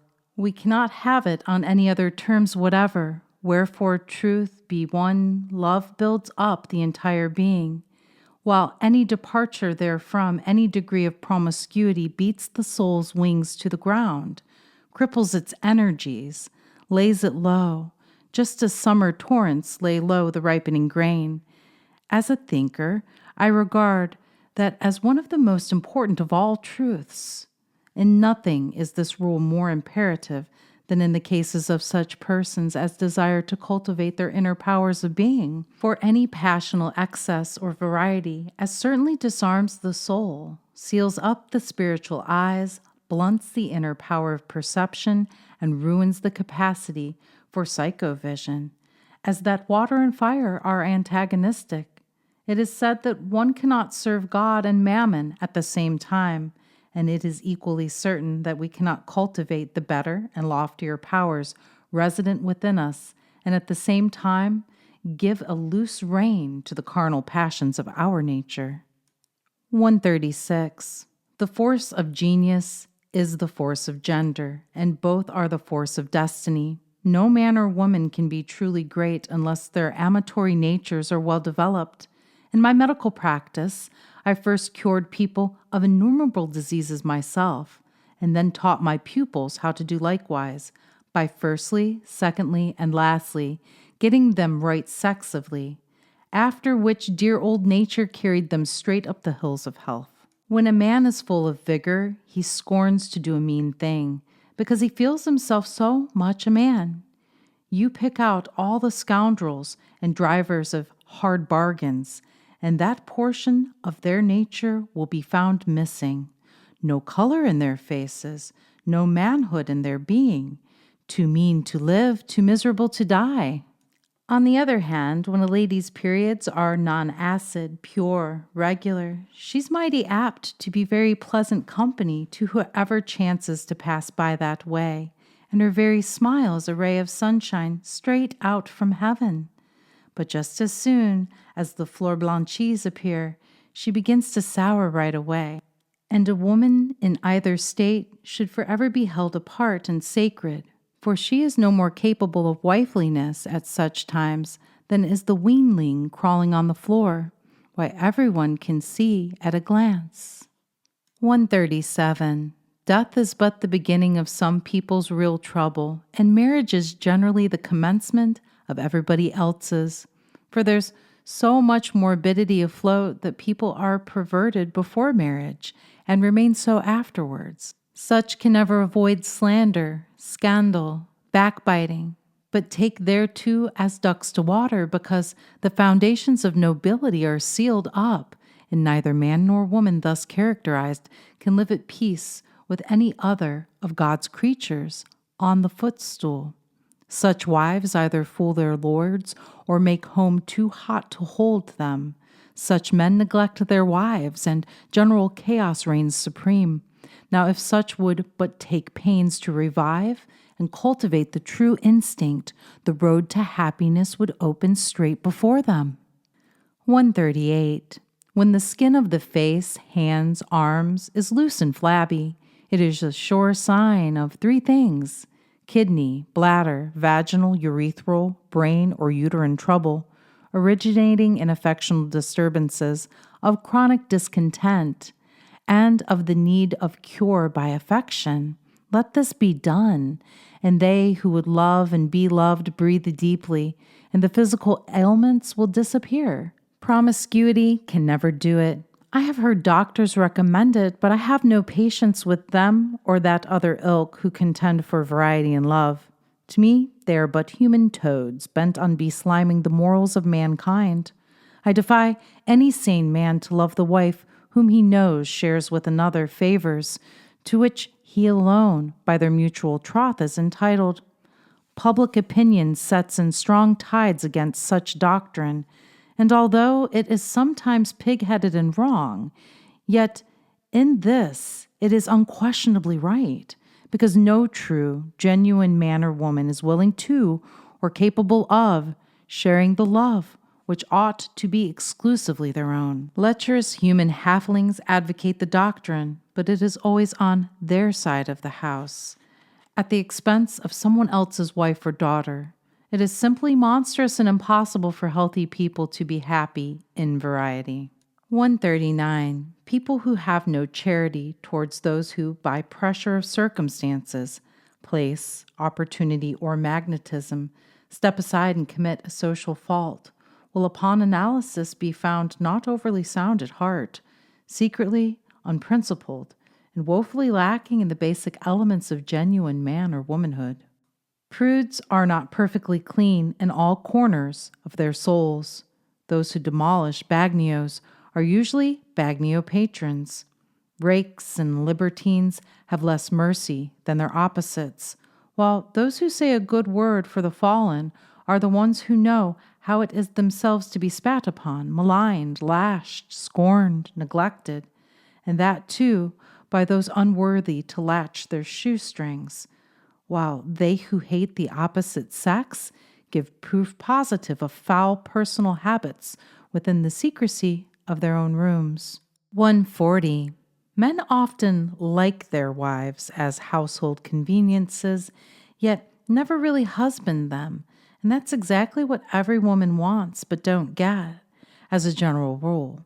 Now, if there is one fool greater than the other, it is either the wife who submits to such treatment, when she has her remedy in the exercise of the three principles named elsewhere in this book, or the husband who expects that a neglected wife can really love him and honestly be sorry when he dies.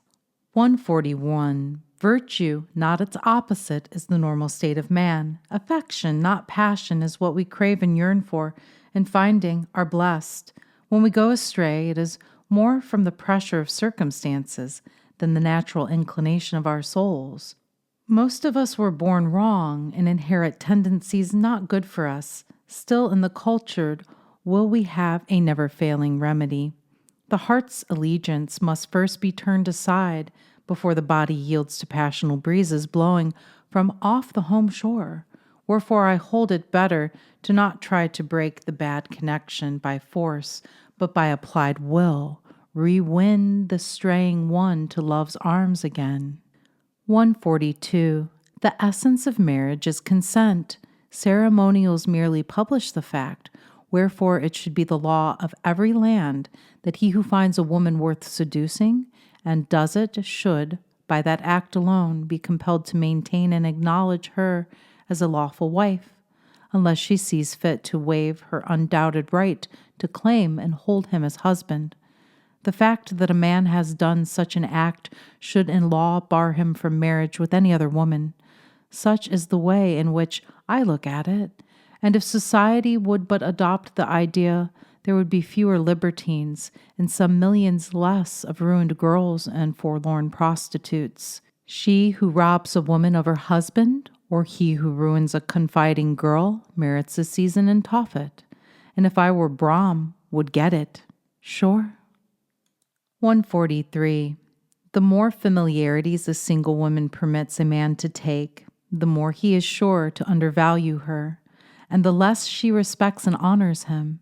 It is natural for him to despise one who allows too great freedoms, so also within the sacred pale of wedlock.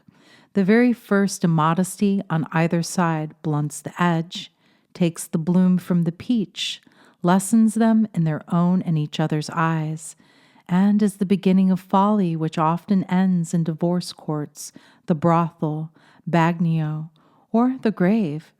Modesty and circumspection build up tottering loves. Their opposites bring disrespect and finally disillusion. I say these things here because I have long known them to be true. What a pleasant thing it must be to a sensible and sensitive woman to have, wherever her heart prompts her to express affection, her better half meet her with a storm of coarse and disgusting passion, the base idea of which must be perfectly withering to her soul. Poor she, one of thousands, how ardently must she long for death, and dread even heaven itself, if there is marrying and giving in marriage away over in the upper land. And how such a woman must try to be a Buddhist and long for nihility rather than continued life. But then such states are begotten of her, their deep unrest causing them to long, as have I ere now, for whole eternities of sweet and restful sleep. But then woman capable of such yearnings are immortal, will survive death, and let us believe their longings will be appeased, their pangs assuaged, over there, where it is certain they, like myself, will at last be understood, for such seldom are on this earth, and at 30 odd it is too late to hope to be well in the flesh. Helen, a loose one, caused the wars of Troy, and from her down the lane of ages, men and women too have practically adored body and worshipped lust and fashion openly or sub rosa, and until some decimating scourge, originating in lust, shall sweep the earth, as it will within a century, of 6/10 of its human denizens, the same wild worship will continue as before. 144. How very seldom married people praise each other, yet nothing on earth goes so far towards rejuvenating a waning regard as the expression of gladness at each other's points, acts, trials, victory, industry, perseverance. Yet all this power for good is practically ignored, and while others are praised and cheered to echo, we never get the slightest token of appreciation, even though we toil like abject slaves to deserve it. If love exists between couples, it ought to show itself in something better than mere empty words. If it does not, whole troops of discontentments come crowding at our fireside, for neglected duties, broken promises, lip affection, magnetic or passional attraction will not fill the bill of an anxious heart. They paralyze us, render us cross, selfish, non-ambitious, careless, hopeless, solitary and despondent. That affection which words itself by daylight and snores when night veils the world is not worth an hour's purchase. Palsied affection seldom gets entirely well again, and non-reciprocal marriage infuriates all males. And too many wives make not the slightest effort towards mutuality, and by so neglecting one of the first of wifely duties, clap the lid on the coffin of their happiness, and hurry their joys to an untimely grave. And after thus committing marital suicide, they weep and wonder that their lords do not fall down at their feet to worship and idolize them as of yore, in the halcyon days of courtship and the honey month, not realizing that he, poor fellow, has found the lace all paper, diamonds all paste, and no man likes either of these. She is not wise who expects to hold a man securely unless one of her strongest cords is reciprocation, which every husband has the right to expect and realize, and every wife by her vow is bound to culture and accord. Otherwise their union is but a mockery and a sham. She who habitually fails in that wifely duty helps to support the females who occupy the palaces of sin and jinn, to whose society her husband is, as They say, driven by her coldness, the strange woman at least stimulates accord, while the honorable wife expresses frigidity, horror, indifference, or disgust, neither of which are well calculated to keep a man in good training for his constant combat with the world. I hold him not a good man who never seeks what can never be sanctioned except by mutual love, for it is a profanation of the divinest sanctities of the human soul, and he is a poor specimen of a man who can seek solace in a Cyprian's arms or revel in passional debauch, brought with current or coin, and either out of wedlock, for nothing but love can ever justify an act which may launch an immortal soul into being. Under these holy conditions, marriage generates glorious thoughts, noble resolve, courage to endure, gives a better zest of and hold on life, fortune, goodness, God. Under the false condition, every participant rests on the edge of Hades, ready to roll off into it at any moment. And if there is an especial curse, they deserve it who, with their eyes open, as mine are now, and for some time have been, violate that sacred law. That and variety are death to true affection, and also destructive of the power and ability to experience any but coarse and gross emotion. Besides brutalizing human nature, destroying nobleness of character, they totally unfit us to become parents of pure children and good ones, but only of such as, born of passion, shall rush on passion tides adown the stream of life, cursing their progenitors at every inch of the dreadful way. But true love, thank heaven, antagonizes and finally destroys lurid, baneful lust. The twain are incompatible, but the angel slays the fiend whenever they meet in combat on anything like even terms. Thank God for that again.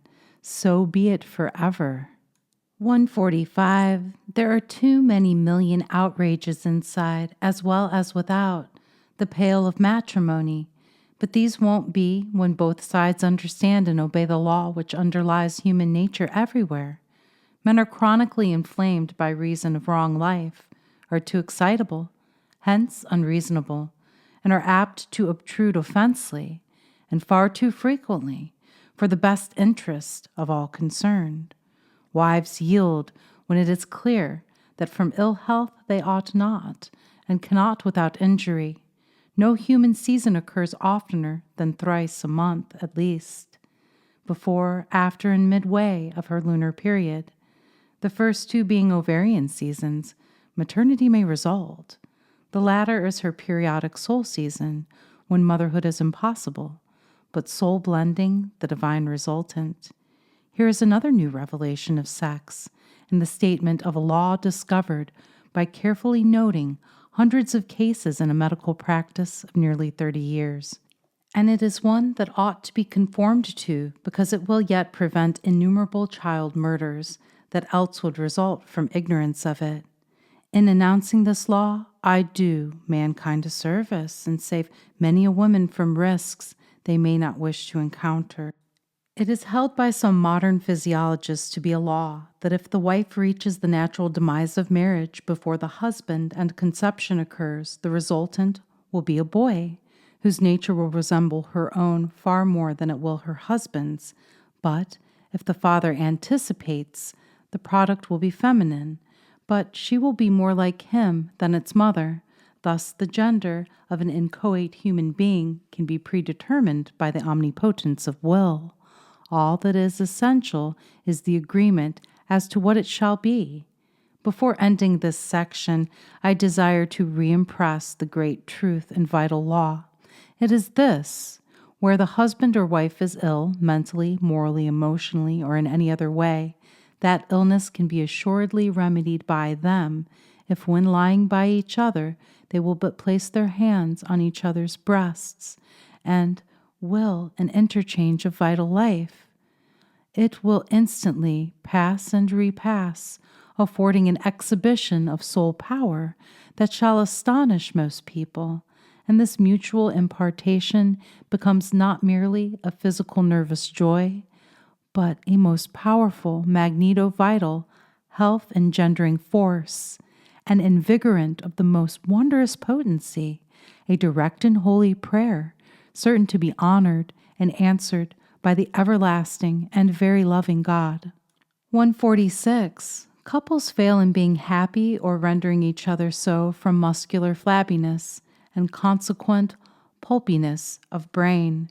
Now, if they will but lift all they can, gradually increasing the weight of bags of sand or whatever else it may be, 5 minutes before retiring and 2 on rising, while in night dress, ovarian, uterine, vaginal, kidney, bladder, testicular, and prostate weaknesses will vanish like mists before the morning sun, and with the increase of muscular strength will come an accretion of love and its cognates, thus dispensing with the aphrodisiacs now so largely used. In 3 months, this course will revolutionize a household, because it will give the soul a better vehicle to operate through, clear the channels of the body, remedy constitutional weakness, prevent and cure embolism, the great impotence creator, and will give a prolonged lease of life and all its nobler pleasures. 147. Love starvation is a terrible thing to endure, but one which is not at all necessary. For by posing the soul for a mate or a love, by willing and decreeing it is a system, the love power will go out from you and center on your adaptation, just as surely as that you make and preserve in the effort. The same principle applied to amative disorders will repair the impairment. 148. Accursed forever must he, she, or they be, who counsel either conjugal frauds, conjugism, or any other destructive social abomination. They are seldom anything else than murderous. They lead to abortion. That is murder. And its perpetrators, non-professional, should be paraded through the streets on a mule's back, placarded abortionists, while the professional baby killers should swing by the neck to the nearest tree or lamppost. Another class of wretches need legal attending too. I refer to the makers and advertisers of peculiar stimulants, because they are compounded of villainous drugs, which agitate for a while, but are dead sure to land the takers upon the bleak shores of sterility and hopeless impotence.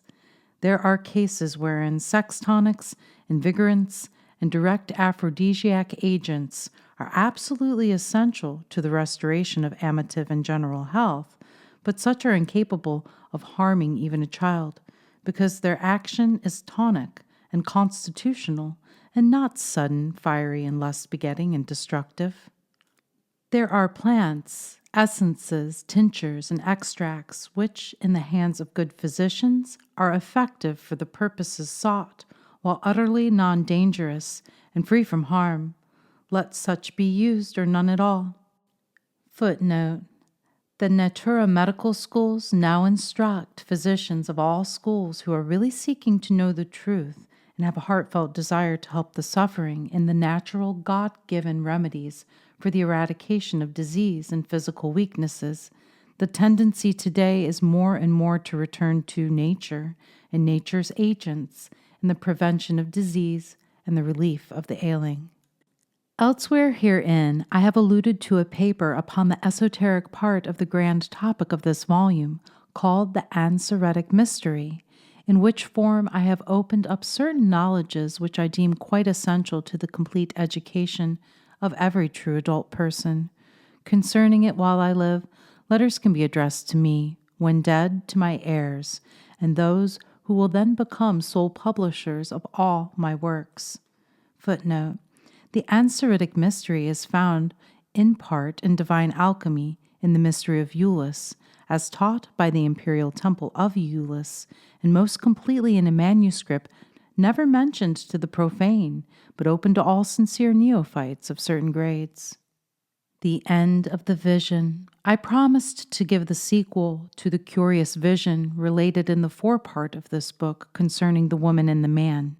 First, it will be remembered that I sincerely loved and sympathized with my friend to such an amazing magnetic extent that at times I was in absolute rapport with his entire soul, and at one time believing the vision To have been true, I pitied him, and the millions who have sailed in the same boat, and been wrecked upon the rocks of treachery, adultery, and deceit.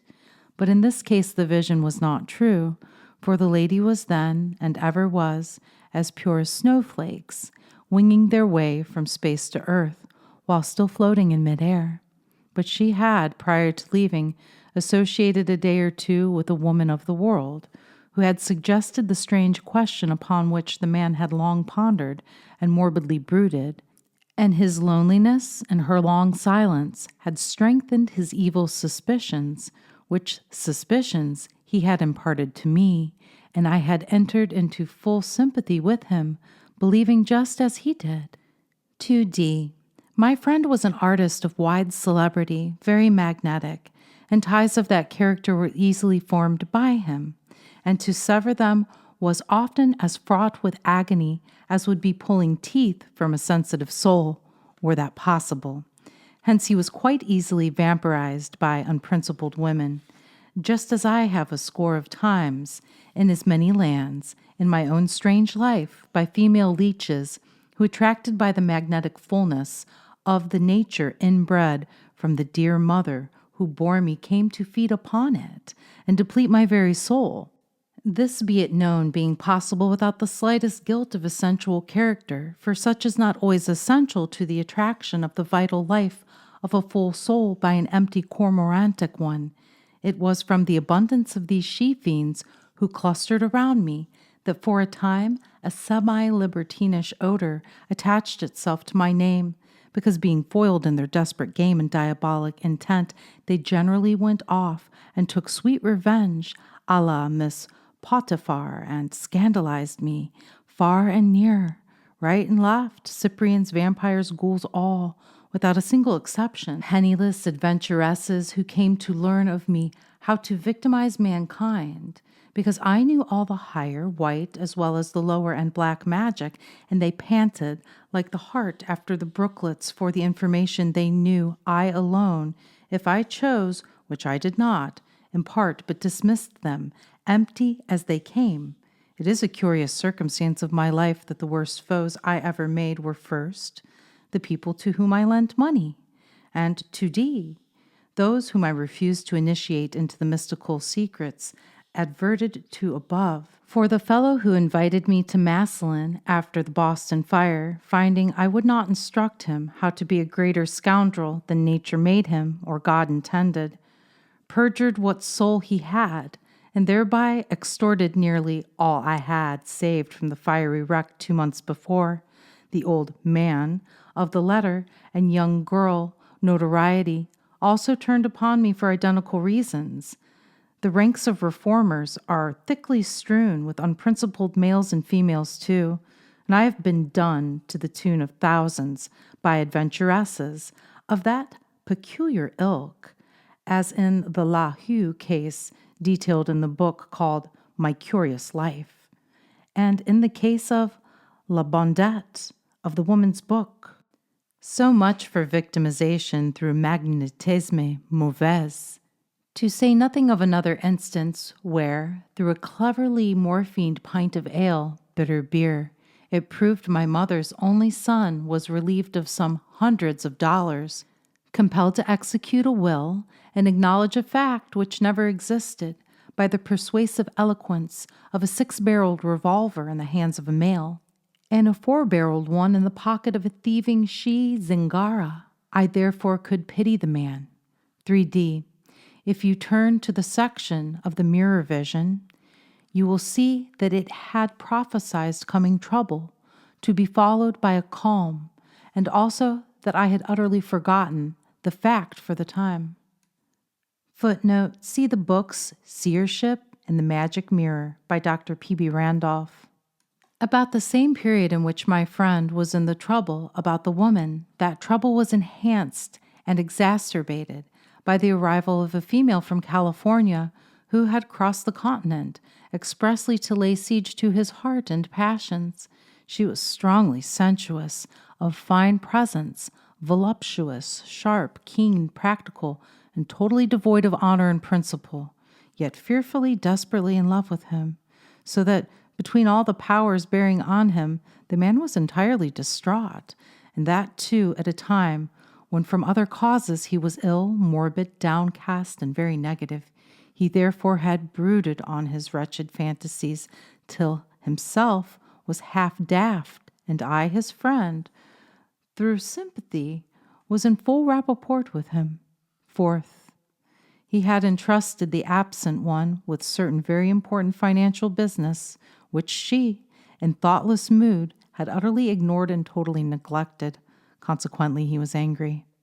Fifth, he wearied me with the constant recital of his troubles, while I myself was ill, tired, worn out with excessive loneliness, mental toil, and financial embarrassments, all of which combined threw me into a very morbid physical state, and his injuries and my absurd fancies took the dreadful form as they did, which state of soul was taken advantage of by the teaching dead, the viewless powers of the Empyrean, to inoculate the most solemn, if most painful lessons he or I had ever learned, for there was not and never had been the slightest ground for either jealousy or suspicion, for their object was as pure as the sweetest angel who flits in glory about God's eternal throne. The lesson cured two of us of jealousy in the first place. 2d. Rid him then and me shortly afterwards, and all vampirial influences, whether from California or elsewhere. 3d. It brought us nearer to those to whom our hearts went out in craving, longing, yearning for the bread of life, womanly affection. Fourth, it led us to bend our stubborn souls at the shrine of the forgiving God. Fifth, it taught us the mighty lesson of God-reliance and self-control. Sixth, it taught us the folly of indulging in even occasional bibulant habits. Seventh, it opened the roadway to a higher possible life, though the lesson was a terrible one. Taught us the folly of unjust suspicion, to ask for pardon while extending charity of all to all, and to ask it too of that good and compassionate Lord whose chastening hand had brought us face to face with truth and human duty, until the last glorified beings flitted by that way, peered into our humble rooms, beheld us there on bended knee, contrite souls pleading for full redemption, and turning their holy gaze heavenward again, they sent a message home to God. Behold, they reason justly. Reader, go thou and do likewise. Moral. First, never let your love be drawn out till you are sure it is right and that it should be. 2d. If you are magnetic, take care to restrain its flow. Do not allow yourself to permit it to saturate a vampire and then fall in love with your own spheral emanation. 3d. Pray for deliverance all the time, else embodied and viewless leeches will sap your body and soul to the very lees, and then laugh at you when the certain horror comes. Fourth, trust no one who seeks to separate you from your mate. Fifth, bear and forbear, give and forgive, and trust ye each other. Sixth, never be jealous, no matter what the proofs be, so long as your two bodily eyes do not sanction it. Remember my lesson. Seventh, fulfill the part of husband and wife, as if both stood on the very verge of death. So shall ye be holy, pure, and fully truly human. Upon good physical conditions, soundness, health, normal play of electric, nervous, magnetic, and passional forces depend unquestionably much of the weal or woe, happiness or misery, sanity or insanity, attendant upon us in our journey through life. An experience of many years in many lands has familiarized me with all methods extant for creating the best conditions of vital health, combating obscure diseases of the nervo-vital organization, and for overcoming the effects of both excess and violated natural law. That experience, travel, experiment, and observation enabled me not only found, but firmly established a new system of medicine, embracing all that is good of homeopathy, water cure, magnetics, and a dozen other methods.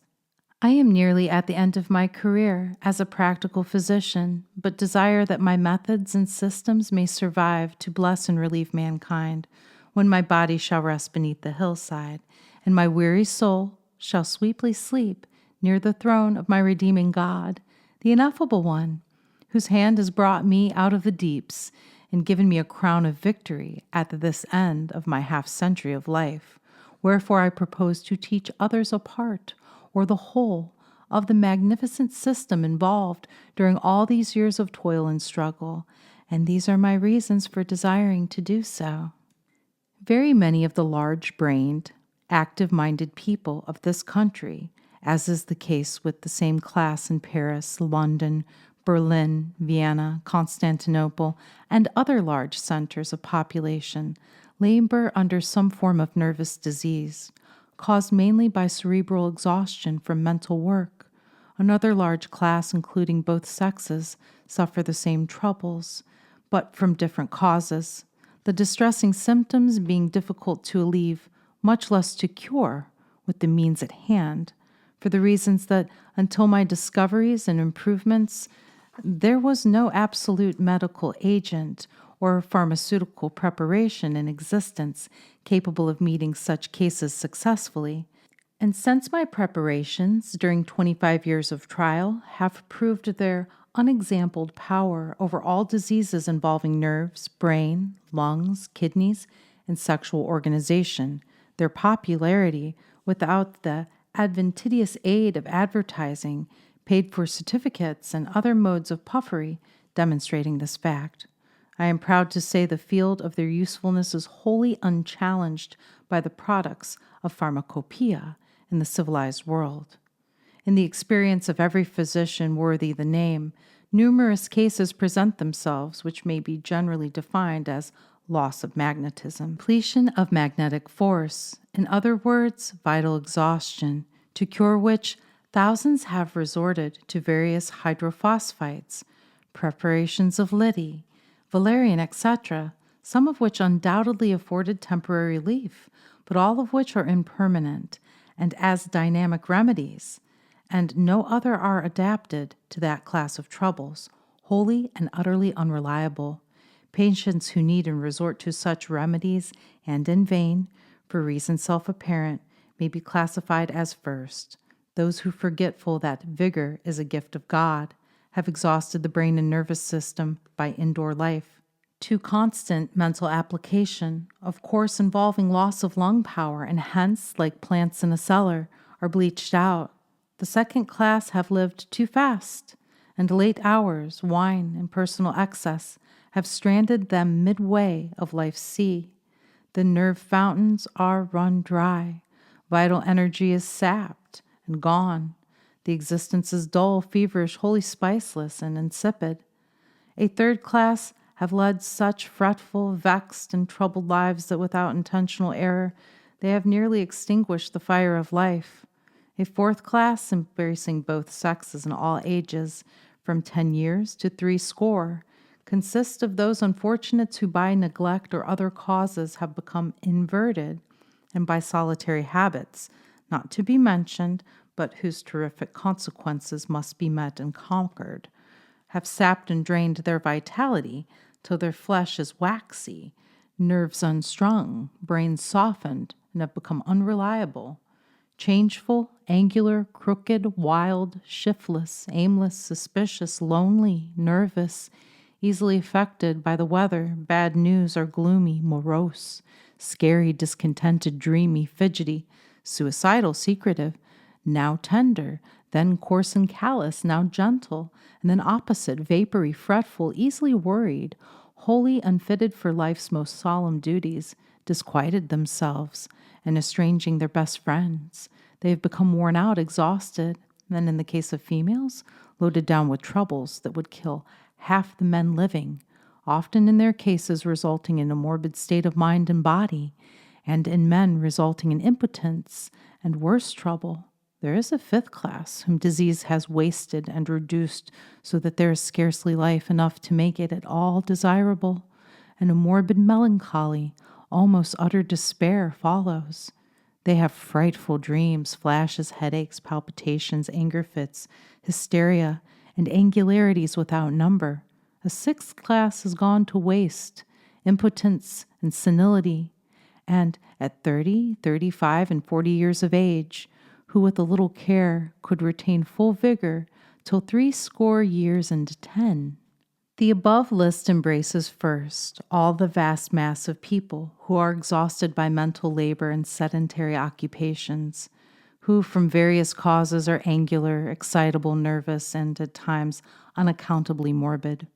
2D, all who are passionless, cold, non-attractive, non-attracted, or if attracted, hopelessly so, from lack of responsive ability, who are unsettled, uneasy, subject to mental, temperamental, gloomy, lonely, and passional storms. 3D, all who have half ruined their minds and bodies, sapped their health and vigor, and are now crooked and fretful, despondent by passional excess, normal or otherwise, or from any cause whatever. Who can doubt that in reference to very many of these troubles, perverted, excessive, or abused physical love lieth at the foundation? No woman is ill whose nervous apparatus is sound. No man is so whose natural appetites and brain are strong and vigorous. Life and power, strength and force, beauty and love, talent, genius, endurance, and longevity all depend upon the normal health of the vital nervous organs.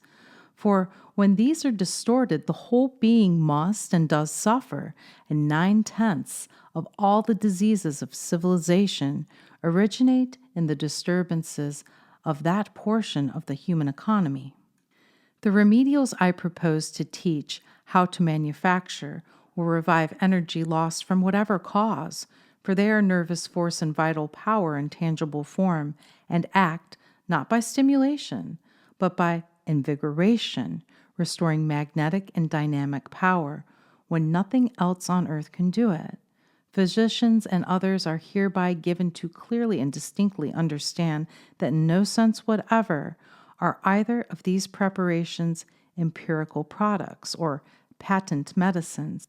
Their discovery opens a new era in the curative art. They are not medicines, but dynamic agents, have been thoroughly tested in France, England, and 35 states of this union, and where properly administered or taken, it is doubtful if a case exists of incipient consumption, wasting, nervousness, hypochondria, hysteria, nervous or vital prostration, leucorrhea, sterility, brain softening, dyspepsia, mental wandering, general debility, whole or partial weakness from nerval exhaustion, that they will not speedily and radically cure because of their extraordinary dynamic power. In the medical profession, the great want has long been that of a powerful, positive, certain, yet harmless, nervine and vigorant, capable of direct action upon the brain, nervous centers, and pelvic apparatus. An agent that will allay morbid inflammation, yet stimulate, exhilarate, tone up, and permanently strengthen, that will supply nervous energy, correct all morbid action, and furnish the material lost or wasted by excessive mental toil, venery, masturbation, onanism, and other forms of vital prostration. Every physician of any reasonable amount of practice frequently has cases of weakness, mental and physical, demanding the exhibition of peculiar tonic stimulants and aphrodisiacs that shall be certain in effect, yet non-irritant or reactionary. This want is generally met in my remedials beyond all question, and the most perfect vitalizing agents known, and hence peculiarly adapted to all cases of female disease, marasmus or wasting, all anemic cases, and those morbid states resulting in hysteria, despondency, melancholia, insanity, and suicidal depression, all of which result from uterine, ovarian, cerebral, nervous, prostatic, and seminal exhaustion in either sex respectively.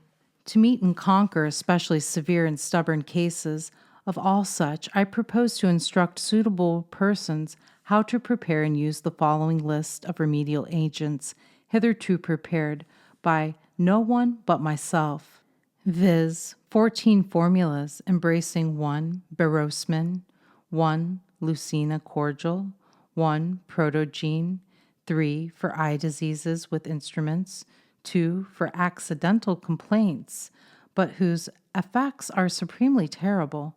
In short, I propose to teach the best of my discoveries and to give parchment certificates to prove the purchaser has actually been instructed in my system and my formulas. Through these remedials, many have regained health. Old men and barren women have become happy parents, and patients standing on the verge of death have been rendered strong and vigorous.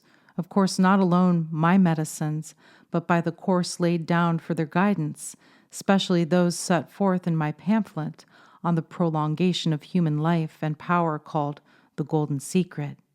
Where parties expressly desire it, the above system will be supplemented by a series of esoteric instructions involved mainly in the Ansaritic mystery. Those who have read my works need not now, at the end of 30 years, be told that as an expert in diseases of the nervous and genital systems, my frame is too well established to be successfully contested by any man, men, or party, nor that the ablest physicians in the land are glad to accept my teachings and improvements upon original discoveries. During the past 1874, I have, by a new discovery, revolutionized the entire treatment of such diseases. By it, the physician and patient need no longer guess, but go at once to the cure of the case. The discovery is entirely original and will be imparted to practitioners, those who wish to make a specialty of treating that class of human ailments. The cardinal principle of both the treatment and the remedials is that, contrary to all the schools, I told that life itself is a principle, and that we are not born with a given amount of it, which, when exhausted, gives up to death, but that we can not only accrete and gather in new life, and thus add years to the sum total of its duration, but also that we can intensify, deepen, broaden, and expand it in every direction, thus preserving our fire, beauty, vigor, energy, magnetic and personal force to an unlimited degree. And not only that, but that here is indeed a mighty discovery, and that the source of exhaustion is, properly understood, the actual fountain of perpetuity, endurance, long life, and power, mental, physical, moral, emotional, and magnetic. In a word, I hold it possible to almost wholly rejuvenate ourselves and become young again in spirits, vigor, mental power, and endurance, that loss of love is loss of life, and that both can be restored. These things I teach, and among others, give much practical knowledge and inestimable value, on the observance of which depends the happiness of all wedded couples, and ignorance of which fills the land with vice, murder, suicide, divorce, and wretchedness incalculable. Footnote: this knowledge is broadly laid down in the large work, The Master Passion, PBR. My instructions will prove of inestimable value and importance, not only to physicians, but to other men, and especially to women, for a great many reasons which I do not choose to set forth herein. Lastly, this book will inevitably call attention to the BOE, Brotherhood of Eulis, the hope of the world and sheet anchor of mankind. All inquirers are informed that a handbook of the order will be issued from this Grand Lodge, to the officers of which application for information should be made, and to no other authority save myself until death. Footnote: there are quite a number of exceedingly important and inexpressibly holy and delicate questions connected with the subject matter of this work, which, although alluded to, have not been openly and freely discussed herein for self-apparent reasons. These things relate to the inner mysteries of the human being and of Eulis, or the philosophy of love, agape, not stogu, and are only to be given under the sacred conditions of patient and physician, or teacher and pupil. How long I may remain to teach, of course, I do not know. Only this I do know, that I have suffered much and am weary, but while able, I shall take great delight and clearing up the doubts and mysteries besetting those about me. And all who need such counsel as I am capacitated to impart are hereby freely warranted in asking or writing for it, assured that I will do my best towards alleviating the distress of body and heart, soul and spirit. And although I cannot bear the burdens of all, still I have done somewhat of good in that line, and I am ready to continue so doing while life lasts. Immortalization, Philadelphia, September 30th, 1873. Dear Sir, I am deeply interested. I have never read anything of your publications except the Numola. On the 61st page of that work, under section 19, I find a single sentence in capitals, the same thought I have been inclined to believe for more than 30 years. All people do not have souls. My dear sir, do you mean it? Have you said something more about this somewhere else in your publications? Oh, do you guess how my soul hungers in viewing the table of contents of the extraordinary works published by your house? And you will guess I have a soul, praying that your valuable life may be long preserved and that you may continue to enlighten the millions as only you can. I am your true friend, E.B. Merrill, 308 Walnut Street. E.B. Merrill, Esquire. Sir, the following paper in substance is the reply to the questions involved in the Numola and your letter. In response to your interrogatories, allow me to say that all things are generally reputed and believed to reproduce their kinds.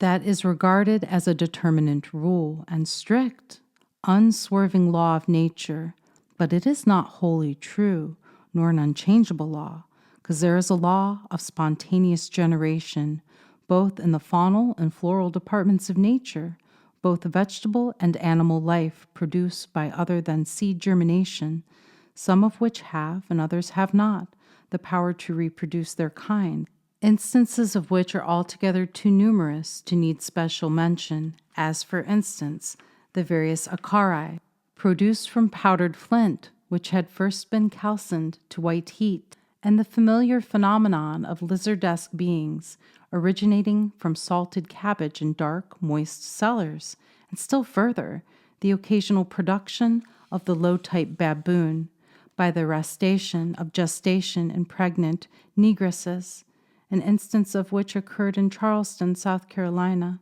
but a few years ago. So it is not always strictly, albeit generally true, that things produce their own types and species. In the case of man, his origin, by the methods and processes universally believed in a few years ago, is now almost universally discredited, for the science of today rejects all that cannot be demonstrated accordant with law, and the human being is proved to have been a gradual and by no means a sudden or miraculous creation. Footnote: see the volume Pre-Adamite Man, published by this house. It is difficult to determine the precise point at which the purely animal left off and the purely human began. Every recession from the highly human type is an approach towards the simian or ape type, and ape-like forms, shapes, hands, facial angles, faces, noses, mouths, and features meet us among all races, colors, and classes of mankind at every turn, while embryology clearly demonstrates that the human being in utero passes through every stage of the world's animal growth and products, from the jelly point to tadpole, fish, monkey, up to man, and the farther each gestative state is pushed, the more perfect the resultant child. The lower types and forms of the simiana cannot be immortal, by reason of paucity of cerebrum, or fore, top brain, and redundance of back, low brain, or cerebellum. If a man is, as science proves he is, a growth, then his immortality is a growth also, and not a miracle or gift, or the result of any sudden force applied either physically or mentally, and he must have ascended from a non-immortal ancestry.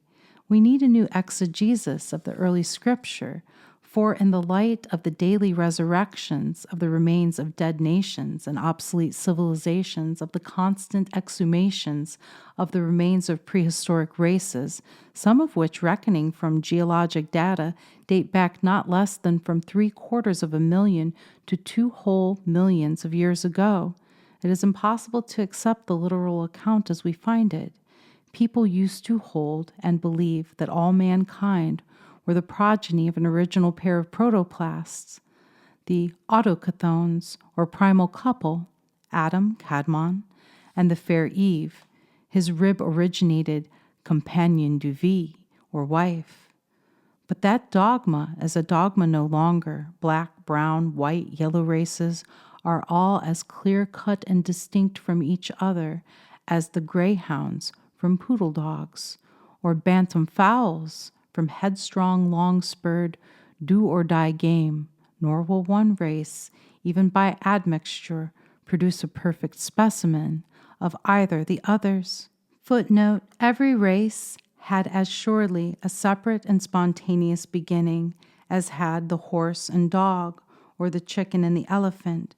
In no case did one species, by evolution or otherwise, give birth to another.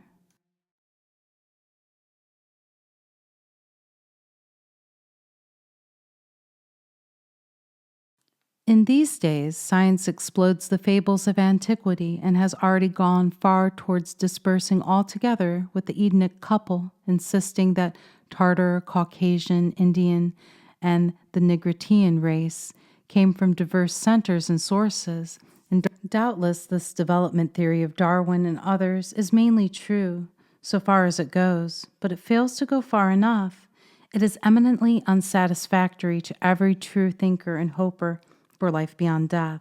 And the same class of persons find it utterly impossible to predicate immortality upon the materials furnished for that purpose by those who are mainly interested in the firm establishment of the grand idea. They ask why, but no logical reply is given. I shall present it here and now. No one that I am aware of contends that monkeys, either large or small, are capable of overriding the billows of death and swimming safely to the eternal shores beyond. They probably deserve that power quite as much as some men do. Yet man is physically but an improved ape, which fact has a similar proof in this, viz. The higher simia will and do interbreed with the lower human. Proof: the tailed men of Namakwa land, the dwarf people of Gorilla land, and the offspring of Hottentot women captured and impregnated by giant apes of Nigritia. But it does not follow that the monstrous progeny thus generated are immortal, even if, as is doubtful, the humanesque parent may chance to be so, nor does it follow that all who are undoubtedly human are also possessed of power to exist consciously subsequent to actual death, for unquestionably all are not thus endowed who possess the external and ordinary characteristics of humanity, and there are thousands who pass and repass us in the streets every day of our lives who are no more immortal than the fish they ate for dinner. For that power, fact, quality, call it what you will, is a development, an outgrowth, a result, the principle of which I herein propose to briefly set forth, and so far as my limits permit, explain. And first let me define what the world and myself understand as the true definition of the term immortality.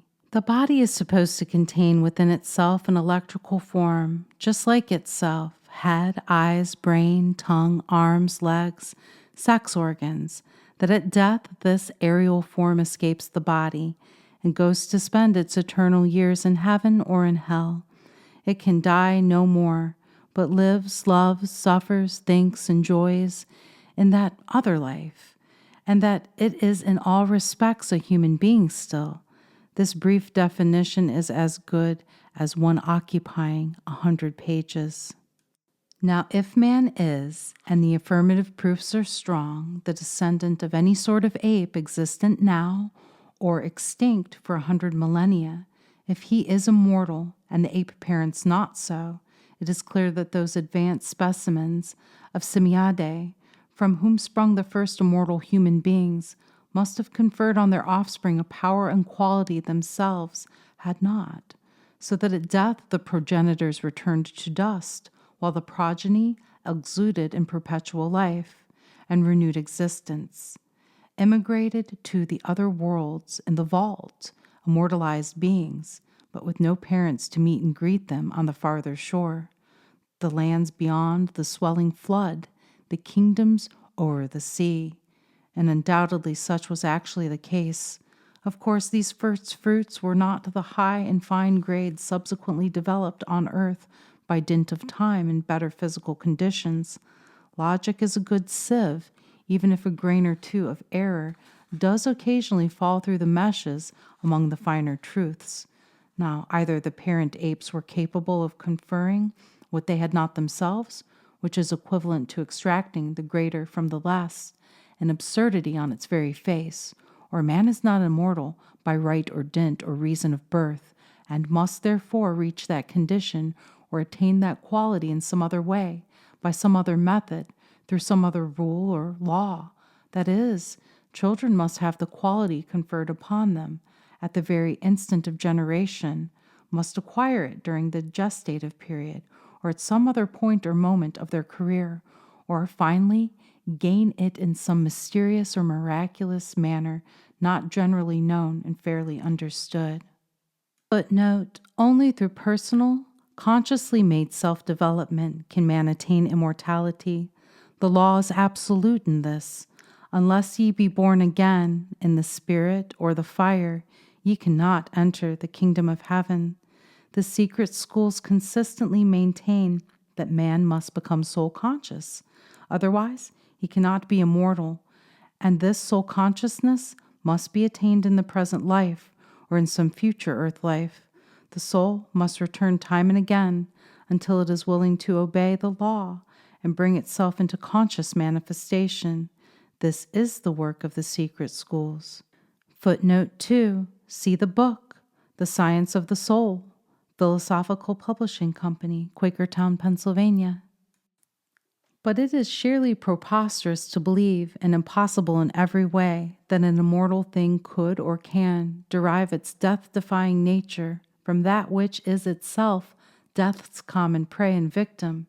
To take a gallon from a river is easy, but a river from a gallon is impossible, yet not more so than to predicate the immortality of the offspring of apes as a derivative quality. Yet I hold that a non-immortal human couple may generate an immortal offspring. But then that comes of the magnetic unction and appolution of the parents, who thereby impart the mortalizing bias, which bias or tendency the subjects may either increase or destroy by methods therein after explained and set forth. Now let it be distinctly understood that we of Eulis hold that the general purpose of the material universe and end for which it exists is the crystallization of mind, the immortalization of soul. But it does not follow that all human beings are death-proof any more than that all the countless myriads of seeds produced every year in the floral departments of nature are endowed with reproductive vitality, for by far the greater number is wholly inert, while others possess but weakling life, and even if they do germinate, soon perish and decay. Transfer the view to the animated world, and it will be seen that the union of the genders fails of one of its purposes, reproduction, 5,000 times for every single success, taking the lower planes of life only, while in the case of man, the union, so far offspring is concerned, fails 999 times for every single successful implanted germ. Again, every healthy man, of course excluding libertines, debauchees, habitual passional transgressors, and all injured persons, in fair spirits, generates from 1/4 of an ounce to 1.5 ounces daily of the 3 forms of fluid life: semen, prostatic lymph, and exudation of Cowper's gland. And every normal evacuation thereof will average 1/2 ounce, containing, as I have repeatedly demonstrated under a powerful microscope, one magnifying 35,000 times, from 19, the lowest number, to 783 zoosperms, lowest number, to 783 zoosperms, every one of which is capable of being developed in utero to perfect human proportions. Take the first case, and it is clear that 18 must fail if one succeeds, and 782 lose their chances if one is fortunate enough to reach the ovum and become incarnate in the mother's bosom. But the chances are billions to one against even one of them effecting a safe lodgment. We conclude that for every successful human union, there are not less than 1,957 billions of human germs doomed to quiescence, if not to perpetual death, taking the adult population of the globe to be about 1,300 millions. Another thought right here. Nature selects the fittest to perpetuate species, and the strongest and most active zoosperms always override the weaker and reach the ovum, dooming thereby all the rest. But it is clear that they too must perish if there be no ovum to invite them. Precious few ripe zoosperms reach the ripened ova, because deprived of the element of time essential to their perfection, the consequence of which is that the great majority of people spring from unripe conditions and remain unripe from cradle to the grave. I will tell you a profound secret of generation, whereby the most magnificent results in that line are producible at will. Footnote: here follow the glorious truths hinted at, but of such a holy, delicate, and private nature as to be only impartable by words or ink. The publisher thereof has no desire to exclusively retain it, and will therefore impart it to such noble souls as can appreciate it. See the Asian and Ansaretic Mysteries, Passim. These principles alone can redeem the world and clinch the rivets of immortality. Nature makes many attempts, but only few successes, and as it is with the trees and grasses, shrubs and flowers, so also with mankind. She tries and tries hard to immortalize a species, but only succeeds in doing it for individuals. It is as easy to pass along the streets and pick out those of perjuring souls from those whose future is nihility, as it is to select a Negro, Indian, Hottentot, or John Chinaman from a crowd of digger Indians. The truth is that while man generally is immortal, he is not universally so. The development theory is good and true to a certain limit, but it, at any stage or rate, is wholly incompetent to the tremendous achievement of accounting for the existence of soul. It needs improving, and it is astonishing that its chief priests have never attempted to demonstrate man's immortality, but rather have studiously evaded contact with the troublesome question. Their theory fails them from the moment they reach the physical and metaphysical phases of the grand subject. They take no cognizance whatever of soul per se, because fully aware that they cannot give a reason why souls should be at all. The fact is that immortalization cannot be at all on their hypothesis. It is not inherited of necessity. It is not a gift, nor the result of fiat or miracle. It is a process of evolution, the principia of which are as clear and plain as 1, 2, 3, or A, B, C. Footnote: the divine spark or soul germ is present in almost all human beings, but is dormant in nearly every one. If the mind can be awakened to the desirability of immortality and to appreciate the fact that it is worthwhile from every point of view to make the necessary effort, and if then conscious application of known principles is made, the soul can be immortalized. Otherwise, the soul, as a dormant factor of a personality, must return time and again until the awakening finally takes place and the necessary effort made. 3 brothers may live. One of them shall survive the death process.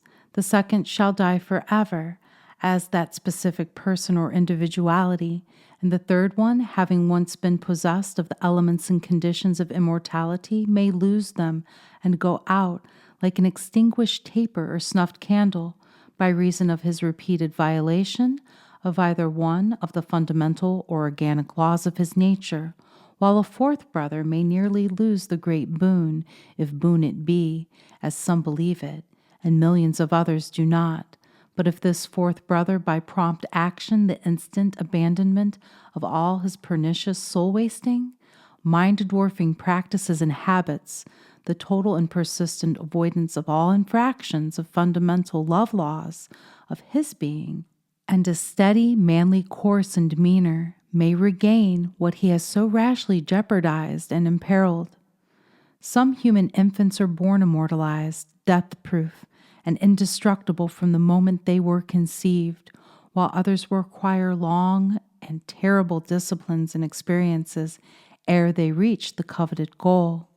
Footnote: these are the immortal souls who had finished their work in a previous incarnation and have returned in order that they may help, lead, guide, and instruct their fellow creatures, and in time bring about universal brotherhood, the millennium foretold in Revelation. For thousands of years, followers of Gautama, the Buddha, have considered what we call immortality as an unmitigated curse, and continued existence as the most terrible and tremendous evil that can possibly befall a human being.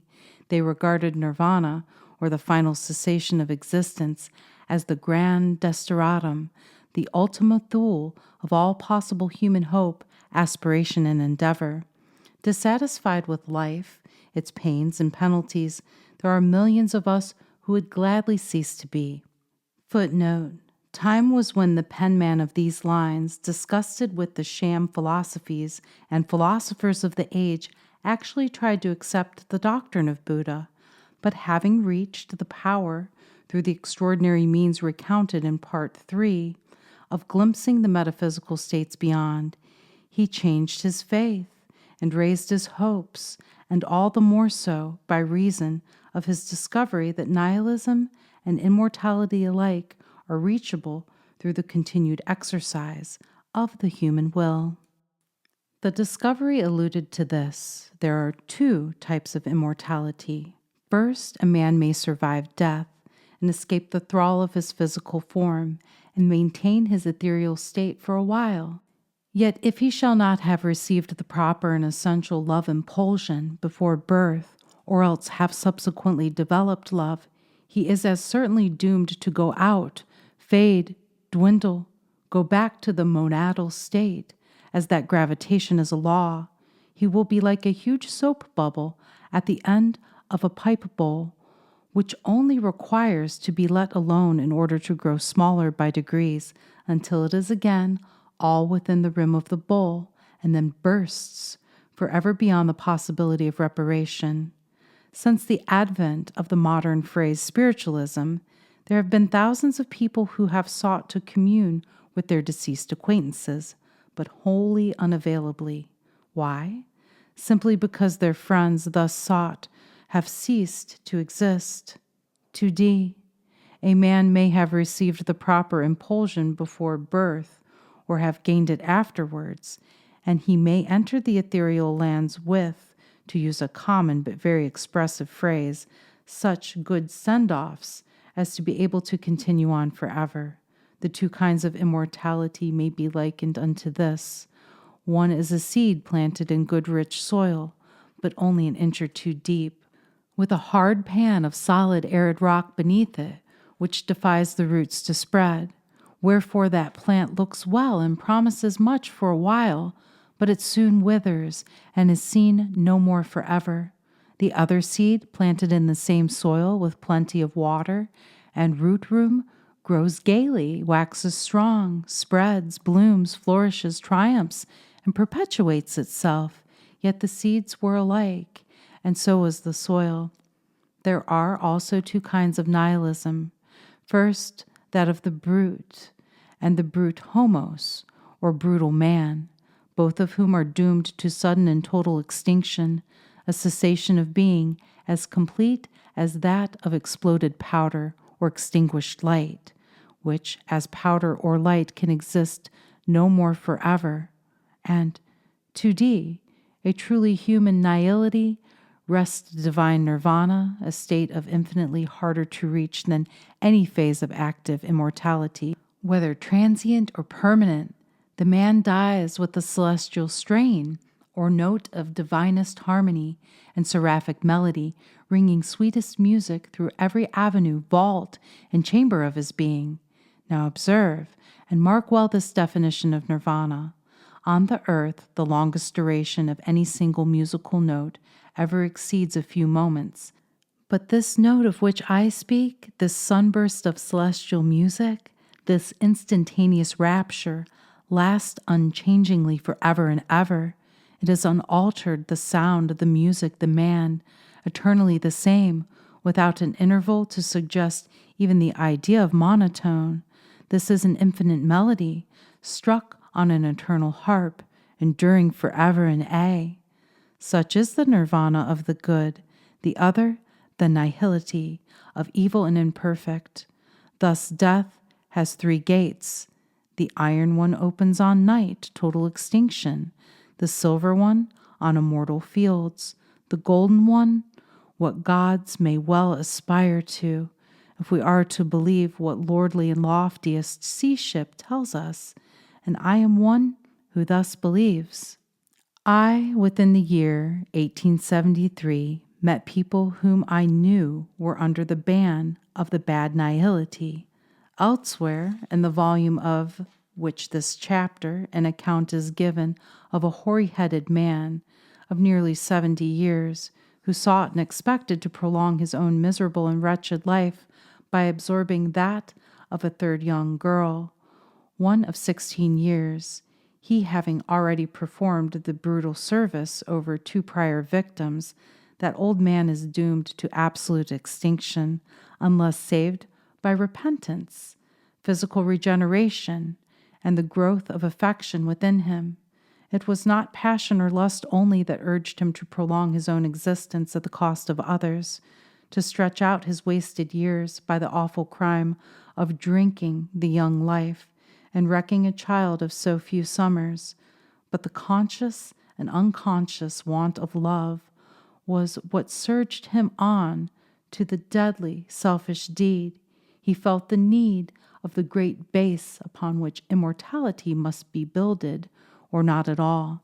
Many such as he there are, but it does not follow that the monadal point, spark, or germ constituting, underlying, and animating the old lecture and others of his ilk, the detestable crew in whom lust reigns supreme, the infamous Hullites of the year 1873, and the still more infamous followers of the example of the thrice-dyed scoundrels who ravished young children and were burnt for it. It does not follow, I repeat, that the germs, or monadal points, basing their existence, will at their demise cease to be forever, but they will only cease to be those particularly villainous and vicious personalities, while the germs, basing their being, may appear and reappear here again and again, clothing themselves with new elements, and of course, for that reason, running new careers. No one can go to the heavens until he shall have gotten all of good the earth or earths can give him, and not till he has undergone the full ordeal and disciplines incident to material life can he reach the golden supra-immortality whereof modern thinkers outside the pale of us few have ever even yet dreamed, imagined, or surmised. Footnote: the earth plane is a school to each and every one of us. Until we have learned all the lessons that may be had on this sphere of activity, we must continue to return. It is therefore logical that we should accept this fact and do our best to pass through all the grades as soon as possible.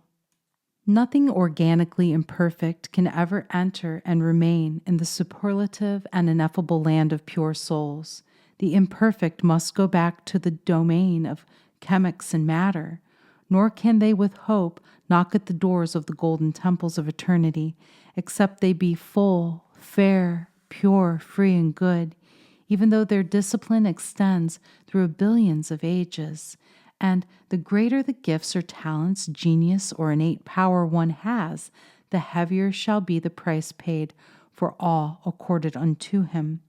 It may be well and truly said that there can be no peace in high places, for storms, hail, and tempests, hurricanes, fierce lightnings, and crashing thunders play and break around mountain's brow, and he who would win the game of triumphant immortality must do so by loving well and much. But to return to the subject, Darwin and his co-thinkers saw clearly that a different genesis of man than the usually assigned one was imperatively demanded in the presence of the startling discoveries constantly being made, and they adopted the theory of selection, and so far as externals went, were right.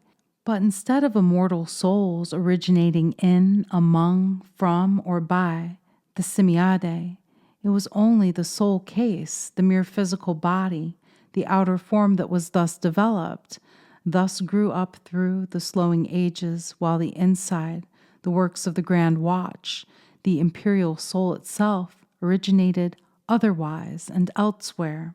Now by soul is here meant the thinking, conscious, knowing, hating, loving, aspiring principle, that mysterious something about whose origin, nature, perdurability, or co-perishability with the body, so much has been said, sung, and written, until philosophers generally have got by the ears, while waging the fiercest of all intellectual battles. I propose herein to settle the controversy, or at least to indicate the clear road to such settlement, being perfectly confident and conscious that herein will be found the only possible method and route to the final adjunction. It is hard for a true thinker to have much patience with those whose highest conception of soul and spirit is that of a rare gaseous ether involved from gross substance, as light and heat radiate from glowing coals of fire in a wintry grate, because such a conception is wholly untrue, seeing that no possible refinement of solid substance or matter can ever approach the state of even the magnetic eighth of space, much less that diviner thing of which we are treating. It is clear that matter does not think, soul does. Therefore, soul is one thing, matter is quite another, requiring a bridge to span the gulf between them, and that bridge is some subtle form of magnetism, nor can soul be evolved from it by any process of rarefaction or refinement. For soul it was from all past eternity, soul it is, and such it will remain to all possible eternities to come, while matter, either in its solidified or condensed, or in its far particled or fluid states, will remain matter until all its life is exhausted, and deity shall have become senile and decrepit from the weight of time and lapse of hoary centuries. We can know but little concerning God, notwithstanding so many people claim to be quite intimate acquaintances and on familiar terms with him. Yet we have every reason to believe the ineffable one to be pure soul, and I, the writer hereof, so believe, and furthermore, that he is a sun, emanating countless billions of beams and rays every instant, and that each contains myriads of scintillas, every one of which is an embryon or soul germ capable of development into perfect man or womanhood. While God is clear soul, matter is pure body. One is a unit, unparticled itself, yet emitting and irradiating, besides the countless scintillant sparks or monads just alluded to, a glory sphere, aroma, aura, a portion of his divine life, which is the breath of life to all these monads and all else that exists within the radius of the universe. Soul, like God, is homogeneous, unparticled, indivisible, necessarily death-proof, in itself considered and we conclude therefore eternal, albeit no one can tell what eternal means, for we cannot clearly grasp 1,000 and years, much less millions of ages. Matter, on the contrary, is heterogeneous, divisible. Its spirit is change, and that is the quintessence of death itself. Erewhile I spoke of menstruum, wherein floated the rain of soul germs, and I gave it a name. I now give it another, love, which is the life of all, the celestial influence of the Eternal One.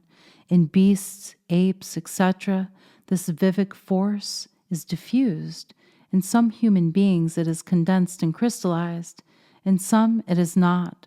The first is immortal, the latter not so.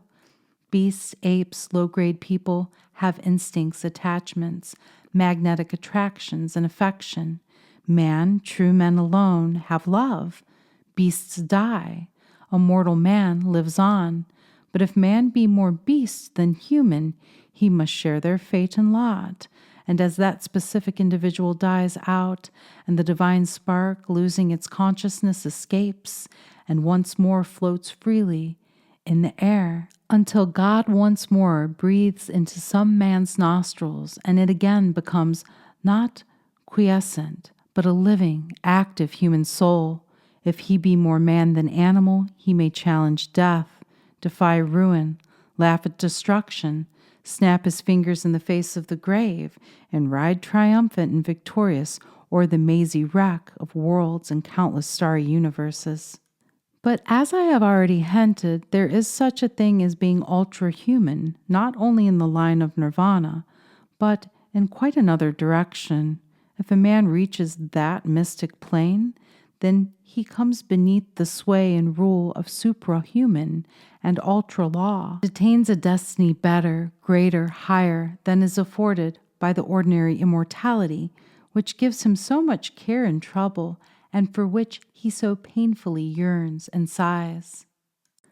What the destiny, state, condition, better something is, I am not yet ready to inform the world, but may leave it for the brotherhood of Eulis to impart. There are limitless regions of unexplored thought towards which that fast increasing multitude who think as I do push, nor do we, as do many, of the supernalist, though not all, confine ourselves to the mere outside, i.e. soul facts of the universe. We believe a few things, as do they, but not all that they do, for which they rate us soundly. They rejoice in the physical demonstration of the reappearing dead, but are not quite sure always that the manifesting powers are really their departed ones, for they have not, as we, the means of establishing identities through an unmistakable agency alluded to elsewhere. Numbers of, but not all the spiritualists concern themselves mainly about raps, tips, quarreling, scoundrel, mutual vituperation, backbiting, libel, misrepresentation, social freedom, things of earth, while we occupy ourselves in actual research and inquiry into what happens to man after his flight over the river of death to that mystic state alluded to nirvana and nihility, or to the upper spaces of the blue empyrean. At and across the borders of Deathland we strike hands with all the spiritualists, and their part company with some of them, because we seek to know more. They are content to drink fourth-class mental vinegar, acrid as gall, flavored hell assiduously, and call it wine, while we quaff the waters of life on the very brink of the mighty river. Just so far do we go with the cold, hard, dry, materialistic, uncheering Darwinism, a system which lands us in the grave, there to stay until we turn to grass, trees, beans, pineapples, or bananas according to the locality where death overtakes and trips us up. But at that point we separate from Darwin completely, because the system ignores soul altogether. We are not wholly content with the modern spiritual doctrines, seeing that they fail to fill the great bill of human want, and because it is all head and no heart, has no warmth, fervor, and or religion about it, not because it fails to make men better, but solely because it affirms and accepts the development theory as opposed to the genetic account of man's origin, yet fails to tell us how, when, where, or by what agencies immortality became a fixed fact. It accepts the dogma, but gives no valid or adequate reason why. It originates no thought, but boldly borrows and appropriates the mental shock of others. In all lands it depends upon and bases its faith on media, whom it teaches man to accept as oracles, yet no two of whom tell the same story or see facts alike. George, Peter, and Thomas, communicating through medium A in latitude 16, have no recollection of communicating yesterday with the same party through medium B in latitude 17 through 30. We, in our investigations of the recondite, occult, and mystical, even in matters of mere finance, such as speculation, buying, selling, contracting, or even in purchasing tickets in a lottery, prefer the better agency of a surer power, because it never lies, falters, or prevaricates, and it never tells the same story of the same thing to all alike, no matter what the latitude or longitude may be. But stop we here? Oh no, for by the same instrumentality we enter the slumber of Siloam, and with keen glance and quickened consciousness scan and leisurely survey realities denied to media, and with sure and rapid gaze trace the awful and majestic rush of hurricanes, of glowing galaxies, the wintry storm of falling worlds, lamps of God flickering in the vault, starry eyes glimpsing down into the deeps, pregnant earths waiting patiently to be delivered of the humanity gestating in their bosoms. Seers, ancient, medieval, and modern alike, inform the world that the supernal country is peopled by all grades of persons, from the low and brutal barbarian to the high and polished civilizee, which, if true, proves that intellectual power and capacity is not a passport hither, nor a prerequisite of immortality, for there are myriads, not merely of people, but of armies of savage races, tribes, and nations dwelling in that starry land. Moral goodness is not the touchstone or key either, for no amount of that alone will warrant success or prove the open sesame to the farther gate of the grave, nor be potent enough to ensure man's safe arrival at the golden portals of disembodied glory. For of all mendacious people, of all pullers of the longbow, all perfected liars on the authority of those who claim to know about it, the disembodied ones are champions, able to give long odds and then heavily discount all embodied falsifiers, from Judas Iscariot and Peter, who denied his Lord, down to the level of whom you like. It is not race, nation, or complexion that determines a title to supramortal existence, for there are many of all kinds there, even niggers and sang-malaise, lots of them too, vivat. And the dark-hued southern and oriental races and peoples outnumber the northern and fair ones in the ratio of about 12,000 to 100.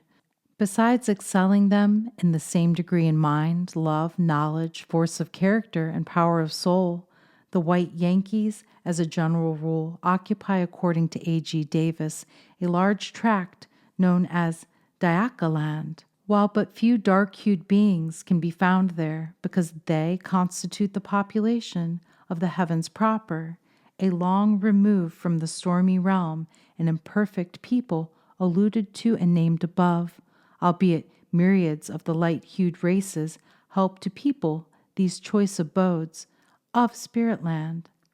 It is not age or sex either, because if reliance can be placed upon these statements of investigators, thousands of infants and people of both genders are continually demonstrating that they still live and lie. Nor is it talent, genius, or social status. What then really constitutes the passport to the ethereal worlds above and beyond the earth we live on?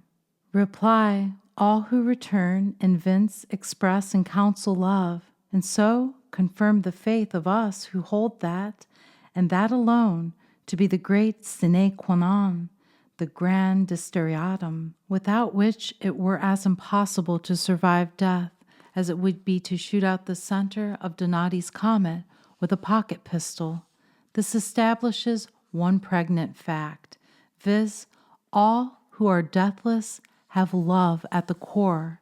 It alone is the lifeboat in which man sails o'er sounding seas to triumphant existence beyond the grave, whence it assuredly and remorselessly follows that they who waste love, waste soul, and will assuredly dwindle back to his or her pre-existence monad life or state, there and thus to abide the chances, patiently waiting for an opportunity to begin a better and fairer race on earth toward the glittering, golden, sunny, shining shores beyond. How large the number of those who have written and preached about the immortality of the soul, and yet not one of the whole vast host, with a single exception, has ever attempted to give a scientific reason why man is endowed with the power of death survival, for which reason I attack the problem here, and for the first time in the world's literary history give the reasons why, enlarging somewhat upon the theory advanced years since from the same source in the book now called Soul, the Soul World, and Homes of the Departed, then known as Dealings with the Dead. And I now proceed to state the argument and start with the propositions that no apes are immortal. Man is an improved ape, therefore man is not immortal by reason of descent. But some men are immortal. They ascended from ape ancestors, therefore apes possessed the elements which in man conspired to produce immortality. No apes being immortal or endowed with death-proofness, it follows that his simian ancestry could not have endowed him with such qualities. Then where did he get them, or it, and how? If he obtained it subsequent to birth, may he not lose it? If his origin is purely mortal, whence his immortality? A stick must have two ends. If man begins as soul, what hinders him from coming to a full stop, a final cessation? For commencement not only implies, but inexorably means end also. If he is death-proof in part or totally, what is the rule and law underlying the tremendous fact? Is it gainable, losable? If either, why? Now, all of these are fair questions, worthy of fair reply. In the first place, there are what in one sense I may call apparitional or phantom men, individuals who are only so in seeming, who have little mind, less soul, and none of the higher, nobler traits which we associate with the terms man and manhood. Such may have been born so, or, as in civilized life, may have worn away the jewel and deprived themselves of the very first essential to the attainment of supra-mundane existence, people who talk about but will never even glimpse the summer lands, or scent their blossoms afar off because they have wasted their substance and steadily declined from first exhausted soul, spirit, body, therefore love, consequently are not true men, but mere phantoms, but who at best become but sentient vehicles for the exploitations of disembodied wags. Some, so far as immortality is concerned, die in bringing forth some work or mechanism, laboring without recuperation, until the ability to build up soul is forever and forever lost, they having injured the heart valves, kidneys, suprarenal capsules, prostate gland, and seminal vesicles, rendering it wholly impossible for them to either propagate their kind, equal their former mental efforts, or elaborate the electro-ethereal body, without which immortality cannot be. There are very many in our midst who never received the proper congenial implosion, acquired it since birth, or who have lost or wasted the power by too faithful worship at the altars of Mammon, Venus, or Onan. But it is gratifying to know that such even may escape nihility and gain enduring life beyond the grave, and by stern resolve and persistent endeavor, aspire to the sublime destiny reserved for noble souls, that magnificent future awaiting the choice spirits of mankind, the peers, princes, and powers of the starry skies. Soul per se I hold to be ev-eternal, sempiternal, and eternal, just as that supreme deity whom we believe to be, not because his existence is demonstrable, but because we cannot help it, for God is soul, so is man. Existe ergo sum. It has been from now to all past eternity, is and probably will be from now to all eternities to come, and its one orbit is the grand eternal year. Of course, there will come a moment in the far-off aeons where matter will have yielded up all its electric, magnetic, and ethereal life and essences, which will have contributed to form the electric bodies of the imperial hosts of the dead, when the last monad will have been incarnated and no more new souls will be launched into being, and the mighty armies will migrate into space, and refuse of matter prepare again anew its form in loftier molds, the second act of the transcendent drama be ended, the third begun, and the true and real purpose and meaning of the vast universe begin to be realized and understood, as not now. Soul is an empire, or rather a republic of states with a central, controlling, governing power. So is deity, a sun radiant through all space, yet central at home, just as man lives all over his body, but mostly in a tiny point at the center of his brain. Deity is conscious at all points, but supremely and infinitely so at the center of that vast brain, whereof stellar galaxies are but tiny convolutions, and astral nebulae mere nervous fibrilla. Soul is a radiant, invisible, crystallized globe of white fire and light located topographically, so to speak, in the middle of the head, and metaphysically at the center of both conscious being and that other existence of which we see the effects but are not and never will be conscious. All things whatever emit a sphere, aura, air, aroma, or atmosphere peculiar to themselves. So does man, so does deity, and as said before, his nervous fluid or sphere is love, which like all other fluids is governed by wave motion, not linear. Proof, we are suffused with love, not merely penetrated by it. When love is sharp and cutting, beware of it, for it is electrical passion, not magnetic attraction. Love is the effluence of God's body. Upon it souls feed, for love is their life, and they derive sustenance from it in two ways. First, from the eighth love, pervading with imperial vaults, that universe life which flows out from God. Footnote, the fire love, the highest and purest form of love that man can know. It is the love purified by the fires of the soul. It is the agent or media through which man is lifted up to his God. It is the enveloping aura which protects the soul from all evils. It is likewise the fire which falls from heaven and settles upon the altar of the soul when illumination takes place.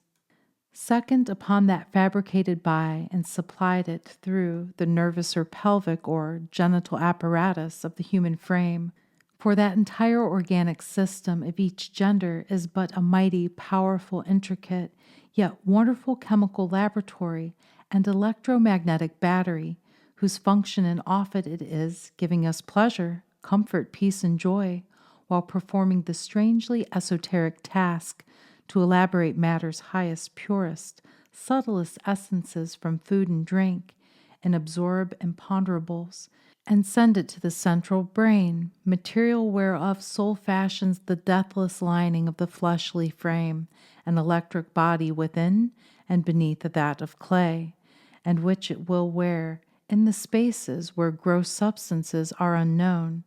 Now it is easy to see that this great end and aim of nature may be and is defeated in a variety of ways, some of which I will point out, and thus this monograph may be the means of saving many a being from ruin, utter, total, eternal, and complete.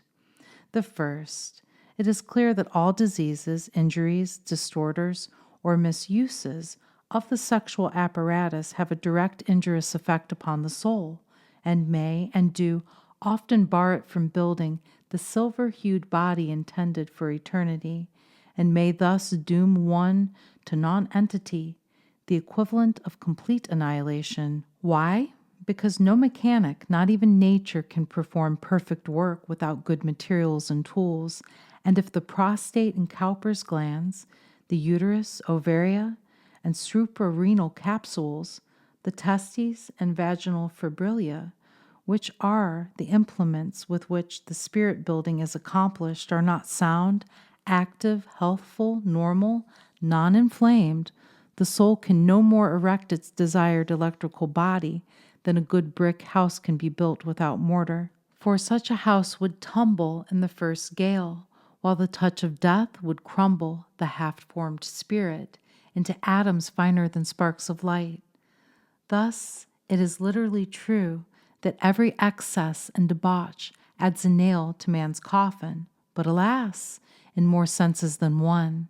It is from the source named alone that the soul obtains the materials and elements whereof to construct an ethereal body, from the finest essences of matter held in absolute coalescence by the highest law, and therefore proof against death, division, decay, or dissolution within its fleshly one, by processes analogous to that of gestation, and complete it is as the vehicle whose true use only begins subsequent to the fact of physical death. The problem is solved. In my day, I have encountered thousands of lust-fired, passion-driven human beings of both sexes who I am sure were quite as pitiable and blamable, and I made such cases an especial study for many long years, in very many lands, the result of which that I know, with more than mathematical certainty, that it is utterly impossible that such beings as those described a few lines above, or the old man whose criminal longing for the lives and vitality of young girls I have elsewhere alluded to, can by any possibility have been rightly formed in utero. There is something lacking, too much mortar, too few bricks, nor did they receive the proper immortalizing impulse before birth, or have acquired it since.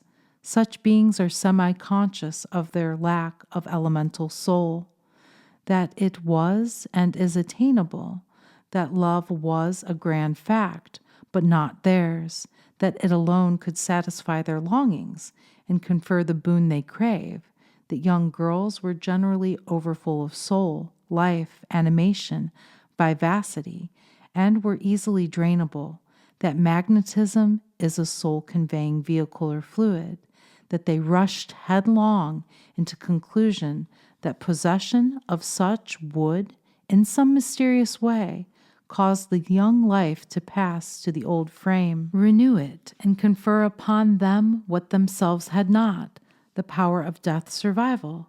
Such beings, for men they are not, have a secret craving for and sense of lacking of the magnetic unction and inner power which alone is the assurance of ethereal life beyond the grave, and this half-conscious sense constitutes the impelling spur and motive to the unhallowed wish and the diabolic and detestable crimes it leads to. Furthermore, my investigations with all the powers at my command and faculties accordant led me to the irresistible conclusion and deeply solemn religious belief, nay, absolute knowledge, that no confirmed onanist or correspondent transgressor of the other gender is immortal.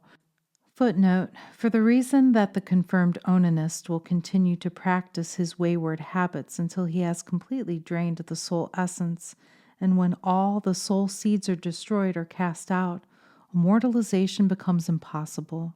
Moses understood this law and gave the two warnings, cast not thy seed upon the ground, for the soul that sinneth, it shall surely die, and which cannot be repeated in this chapter, except to observe that the mechanical, vegetable, tree-like life of the insane from the abominable and most accursed caused absolutely demonstrates the lapse and loss of soul itself, leaving nothing but a mere humanesque automaton behind to show the world what once was, but is no longer, an immortal human being.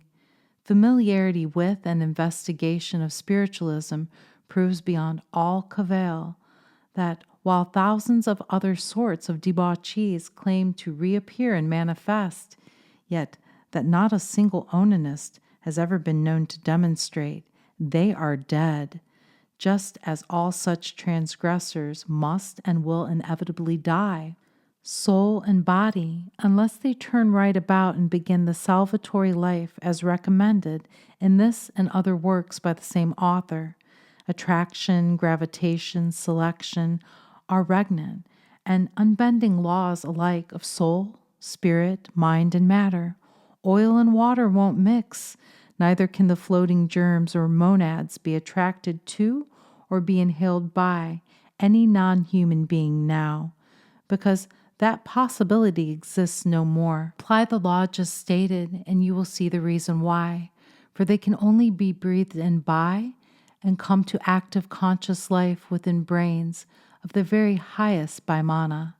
The simian progenitors of man did not endow him with immortality, but by natural, which is sexual, selection of the finest and fairest by the strongest, bravest, and most intelligent, at length produced beings a great deal finer, superior, higher, better than themselves. Their parental affection enabled gestation to advance a step towards perfectness, and the consequence was superior bodies and affections in their young. Cowpers and the prostate glands were developed, enlarged, perfected, as were the testes, ovaria, uterus, and nervous systems of the females, and for the first time an organization existed of such potent magnetic and chemical power that these organs, in the course of generations, still by selection, were enabled to evolve and elaborate that which coalesced with the animal life principle, elevating that specimen of the pre-human until it was enabled to inhale monads of the strictly human type. Thus it is true that God breathed into his, her, its, their nostrils, and breathed the breath of life, and man became a living conscious soul, which being competent to evolve the finer essences, at once immortalized the being. Now take notice, magnetism is the power of man. It is of two kinds, physical and mental, or of body and soul. One may abound in the first and have nothing whatever of the other, else would we expect to see men of strong build, firm health, any amount of physical, magnetic plethora, capable of being fathers to the very finest specimens of the human race. But such is notoriously not the fact, but quite contrary, for they only who abound in mental, emotional, soul magnetism are capable of generating a superior breed of human beings. Again, magnetic strength is one thing, magnetic unction quite another. First is material, second is psychical. The results of one are superior physical specimens of the species, those of the second, mental and moral giants, and in the scale of soul weight, puny people with large spiritual souls and magnetic unction will produce children a myriad times superior to the other. Bear this in mind, for on it hangs the solution of the problem before me. For if the bearer have not love unction sufficient to plant the germ of immortality by bequeathing strong love power to his offspring, how can that child have a starting point wherefrom to go towards the land of spirits, or force to elaborate electrical body essential thereto? And if he does not then endow his babe at death, its soul will dwindle back to the monadal state. Its present identity and individuality will be lost, and the monad will escape into the spatial eighth to, again, be breathed in under more favorable auspices until at last success crowns its efforts in the process of immortalization. This often, very often occurs, and these reincarnate souls frequently partially awaken to a vague, dim sense of their then pre-existent states. And this explains in a few lines what has been an insoluble problem all along the ages from Buddha to our own day, and it is the only satisfactory solution ever given to the world. Were Darwinism all true, and man merely a developed simian, there could be no such thing as destiny or fate, but there is, and men cast to a certain lot and career as positively as that they are born, and are compelled by a restless power to move in given lines and grooves hopelessly, and are certainly and solidly bound to the wheel of a peculiar fortune, or ill, as was the fabled Ixion. Some are doomed to perpetual strife, struggle, poverty, hopeless effort, from the nipple to the grave. They fail in all things, and disappointment, disaster, ruin, and defeat stalk by their side, turn whitherso they will or may.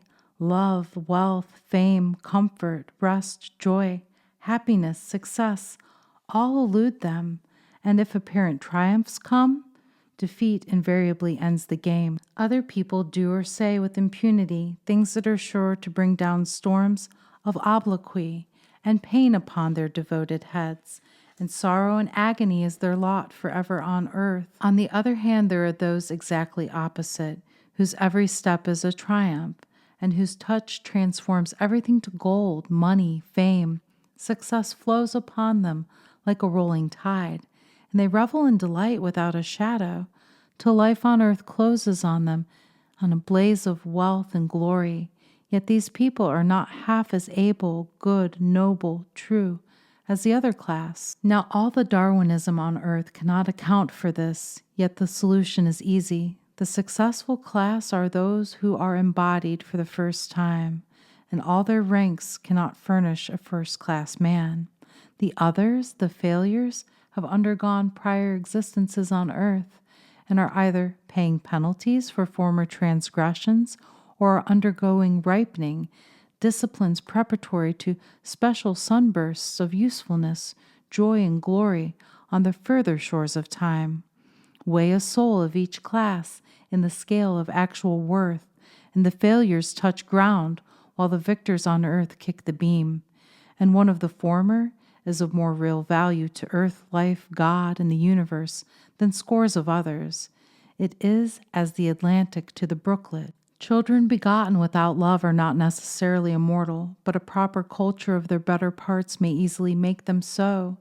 They who do generate offspring by loveless marriage commit a crime against nature and the deity, for all human beings have a right to receive the mortalizing impulse at the moment of their generation, and also to that culture and training thereafter which alone can make assurance doubly sure in respect to this, the most important of all human matters.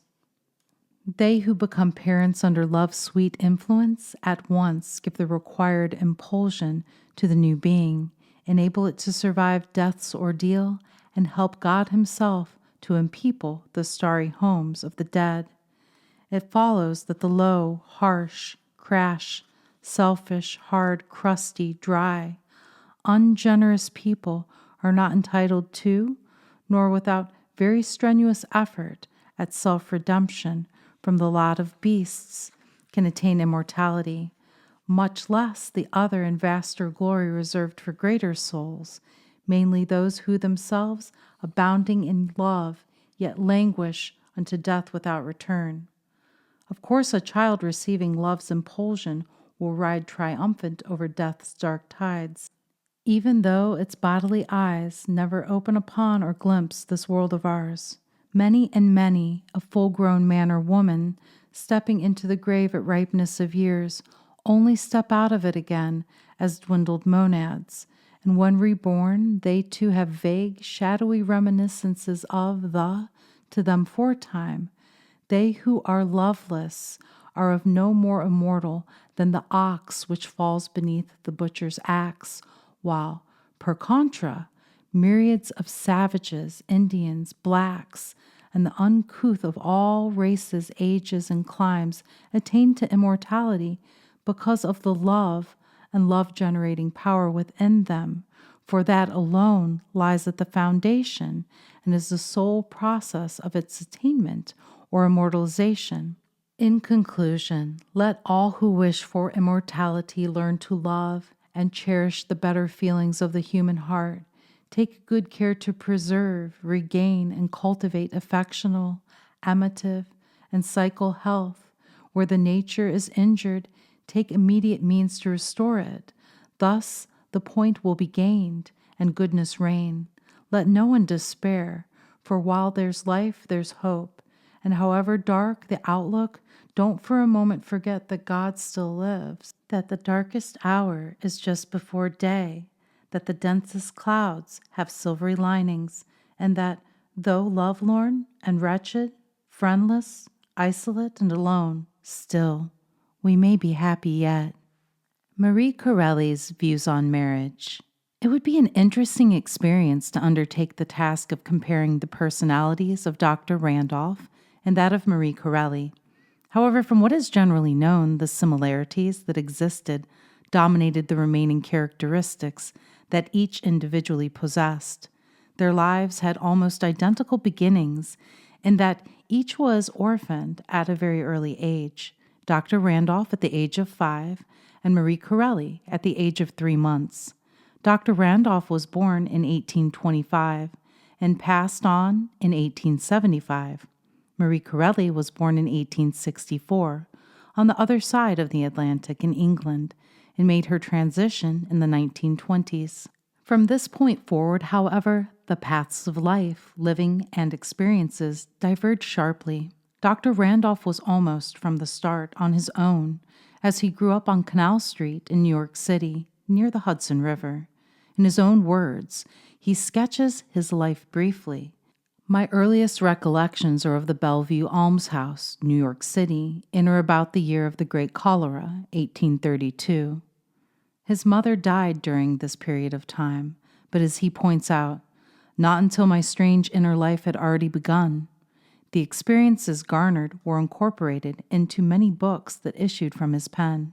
When she went to heaven, he continues, my half-sister Harriet took me to bring up. Out of her hands I passed into those of a ci devant English actress of Simpson's Park Theater, named Harriet Jennings. Here I learned the art of begging, for I had to take my basket and solicit cold victuals from door to door to maintain the family larder, while she, driven by her husband on the European plan to the sale of her charms to supply the domestic exchequer. Thus, at less than 10 years old, I had become proficient in knowledge of the shady side of human nature, which had better have been postponed to a riper and steadier period of life. Up to my 15th year, I was cuffed and kicked about the world. From my 15th year to the present time, the pastime has been varied. That is, I have been kicked and cuffed, and I fully understand what is meant by grin and bear. Sometimes I have kicked back and then got bruised all over the more for doing so.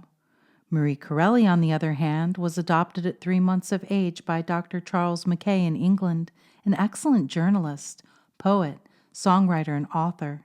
The love between Dr. Mackay and his adopted daughter was one of the closest and most sweet of domestic experiences, worthy of emulation by all fathers. When reverses and suffering came to the man of letters in later years, his joy and consolation was in the careful training of the much-loved little girl, and his closing years had the satisfaction of knowing that she had fulfilled his hopes and achieved success.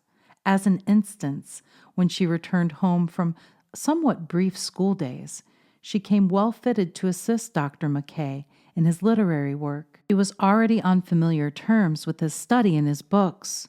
A good many baby days were spent in the doctor's study, and as a mere infant, there were evidences that the mind of the little one was of a thoughtful and inquiring bent.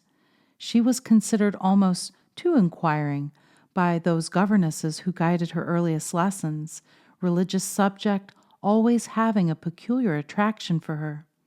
Little girls must be good and try to please God, one governess impressed upon her. And the child's wondering reply was, "Why, of course, everybody and everything must try to please God, else where could be the use of living at all?"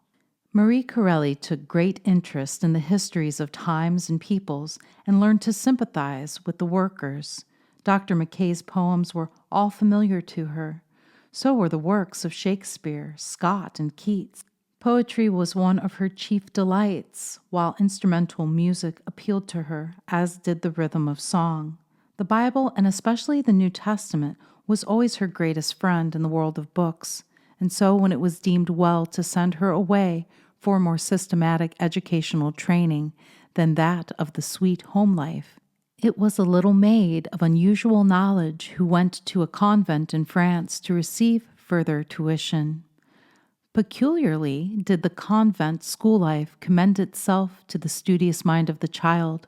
The quietude and peacefulness of this holy retreat appealed very greatly to her contemplative and imaginative mind. The doctor had instilled into her a strict regard for truth and sincerity, a reverence for sacred things, and a desire to follow in spirit and in truth the teachings of Christ.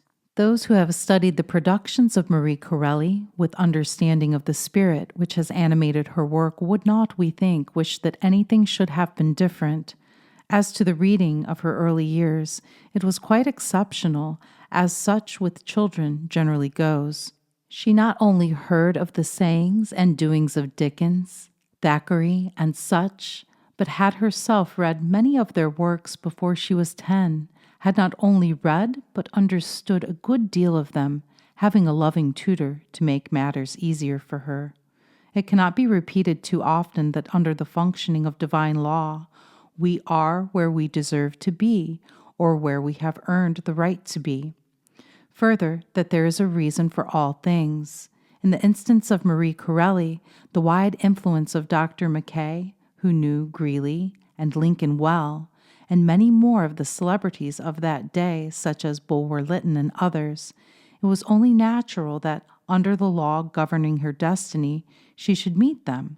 For instance, in explanation of an unannounced and unexpected afternoon visit he paid in 1890, Mr. W. E. Gladstone, then Prime Minister of England, said, "I came because I was curious to see for myself the personality of a young woman who could write so courageously and well, and in whose work I recognize a power working for good and eminently calculated to sway the thoughts of the people."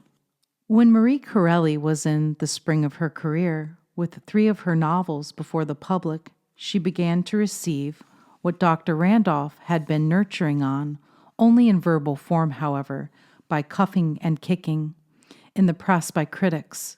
This attitude was hardly inspiring, as it reeked of jealousy and envy. Her publisher, who loved her dearly, wrote her, "Keep a brave heart. You are an artist working with love, not a machine producing novels against banknotes, with no interest in its work. But keep a good heart, little lady. It is the way with people with imagination and keen sensibility to have their moments of depression. I believe you will emerge out of all this with your brave little spirit, and I shall rejoice to see you successful, because I believe you will not be spoilt by success." Now, with the passage of time, Dr. Randolph, having run away from home at the age of 15, enlisted as a sailor, a life led by him until he was 20. During this time, he visited almost every part of the world, and being keen of nature, gathered knowledge and experience, which he put to use later in life. There is no question that while in Germany in 1850, he met Dr. Charles Mackay, but this was before Marie Corelli's birth date. In the succeeding years, many things happened in Randolph's life. In Paris, in 1858, he was inducted as Supreme Grand Master of the Fraternitas Rosicrucis of the Western world and Isles of the Sea. Through the passage of time, the paths of their lives seemed to blend in purpose and fruitfulness. Both were prolific writers and of the same themes: love, mortality, immortality, reformists, and idealists, champions of the sanctity of sex, womanhood, and marriage. The planet Earth has never seen the likes of their purpose and dedication. It is said of Randolph that his author's pen was a veritable Damascus blade. Well informed on that of which he writes, his books are living revelations to all and a promise to those who will heed. It would require a book in itself to write of the many letters of thanks and blessings heaped upon him for his efforts to unveil the truths for which mankind was waiting. Marie Corelli, as both writer and woman, thrived in spite of the severe adversity propelled her way by critics in her time and country. She was considered the boldest writer that ever lived. What she believed in, she said, with a brilliant fearlessness that swept aside petty argument in the giant strides towards the goal for which she aimed. It is no surprise then that she, like Randolph, did not earn the approbation of those critics who were unable to follow the stupendous nature of her aims and ideals, which were not in keeping with the lifestyles of that day and age. Therefore, they were forced to retort with wholesale condemnation on those matters which they deemed not in keeping with the accepted stupidities of that day. Fortunately for both Randolph and Corelli, the caustic words and sarcasms heaped upon them failed to drive away or frighten the public, which was ever loyal to one fighting for the right, and supported and befriended both in their dauntless crusade against vice, corruption, and unbelief. That there is no question of the public support. The novels of these fiery authors went through edition after edition. Some of Marie Corelli's publications were from 100,000 to 120,000 books. The demand was so great. We have just finished what Dr. Randolph wrote about marriage in the previous chapters, and as we read what Marie Corelli says, we find it just as fresh, just as inspiring as it was then, and sadly, just as badly needed today. She seemed to think and feel that her generation was one in which hypocrisy encumbered the face of the globe. Never, she says, was the earth so oppressed with the weight of polite lying. Never were there such cowards of evil masqueraders, cultured tricksters, and social humbugs, who, though admirable as tricksters and humbugs, are wholly contemptible as men and women. Truth is at a discount, and if one should utter it, the reproachful faces of one's so-called friends show how shocked they are at meeting with anything honest. That was a very sweeping assertion for which Marie Corelli was much abused. If the world had had it in more sincerity than sham, the truth of her condemnation of those systems and practices would have been frankly admitted. Because what she said was true to an unhappy degree, the authoress was severe in her criticisms of the marriage bargains of that day, which are even now true of the smart set. The divorce court record is certainly proof that a good many weddings that are arranged are certainly not made in heaven. Marie Corelli thought indeed that many women had forgotten what marriage truly was, and she declared that many of those women of the upper classes were not truly married, but merely bought for a price. She made the distinction quite clear that marriage is not the church, the ritual, the blessings of clergymen, or the ratifying and approving presence of one's friends and relations at the ceremony. Still less is it a matter of settlements and expensive millinery. It is the taking of a solemn vow before the throne of the Eternal, a vow which declares that the man and woman concerned have discovered in each other his or her true mate, that they feel life is alone valuable and worth living in each other's company, that they are prepared to endure trouble, poverty, pain, sickness, death itself, provided that they may only be together, and that all the world is a mere grain of dust in worth as compared to the exalted passion which fills their souls and moves them to become one in flesh as well as in spirit. Nothing can make marriage an absolutely sacred thing except the great love, combined with the pure and faithful intention of the vow involved. Fortunately for all mankind, amongst all classes, a very large number of marriages mean just that. Amongst the poor classes, not the lowest classes, the proportion is probably the highest, and amongst the middle and higher classes, it is also true, though to a diminishing degree. Nevertheless, as Marie Corelli states, and we agree, that it is not true love that governs the actions of far too many in entering upon the most serious duty in life. If a man and wife do not realize the importance and sacredness of the tie, the result must be, as the novelist says, that then each will drag down rather than uplift the other. In short, where this situation exists, they will bring out the worst instead of the best in each other. As Dr. Randolph and Marie Corelli bring out so vividly, it is neither more nor less than a crime to enter upon marriage without that mutual supreme attraction, admiration, and deep love which makes the union sacred in the eyes of the Supreme Creator. That which God, love, has joined together, let no man put asunder. The question is how to avoid such evils. Marie Corelli gives the answer in this advice. In a woman's life, one love should suffice. She cannot constitute, as she is, honestly give herself to more than one man, and she should be certain, absolutely, sacredly, solemnly certain, that one man is indeed her pre-elected lover, her chosen mate, that never could she care for any other hand than his to caress her beauty, never for any other kiss than his to rest upon her lips, and that without him life is but half-circle awaiting completion. Love is the last of all the mythical gods to be tempted or cajoled by lawyers and settlements, wedding cake and perishable millinery. Love's domain is nature and the heart of humanity, and the gift he can bestow on those who meet him in the true spirit are marvelous and priceless indeed.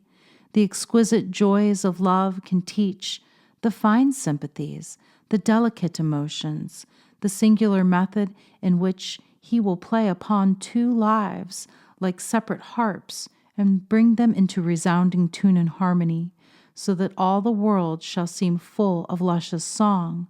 This is one way of love's system of education. But this is not all. Love can so mold the character, temper the will, and strengthen the heart, as to make his elected disciples endure the bitterest sorrows bravely, perform acts of heroic self-sacrifice, and attain the most glorious heights of ambition. For as the venerable Thomas A. Kempis tells us, love is a great thing. Yes, a great and thorough good. By itself it makes everything that is heavy light, and it bears evenly all that is uneven, for it carries a burden which is no burden, and makes everything that is bitter sweet and tasteful. Though weary, it is not tired; although alarmed, it is not confounded, but as a lively flame and burning torch, it forces its way upward and securely passes through all. Is not such divine happiness well worth attaining? There is only one answer to that, and that rests forever with women mainly, and to them Marie Corelli says, and this should be framed in every woman's heart and consciousness, passed on to daughters, sisters, and friends. I want you to refuse to make your bodies and souls the trafficable material of vulgar huckstering. I want you to give yourselves ungrudgingly, fearlessly, without price or any condition whatsoever to the man you truly love, and abide by the results. If love is love indeed, no regret can be possible, but be sure it is love, the real passion, that elevates you above the sordid and mean considerations of self, that exalts you to noble thoughts and nobler deeds, that keeps you faithful to the one vow, and moves you to take a glorious pride in preserving that vow's immaculate purity. And be sure it is all this, for if it is not all this, you are making a mistake, and you are ignorant of the very beginnings of love. Try to fathom your own hearts on this vital question. Try to feel, to comprehend, to learn the responsibilities invested in womanhood, and never stand before God's altar to accept a blessing on your marriage if you know in your innermost soul that it is no marriage at all in the true sense of the word, but merely a question of convenience and sale. To do such a deed is the vilest blasphemy, a blasphemy in which you involve the very priest who pronounces the futile benediction. The saying, God is not mocked, is a true one, and least of all will he consent to listen to or ratify such a mockery as a marriage vow sworn before him in utter falsification and misprisal of his chiefest commandment, love. It is a wicked and willful breaking of the law, and is never by any chance suffered to remain unpunished. No greater dissertation could have been made by anyone. It summed up briefly, concisely, the very essence of what Dr. Randolph has written of in the previous chapters. It sums up beautifully what the great work teaches implicitly. To maid and mother, no woman who holds to this code as a personal creed could ever regret its basic instruction, guidance, and direction. Copies should be made of this and personally passed on from mother to daughter and their children's children, just as one would pass on from one generation to another a precious heirloom or inheritance.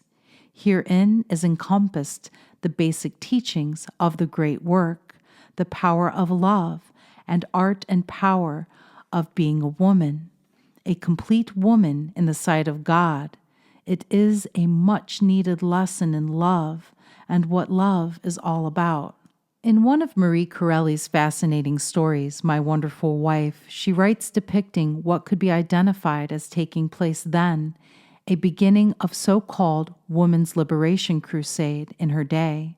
In her story, she writes about a newly married couple who were just leaving the marriage ceremony in church when the new wife, of just a few minutes, drops all the refinements of womanly characteristics she had displayed until then, lights a cigar, and takes a drink out of a flask she carried. This scene is of course punctuated with her mannish carryings on and with the vulgarity of the coarse men usually found in the pubs. Her husband, being of the typical English gentleman class in every sense of the word, is of course shocked and stunned beyond belief. In the following excerpts from the story, after a few years of marriage to his wife, Honoria, he is discussing with her what his views and ideals of womanhood are and what he looked for and expected in a true woman. The discussion that follows is most enlightening, outstanding, and refreshing, and is clearly worthy of attention in today's world, and truthfully expresses how many men feel about women and would like to see womanhood return to these fine principles. I think all marriages are mistakes. The institution itself is a mistake. I gazed at her blankly. My mind recoiled upon itself and wandered drearily back through long vistas of back numbers of the Daily Telegraph. That glorious and ever-to-be-praised journal is everybody's discussion ground. And there beheld, set forth in large capitals, "Is marriage a failure?" attended by masses of correspondence from strong-minded ladies and woeful-spirited men. Was Honoria of the former class, as I most assuredly was of the latter? The institution of marriage is itself a mistake, repeated Honoria firmly. It ties a man to a woman and a woman to a man for the rest of their mortal lives, regardless of future consequences. And it doesn't work. The poor wretches get tired always of trotting along, cheek by jowl, in the same old road, and there's no way of breaking loose unless one or the other elects to become a scamp. There's not change enough. Now, take us two, for example. You want to change, and I want to change. That's plain. The time had come for me to speak my mind out manfully, and I did so. I do want to change, Honoria, I said gently and with all the earnestness I felt, but not the sort of change you hint at. I want to change not away from you, my dear, but in you. I want to see the womanly side of your nature, the gentleness, softness, and sweetness that are all in your heart. I am sure if you would only let these lovely qualities have their way, instead of covering them up under the cloak of an assumed masculine behavior, which, as I have often said to you before, is highly unbecoming to you and distresses me greatly. I suffer, Honoria. I really suffer when I see and hear you, my wife, aping the manners, customs, and slang parlance of men. It is surely no disgrace to a woman to be womanly. Her weakness is stronger than all strength. Her mildness checks anger and engenders peace. In her right position, she is the saving grace of men. Her virtues make them ashamed of their vices. Her simplicity disarms their cunning. Her faith and truth inspire them with the highest, noblest good. Honoria, dear Honoria, I know there are many women nowadays who act as you do and think no shame or harm of it, who hunt and fish and shoot and smoke and play billiards, and who are the declared comrades of men in all their rough sports and pastimes. But believe me, no good can come of this throwing down of the barriers between the sexes. No advantage can possibly accrue to a great nation like ours from allowing the woman to deliberately sacrifice their delicacy and reserve, and the men to resign their ancient code of chivalry and reverence. No, Honoria, it is not in keeping with the law of nature, and whatever is opposed to the law of nature must in time be proved wrong.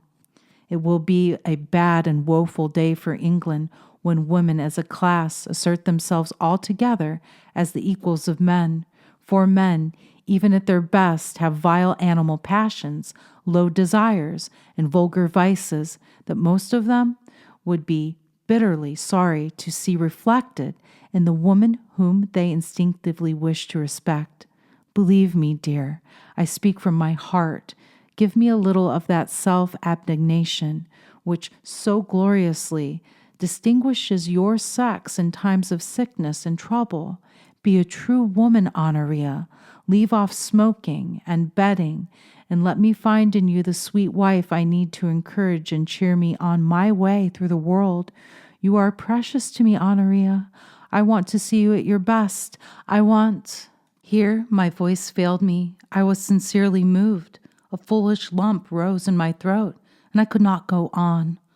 Honoria, too, was serious. She had listened with admirable patience, and now, taking her cigarette from her lips, she flicked the ash off and looked at it reflectively. "It's a bad job," she said, at least with a short sigh.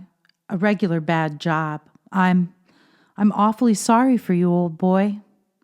As Honoria's husband points out simply, what he wants is to see the womanly side of her nature, the gentleness, the softness, and sweetness that can be in every woman's heart. As a co-creator, woman has all these attributes. They are there. When will she recognize the magnitude of her position in life? It is obvious that man does not generally have this advantage and must work at it, and this is why it is that she must set the standards and stick to them. She must recognize that in her willingness to step down from her pedestal, that there are too many hands willing to help her down. Standards and morals are never raised by lowering the requirements or the quality. This is very clearly expressed as he continues. In her right position, she is the saving grace of men. Her virtues make them ashamed of their vices. Her simplicity disarms their cunning. Her faith and truth inspire them with the highest, noblest good. No woman can be happy in degradation unless the divine element that unites her to her Creator has been totally degenerated.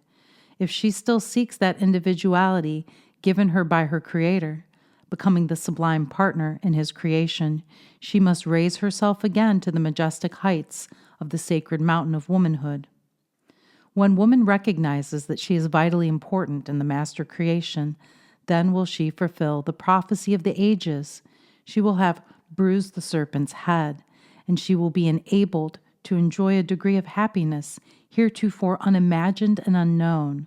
by being her own real self. Woman has sadly misvalued her role in the divine scheme of things. She must begin to realize and understand that she too has a spark of the divine essence within her, which can be fanned into a flaming soul. Womanhood must recognize that it is the crucible of divine alchemy, that it is within each woman to fulfill her particular role as an alchemist, to produce the refinement of mankind through her special efforts, raising man to his highest heights yet imagined. As the mold and molder of all future mankind, she must realize the divine potency for what it is, that her daughters too will inherit her sublime role.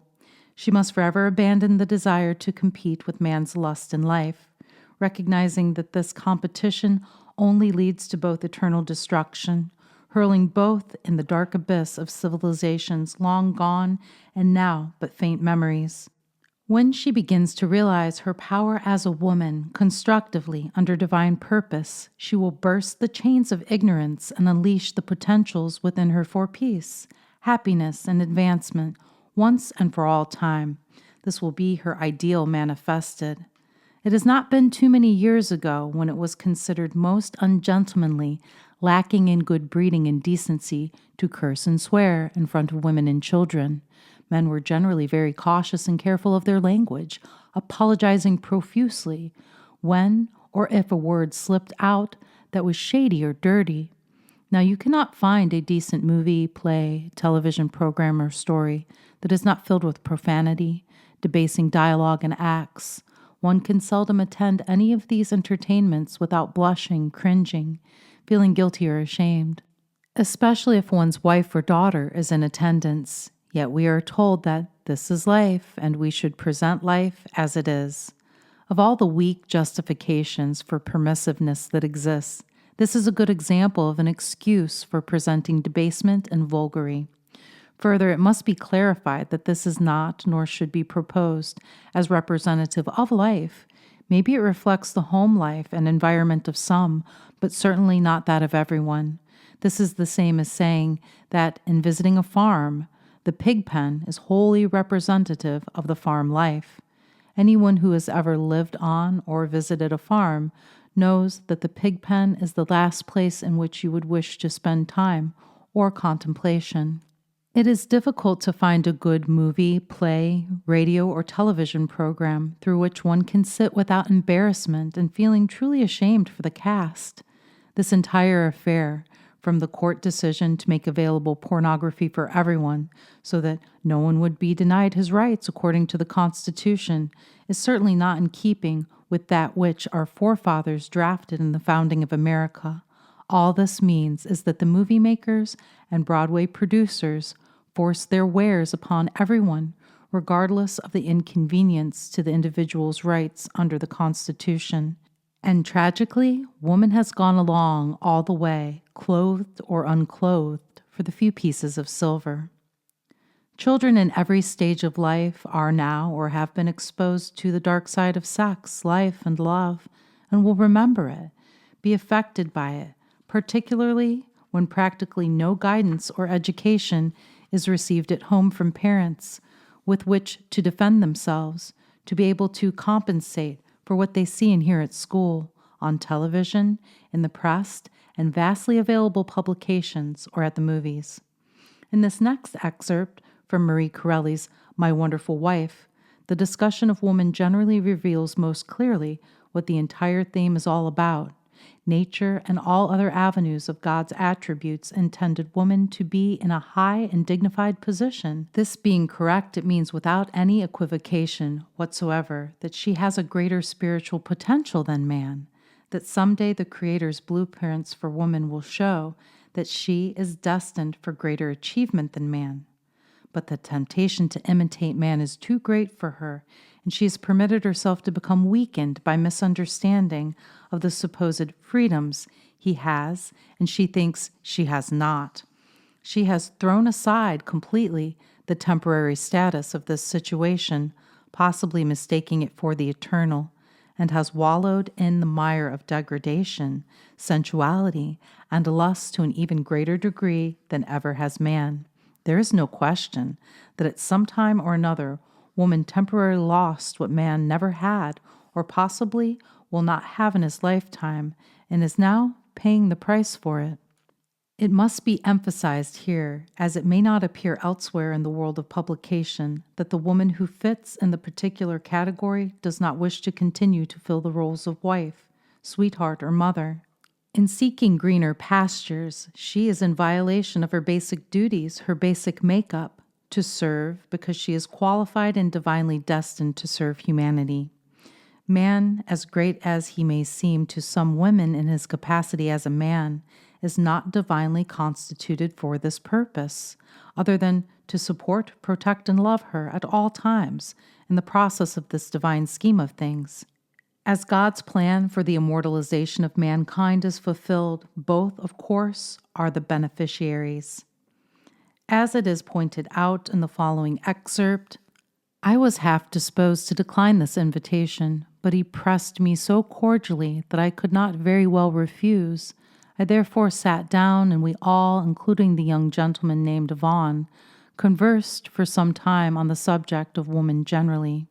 Woman judged from 2 points of view, namely the high and dignified position which nature evidently intended her to occupy, and the exceedingly cheap and low level at which she, in these modern days, seems inclined to place herself. It may, and it will no doubt surprise many fair readers of these unpretending pages to learn that, taken the majority of opinion held by the best and bravest men of England, and by the best and bravest men, I mean those who have their country's good at heart, who revere their queen, and who have not yet trampled chivalry in the dust and made a jest of honor, it will be found that they are unanimous in wishing to keep sweet woman in her proper sphere, a sphere, I may add, which is by no means narrow, but on the contrary, wide enough to admit all things gracious, becoming, and beautiful, inspiring things both in art and loftiest literature, things that tend to refine, but not to degrade and vulgarize. Men have no sort of objection to make when women, gifted with rare and subtle power of intellect, take to the study of high philosophy and glorious science, if, like Mary Somerville, they can turn their bright eyes undismayed on the giddy wonders of the firmament and expound in musical phrase and glittering riddles of astronomy. We hear them with as much reverence and honor as though they were wise angels speaking. If, like Elizabeth Barrett, they pour from a full sweet heart such poetry as is found in the sonnets from the Portuguese, we listen entranced and moved to the lovely music that gentler on the spirit lies than tired eyes upon the skies. Who does not admire and revere the woman who wrote the following exquisite lines which, with all their passion, are still true womanly? How do I love thee? Let me count the ways. I love thee to the depth and breadth and height my soul can reach when feeling out of sight. For the ends of being and ideal grace, I love thee to the level of every day's most quiet need. By sun and candlelight, I love thee freely as men strive for right. I love thee purely as they turn from praise. I love thee with the passion put to use in my old griefs and with my childhood's faith. I love thee with a love I seemed to lose with my lost saints. I love thee with the breath, smiles, tears of all my life, and if God choose, I shall but love thee better after death.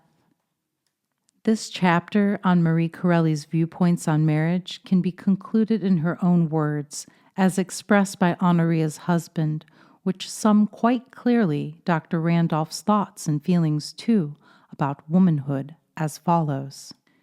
In fine, I speak for the men, we do not want to shut out woman from what she can becomingly do without destroying the indefinable soft attraction of her womanhood. But when she wishes to vulgarize herself, when instead of a queen she elects to be a street scavenger or the driver of a dust cart, we object. We object for her sake quite as much as for our own, because we know what the direful result of such a state of topsy-turvydom must infallibly be when women voluntarily resign their position as the silent monitors and models of grace and purity. Down will go all the pillars of society, and we shall scarcely differ in our manners and customs from the nations we call barbaric, because as yet they have not adopted Christ's exalted idea of the value and sanctity of female influence on the higher development of the human race. Marriage, divine purpose, and the Holy Bible. The perfect marriage would be based on real affection and true love. The pair would be balanced and exactly mated.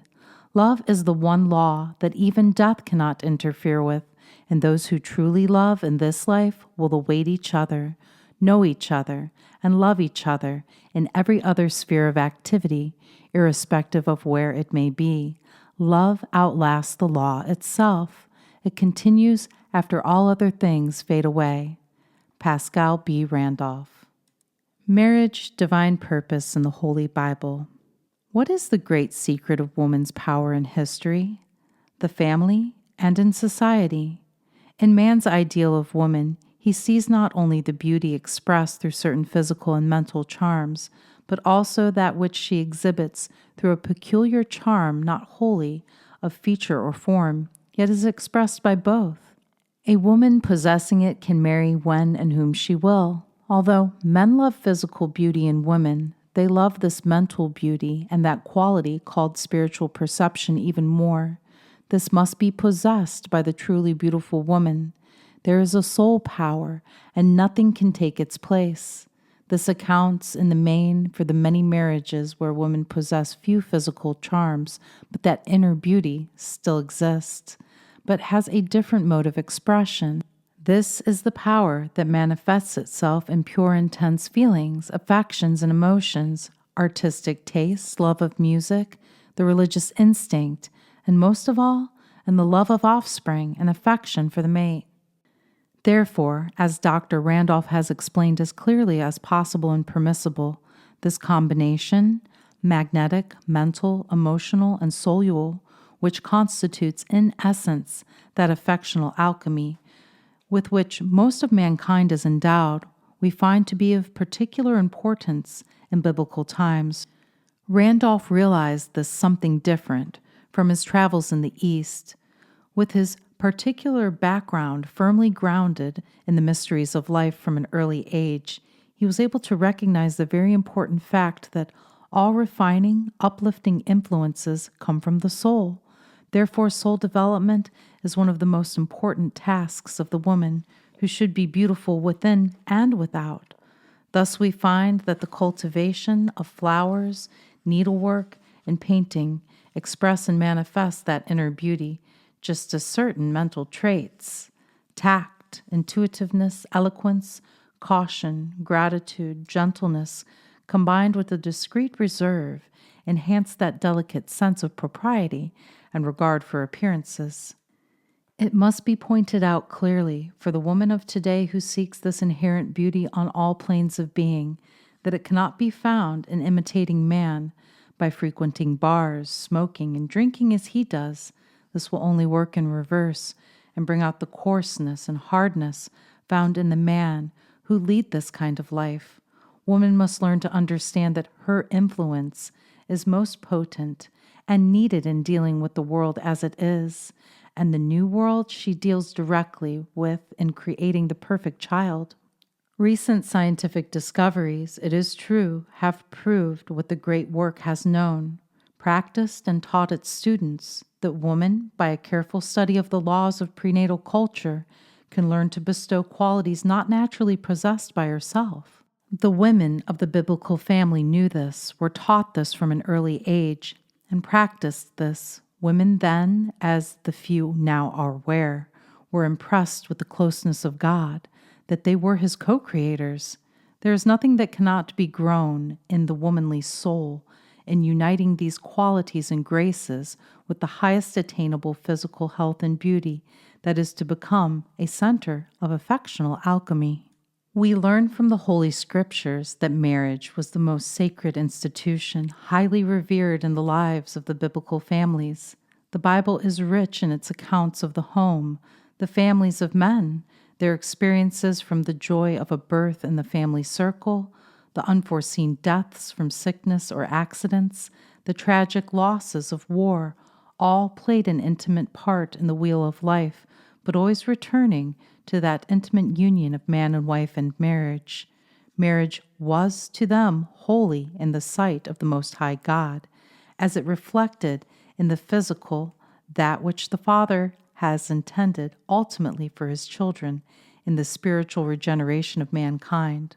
Without a doubt, it must be granted that in no ancient people, according to biblical history, was marriage and family life so powerfully portrayed.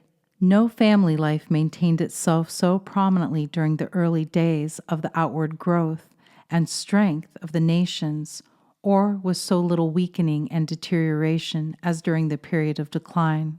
From the beginning of the shepherd kings, the patriarchs of early biblical history presented an abiding ideal in marriage, which it seemed the highest felicity to copy and emulate. Woman occupied a special place in those times. She was never so dependent or despised as among other Eastern races, for ancient law proclaimed that she was a bone of man's bone and a flesh of his flesh, and divinely designated to be a helpmeet for him.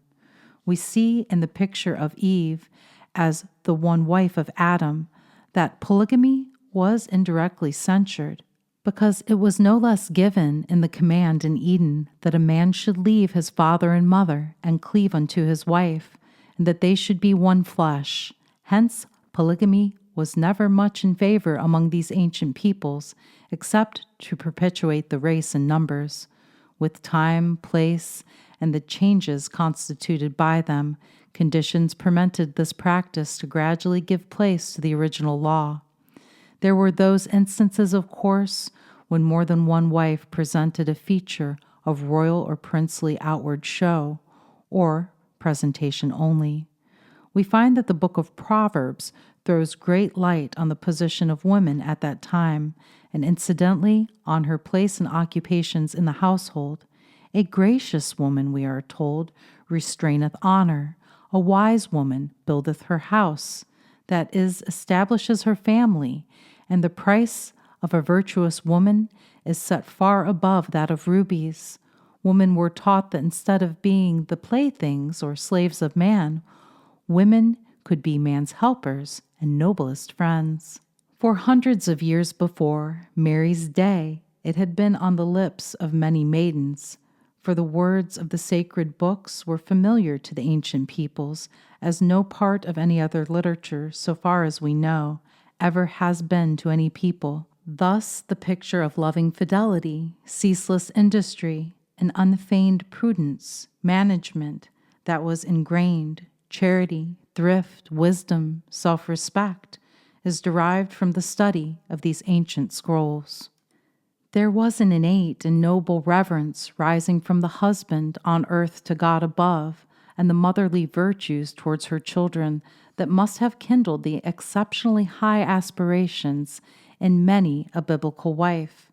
Therefore, we cannot be wrong to believe under the circumstances that in her sphere Mary realized this ideal, both in her own character and that it had its share and place in the spiritual development of her wondrous child. It was only natural, then, that the relationship of the biblical husband to his wife was equally striking and noteworthy. If he were Isaac, she was his Rebekah. The ancients extolled further their wisdom and understanding in their sayings. A good wife is a great gift of God. To him that fears God is she given.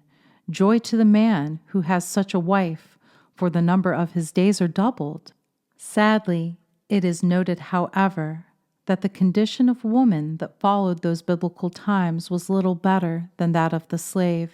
She was the property of her husband if married. If unmarried, she was the plaything or slave of man, never his equal.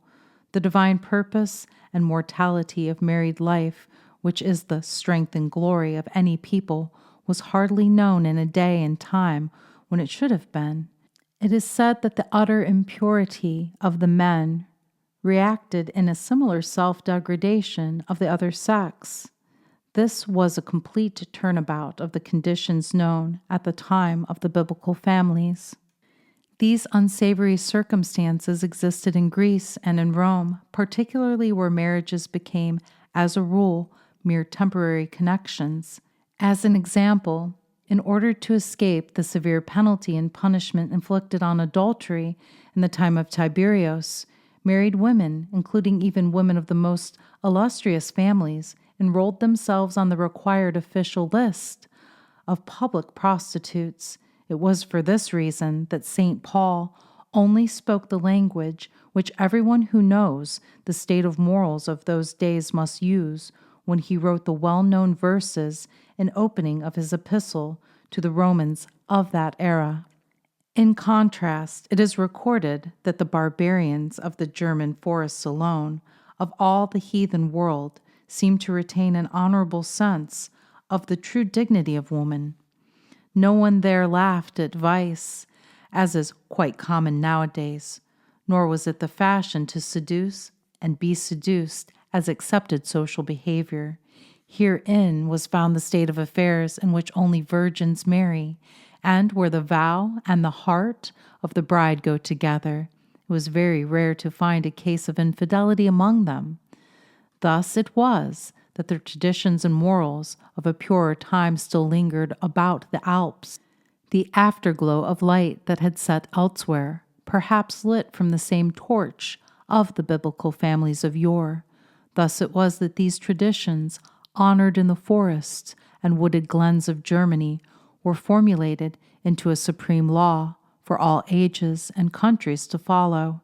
Herein we find, except for one crime, husband and wife joined by God in marriage were not to be put asunder. Woman was no longer to be the toy and inferior of man. Polygamy, recognized as the fruitful source of social corruption, was strictly forbidden. The divine purpose was manifesting. Man and woman were to meet on equal terms in lifelong union, each honoring the other, and both responsible for the training of their children within the sanctity of a pure and holy family life. The biblical family circle. The harmony created in the family where husband and wife truly love each other diffuses throughout the household, enchanting that spiritual blending, soul to soul, ultimately uniting in the heavenly sphere of peace and beauty. It was well known then, and it is well known now, that the earliest years of a child are the most receptive, and those reared in this aura of love would ultimately reflect this love wherever they might be. Therefore, the character of the mother, as revealed in her care, her looks, her love, and her soul, were found to repeat themselves in her children, while they are yet in her arms and at her knees. Thus, the reverence of the children towards their loving parents was fulfilled to a sublime degree in the biblical family. The children found the ideal of his obedience in Isaac's willingly yielding of himself, even to his death at his father's command. The young, from their earliest years, heard of how the finger of God himself had written on the tables of stone, "Honor thy father and thy mother, that thy days may be long upon the land which the Lord thy God giveth thee." This was the command they found repeated again and over again in the divine laws of being. Disobedience to one's father or mother was made a public crime, which the immediate council of the community might punish with death. It was made most clear that unworthy children were placed under the most awful threatenings of divine displeasure. The children of that day read how Joseph, when he met his father, fell upon his neck and wept a good while, and he bowed himself to the earth before him, and how the great lawgiver did obeisance to his father-in-law and kissed him. The child of that day, the young man, the young woman too, knew of the curse that fell on the son of Noah, who failed in respect to his father. And they read with great reverence that the young were to rise up before the hoary head and honor the face of the old man. What a contrast with what we find presented in the family of today. What a vast gap we find in mere politeness, manners, and courtesy when visiting friends or relatives. The children, in most cases, manner-wise, are about on the same level as the primitive jungle family. Discipline and training are outstandingly conspicuous by their absence. This is especially true if the television set is on. One can enter the room and receive absolutely no courteous salutation or even acknowledgement of one's presence. There is little, if any at all, respect for company, relatives, friends, associates, and elders, because young people evidently were not inspired with this courteous, gracious feeling when or since they were children.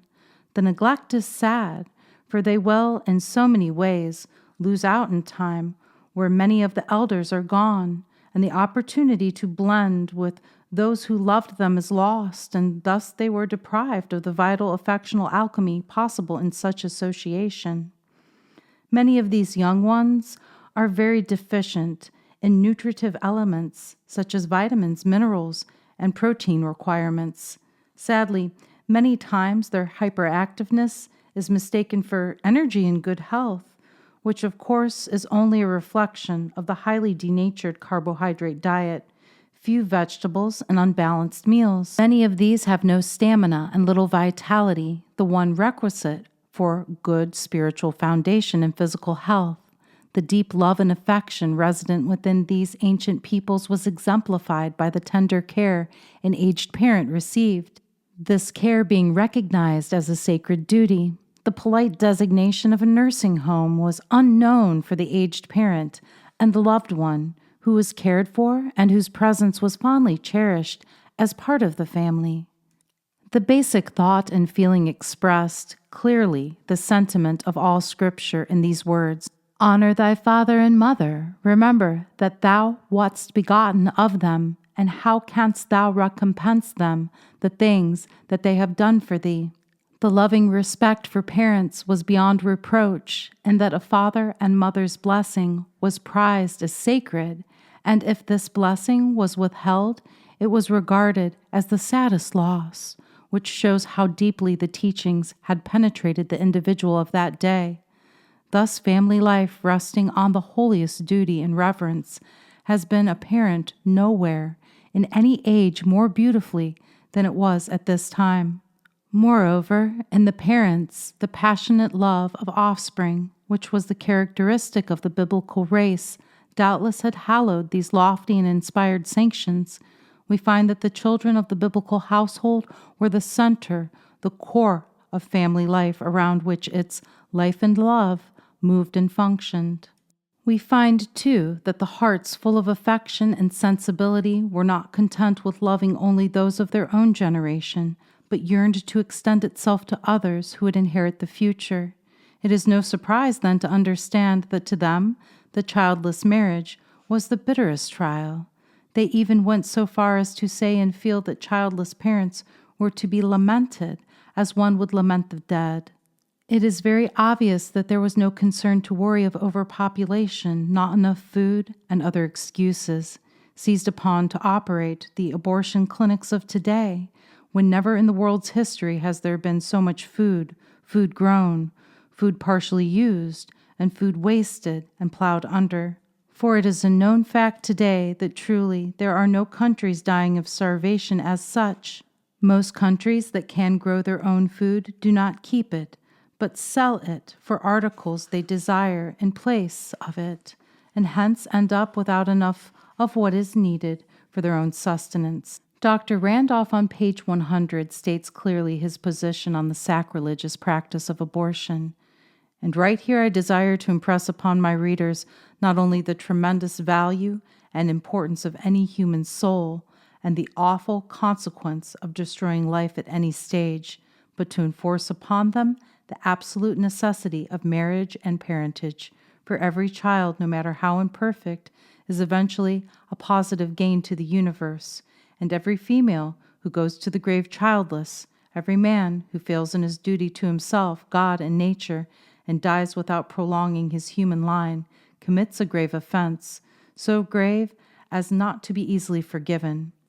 Underlining emphasis ours. There is no question that engaging in, liberalizing, and encouraging abortion, as we have all witnessed, man once again has outdone the evil of old, for the devil merely tempts, but man, in aiding and abetting this abominable practice willfully, not by himself, but with woman's help, must accept the awesome responsibility for destroying life at any stage. To go on with our dissertation, aside from some specific instances, the purity of the biblical family was proverbial, even in antiquity. All one has to do is to read of the surpassing morality of the ancient scriptures and the many illustrations of ideal virtue presented by such mothers in ancient times, such as Sarah, Rachel, Hannah, and Susanna. Each shed a holiness over the household relationships that was unknown anywhere. The ancient biblical woman alone, it is said justly elsewhere, had sound principle to subordinate all other love to that of her children. Dared any woman worthy of the name mother let the thought of love in its ignoble sense ever cross her mind? It would have seemed to her a total desertion of her religion. An ancient saying summed it up beautifully. God could not be everywhere, and therefore made he mothers. The mother's love was the basis of all family life, romances, its passion and its mastery.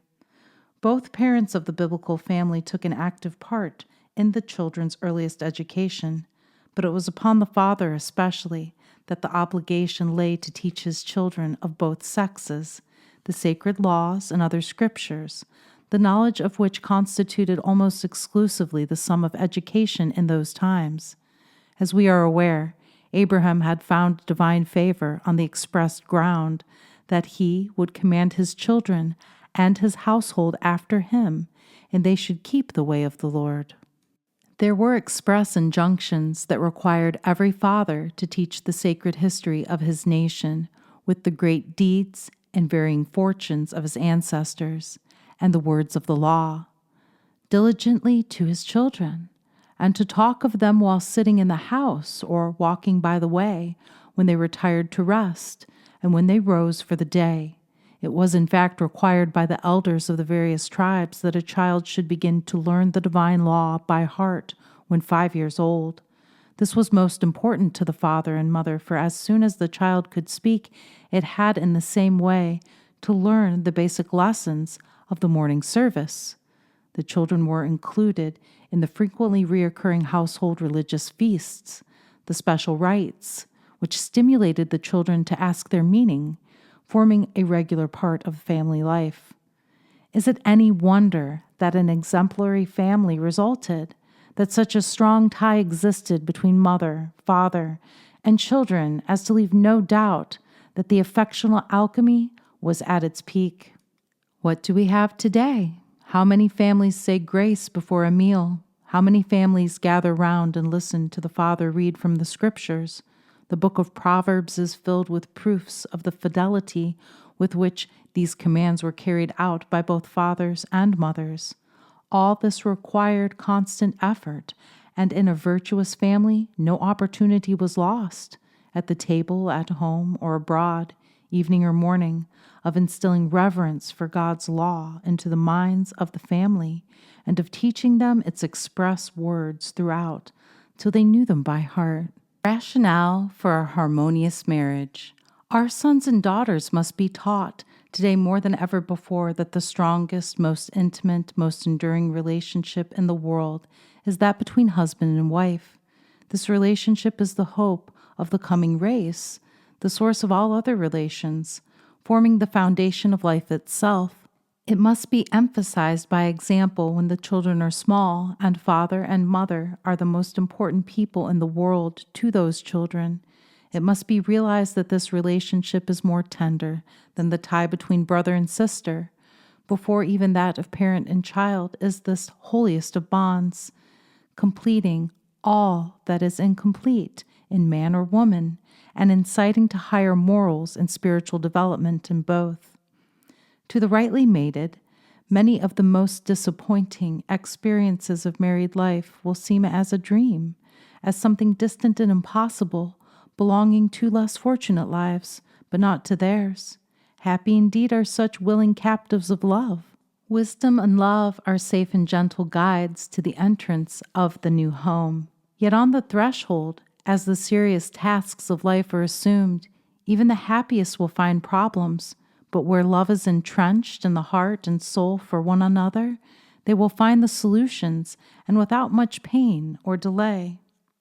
Some years ago, when Dr. R.S. Clymer was lecturing at a meeting, he was asked, "Is there any such a thing as a perfectly happy married couple?" That was one of the questions asked of him, and we include the entire article as follows. Perfectly happy married couple possible, lecturer declares here. But of course they disagree from time to time about this and that, Dr. Clymer adds. Is there such a thing as a perfectly happy married couple? That was one of the questions put last night to Dr. R. Swinburne Clymer, founder of the Humanitarian Society. At his question and answer address following a dinner at the Hotel Ambassador, Dr. Clymer's response to the question was yes. While a ripple of surprise and doubt ran through the audience, Dr. Clymer explained that his definition of a happily married couple was not two persons who agreed on everything. Two married persons who would agree on everything in general would be negative and would quickly come to hate one another, he said. It requires a negative and positive to make a perfect whole. The perfectly happy married husband and wife, of course, would have misunderstandings and disagreements, but both would be fair and loving enough to discuss their problems from every point of view and either agree on one point or agree to disagree. Another question asked Dr. Clymer was, is it possible to overcome our moods? He replied that moods could be overcome by substituting some dynamic activity for them. Dr. Clymer conducted his entire lecture on the question and answer method. The questions have been written out in advance by the members of the audience. About 200 persons attended the dinner and lecture. Long ago, an esteemed advisor to one of the leading royal families of Europe said to his youngest daughter upon her marriage, "It is seldom that in an unhappy marriage the blame is entirely upon the husband or entirely upon the wife. In the majority of cases, the fault lies with both. The blame is seldom undivided. In some cases, it is so evenly divided that each is able to look the other in the face and say, 'It's your fault.' Begin your marriage, then, my daughter, by bringing to it all the capital which you ought to contribute to it. You should learn to consider your husband as part of yourself, and to care for him as carefully as you do for your own face and hands. You care for your person according to established rules of hygiene. You ought to care for the other half of yourself, which is your husband, according to the rules of wise domestic diplomacy." Do not be shocked at the apparent brutality of these words. Although, in the world of politics, diplomacy means the art of being mutually deceitful. In marital matters, this term signifies merely the science of handling the other half of oneself with courteous gentleness, with unfailing love, and with deep knowledge of the human heart.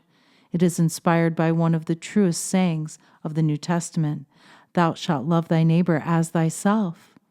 To a young wife, I would say, "Thou shalt love thy husband better than thyself." Unless you have married a man unworthy of the name, an icy-hearted egoist, or a self-indulgent brute, he will love you more and more in proportion as your love for him increases.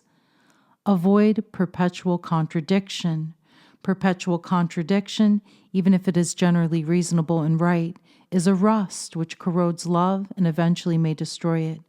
If you wish to have your way in questions which concern your own dignity or the education of your children, you should practice self-repression and subordinate your own desires in unimportant matters like the cooking of your relations with indifferent acquaintances. Whenever you have a wish, and you have the right to have them just as much as your husband, try to support it by some good reason and not by mere quibble or caprice. And whenever you express a wish, try to put it in the most interrogatory and conditional terms, such as, "Don't you think it might be a good thing?" or "Wouldn't it seem wise to you?" That's diplomacy and wisdom. It may look like cheap politics, but it's also virtue. In the most difficult domestic crisis, when you want to convince your husband that he ought to do something which he doesn't want to do, but which is nevertheless right, you should carefully soften your words and present your case in such a manner as to make him think that he is really eager to do the thing you are suggesting. There is the husband that always boasts that he has a wife who agrees with him in everything and contradicts him in nothing, not even the most insignificant matters. Of course, it is really the wife who has her own way in everything and imposes her own will upon him, and luckily for all concerned, she seems only to wish for good and reasonable things. This kind of wife is wise, filled with the wisdom of human nature. She has erased from her vocabulary the verbs I want and I command. They seem to her useless and dangerous words. In reality, the women who have these two verbs always upon their tongues never succeed in ordering or commanding anybody, and have to resign themselves to a real matrimonial servitude, which is most humiliating. The male animal, generally by nature, is a ferocious wild beast that may easily be tamed by caresses and soft words, but he rebels and shows his teeth against those who scold, nag, push, or abuse him. Like the lion, he can be more easily influenced by sweet meats than by blows, verbal, mental, or otherwise. Problem of the mother-in-law.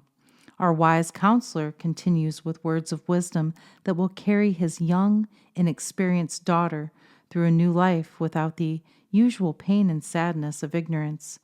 I know that you adore your mother, my daughter, and she is certainly a saint who lives only for her husband and her children. But when you take a husband, you must see to it that you have a separate home with him. I hope that you may be able to build your new nest near the one in which you were born. But whatever you do, don't live in the same house with your parents-in-law, and don't install yourself in your mother's home. Your fiancé at this time, when his whole heart is filled with sweetness and most unselfish affection, will be sure to propose that you spare yourself the pain of being separated from your relatives. Be sure to refuse this offer, the acceptance of which he would be first to regret. It is not without some excuse that the proverb makers, comic writers, and playwrights have always chosen as the butts for their satire and ridicule the father-in-law and mother-in-law. These jests are the kernels of the nuts of experience, and when one measures them by the probabilities of life, they become more true. The motives for discord are too numerous, the jealousies of contrast, the clashes of influence, the hatreds between son-in-law and mother-in-law are too frequent to permit peace to remain in such a divided household. Never put your husband to the sad necessity of offending your mother and thus offending yourself. Love the old people from a distance instead of hating them because of too close an association.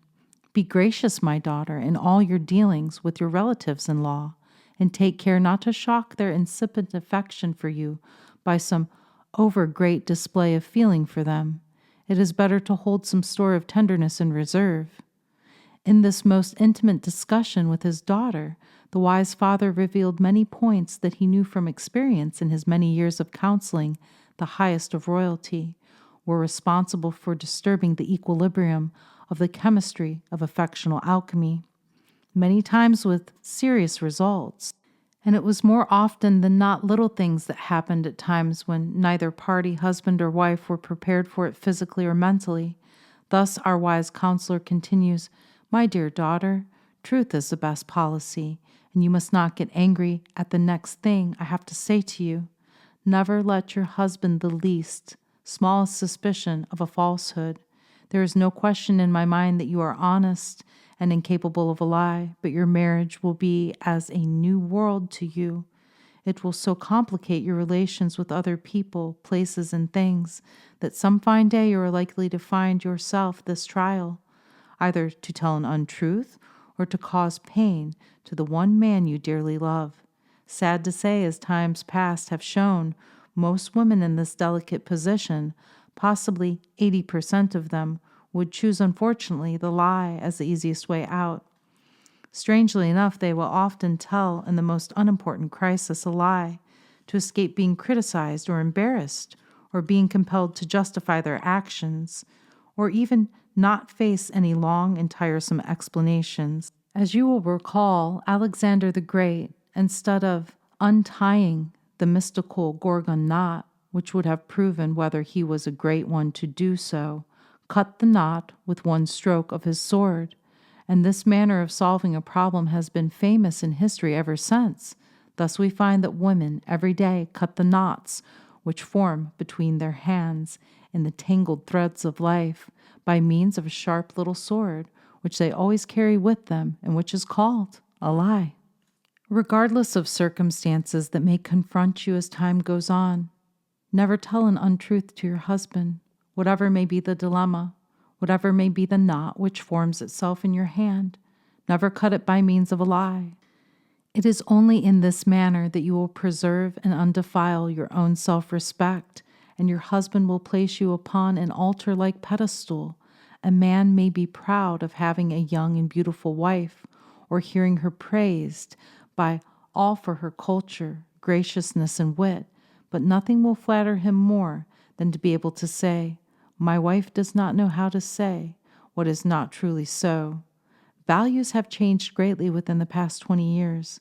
The influences of movies, media, and television especially have altered to a great degree the honesty and sincerity normally respected in the past. We find that we have been surrounded by a hypocritical age in which we work and live, where lying envelops almost every phase of life and leaves its slimy trail everywhere like a snail.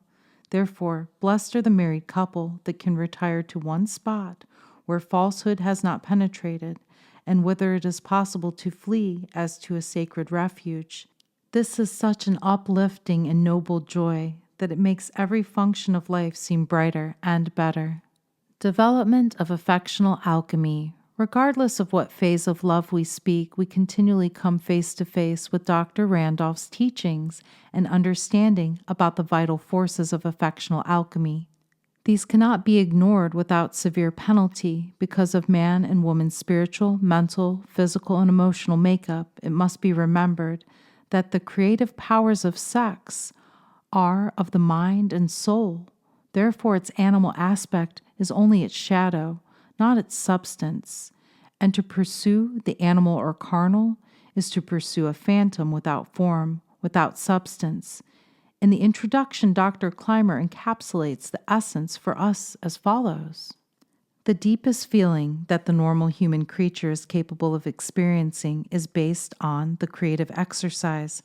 So powerful may the creative desire become that man is willing to risk everything he holds most dear for its gratification. Honor, business success, future mental well-being, all are at stake in order to obtain satisfaction.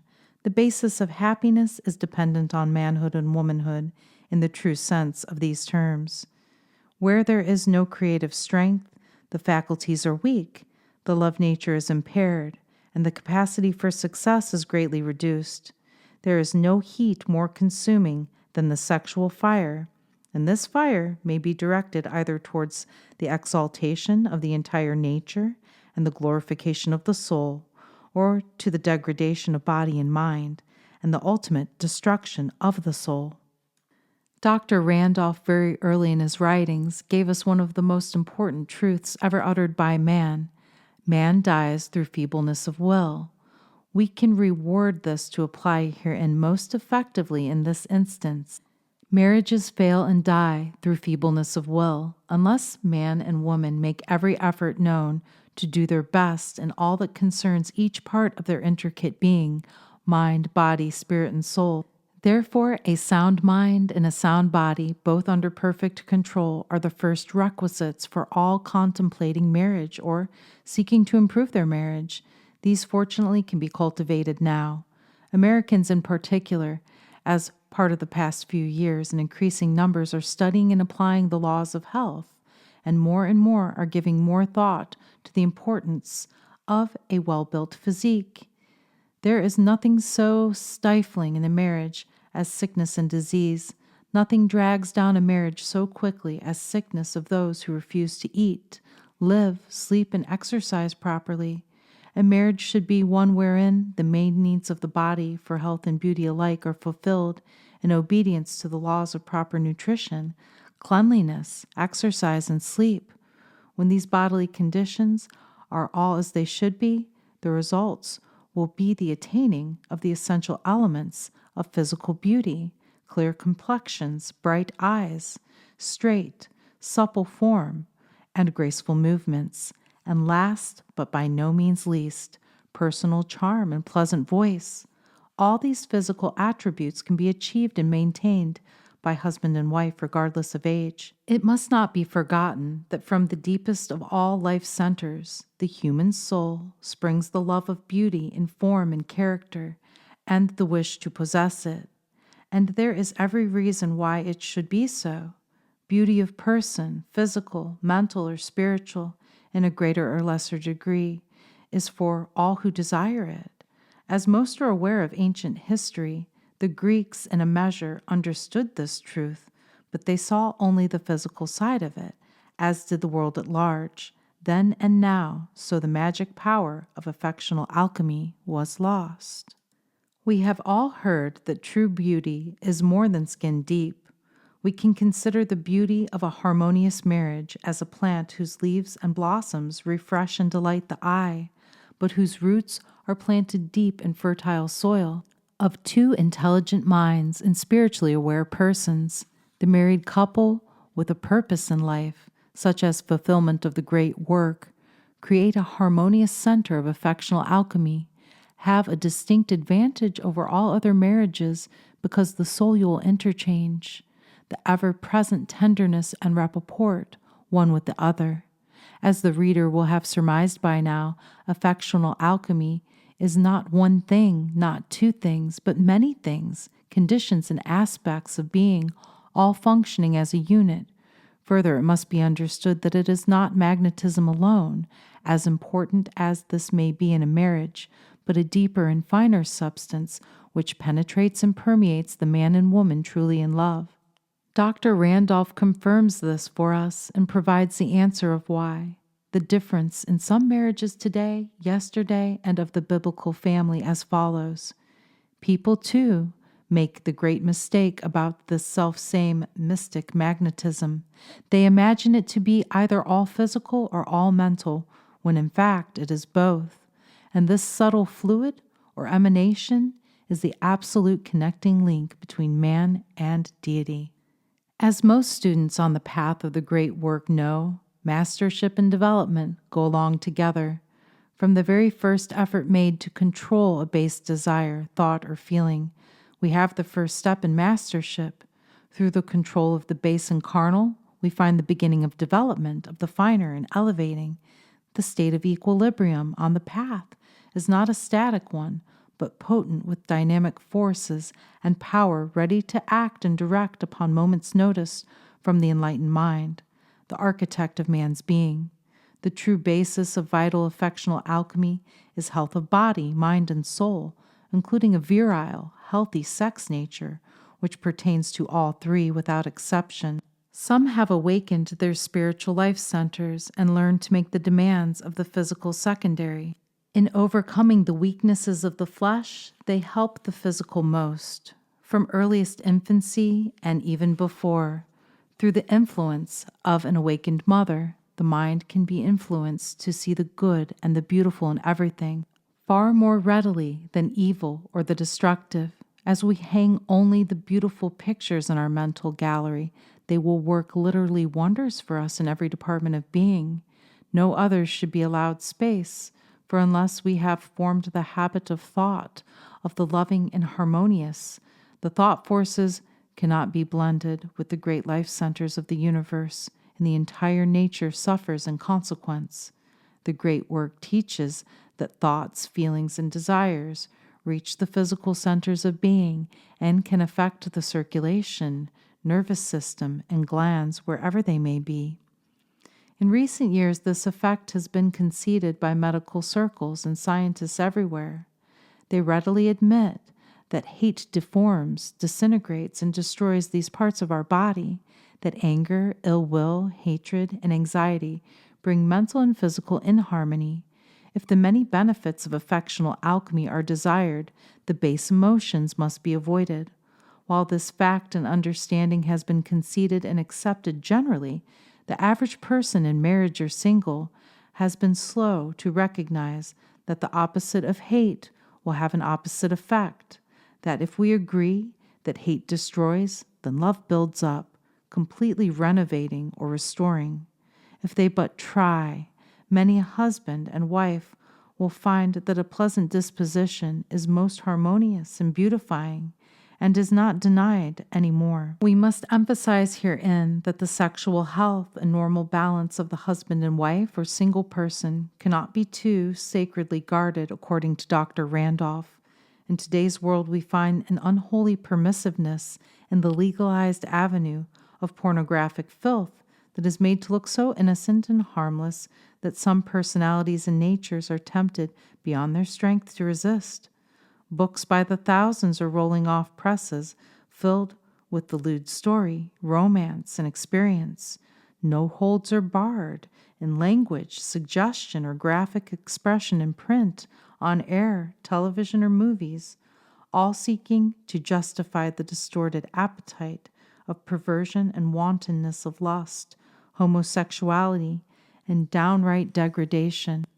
Dr. Randolph faced these in his day with withering counter-attacks on free love, libertinism, and the whole host of advocates, and defeated them. The great work has always made it stand clear on sexual attributes, uses, and needs, and that the wrong use or ignorance of affectional alchemy could have only one result. The single boy or girl is hit with a constant barrage of sex education that he or she know nothing about, and in the most instances care nothing about. Under this premature exposure, they are unduly aroused and given the impression that if they do not indulge in some sort of sex, intercourse, homosexuality, or other form of perversion, that they are not normal. Hence, the weak are made weaker by the sanctioned program, while the innocent are tested beyond their strength, and consequently, to be one of the crowd, give in and become one of the crowd. It would serve no good purpose to discuss in detail the many and varied devices, methods, and ways to obtain modern-day sexual satisfaction, the many and varied machinations designed by the pornographic mind are reported scientifically in women's and men's magazines, and certainly need no repetition here.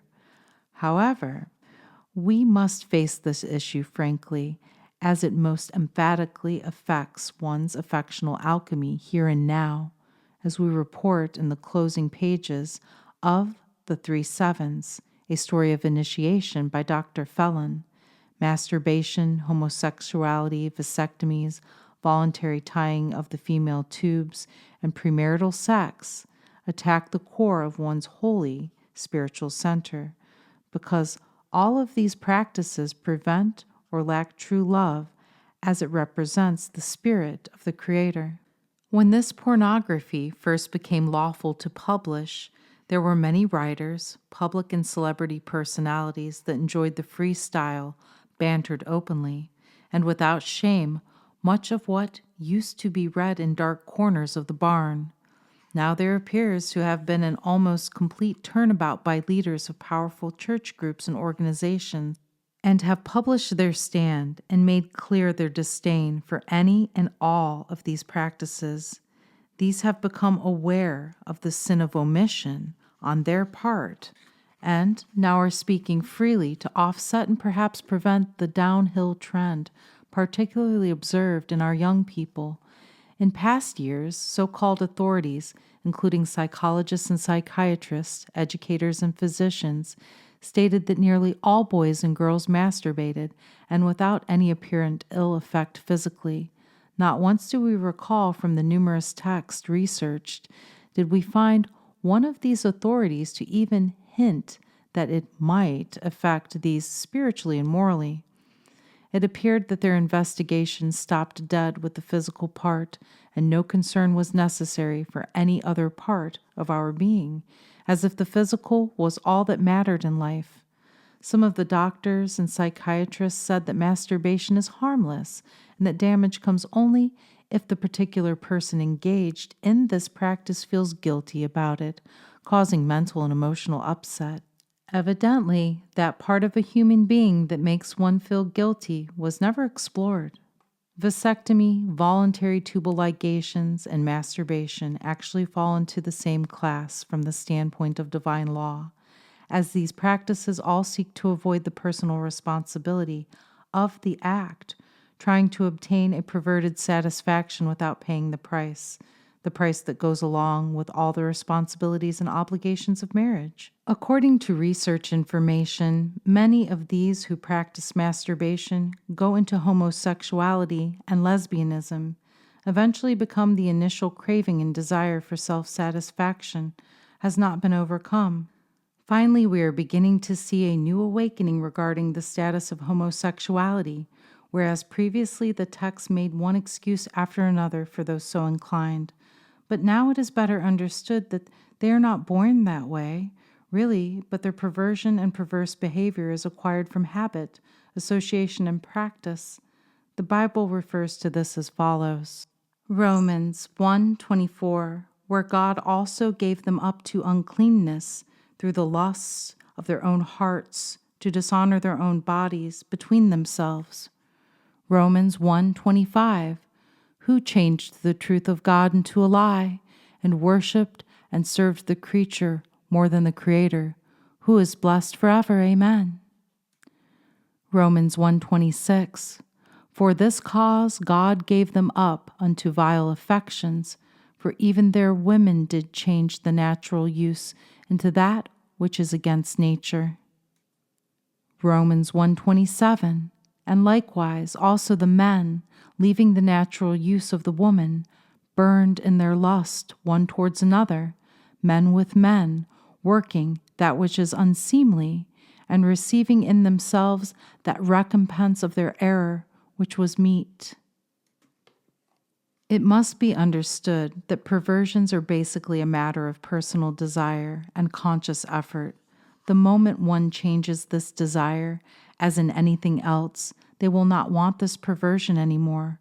A perversion may be carryover from a previous life cycle of the individual in their history of multiple lives, or that it just became a desire in this present lifetime.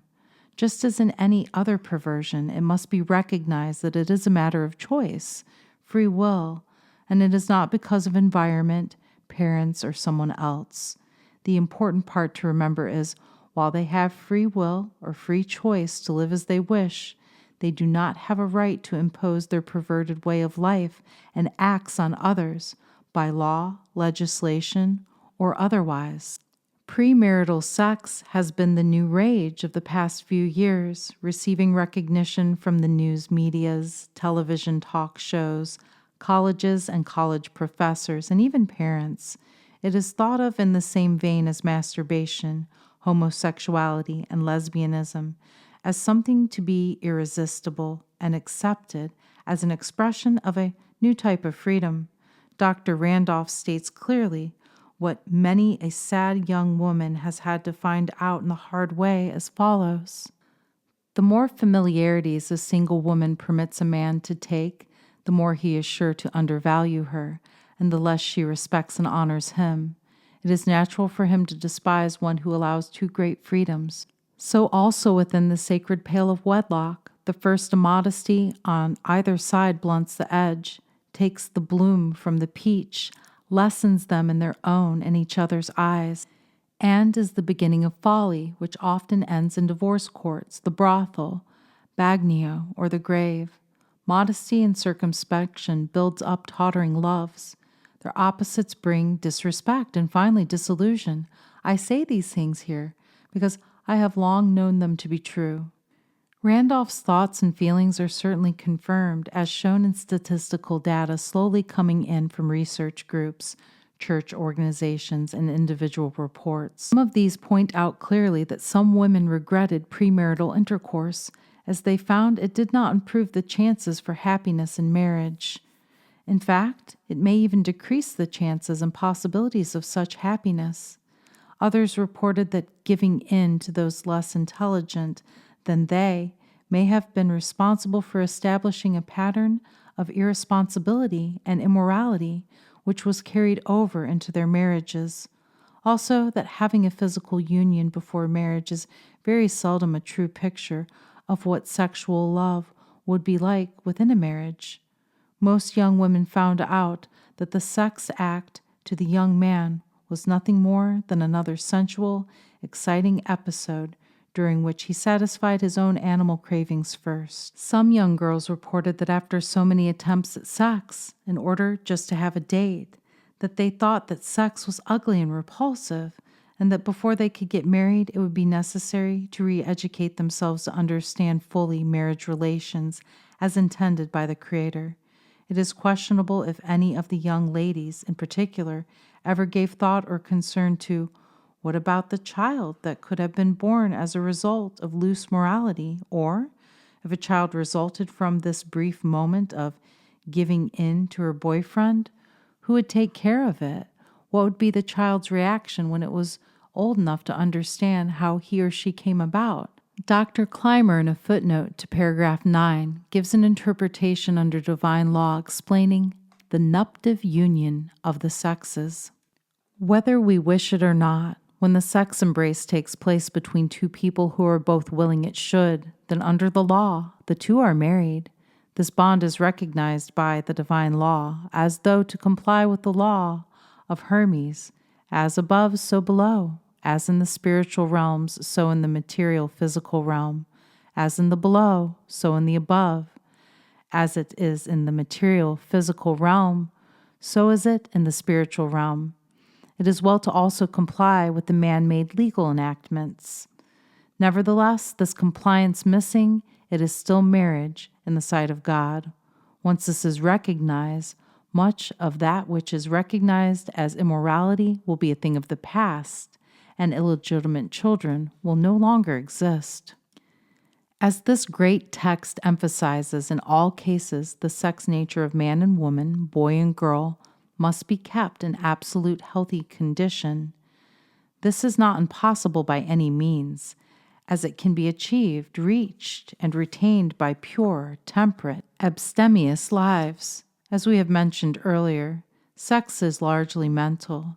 Sex is threefold. It is a mental, physical, and spiritual condition, and to be normal must be based on all three. Seekers after wisdom should bear this in mind. It is really in the mental faculties that the sex nature of human life has its governing instrument. For instance, the thoroughly masculine man is liked because his way of thinking, moving, and talking is masculine, full of positive and commanding force. We find this is true also with the truly feminine woman. Her thoughts, words, actions, and looks all spring from her love nature, which lends that distinguishing charm and grace to all she does and is. This is the power of womanhood. When a woman's love nature is healthy, happy, active, it makes her 10 years younger and tenfold more beautiful. There are very few women that are more beautiful, a blossoming picture of health and vivaciousness, than when they are carrying a child. The affectional alchemy at this point is at its peak, glowing and warm. The true man in possession of full manhood values this kind of beauty, as in the biblical family, partly because it is so inherently magnetic, and also because it manifests that holiness of maternal quality.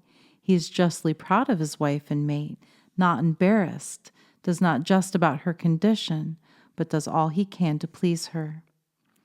Sex health results in a natural beauty of being.